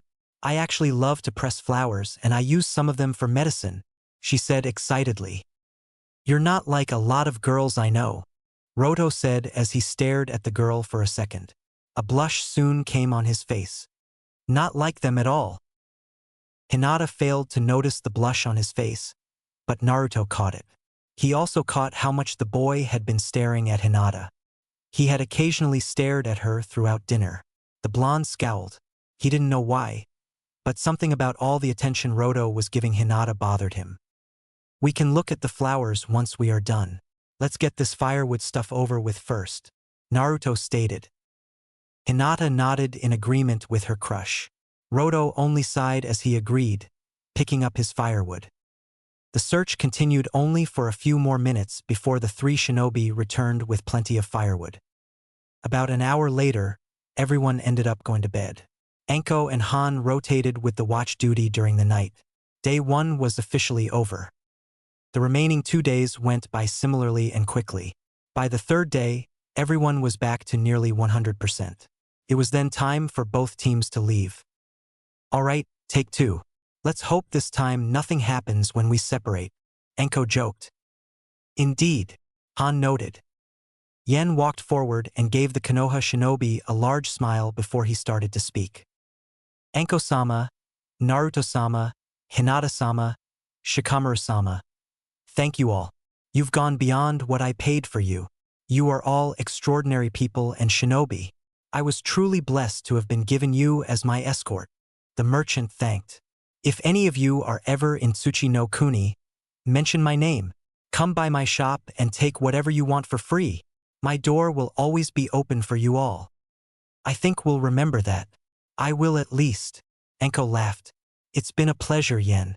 Have a safe trip back and we'll meet again one day. Yes, we shall. Farewell, he told them. Before we separate though, may I speak with Naruto-san in private? Han asked. Everyone looked at the IWA Jonin strangely. They were in the process of leaving and now Han decides to have a private conversation? After a second, Anko shrugged. Sure, go right ahead. Han walked off into the forest and Naruto hurried behind. You know, you all really like talking to me in private, Naruto noted teasingly. What's up, Han? Well, I wanted to congratulate you on your success with meditation. You are making good progress, Han told him. Oh, thanks. Naruto mumbled, a frown on his face. But I still got a long way to go. I can't concentrate enough to draw out the power of the Kyuubi yet. But you are making progress. You've done a lot to increase your focus. I'm wondering how your next fight will go. Your mind will be much stronger and your focus in battle will be stronger as well, Han noted. I have a feeling you'll do well and get control of the Kyuubi soon. Naruto's frown turned into a grin. Heh, thanks Han. Thanks for working with me. I'm sure I must have been a hard student. You have no idea. The man deadpanned before he pulled out a scroll from a pocket in his GI. Anyway, as a gift for your progress, here's a scroll for a jutsu. I've had it for some time and it's pretty basic. It shouldn't take too long to learn. The IWA Jonin tossed Naruto the scroll. The boy caught it and immediately read the title of it. Earth Style. Headhunter Jutsu? Naruto read. But I'm a wind type. Can I even learn it? A ninja's type only affects what kind of jutsus are their specialty. Your wind jutsus will be more powerful and require less chakra. But that doesn't mean you can't learn other types of jutsus. It would actually be wise to learn others. It'll give you some variety in attacks, Han advised. That jutsu is a D rank, so it shouldn't be difficult to learn. And I think it could add some tactics to your fighting style, especially with all of the clones you use. Alright, that's fine with me, Naruto cheered. Heh, next time you see me, I'll have this jutsu down. The boy then thought about the man in front of him. Han was a Jinchuriki just like him and understood him in ways no one else could. The man had spent days working on his meditation in hopes of getting the boy able to control the Kyuubi. He had now given Naruto a jutsu to learn. Naruto had gotten to know the man well and had gotten kind of attached to him. And now he was leaving. Naruto immediately rushed at the IWA Jonin and gave him a hug. Han, in shock, returned the hug hesitantly. Thanks. Thanks a lot, Hani, he told the man. No problem. Naruto-san, don't call me that. I hate honorifics, Han requested. Well, too bad. I'm calling you it, Naruto replied stubbornly, tightening the hug. A couple of seconds passed before the two ended their hug and headed back to their respective teams. The Konoha Shinobi and IWA Shinobi then headed on their separate ways. Hani, well, whatever. I'm excited to see what kind of shinobi you'll be when I see you next, Naruto Otudo. Han thought to himself with a smile. The journey back home to Konoha was peaceful and uneventful. Under normal circumstances, Anko would have complained about it. Considering the events that happened at Tenchi Bridge, she wasn't going to complain about peace for some time. For now, she was going to simply enjoy it. Team 3 got home faster than the trip to the bridge, considering they didn't have to slow down to Yen's speed. The 4 shinobi were excited to see the gates of Konoha. "We're back. Finally," Naruto shouted. "It's good to be back home," Hinata agreed with a smile. "Come on guys. Ichiraku has ramen for us. It's been far too long," the blonde shinobi stated excitedly as he started to run off in the direction of his favorite place to eat. As he was about to get out of sight, Anko raised her right hand. Snakes shot out of her hand and grabbed Naruto by his shoulders. The snakes then dragged Naruto back to his team. "Whoa, they're whiskers," Anko stated with a laugh. "Trust me, I want nothing more than to get some dango right now. But first things first, after a mission we have to go inform the Hokage about it. And trust me, we have a lot time to tell him." Naruto frowned at his sensei's words before he started walking towards the academy and the Hokage's office, grumbling about ramen. Shikamaru chuckled and Hinata giggled at their friend's antics as they, along with their sensei, followed behind. The 4 members of Team 3 made it to the Hokage's office as quickly as they could. They walked in as another genin team left the office, most likely going on their own mission. The Hokage noticed the team and had a smile on his face. "Ah, welcome back Anko-san." Naruto, Shikamaru, Hinata. Hiruzen greeted the team. "How was the mission?" "Well, the mission was a success. We'll start with that," Anko stated as she gave her leader the scroll she got from Han before the Akatsuki attack. Hiruzen accepted it and filed it away. "Then you'll have the money of the mission transferred to your account, Anko. Pay your students accordingly when you get the money. Congratulations on your first C-rank mission," he told everyone with a smile. After those words, his face got serious as he turned to Anko. "Based on what you said, though, you have more to say, don't you?" Anko laughed humorlessly. "Oh, you have no idea." Inoki, the Sandaime Tsuchikage, mumbled as he read the mission report. Weeks ago, he sent the team in front of him on a simple escort mission featuring a brief encounter with Konoha shinobi. It seemed a simple mission on paper. The aged Tsuchikage was legitimately surprised when he read the report and saw it was otherwise. Attacked by missing ninja? Assisted by Konoha shinobi in the combat. Inoki repeated the odd parts of the report. He looked up from his paper and faced the team that went on this strange mission. "Kuratsuchi, Risho, Roto, you 3 are dismissed. Han, I would like you to stay," he informed the team. "Yes, Tsuchikage-sama," Risho and Roto replied in unison. Yeah, whatever. See you at dinner tonight, Gramps," Kuratsuchi replied. "Show some respect for the Tsuchikage," Risho exclaimed at his teammates' words while they walked out. "He's my grandfather. I give him the respect he deserves, but I'm also going to call him what I want to call him," the Iwa Kunoichi retorted. The 2 genin continued to argue loudly even after they left the room. Roto tried to calm his teammates down, but his efforts ended up failing. Inoki sighed in response to genin while Han chuckled slightly. "She's much more mature on missions and in battle. You have a strange effect on her," Han noted to his leader. "Tell me about it," Inoki sighed. "Anyway, I presume you want to discuss the mission in more detail?" the Gobi Jinchuriki asked. The Tsuchikage nodded. "Yes, you were all vague with the report. Who exactly were these missing ninjas?" "That's something I wanted to discuss with you actually if you've heard of them," Han informed him. "Their names were Kakuzu and Nasamurita. I recognize them.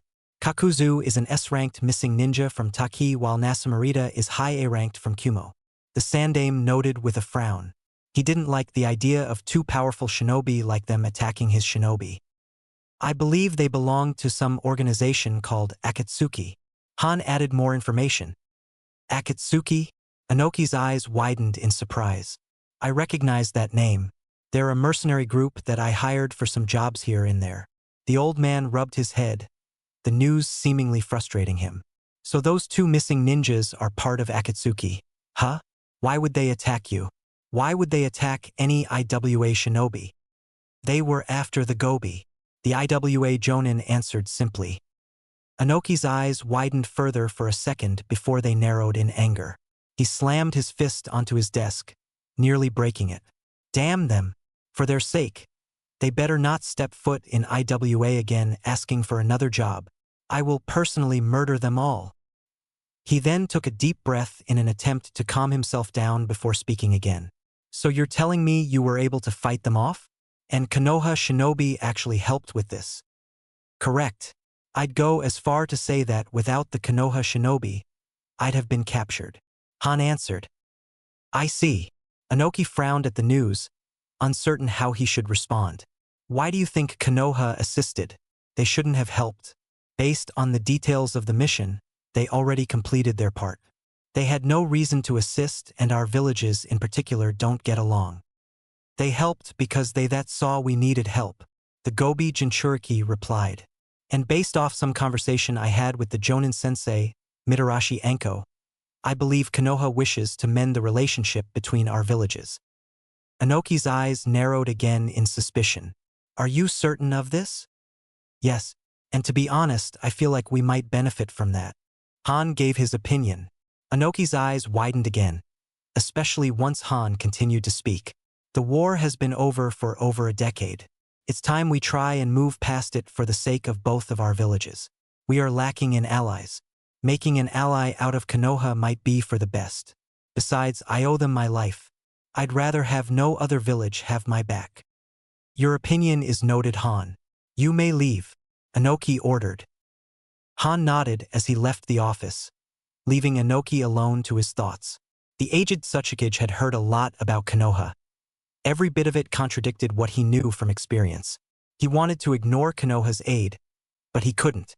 It also didn't help that Han, a shinobi that openly hates humanity, was speaking favorably of these Konoha shinobi and was requesting a better relationship with the other village.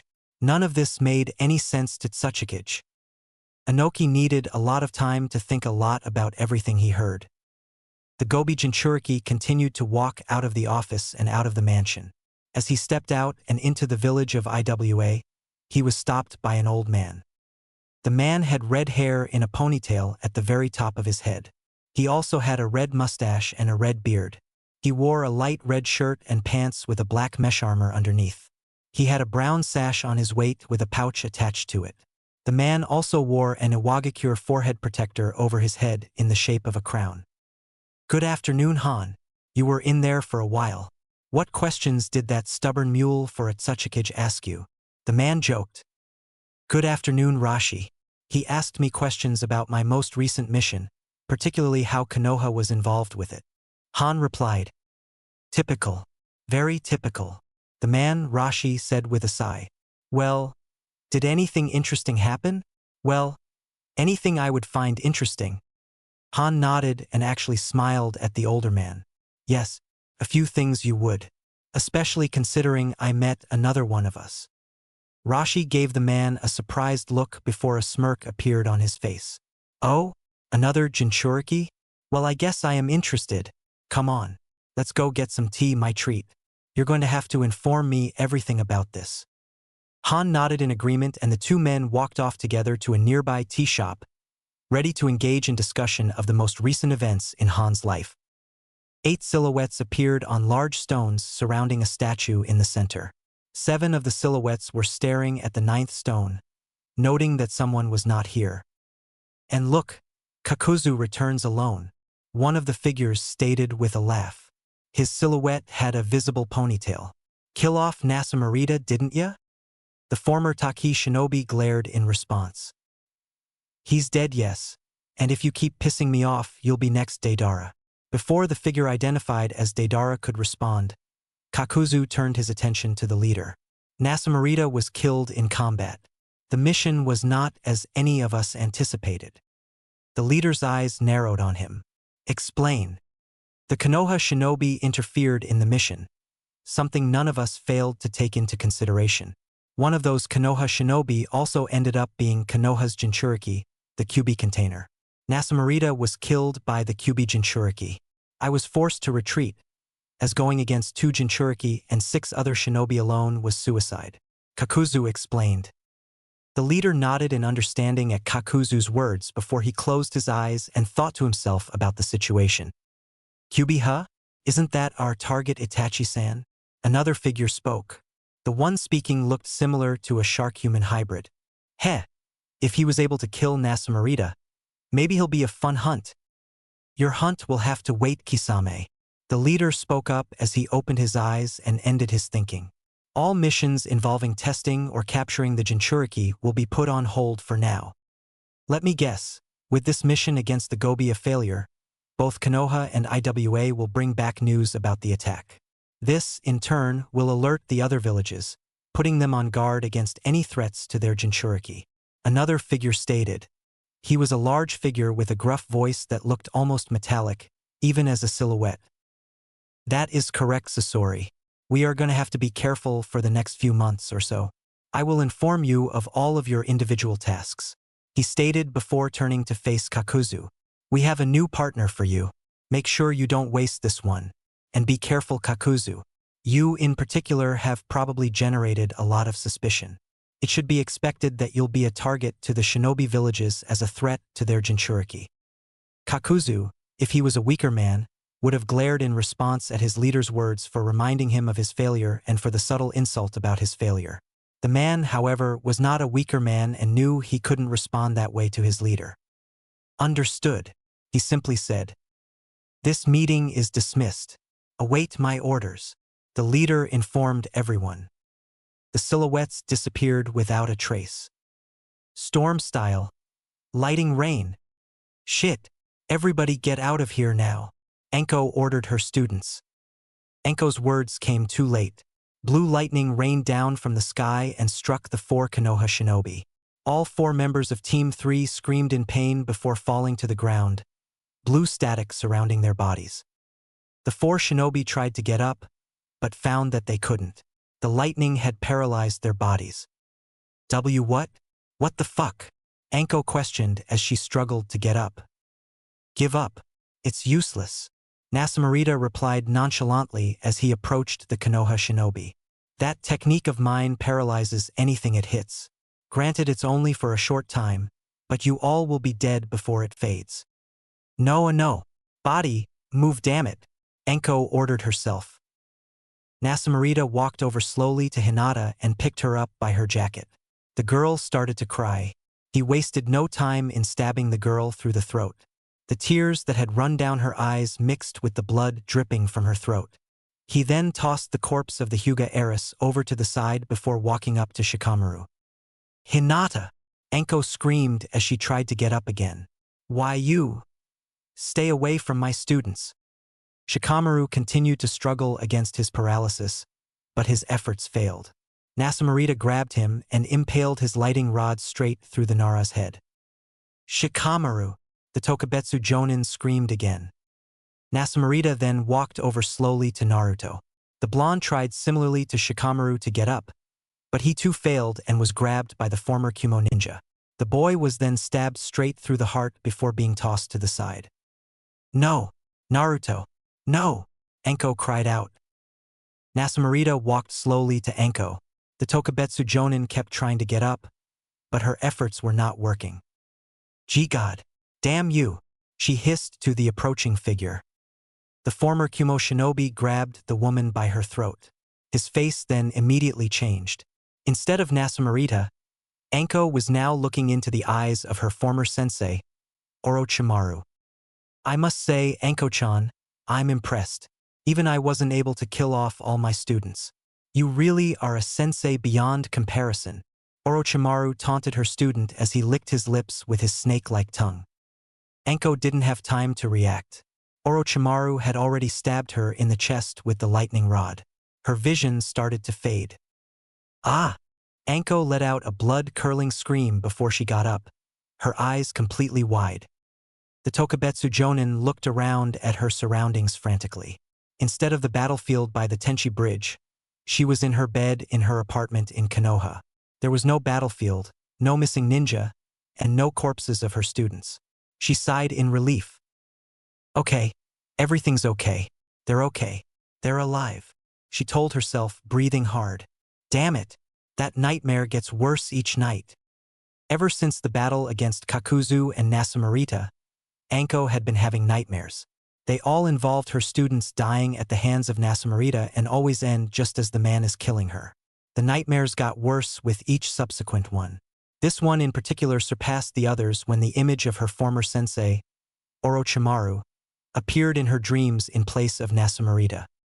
Anko immediately got out of bed, grabbed a glass bottle of sake from her kitchen, and walked out into Konoha. It was early morning. The sun was just starting to rise. The Tokubetsu Jonin walked while drinking her sake, trying to clear her mind. She was currently mulling over the reason she believed she was having the nightmares. We should have died. We got so lucky that it isn't even funny, Anko thought bitterly. If Naruto didn't release the Kyuubi at that moment, if Nasamurita hadn't wasted so much chakra in the fight, if Han didn't stop the Kyuubi from taking complete control over Naruto, if any of that didn't happen, we'd all be dead. The snake summoner started to chug on her bottle. After finishing it off, she crushed it in her hands. Glass punctured her hand, but she was too deep in thought to care. I couldn't do a damn thing. I got paralyzed, and that was it for me. I couldn't help them. I couldn't save my students. It's my job to protect them, and I failed. Heh. Some sensei, you turned out to be Anko. Anko's walking soon turned into running. She was now heading in the direction of Training Ground 44. I fucked up badly. Now it's time to fix that.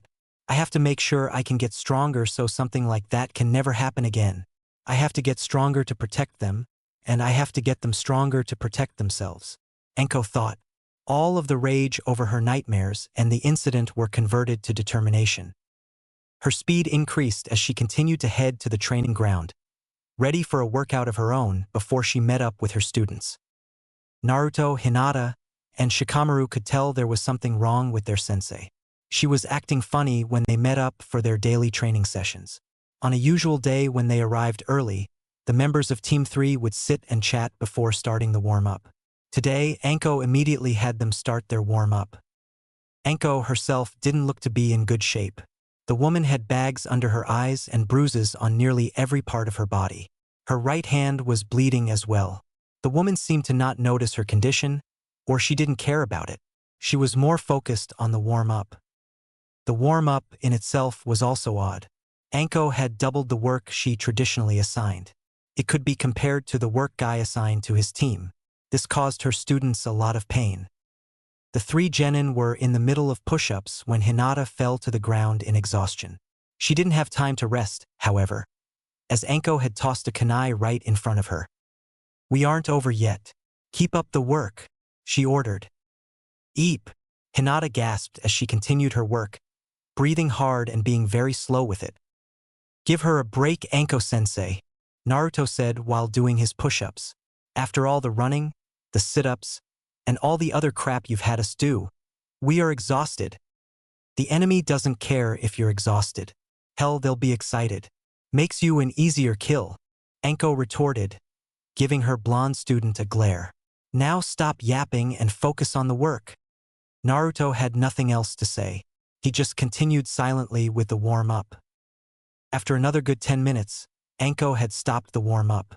Her three students immediately fell to the ground in pure exhaustion. All right, now we'll work on something else. I'm going to work on your reflexes, she said. Immediately as she said that, kunai came flying at her students. Hinata and Shikamaru were able to dodge in time, but Naruto was hit by one in the leg. He winced in pain. Ah, what the hell? He cursed. You should have all dodged those easily, she stated sharply.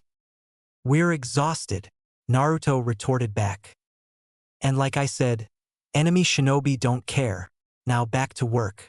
Dodge properly and that should be the only injury you get, she replied before tossing shuriken.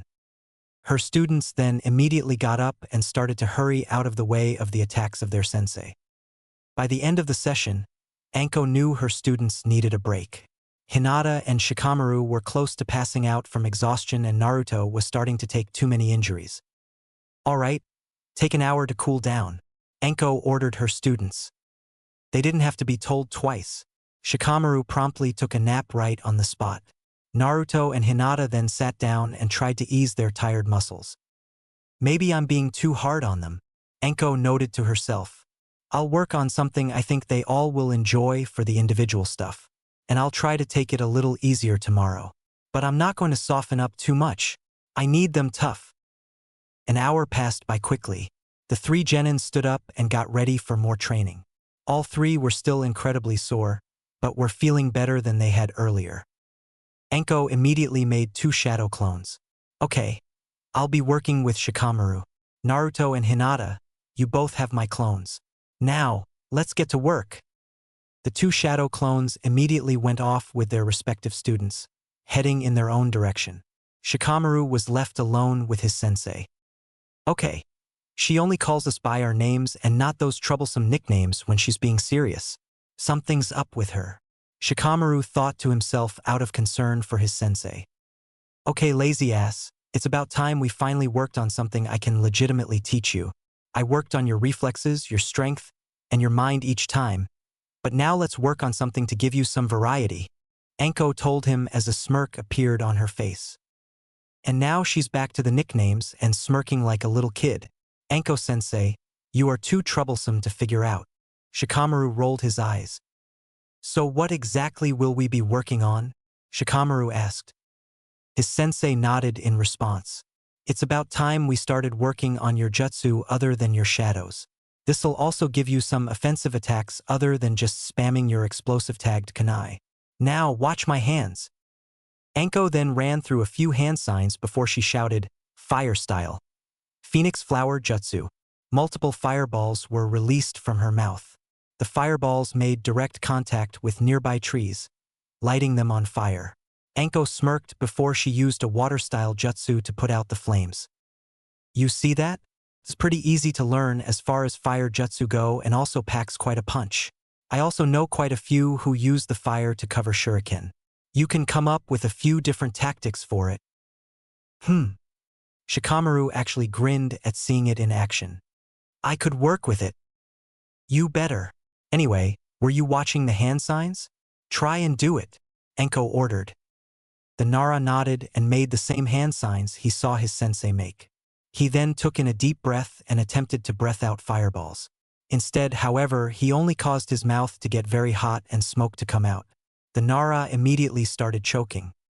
Hey, you're only just starting with fire. Expect that to happen a lot when you just start, Enko told him while laughing. Troublesome, Shikamaru managed to eventually say between the coughing. By the time coughing died down, the two immediately continued work on the jutsu. One of Enko's clones led Hinata away from everyone, near a small clearing surrounded by wooden posts. When the two arrived there, the clone turned and faced the Hyuga. Alright Stutters-chan, you've gotten good with the bow. You know more than I can possibly teach you, so you're going to have to improve on your own with it, she informed her student. Hinata nodded in understanding. So we'll have to work on something else for today. Now quick question. You're still working with your clan on the gentle fist, right? Yes, Hinata affirmed. Whenever I don't have missions that interfere, Father still works with me on it. The clone of Enko nodded in acceptance. Good. Then I guess I'll leave taijutsu training to your family then. So, how about we work on some ninjutsu? The clone then pulled out a blue scroll and tossed it to her student. Hinata grabbed it and looked at its title. Water Style. Gunshot? She read. C-rank Water Style Jutsu. Can be used at any range. You turn your chakra into water and then spit it out in the form of rapid-fire water bullets. The more chakra you have, the more bullets you can use and the larger they can become, she explained. Fun fact, the Nidaime Hokage used this jutsu as a basis for developing his advanced water manipulation that allowed him to turn water vapor into a source for water. How he did that, I have no fucking clue. But hey, it's interesting trivia. You know a lot about multiple types of jutsu, sensei, Hinata noted. Of course. Enko's clone scoffed in response.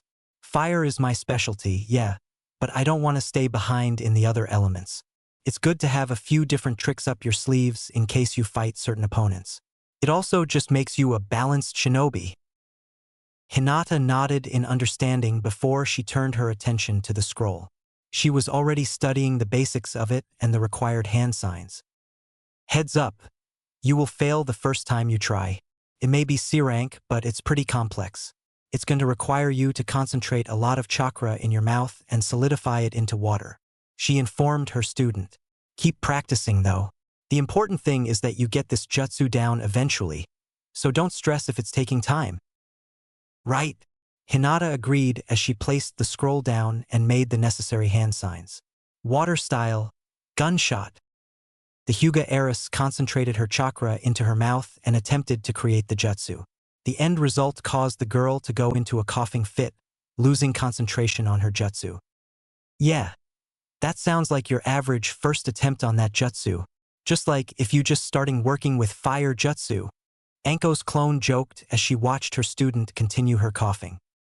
She eventually went over to her and patted her on the back, helping her out. Well, because of that coughing fit, I can tell you got the chakra concentration part down relatively well. Now we just need to work on turning it into solid water that won't choke you, the clone stated. How about I demonstrate for you before you try again? Hinata nodded and the clone started to make hand signs, ready to demonstrate the jutsu. Hinata watched dutifully, hoping to recreate the jutsu quickly.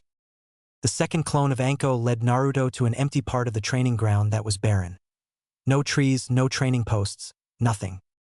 Okay, Whiskers, let's the clone started. Wait, sensei, can we work on this? The blonde asked as he pulled out the scroll Han gave him. Anko's clone gave the boy a curious look before she took the scroll and looked at it. Her eyes widened when she saw what the scroll was for. Headhunter? Where'd you get an Earth-style jutsu? They aren't overly common here in Konoha, she questioned. Hani gave it to me and he thinks it'd give me some variety in jutsu. I agree. So can we work on it? He asked again. Hani, the clone repeated the name in her head. Guess they were closer than I thought. Pretty surprising that Han gave him a jutsu though. The original me might find this really interesting. Whatever. I'm just a clone. I don't have to follow my original's orders when she isn't here. She shrugged, changing the plans for the blonde student. Yeah, we can work on the jutsu. Yeah, awesome. Naruto cheered, jumping up and down a little. Okay, now let's get to work. Whoa, settle down, Whiskers. Anko's clone mumbled. Naruto stopped jumping around and stared at her, waiting to hear what she had to say. Now, have you looked at the jutsu at all yet? Naruto shook his head. Not really, only a little bit, but I kind of would have preferred to start practicing it with you in case if I screw up. I figured you could help me with any problems that I have with it. Fair enough. Understand though that I don't know this jutsu and earth is probably my weakest element, so I don't know exactly how much help I'll be with this. But I'll do my best, she said before tossing the scroll back to Naruto. Now, just try it I guess. Naruto nodded before he looked over the scroll again. He studied it for a few minutes, the details behind by the jutsu and the hand signs. He then put the scroll away and made the necessary hand signs. Earth style. Headhunter jutsu, Naruto shouted. The blonde, however, used too much chakra in his attempt. This caused Naruto to sink into the ground itself. He fell down to his shoulders, shouting the entire way. Ah, damn it. What the hell? Naruto cursed as he tried to get out of the clone. Anko's clone, after witnessing the attempt, immediately fell to the ground in laughing fit. Oh God, I didn't know it was possible. But you just got shorter. Her laughter only annoyed Naruto, whose struggling increased. Ugh, hey, sensei, quit laughing and help me out of here, he shouted. Can't do, Whiskers, she replied between laughs. You wanted to learn this jutsu, so you should fix the problems you make with it. Naruto grumbled to himself as he struggled to get out of the ground. He was going to have to practice this jutsu and he couldn't do it like this. Why do I have a feeling this is going to be a really long day? He grumbled to himself, still trying to pull himself out. All three genin were exhausted after their individual training. They had spent every second working on the jutsu assigned to them. Shikamaru and Hinata were both suffering from chakra exhaustion while Naruto experienced physical exhaustion from having to constantly pull himself out of holes. In addition, all there were still worn up from the earlier training from that day. "You all look like shit," Enko laughed. Naruto and Shikamaru glared in response at their sensei. Even Hinata gave her an annoyed look. This only caused the Tokubetsu Jonin to laugh in response. "Yup, and it seems like my lovely little brats are pissed. Now that right there is the reason I love being a sensei," she stated before she stopped laughing and gave them all a serious look. "Yeah, I know I probably tired you all out a lot today more than usual, and I admit I was a bitch today, but I need you guys to get tougher for the future. I want to make sure that if something like our last C rank happens again soon, you all will be able to have a fighting chance on your own without my help. So expect the next few sessions to be rough, but I think it'll be worth it in the end." The three genin of Team 3 stopped glaring at their sensei and gave her a shocked look. They all then nodded simultaneously. "I'll be a little more lenient tomorrow since I probably did go a little overboard, but the training will still be difficult. I am going to do my part to make sure you three can live a long, fulfilling life as shinobi of Konoha." "We get it. No big deal, Anko-sensei. We're just going to get stronger after all. So no complaints from me," Naruto stated excitedly. "Good. Good to hear," Enko stated with a smirk. "Anyway, I have some plans today, so no missions. You are all dismissed. Just take it easy for the rest of the day and relax. You all earned it. See you brats tomorrow." Enko made a hand sign before using the shunshin and disappearing, leaving her students alone. "Show off. She just loves that shunshin," Naruto grumbled. "Naruto, this is Anko-sensei. She loves flashy entrances and exits. Are you just now realizing this?" Shikamaru rolled his eyes. "Shut up." Hinata giggled as she watched her friends argue. "Well, if we got the day off, I'm probably going to go head to Ichiraku. Want to come?" Naruto said as he started to walk off. Both Shikamaru and Hinata nodded. The three members of the team were then off, heading to go get lunch. It didn't take Anko long to reach where she was heading, the memorial stone for ninja killed in combat. The stone was not too far away from the training ground, making it only a small walk to get there. The Tokubetsu Jonin grinned when she arrived there. Just as she was hoping, a man was there. He was a tall man with white, spiky hair. He wore the Konoha flak jacket and a pair of pants that had kunai holders on them. He also had on a mask over his face and his forehead protector covered his left eye. "Kakashi, what's up?" she shouted at him. The man, Kakashi, looked away from the memorial stone and faced Anko. He gave her a smile behind his mask before he walked over to her. "Good evening, Anko. It's been a while," he replied. "Need something? You usually don't come out here."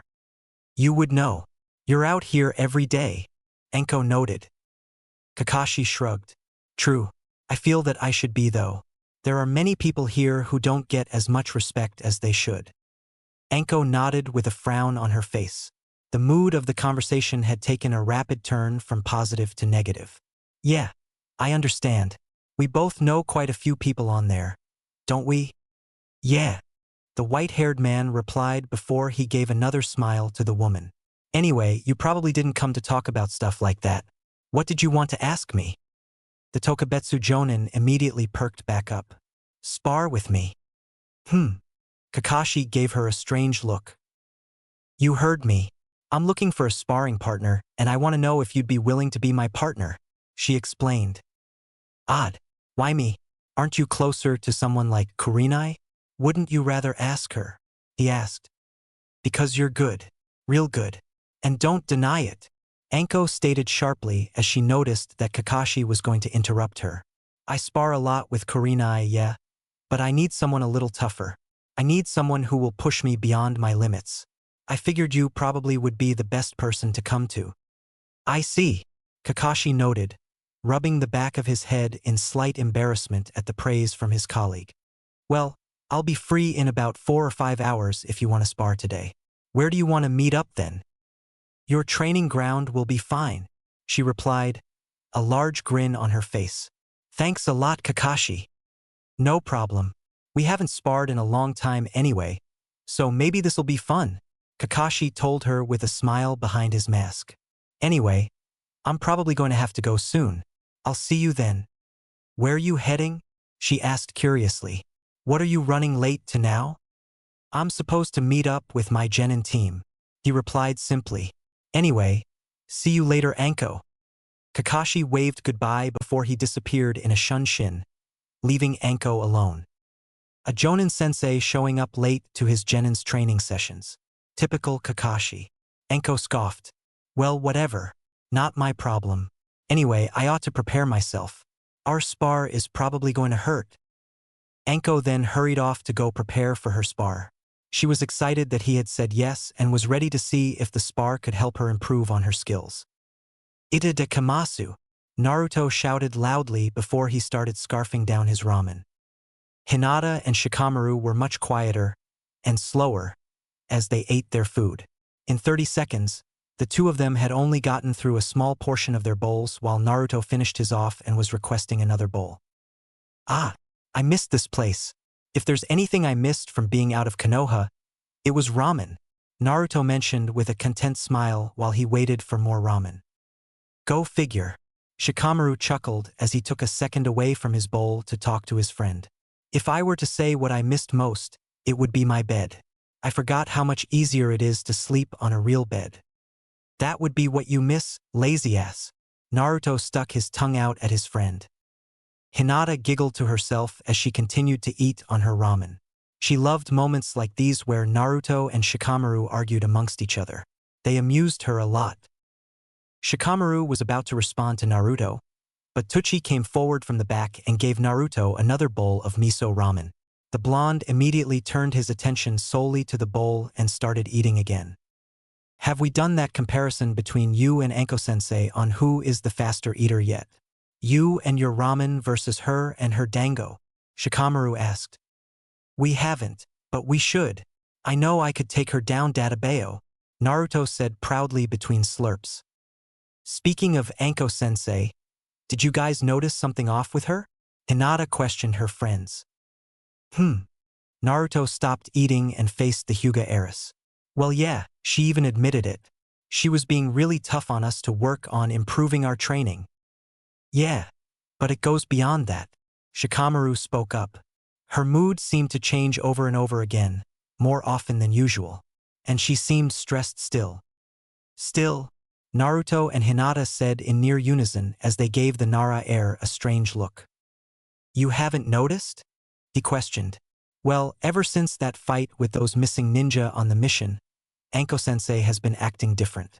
Sure, she would joke around and be her troublesome self, but she seemed always like there was something on her mind. It only got worse each day. Something was bothering her and stressing her out, and it still is. Today was the worst she's been. How did you notice all that? Naruto asked. Attention to detail and paying attention to subtle changes in character. I might be wrong, but I don't think so. Shikamaru shrugged. So, what do you think? Naruto and Hinata remained quiet for a few seconds before Hinata spoke up. She probably is, she said, a frown on her face. Should we do something? Like what? It's not like she told us any of this. The Nara grumbled. Ooh, I know what we can do. Naruto spoke up. The blonde immediately told his friends the idea. Hinata and Shikamaru both smiled after hearing what he had to say. Simple, but I like it. I'm sure she'd appreciate it, Shikamaru said. She will. Hopefully it'll help her feel a little better. Hinata stated quietly. I have a feeling it will. If I know Anko-sensei, it should, Naruto said, a smirk on his face. Anyway, we should go do it after we finish eating. We wouldn't want her to head over there before we can do it for her, would we? Right. The Nara nodded in agreement. She said she had some plans today, so we might have a little bit of time, Hinata told them. A thoughtful look then appeared on her face. I wonder what Anko-sensei's plans were anyway? Fire style. Fireball jutsu. Anko unleashed a giant fireball from her mouth. Kakashi retaliated with the same fireball. The two jutsu collided with each other and canceled each other out. Damn it, Kakashi. I didn't realize sparring with you would be just you copying every jutsu I do. Enko cursed at him, starting to breathe hard. I'm the copy ninja for a reason, you know? He replied with a smile. His forehead protector was no longer covering his left eye. It was wide open, revealing the Sharingan. He's screwing with me. I know he's doing that to me on purpose to piss me off so that way my actions will get less focused. Well, I'm not going to let him get the better of me that way, Enko told herself before she ran forward to attack. The two shinobi engaged in hand-to-hand combat. Kakashi was able to parry her strikes with his own. He managed to land a good few punches directly at the Tokubetsu Jonin, but she showed no signs of giving up. Realizing she was getting outmatched, Enko jumped backwards, made hand signs, and released another fire style. Fireball Jutsu at Kakashi. The fireball flew faster than the other one and managed to hit Kakashi, causing him to wince under the flames of the fire. Enko smirked before she saw him disappear in a poof of smoke. Before she could react, a hand grabbed her from underground and pulled her down into the ground. She was dragged all the way down to her neck. Kakashi then appeared in front of her, giving his traditional smile behind his mask. This is the jutsu that Naruto wanted to work on today. Guess it's pretty effective, Enko thought to herself. Well, I suppose that should cut it for today, right Enko? Kakashi asked. I'm assuming you don't need help getting out? Her response was only disappearing in a poof of smoke as well. Kakashi's eyes widened in response. Shadow clone, he mumbled to himself before looking for Enko. I don't remember her even making one. That's pretty impressive to pull that off on me. He didn't have time to look much. Snakes shot from behind a nearby tree and grabbed the man with their teeth. They bit down hard on him, causing him to wince in pain. Heh, now let's get this over with, Enko stated as she appeared from behind the tree. She then pulled back on her hands in an effort to pull Kakashi forward. Her efforts worked, as Kakashi was sent flying towards the Tokubetsu Jonin. She then made more hand signs. Fire style, Dragon Flame Jutsu, she shouted before unleashing a burst of fire from her mouth, heading at the approaching Kakashi. Ah, I see what she's doing. She used her snakes to immobilize me and pull me in close to her so she can use the Dragon Flame Jutsu, a jutsu that is more effective the closer you are to the target. Very effective, Kakashi thought to himself before he started to make hand signs of his own. However, Enko, I am not immobilized like you think I am. Water style, gunshot. Kakashi quickly launched a ball of water from his mouth that collided with the fire. The water quickly put out the approaching flames and continued flying at Enko. The Tokubetsu Jonin was hit head-on by the jutsu, causing her to fly backwards and her snakes to let go of Kakashi. She landed on the ground hard. Damn it! She cursed before getting up and getting a position to keep fighting. Enko, that's probably enough for today, Kakashi told her as he moved his forehead protector to cover his Sharingan eye. We are not done. I can still fight. Now let's keep this up, Enko demanded as she pulled out a kunai. Enko, please. Besides the fact you were already bruised before we fought, I can tell your chakra is running low right now and that you're even more tired. We sparred for a while. We should call it quits for the day, the Jonin explained. We don't want to get you too tired. You'd be useless if you were overworked and exhausted. Just relax. Enko said nothing in return. She looked down in thought. He's right. I have been overworking myself today. I can't let that happen, otherwise I might burn myself out. I'm going to have to take it a little easier, she thought. However, Kakashi started, getting the attention of Enko. We can continue sparring some other time. Would every other day be okay with you? Enko immediately grinned in response. Hell yeah it would. Meet here same time. Kakashi nodded. Yep, now I'll see you then. Why don't you go and relax? Right? Thanks Kakashi. She thanked him, her grin seemingly larger. I'll see you later then. Bye. Enko then walked off, too tired to make a shunshin. She's better than I remember. I actually had to use my Sharingan and I got myself tired out a little bit.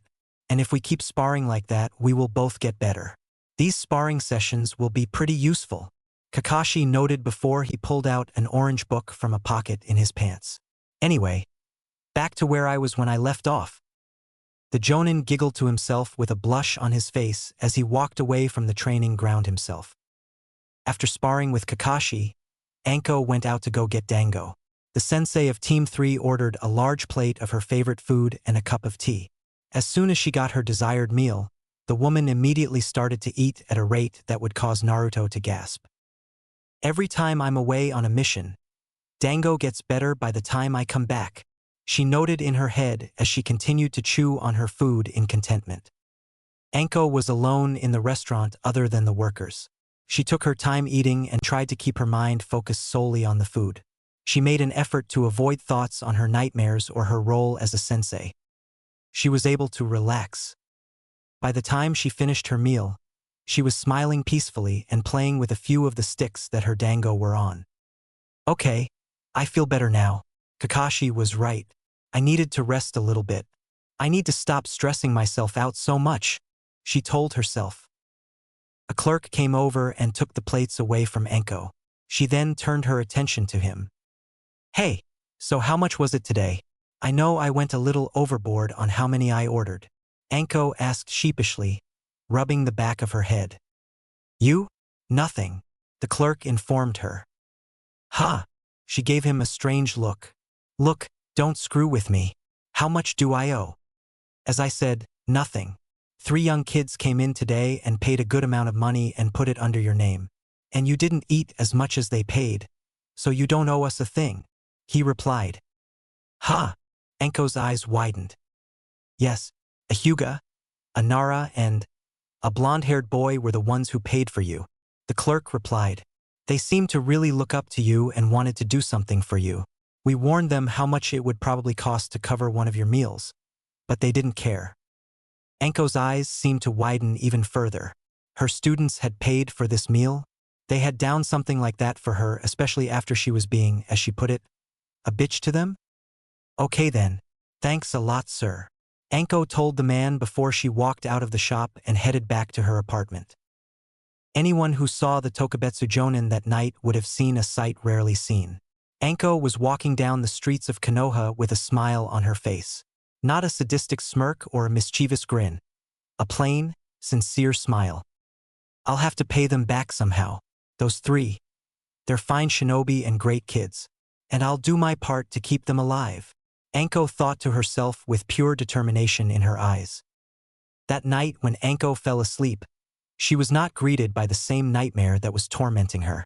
The dream she had reminded her of a dream she used to get growing up where she, of all people, became the Hokage. She couldn't remember much about this dream, but it was a peaceful one and she enjoyed it. There was one thing she truly remembered from it though.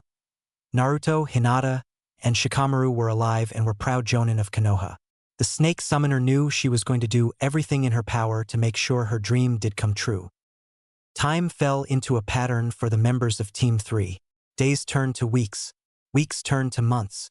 They continued meeting up each morning for training, which was still more difficult than it was prior to the mission to Tenchi Bridge.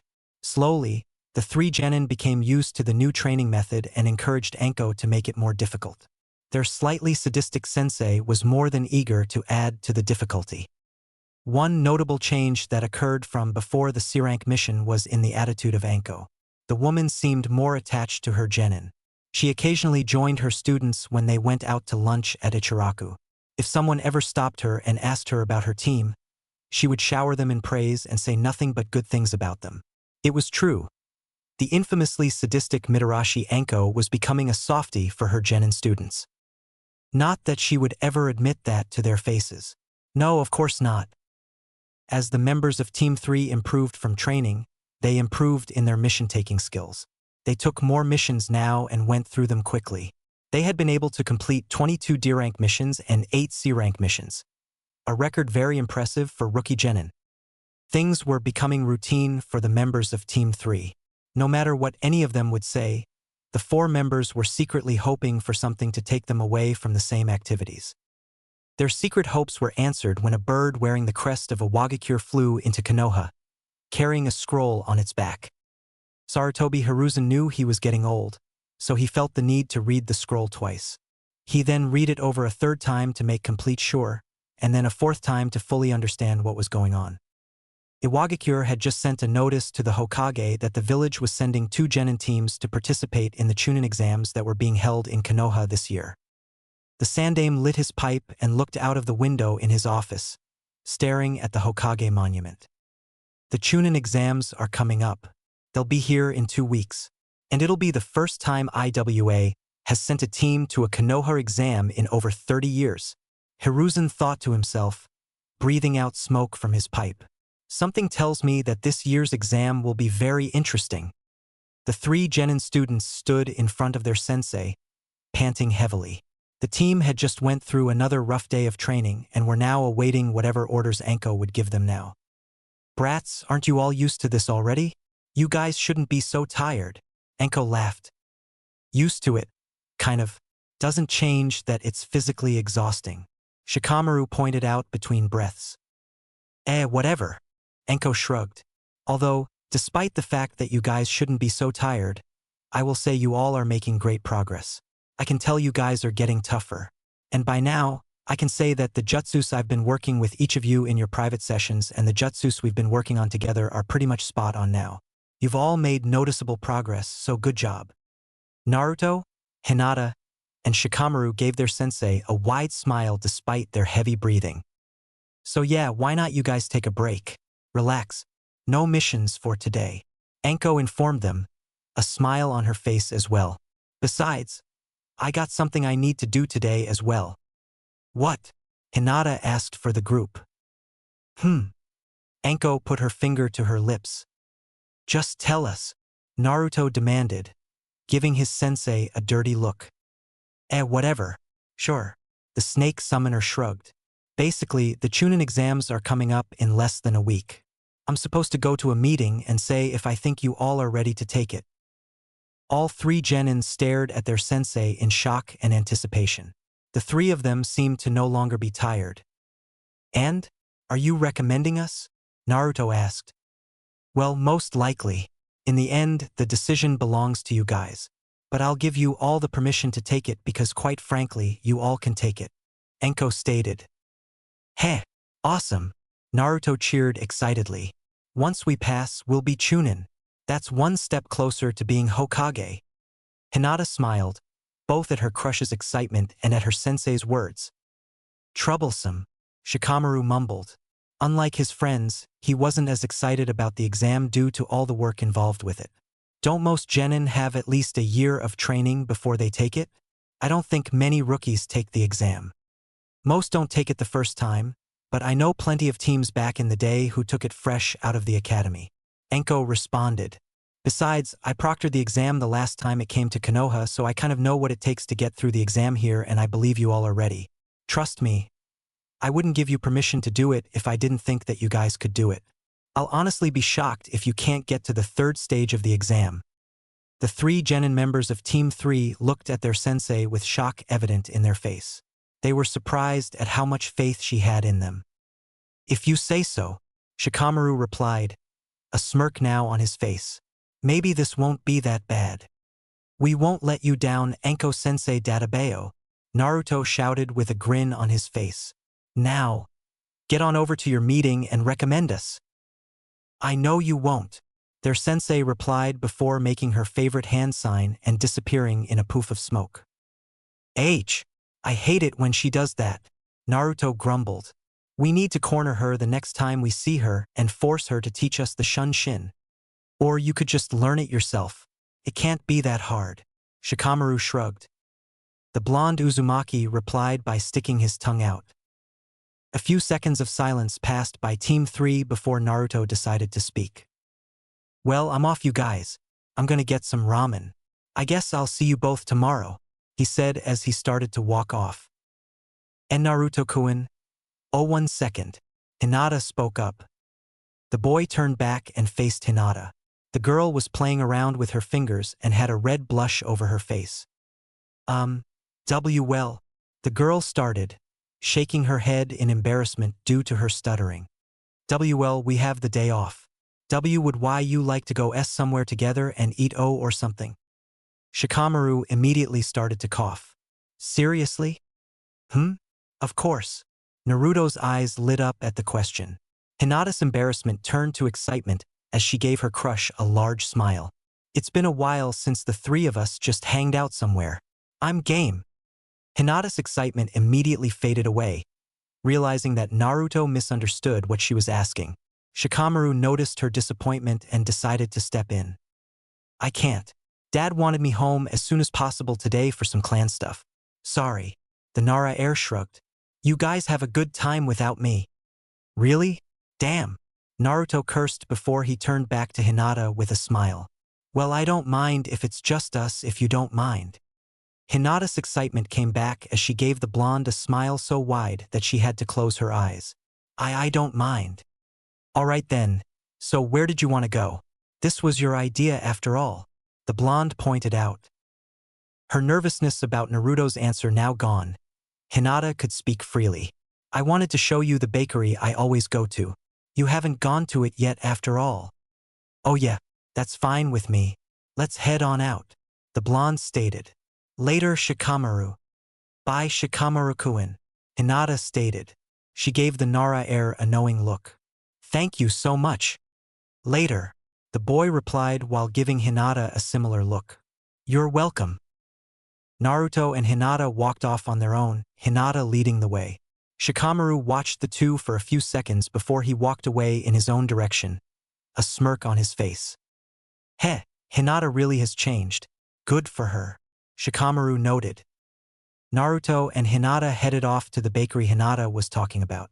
It was a small, gray shop called Panya located near the entrance to the village. When they arrived, Naruto ordered himself a few pastries and sat down in a seat. He was unprepared for the sight he was about to see. Hinata had gotten a little more than half a dozen large cinnamon rolls. The Hyuga heiress sat down at her own chair and started to devour her sweets quickly. D-damn Hinata-chan, you really do have a thing for cinnamon rolls, Naruto exclaimed. He knew this was her favorite food and he had seen her eat one or two before, but he had never seen her eat this many this fast. The girl stopped eating for a second as her face turned slightly red. In a second, though, the redness faded and a teasing smile appeared on the girl's face. True, but you're just as bad with ramen, she informed him. That's different. You can't just eat a few bowls, the blonde retorted. And you can't just eat a few cinnamon rolls. There is no difference, she replied. A moment of silence passed before the two genin started to laugh loudly. Conversation carried on from there as the two discussed anything that came to mind. From their daily training sessions to pranks, Naruto was planning to a few books that Hinata was reading. The two members of Team Tree talked freely with no limits. It was during this conversation that Naruto truly noticed something. Hey Hinata, your stutter is gone, he stated. Huh? The Hyuga heiress looked at him strangely. Yeah. Now that I think about it, you really don't stutter anymore at all, Naruto elaborated. Only around people you don't know or if you're really embarrassed. You really don't stutter anymore. Hinata mumbled in thought, a smile appearing on her face. I guess so. I've been getting more confident in myself. I can tell. That's great, Naruto cheered. Ah, and it's all thanks to you, she told him, her face turning red again. Really? The blonde asked. He then started to chuckle. Well yeah, I guess time with a team as crazy as ours really must help. Especially Anko-sensei. Heh, definitely. She has helped a lot. And so has Shikamaru-kun. Hinata agreed, her face still red. Still, I owe most of it to you. Really? The blonde asked, now starting to look confused. Why? Spending all the time we have with each from the academy and in our team has just helped. Your smile and your enthusiasm are contagious. The Hyuga heiress giggled. Your determination is admirable. You encouraged me to believe in myself more so that I can be as strong and confident as you are. I really owe it all to you, Naruto-kun. Really? Naruto asked. His face was starting to turn red himself. Wow. I am glad to help out. Thanks for thinking that. Hinata noticed something and couldn't help but point it out. Naruto was really influencing her after all. Hey, look who's stuttering now, she teased her crush. So? Naruto mumbled, shaking his head in defiance. The two friends continued to talk from there, even after they finished their food. After another hour, they got up and walked out of the bakery. We need to do stuff like this more often. That was fun, Naruto said, a large smile on his face. I agree, Hinata replied, her smile even wider than her crush's. So I guess I'll see you tomorrow? The blonde asked. Of course, Hinata replied, her confidence at an all-time high. She did something she never imagined she could do. She walked up and gave Naruto a hug. See you tomorrow, Naruto-kun.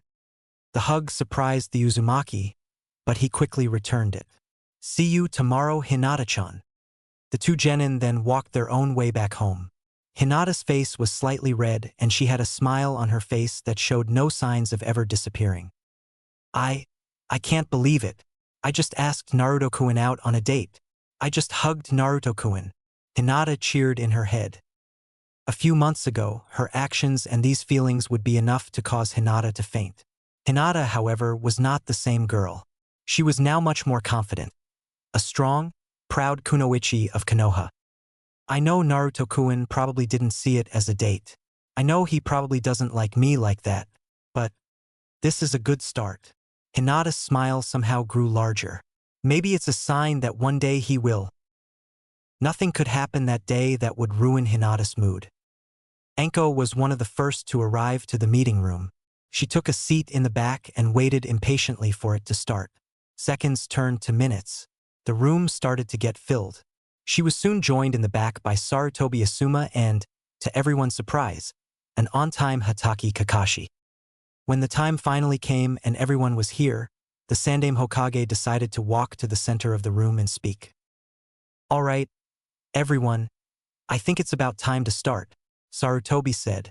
As well all know, it is time for this year's Chunin exams. All eyes focused on the Hokage. Each shinobi in the room were giving him their full attention. Sarutobi began the meeting by discussing the nature of the Chunin exams. Something they all knew, but something he enjoyed reminding everyone about. Once he finished, he started to go into the true purpose. Now, are there any Jonin senseis that believe that their genin squads are ready? The Sandaime asked. One by one, Jonin stood and gave their recommendations. Anko watched with only mild interest. This whole process was boring her. Really boring her. She just wanted it all to end so she could leave already. After about 7 recommendations, a Jonin with bushy eyebrows and green spandex on stood up and gave the Hokage a thumbs up. I, Madogai, recommend my wonderful students, Rock Lee, Hyuga Niji, and Tenten, for this year's exams, he proclaimed with a grin. His teeth seemingly shined after his words. The whole room sighed. Guy's an idiot, but his team must be pretty damn good if they survived him and his training. Anko thought to herself as more senseis were giving their recommendations. I'm sure they'll provide some competition for my brats at least. After a few more recommendations, it was now the turn for the senseis sitting in the back. The senseis of the rookie genin. I, Mitarashi Anko, recommend Uzumaki Naruto, Hyuga Hinata, and Nara Shikamaru for this year's exams. Anko proclaimed. What? Yumino Irika, one of the few Chunin in the room, gasped. His attention was now focused on Anko. I, Hatake Kakashi, recommend Uchiha Sasuke, Inazuka Kiba, and Haruno Sakura for this year's exams. Kakashi stated after her. I, Sarutobi Asuma, recommend Aburame Shino, Yamanaka Ino, and Akimichi Choji for this year's exams. Asuma added.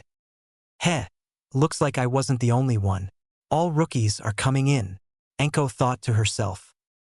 Interesting, Sarutobi said to himself with an amused smile. Very well then. Dash. Hokage-sama, I beg that you reconsider your decision to let these genin teams in, Irika spoke up. All eyes turned to the academy instructor in the room. Teams 3, 7, and 10 are still rookie genin. They've only just started their careers as shinobi. I suggest they wait a year to develop further as shinobi. By then, they should be ready to take the exam. Hiruzen sighed. While I understand your logic, it is not against any law or rules for rookies to participate in the exams. If their senseis believe they are ready, then they can participate. Irika, in response to the Hokage's words, turned around to face the three senseis once again. Then I ask you three to reconsider your recommendations and give them more time. Relax, Irika, Enko replied. I wouldn't recommend my brats if they weren't ready.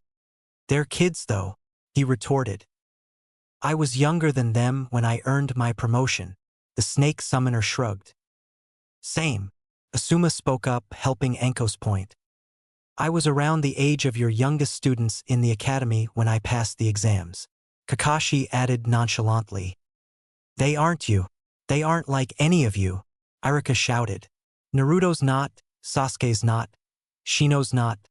None of them are. People die in these exams. You all should know that.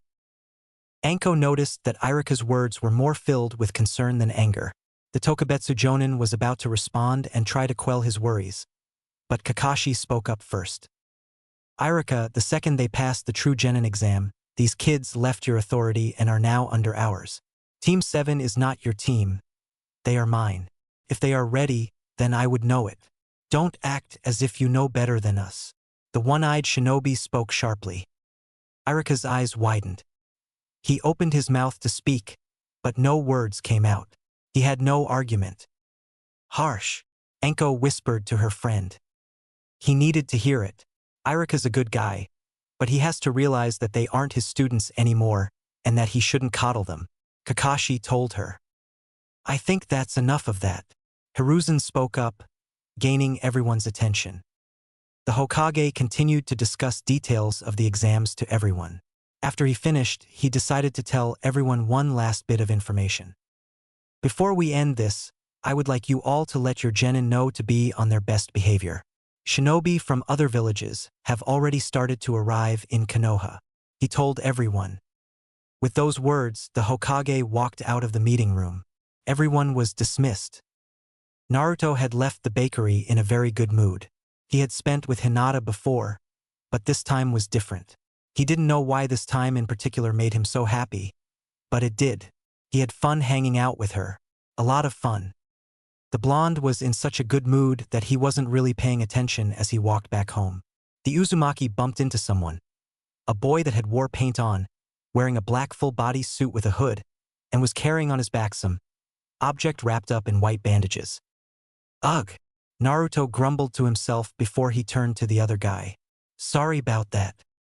You little brat. Watch where you're going. Naruto's eyes narrowed. Look, sorry about that. He apologized again. The blonde started to walk away, but the other guy walked in front of him and blocked his path. Not gonna happen, kid. Brats like you need to learn to give respect, he informed him, cracking his knuckles. I already apologized. Twice. Stop being stubborn and accept it, damn it, Naruto retorted, raising his hands in annoyance. Kankuro, don't make a scene. The two turned their heads in the direction Naruto had come by. They both saw a girl wearing a white garment that went from her shoulders to her thighs. She had a scarlet sash around her waist and she wore fishnets over her shoulders and her legs. The girl also had a large fan attached to her back and wore a forehead protector for Sunagakure tied around her neck. Naruto then noticed that the guy in front of him, Kankuro, was wearing the same forehead protector. They were both Suna shinobi. I'm not starting anything, Temari. I'm just giving this brat a life lesson, Kankuro informed her. Shut up already. Like a guy who wears makeup could give me any life lessons. The Uzumaki rolled his eyes.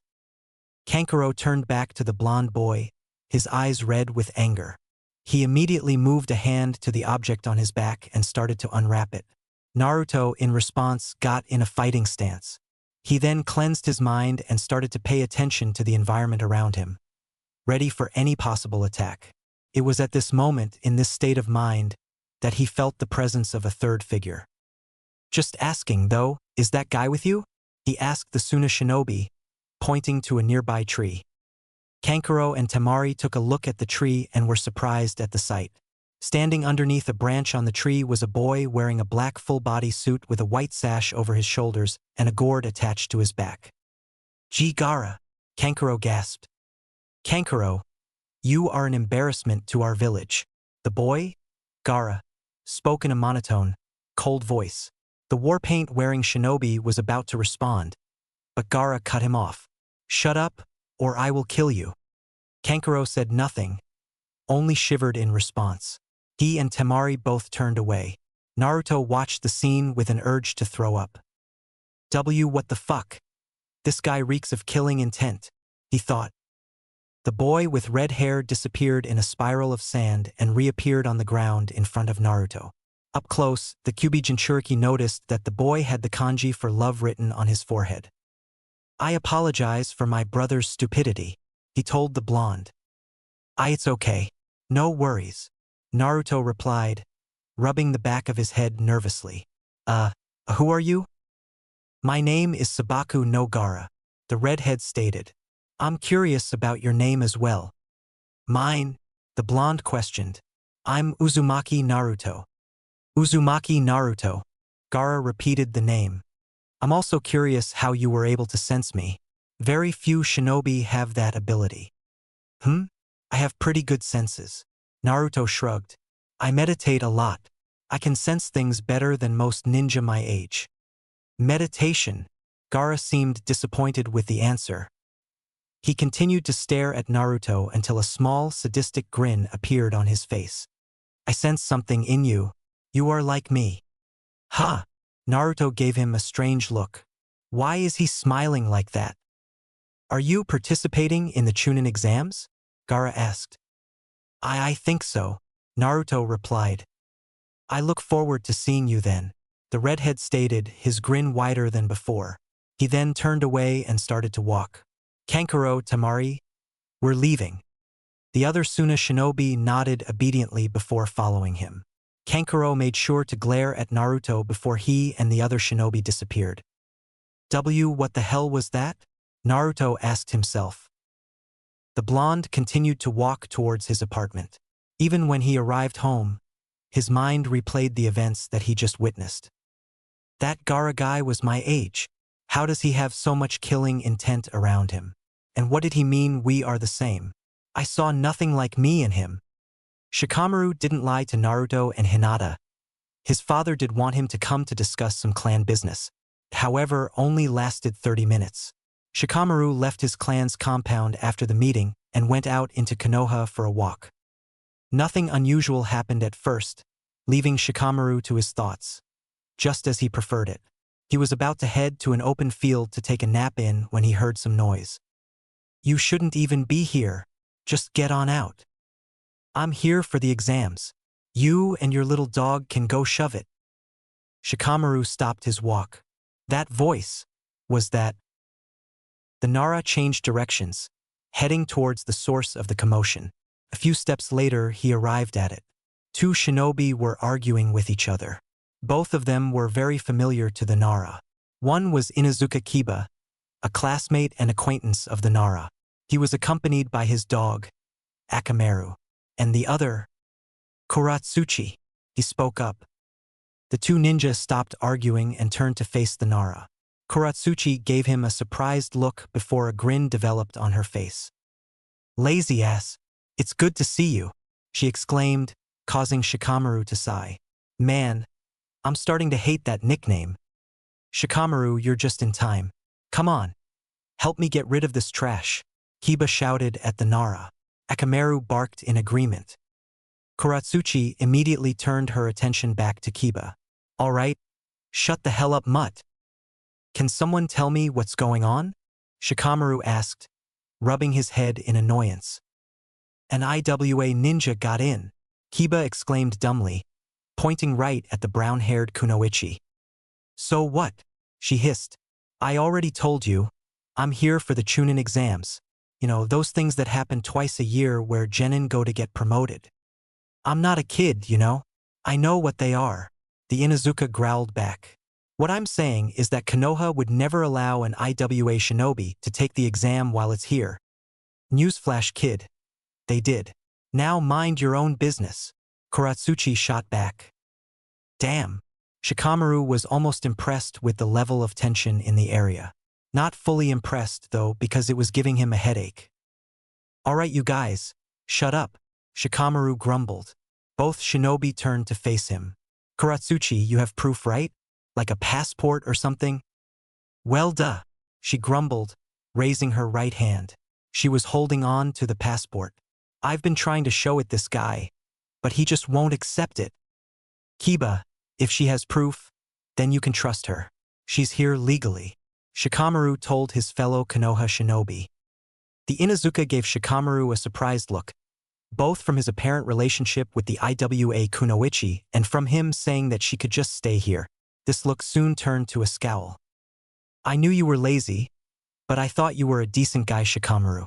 Didn't know you associated with IWA. He growled quietly. Akamaru growled in unison with his owner. The boy walked away, grumbling to himself about the situation. Troublesome, Shikamaru sighed. Tell me about it. Kuratsuchi sighed as well, more in relief however. A smile then appeared on her face. Really, it's good to see you. Likewise, Shikamaru replied. So, you're taking this year's exams? Where's your team then? Yup, and Han-sensei is somewhere.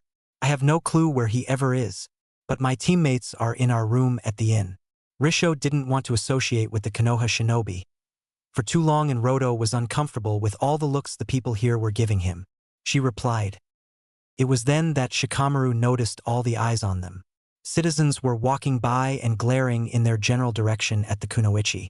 Yeah, our village wouldn't really be hospitable to any IWA shinobi, I guess. Troublesome people. How are you doing then? Shikamaru asked, trying to see if his friend was bothered by the animosity directed towards her. I've been better, but it's no big deal. She shrugged. Some looks and words aren't going to kill me. I was just walking around the village and seeing what it was like. Seems pretty fun, the Nara noted. Yup, but it'd be more fun to go around with someone. Want to come with? Kuratsuchi asked. Really? He groaned. I was just going to go take a nap. Oh no, hell no. Now you have to go with me. Stop being a lazy ass and show me around your damn village, Kuratsuchi demanded. The IWA Kunoichi grabbed the Nara by his shoulder and started to walk off. She's still as troublesome as last time. Shikamaru did not get a chance to nap for the rest of the day. The members of Team 3 met up at the training ground. Anko was holding paper forms in her hand, which caught the attention of her genin. So are we in? Naruto asked excitedly. If you're asking if these are the forms for the exams, then yes, they are, Anko replied. Hell yeah, the blonde cheered loudly. The snake summoner chuckled to herself before speaking again. So yeah, I got the recommendation forms for you guys and stuff so you all can take it, but the decision really is up to you. So, do you guys really want to do it? Hell yeah, Naruto replied eagerly as he snatched one of the forms from his sensei's hands. This resulted in him receiving a smack in the head. Ow! Don't just take things from me, Whiskers, she grumbled before turning to Hinata. What about you? A month or two ago, Hinata would have hesitated. She would have had to think about if she really wanted to enter and would have ultimately entered solely because she wouldn't want to let her team down. In the present, however, having gone through multiple missions and becoming more confident enough to ask Naruto out, her answer was immediate with no hesitation. Of course, she exclaimed, a smile on her face. Anko smiled back to her as she handed her the form. And you lazy ass? Anko asked the third member of the team. Why not? I'm all right with it. Shikamaru shrugged.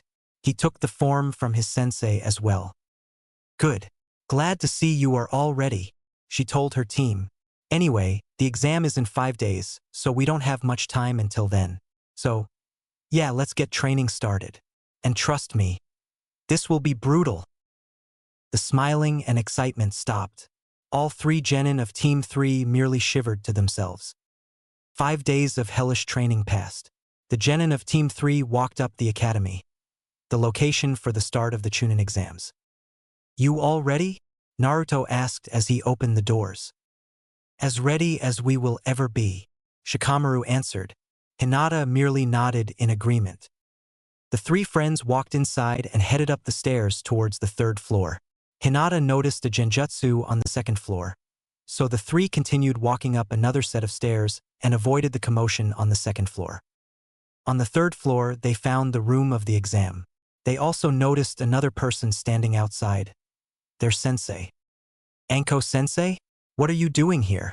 Hinata asked. The sensei of Team 3 shrugged. 'Cause the senseis are supposed to make sure you all showed up.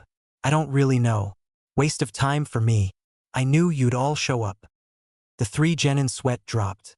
Shikamaru also mumbled something about his troublesome sensei under his breath. I know you all don't need luck. I know you'll kick some serious ass. I'm expecting you three to get promoted to Chunin by the end of this thing.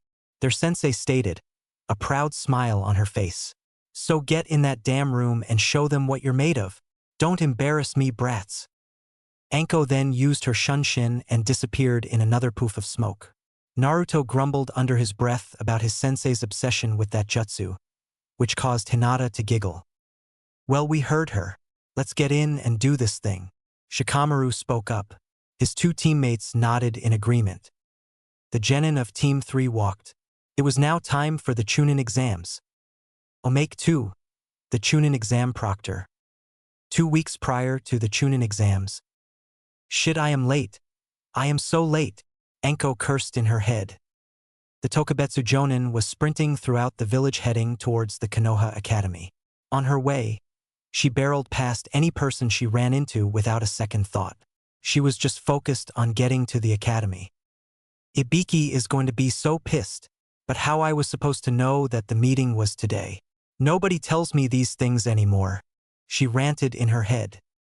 Anko's thoughts started to calm down after she arrived at the building. She ran inside and immediately walked to a room on the second floor that had no class. The snake summoner opened the door to the room and walked inside. In the room, there was a large round table. Anko recognized nearly everyone there. Kotetsu and Izumo were sitting in the front and looked as if they were about to fall asleep. Hayate was sitting in one of his chairs, coughing up a storm. Other random ninja Anko knew were scattered in the seats. Ibiki was sitting at the very end, speaking to everybody. So, that means you two, Kotetsu and Izumo, will be in charge of weeding out weaklings before the Ibiki's words were cut off as he turned to face the person who opened the door. Sorry that I'm late. None of you bastards told me that the meeting was today, Anko stated in her traditional manner. Anyway, sorry to interrupt Ibiki. Continue from where you last left off. All eyes were on Anko, who had walked over and taken a seat next to Hayate. Anko, what are you doing here? Izumo asked. What does it look like? I'm here for the meeting. You know, the meeting where we discuss how we are going to run the Chunin exams. She replied, rolling her eyes. We know what meeting it is. We're here after all. But why are you here? Kotetsu questioned. PSH. Anko scoffed. Didn't realize you two were that stupid. Don't you remember that I am in charge of the second exam whenever the Chunin exams are held in Konoha? Anko-san. Not this year though, Hayate informed her before coughing again. Ha! The sensei of Team 3 gave him a puzzled look. Anko, you have a genin team this year, and it is fair to say that you will recommend them for the Chunin exams. Ibiki told her. Therefore, you can't proctor the exams. It would be considered unfair, considering you could give them hints on how to handle the exam. Huh? Are you serious? Anko asked. That's bullshit. It's how it is, Ibiki retorted sternly. Well, who else is going to be the proctor? She asked angrily. That would be me. Anko then turned at the new voice and her eyes widened. Sitting a few seats down from Ibiki was her best friend, Yuhi Kurenai. Kurenai? You are replacing me? Anko asked incredulously. It was either her or Gunma and we chose her, Ibiki answered. But she's never proctored the exams before, the snake summoner nearly whined. But you've only done it once, Anko-san. If that's the case, then you shouldn't have been allowed to do it last time. Hayate retaliated. The snake summoner started. No buts. Anko, you are not a proctor for the exam this year. Now leave. You're wasting our time and you're embarrassing yourself, Ibiki informed her strictly. Anko remained still in her seat for a few seconds before she scowled and disappeared in a shunshin. The other shinobi in the room sighed in response. Well, she can be pretty moody, Kotetsu mumbled. You're telling me, Ibiki scoffed. After working with Anko for the past few years in torture and investigations, he knew just how moody she could be. Anyway, we wasted enough time. Back to where we were. I can't believe they replaced me like that. I know I have a team, but still, Anko mentally groaned. And this is why I hate having genin sometimes. They just take the fun out of things. Damn it. Well, can't drone on it forever, I guess. I'll just have to do my part to make sure Kurenai is the best damn proctor ever. With those thoughts in mind, Anko hurried off in the direction of her best friend's apartment. After the meeting, Yuhi Kurenai went out to dinner with her fellow jonin, Sarutobi Asuma. When they finished, Kurenai went back home to relax and go to sleep. As she walked up to her apartment, she noticed a scroll on her door. A kunai was stabbed into it, holding it up. Curiously, Kurenai took the scroll, opened it, and started to read. How to be a badass proctor for the exams. She read in confusion before continuing to read. So, you think you have what it takes to be a proctor for the Chunin exams, huh? Well, don't be so cocky. You have a lot of responsibility, monitoring unruly genin from all over the damn world. It's a hard job and most shinobi can't take it, but you really think you can? Well, then let me give you some helpful advice. Follow my guide and I guarantee you'll be one step closer to being a badass proctor. Step 1. The entrance. When you introduce yourself, make it flashy. Stand out. You want to surprise the genin. Make them realize what kind of shinobi you are. An awesome one. Signs and breaking glass are a personal favorite of mine, but feel free to be creative. Step 2. You. Remember that you are the proctor. You are the one with a higher rank. You are the one who has control over them. They have no control at all. Remind them of this. Make sure they know that they should fear you. Step 3. The killing intent. Release it. Oh, for the love of God, release it. These genin need to know what they are dealing with. It's a dark, cruel world in the life of shinobi, and the faster they realize it, the better. Do your part and make sure they realize. Step 4. Stupidity. Genin are stupid. They are very stupid and say very stupid things. A stupid mouth can get you killed, so show them that. When you have the urge to show a brat a lesson, don't restrain yourself. Go for it. Snap at them, release more killing intent, cut them, etc. Do something. Show those brats the price of stupidity. Step 5. The forest. Oh, Training Ground 44. How I love thee. It's nicknamed the Forest of Death for a few reasons. Let the brats know every single reason. These are all the steps that I, the glorious author, can think of at the moment. Have any questions? Please stop by Training Ground 17 or the author's apartment to ask away. Have a good night. Mitarashi Anko, Sensei of Team 3, best Chunin exam proctor ever, badass writer. Yuhi Kurenai stared at the scroll in her hands for a little over a minute before she tossed it to the side and facepalmed. Why did I accept this job again? She questioned as she went off to bed. The genjutsu mistress of Konoha was now going to bed with a large headache. There's a lot of people here, Hinata mumbled to her team. The members of Team 3 walked into the examination room and were greeted by the sight of hundreds of genin. The genin ranged from different villages, ages, and appearances. Collectively, the group was intimidating to anyone who walked in. Nearly all eyes in this intimidating group were staring at the members of Team 3. I knew there would be lots of competition, but damn, this is going to be such a drag. Shikamaru groaned. Heh, sure. Naruto laughed. His voice a contradictory mixture of confidence and uneasiness. The three friends walked further into the room, ignoring all the eyes on them the best that they could. They were about to take some empty seats when they heard yelling. Hands off Ayano pig. He's not yours. Shut up forehead. Stop being jealous of our true love. I recognize that annoying shouting anywhere, Shikamaru grumbled. Team 3 walked in the direction of the yelling and found the sources. Yamanaka Ino and Haruno Sakura. The blonde and the pink-haired girls were shouting at each other while clinging on to Uchiha Sasuke, who seemed more annoyed than usual. That's really annoying, Naruto mumbled, rubbing his ears. He hadn't spent much time around the two girls recently, so their combined noise hurt his ears. And improper, Hinata frowned. She didn't act like that around Naruto, so why do they do that to Sasuke? I almost feel sorry for him, Shikamaru added, rubbing his own ears. Same here. Naruto, Hinata, and Shikamaru turned around and saw three guys approaching them. Akimichi Choji holding a bag of chips, Aburame Shino, and Inuzuka Kiba with Akamaru on his head. Choji! Naruto cheered, rushing up to his friend and gave him a high five. Great to see you again, Databeo. He then turned to the other two guys. You too, Shino, Kiba? What's up, Naruto? Been a while, Kiba noted. Akamaru barked in agreement. Good to see you too, Hinata.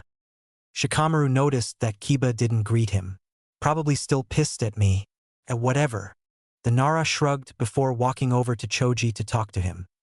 How long have they been fighting like this? Hinata asked. 3 minutes, 27 seconds. Shino answered immediately. We've been counting, Choji stated while holding out his bag of chips to Shikamaru. Troublesome. Only those two would fight over him in a place like this.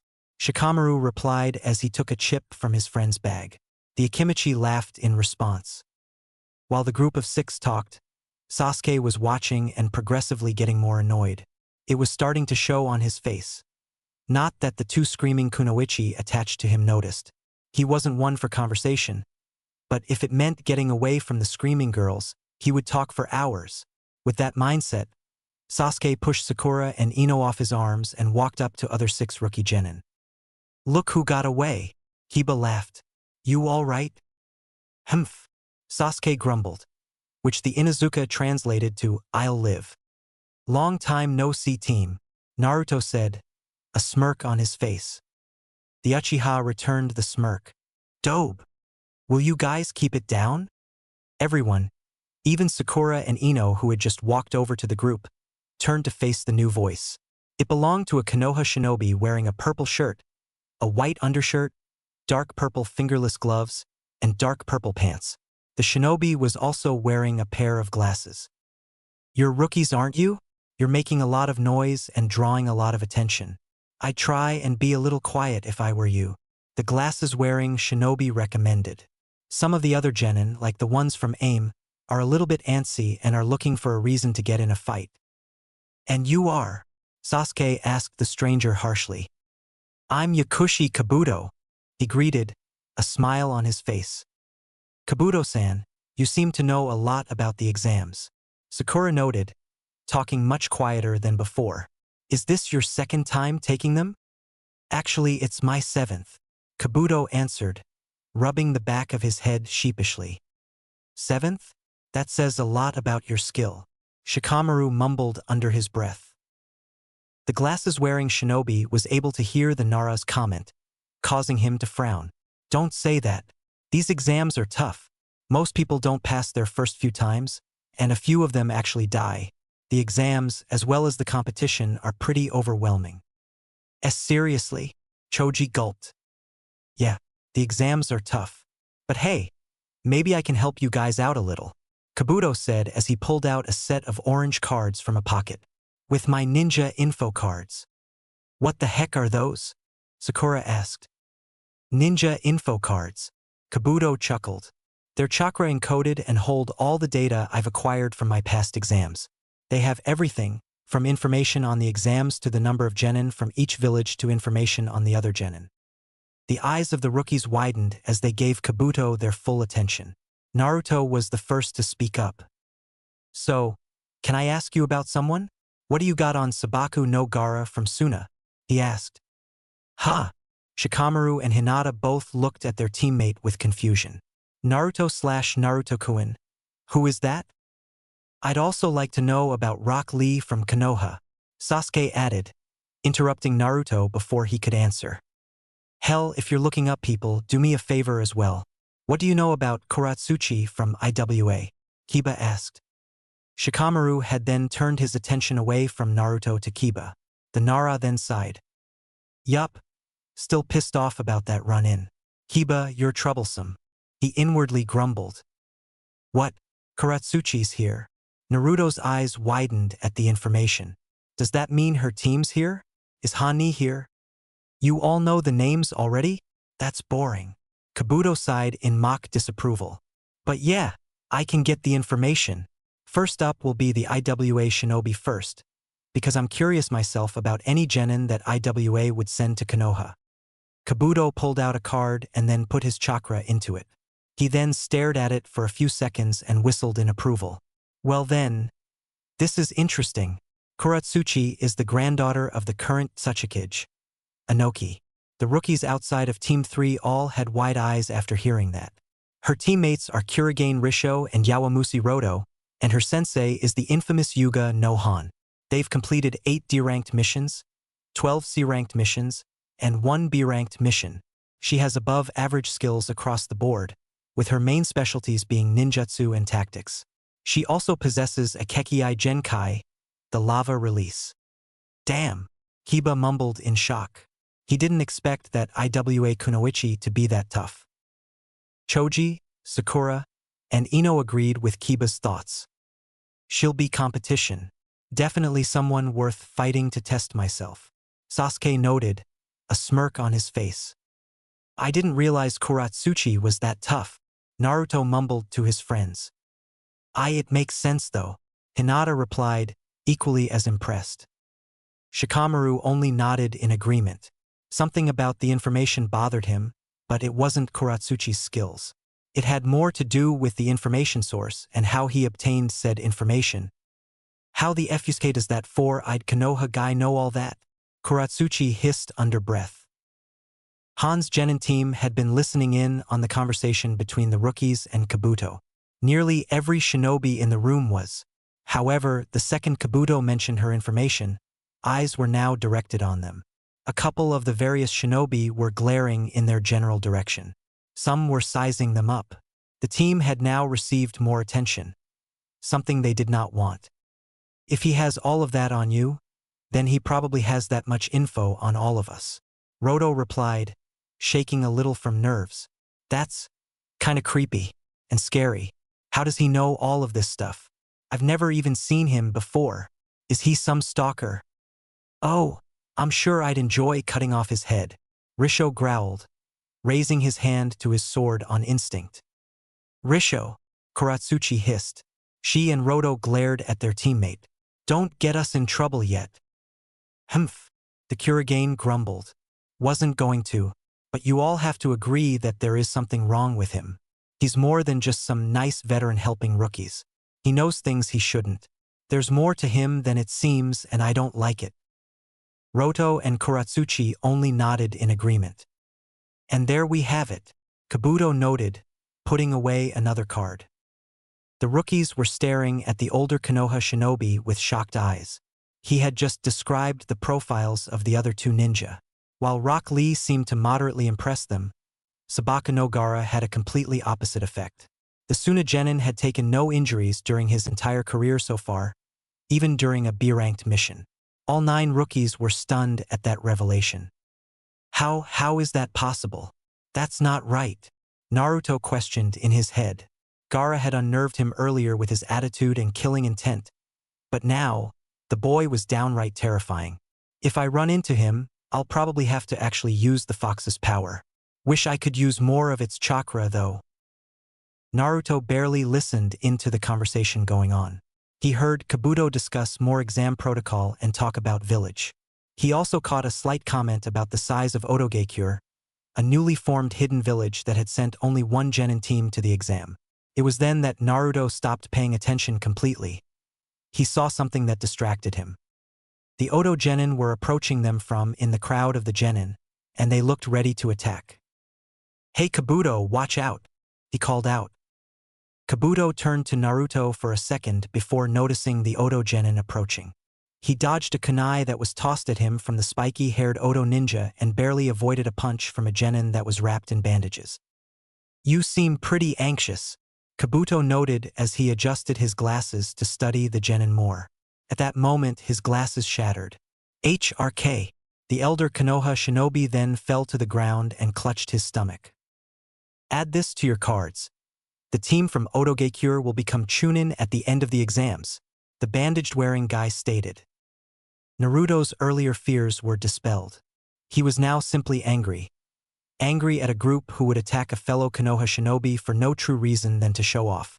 He may have just met Kabuto, but he didn't deserve that. What kind of jackasses do you think you are? He shouted. Brats like you should stay quiet, the spiky-haired boy taunted. He wore a beige shirt that had the kanji for death written on it. Shut up or I can make you shut up. And how dash? Naruto's sentence was interrupted by a loud explosion in the center of the room. A man appeared from the explosion in a poof of smoke. He was a tall, burly man in a black trench jacket with a gray shirt underneath. He wore a Konoha forehead protector over the top of his head and had 2 scars running down his face. All right, you maggots. Shut up, the man shouted. All eyes were on him. I am Marino Ibiki and your first exam starts now. Shit. Shit. Shit. Naruto continued to curse inwardly. It had only been 15 minutes since Ibiki arrived in the room. In that time, he had all the students take seats while he explained that the first exam was a written test. Naruto had started to panic when he heard this. His worries increased when he heard about the penalties for being caught cheating, and they nearly tripled when he learned that a whole team would fail if one member failed. His fear reached an all-time high, however, when we started to actually look at the paper at the start of the exam. I don't know any of this. Like at all, he hissed. The blonde Uzumaki was sweating. There was no way he was going to let a written test of all things stop him and his friends from continuing in the exam. There was no way. I'm going to have to cheat. There's no other way. I just have to be very, very careful. Naruto thought. None of my clones can help me here. Maybe the great breakthrough. Naruto sat for a few seconds trying to figure out how to use his wind-style jutsu to help him cheat when he felt his body stiffen. He tried to move, but he couldn't. His eyes widened. He then felt himself pick up his pencil and he started to write answers down quickly. Answers that he did not comprehend. What the hell is going on? What am I writing? It's like someone has control of my body. Oh, Naruto realized what was going and gasped inwardly. A smirk then appeared on his face. Heh, good thinking, Shikamaru. After Naruto wrote the answer for the 9th question, he felt control return to his body. He then turned around and looked at the genin taking the exam. 2 tables behind him, he saw Shikamaru. The Nara gave Naruto a thumbs up before he laid his head down on his table. Naruto mentally thanked the boy before he faced forward. In his peripheral vision, he could see Hinata a few tables to his left. She was currently filling down answers rapidly. Naruto noticed her Byakugan eyes activated, showing him how she was getting the answers. Heh, what was I worried about? The Uzumaki questioned himself. We're good. Now relaxed and no longer worried, he mimicked his Nara friend and laid his head down before drifting off to sleep. All right, it is now time for the 10th question, Ibiki shouted. Naruto grumbled as he lifted his head from the table. It took him a second to readjust himself before he focused his attention on the exam proctor. Before we begin, though, I must explain a few more rules about this question. The first rule is that you have the option not to answer the 10th question. He informed them. Huh? Naruto seemed confused. What happens if we don't take it? An aim genin asked. If you do not, then you lose all your points and you and your team will fail the exam, the proctor answered. Multiple genin snorted in near unison. As they saw it, there was no reason to forfeit the question at all. Shikamaru, however, was not like most. He groaned, realizing something. So, what happens if we take it? The Nara questioned himself. Ibiki answered his mental question. If you do choose to take the question and you get it wrong, you will be unable to enter the Chunin exams ever again in any village. What? Naruto shouted. The genin all screamed simultaneously, some in fright and others in anger. That's bullshit. Kiba's scream was louder than the others. I know plenty of people who've taken the exams multiple times before. Some are here right now. You can't do that to any of us. Well, tough luck. You picked a bad year to apply. I made the rules this year and my rules stand, Ibiki said with finality. Now, will you all shut up? The genin quieted down a little, causing a sadistic grin to appear on Ibiki's face. I've given you all your options. If you wish to quit, then raise your hand. We will confirm your team number and you and your team will leave the room and the exam. Now, who wishes to quit? A hand is raised quickly by a Konoha genin. He and his team are then removed from the exam room. More genin follow behind. Team after team started to walk away from the exam room. Naruto watched the scene with annoyance. He had to bite his tongue and prevent himself from snapping at the proctor for his rules. He might have started yelling a few months ago, but now, with a little more maturity beat into him from his friends and his sensei, he sat in silence and fumed in his head. A minute passed and the room had lost multiple teams. Ibiki noticed that the genin in the room seemed to be focused on the exam. Still, there were a little too many for his liking. Is that all? If you fail this question, you will lose the opportunity to advance past genin. Ibiki reminded everyone. No one moved. They all stared at the proctor with anticipation. Naruto was also staring with annoyance. Ibiki did the math in his head. 24 teams, huh? Higher than I expected. But they all have guts. This year actually looks promising. A smirk then appeared on his face with that thought. You've all decided to stay? Very well then. Then I must congratulate you all on passing the first exam, Ibiki said to the group. The room was silent. Then, Roto asked, confused. What about the 10th question? There was no 10th question. The question was whether you decided to risk your career and answer it. Ibiki answered. So you passed us just because we all decided to risk it?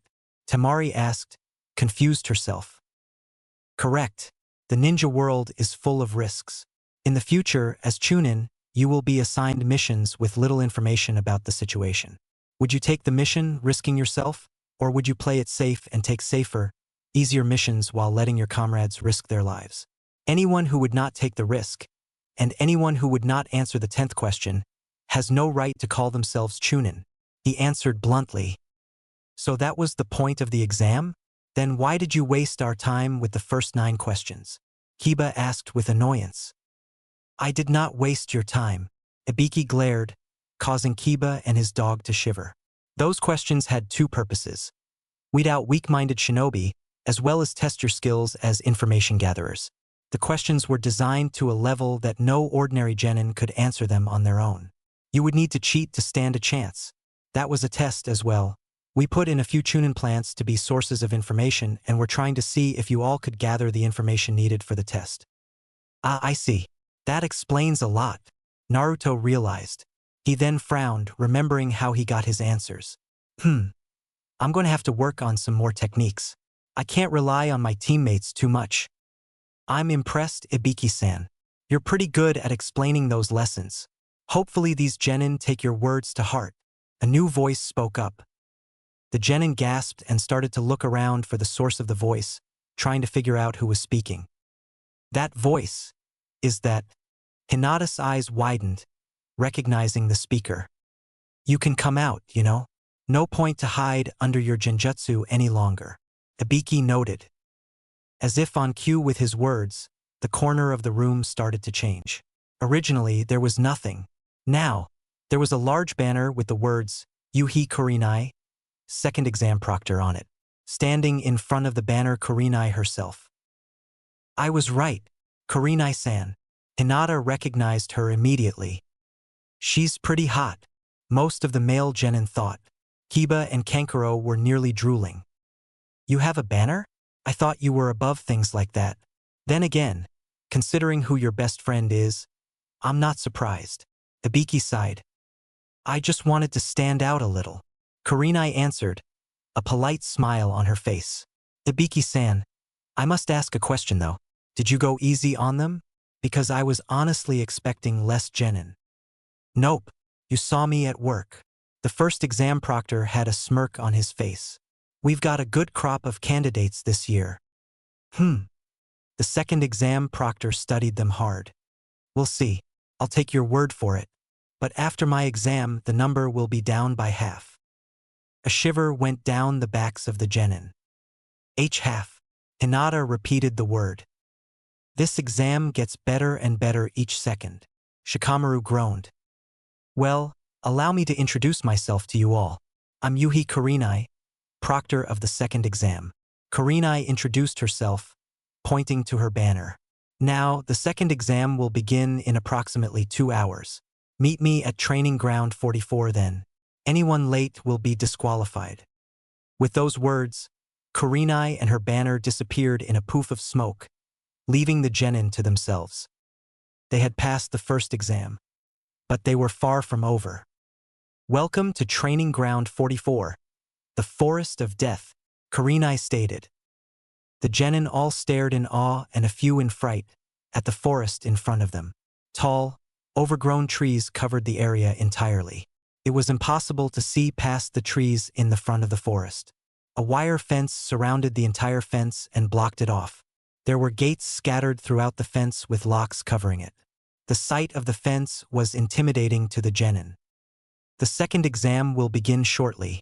It will take place inside this forest and is essentially a survival mission. Kurenai explained. She reached into a pack on her back and pulled out 2 scrolls.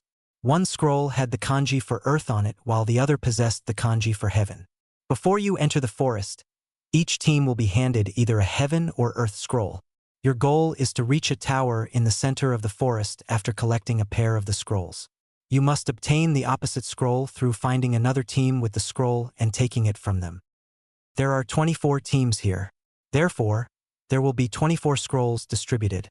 12 pairs of scrolls. The proctor added. Wait, so that means that at best, only half the teams will make it past the exam? Sakura gasped at the revelation. The red-eyed Jonin nodded. Correct, but that's a best-case scenario for you guys. That will most likely not happen. It will most likely be less than half and potentially even less than a fourth. A couple of genin gulped at the information. Also just saying, you can try and take the scroll through any means necessary. That means that you are allowed to kill in this exam if you feel the need to. Kurenai added. Even more genin were getting scared. Gaara, however, heard the news and grinned. This exam also has a time limit of 5 days. You must have obtained a pair of scrolls and reached the center of the tower before then to pass. The proctor continued. There are 2 ways you can fail this exam other than just failing to complete it. The first is if you open the scrolls before you reach the tower. Doing so in the middle of the forest will not be very fun for you all. The second is if a member of team dies in the forest. So that's the exam. What's the deal with the forest? A voice asked. Kurenai and the genin all focused on the source of the voice. She was a blue-eyed kunoichi with short red hair wearing a brown skin-tight shirt that showed off her curves and black pants and sandals. On her back was a long scythe that reached just below her hair. She also had a taki forehead protector on over her forehead. The deal with the forest? Kurenai repeated her question. Yeah, honestly, it doesn't seem that bad. Just big trees and stuff. I've seen worse on a few missions. She shrugged. Kurenai noticed that the other genin seemed to lighten up at her words. She knew she had to do something about her and her confidence. What's your name? She asked. Mine, the Taki Kunoichi asked. Asuna. Karyudo Asuna. You are not that nervous about the forest, Asuna-san? Kurenai asked, a disturbingly sweet smile appearing on her face. She gestured her finger ever so slightly in the direction of the Taki Kunoichi and casting a genjutsu on her. Can you tell us what you think is in the forest? Asuna opened her mouth to answer that question when all of a sudden her eyes widened in shock. She then fell to the ground on her knees and looked like she was going to throw up. There are gigantic venomous spiders and tigers and other deadly animals, and poisonous plants, and nearly everything in the forest is deadly, she mumbled in fright. Kurenai actually smirked a tad, especially as she noticed that the other genin were becoming paranoid again. Anko was right. Messing with these genin is kind of fun. The snake mistress was rubbing off on her a little too much. Scattered chatter spread across the other genin as they discussed all the information they had received on the forest and the exam. A few seconds passed before Kurenai spoke up again. "Alright, I'm gonna call all the teams up at once. You all will come up here and will sign a release form stating that Konoha is not at fault for any deaths or injuries that could occur. Once you sign the form, you will receive your scroll and be escorted to your gate. The exam will begin in less than an hour," she stated. Now, for the first team. One by one each team went up, signed the forms, received their scrolls, and went off to their gate. They all stood there and waited. The exam was about to begin. 5 days without food. Choji mumbled in fright. "Will you shut up already?" Ino hissed. "Is food all you can really think about?" "Choji-san, you don't have to be worried about the food. Why you ask? Because there will be plenty of animals and plants that we can eat in the forest. We will not starve," Shino noted. "MPH. The Akimichi frowned. I know.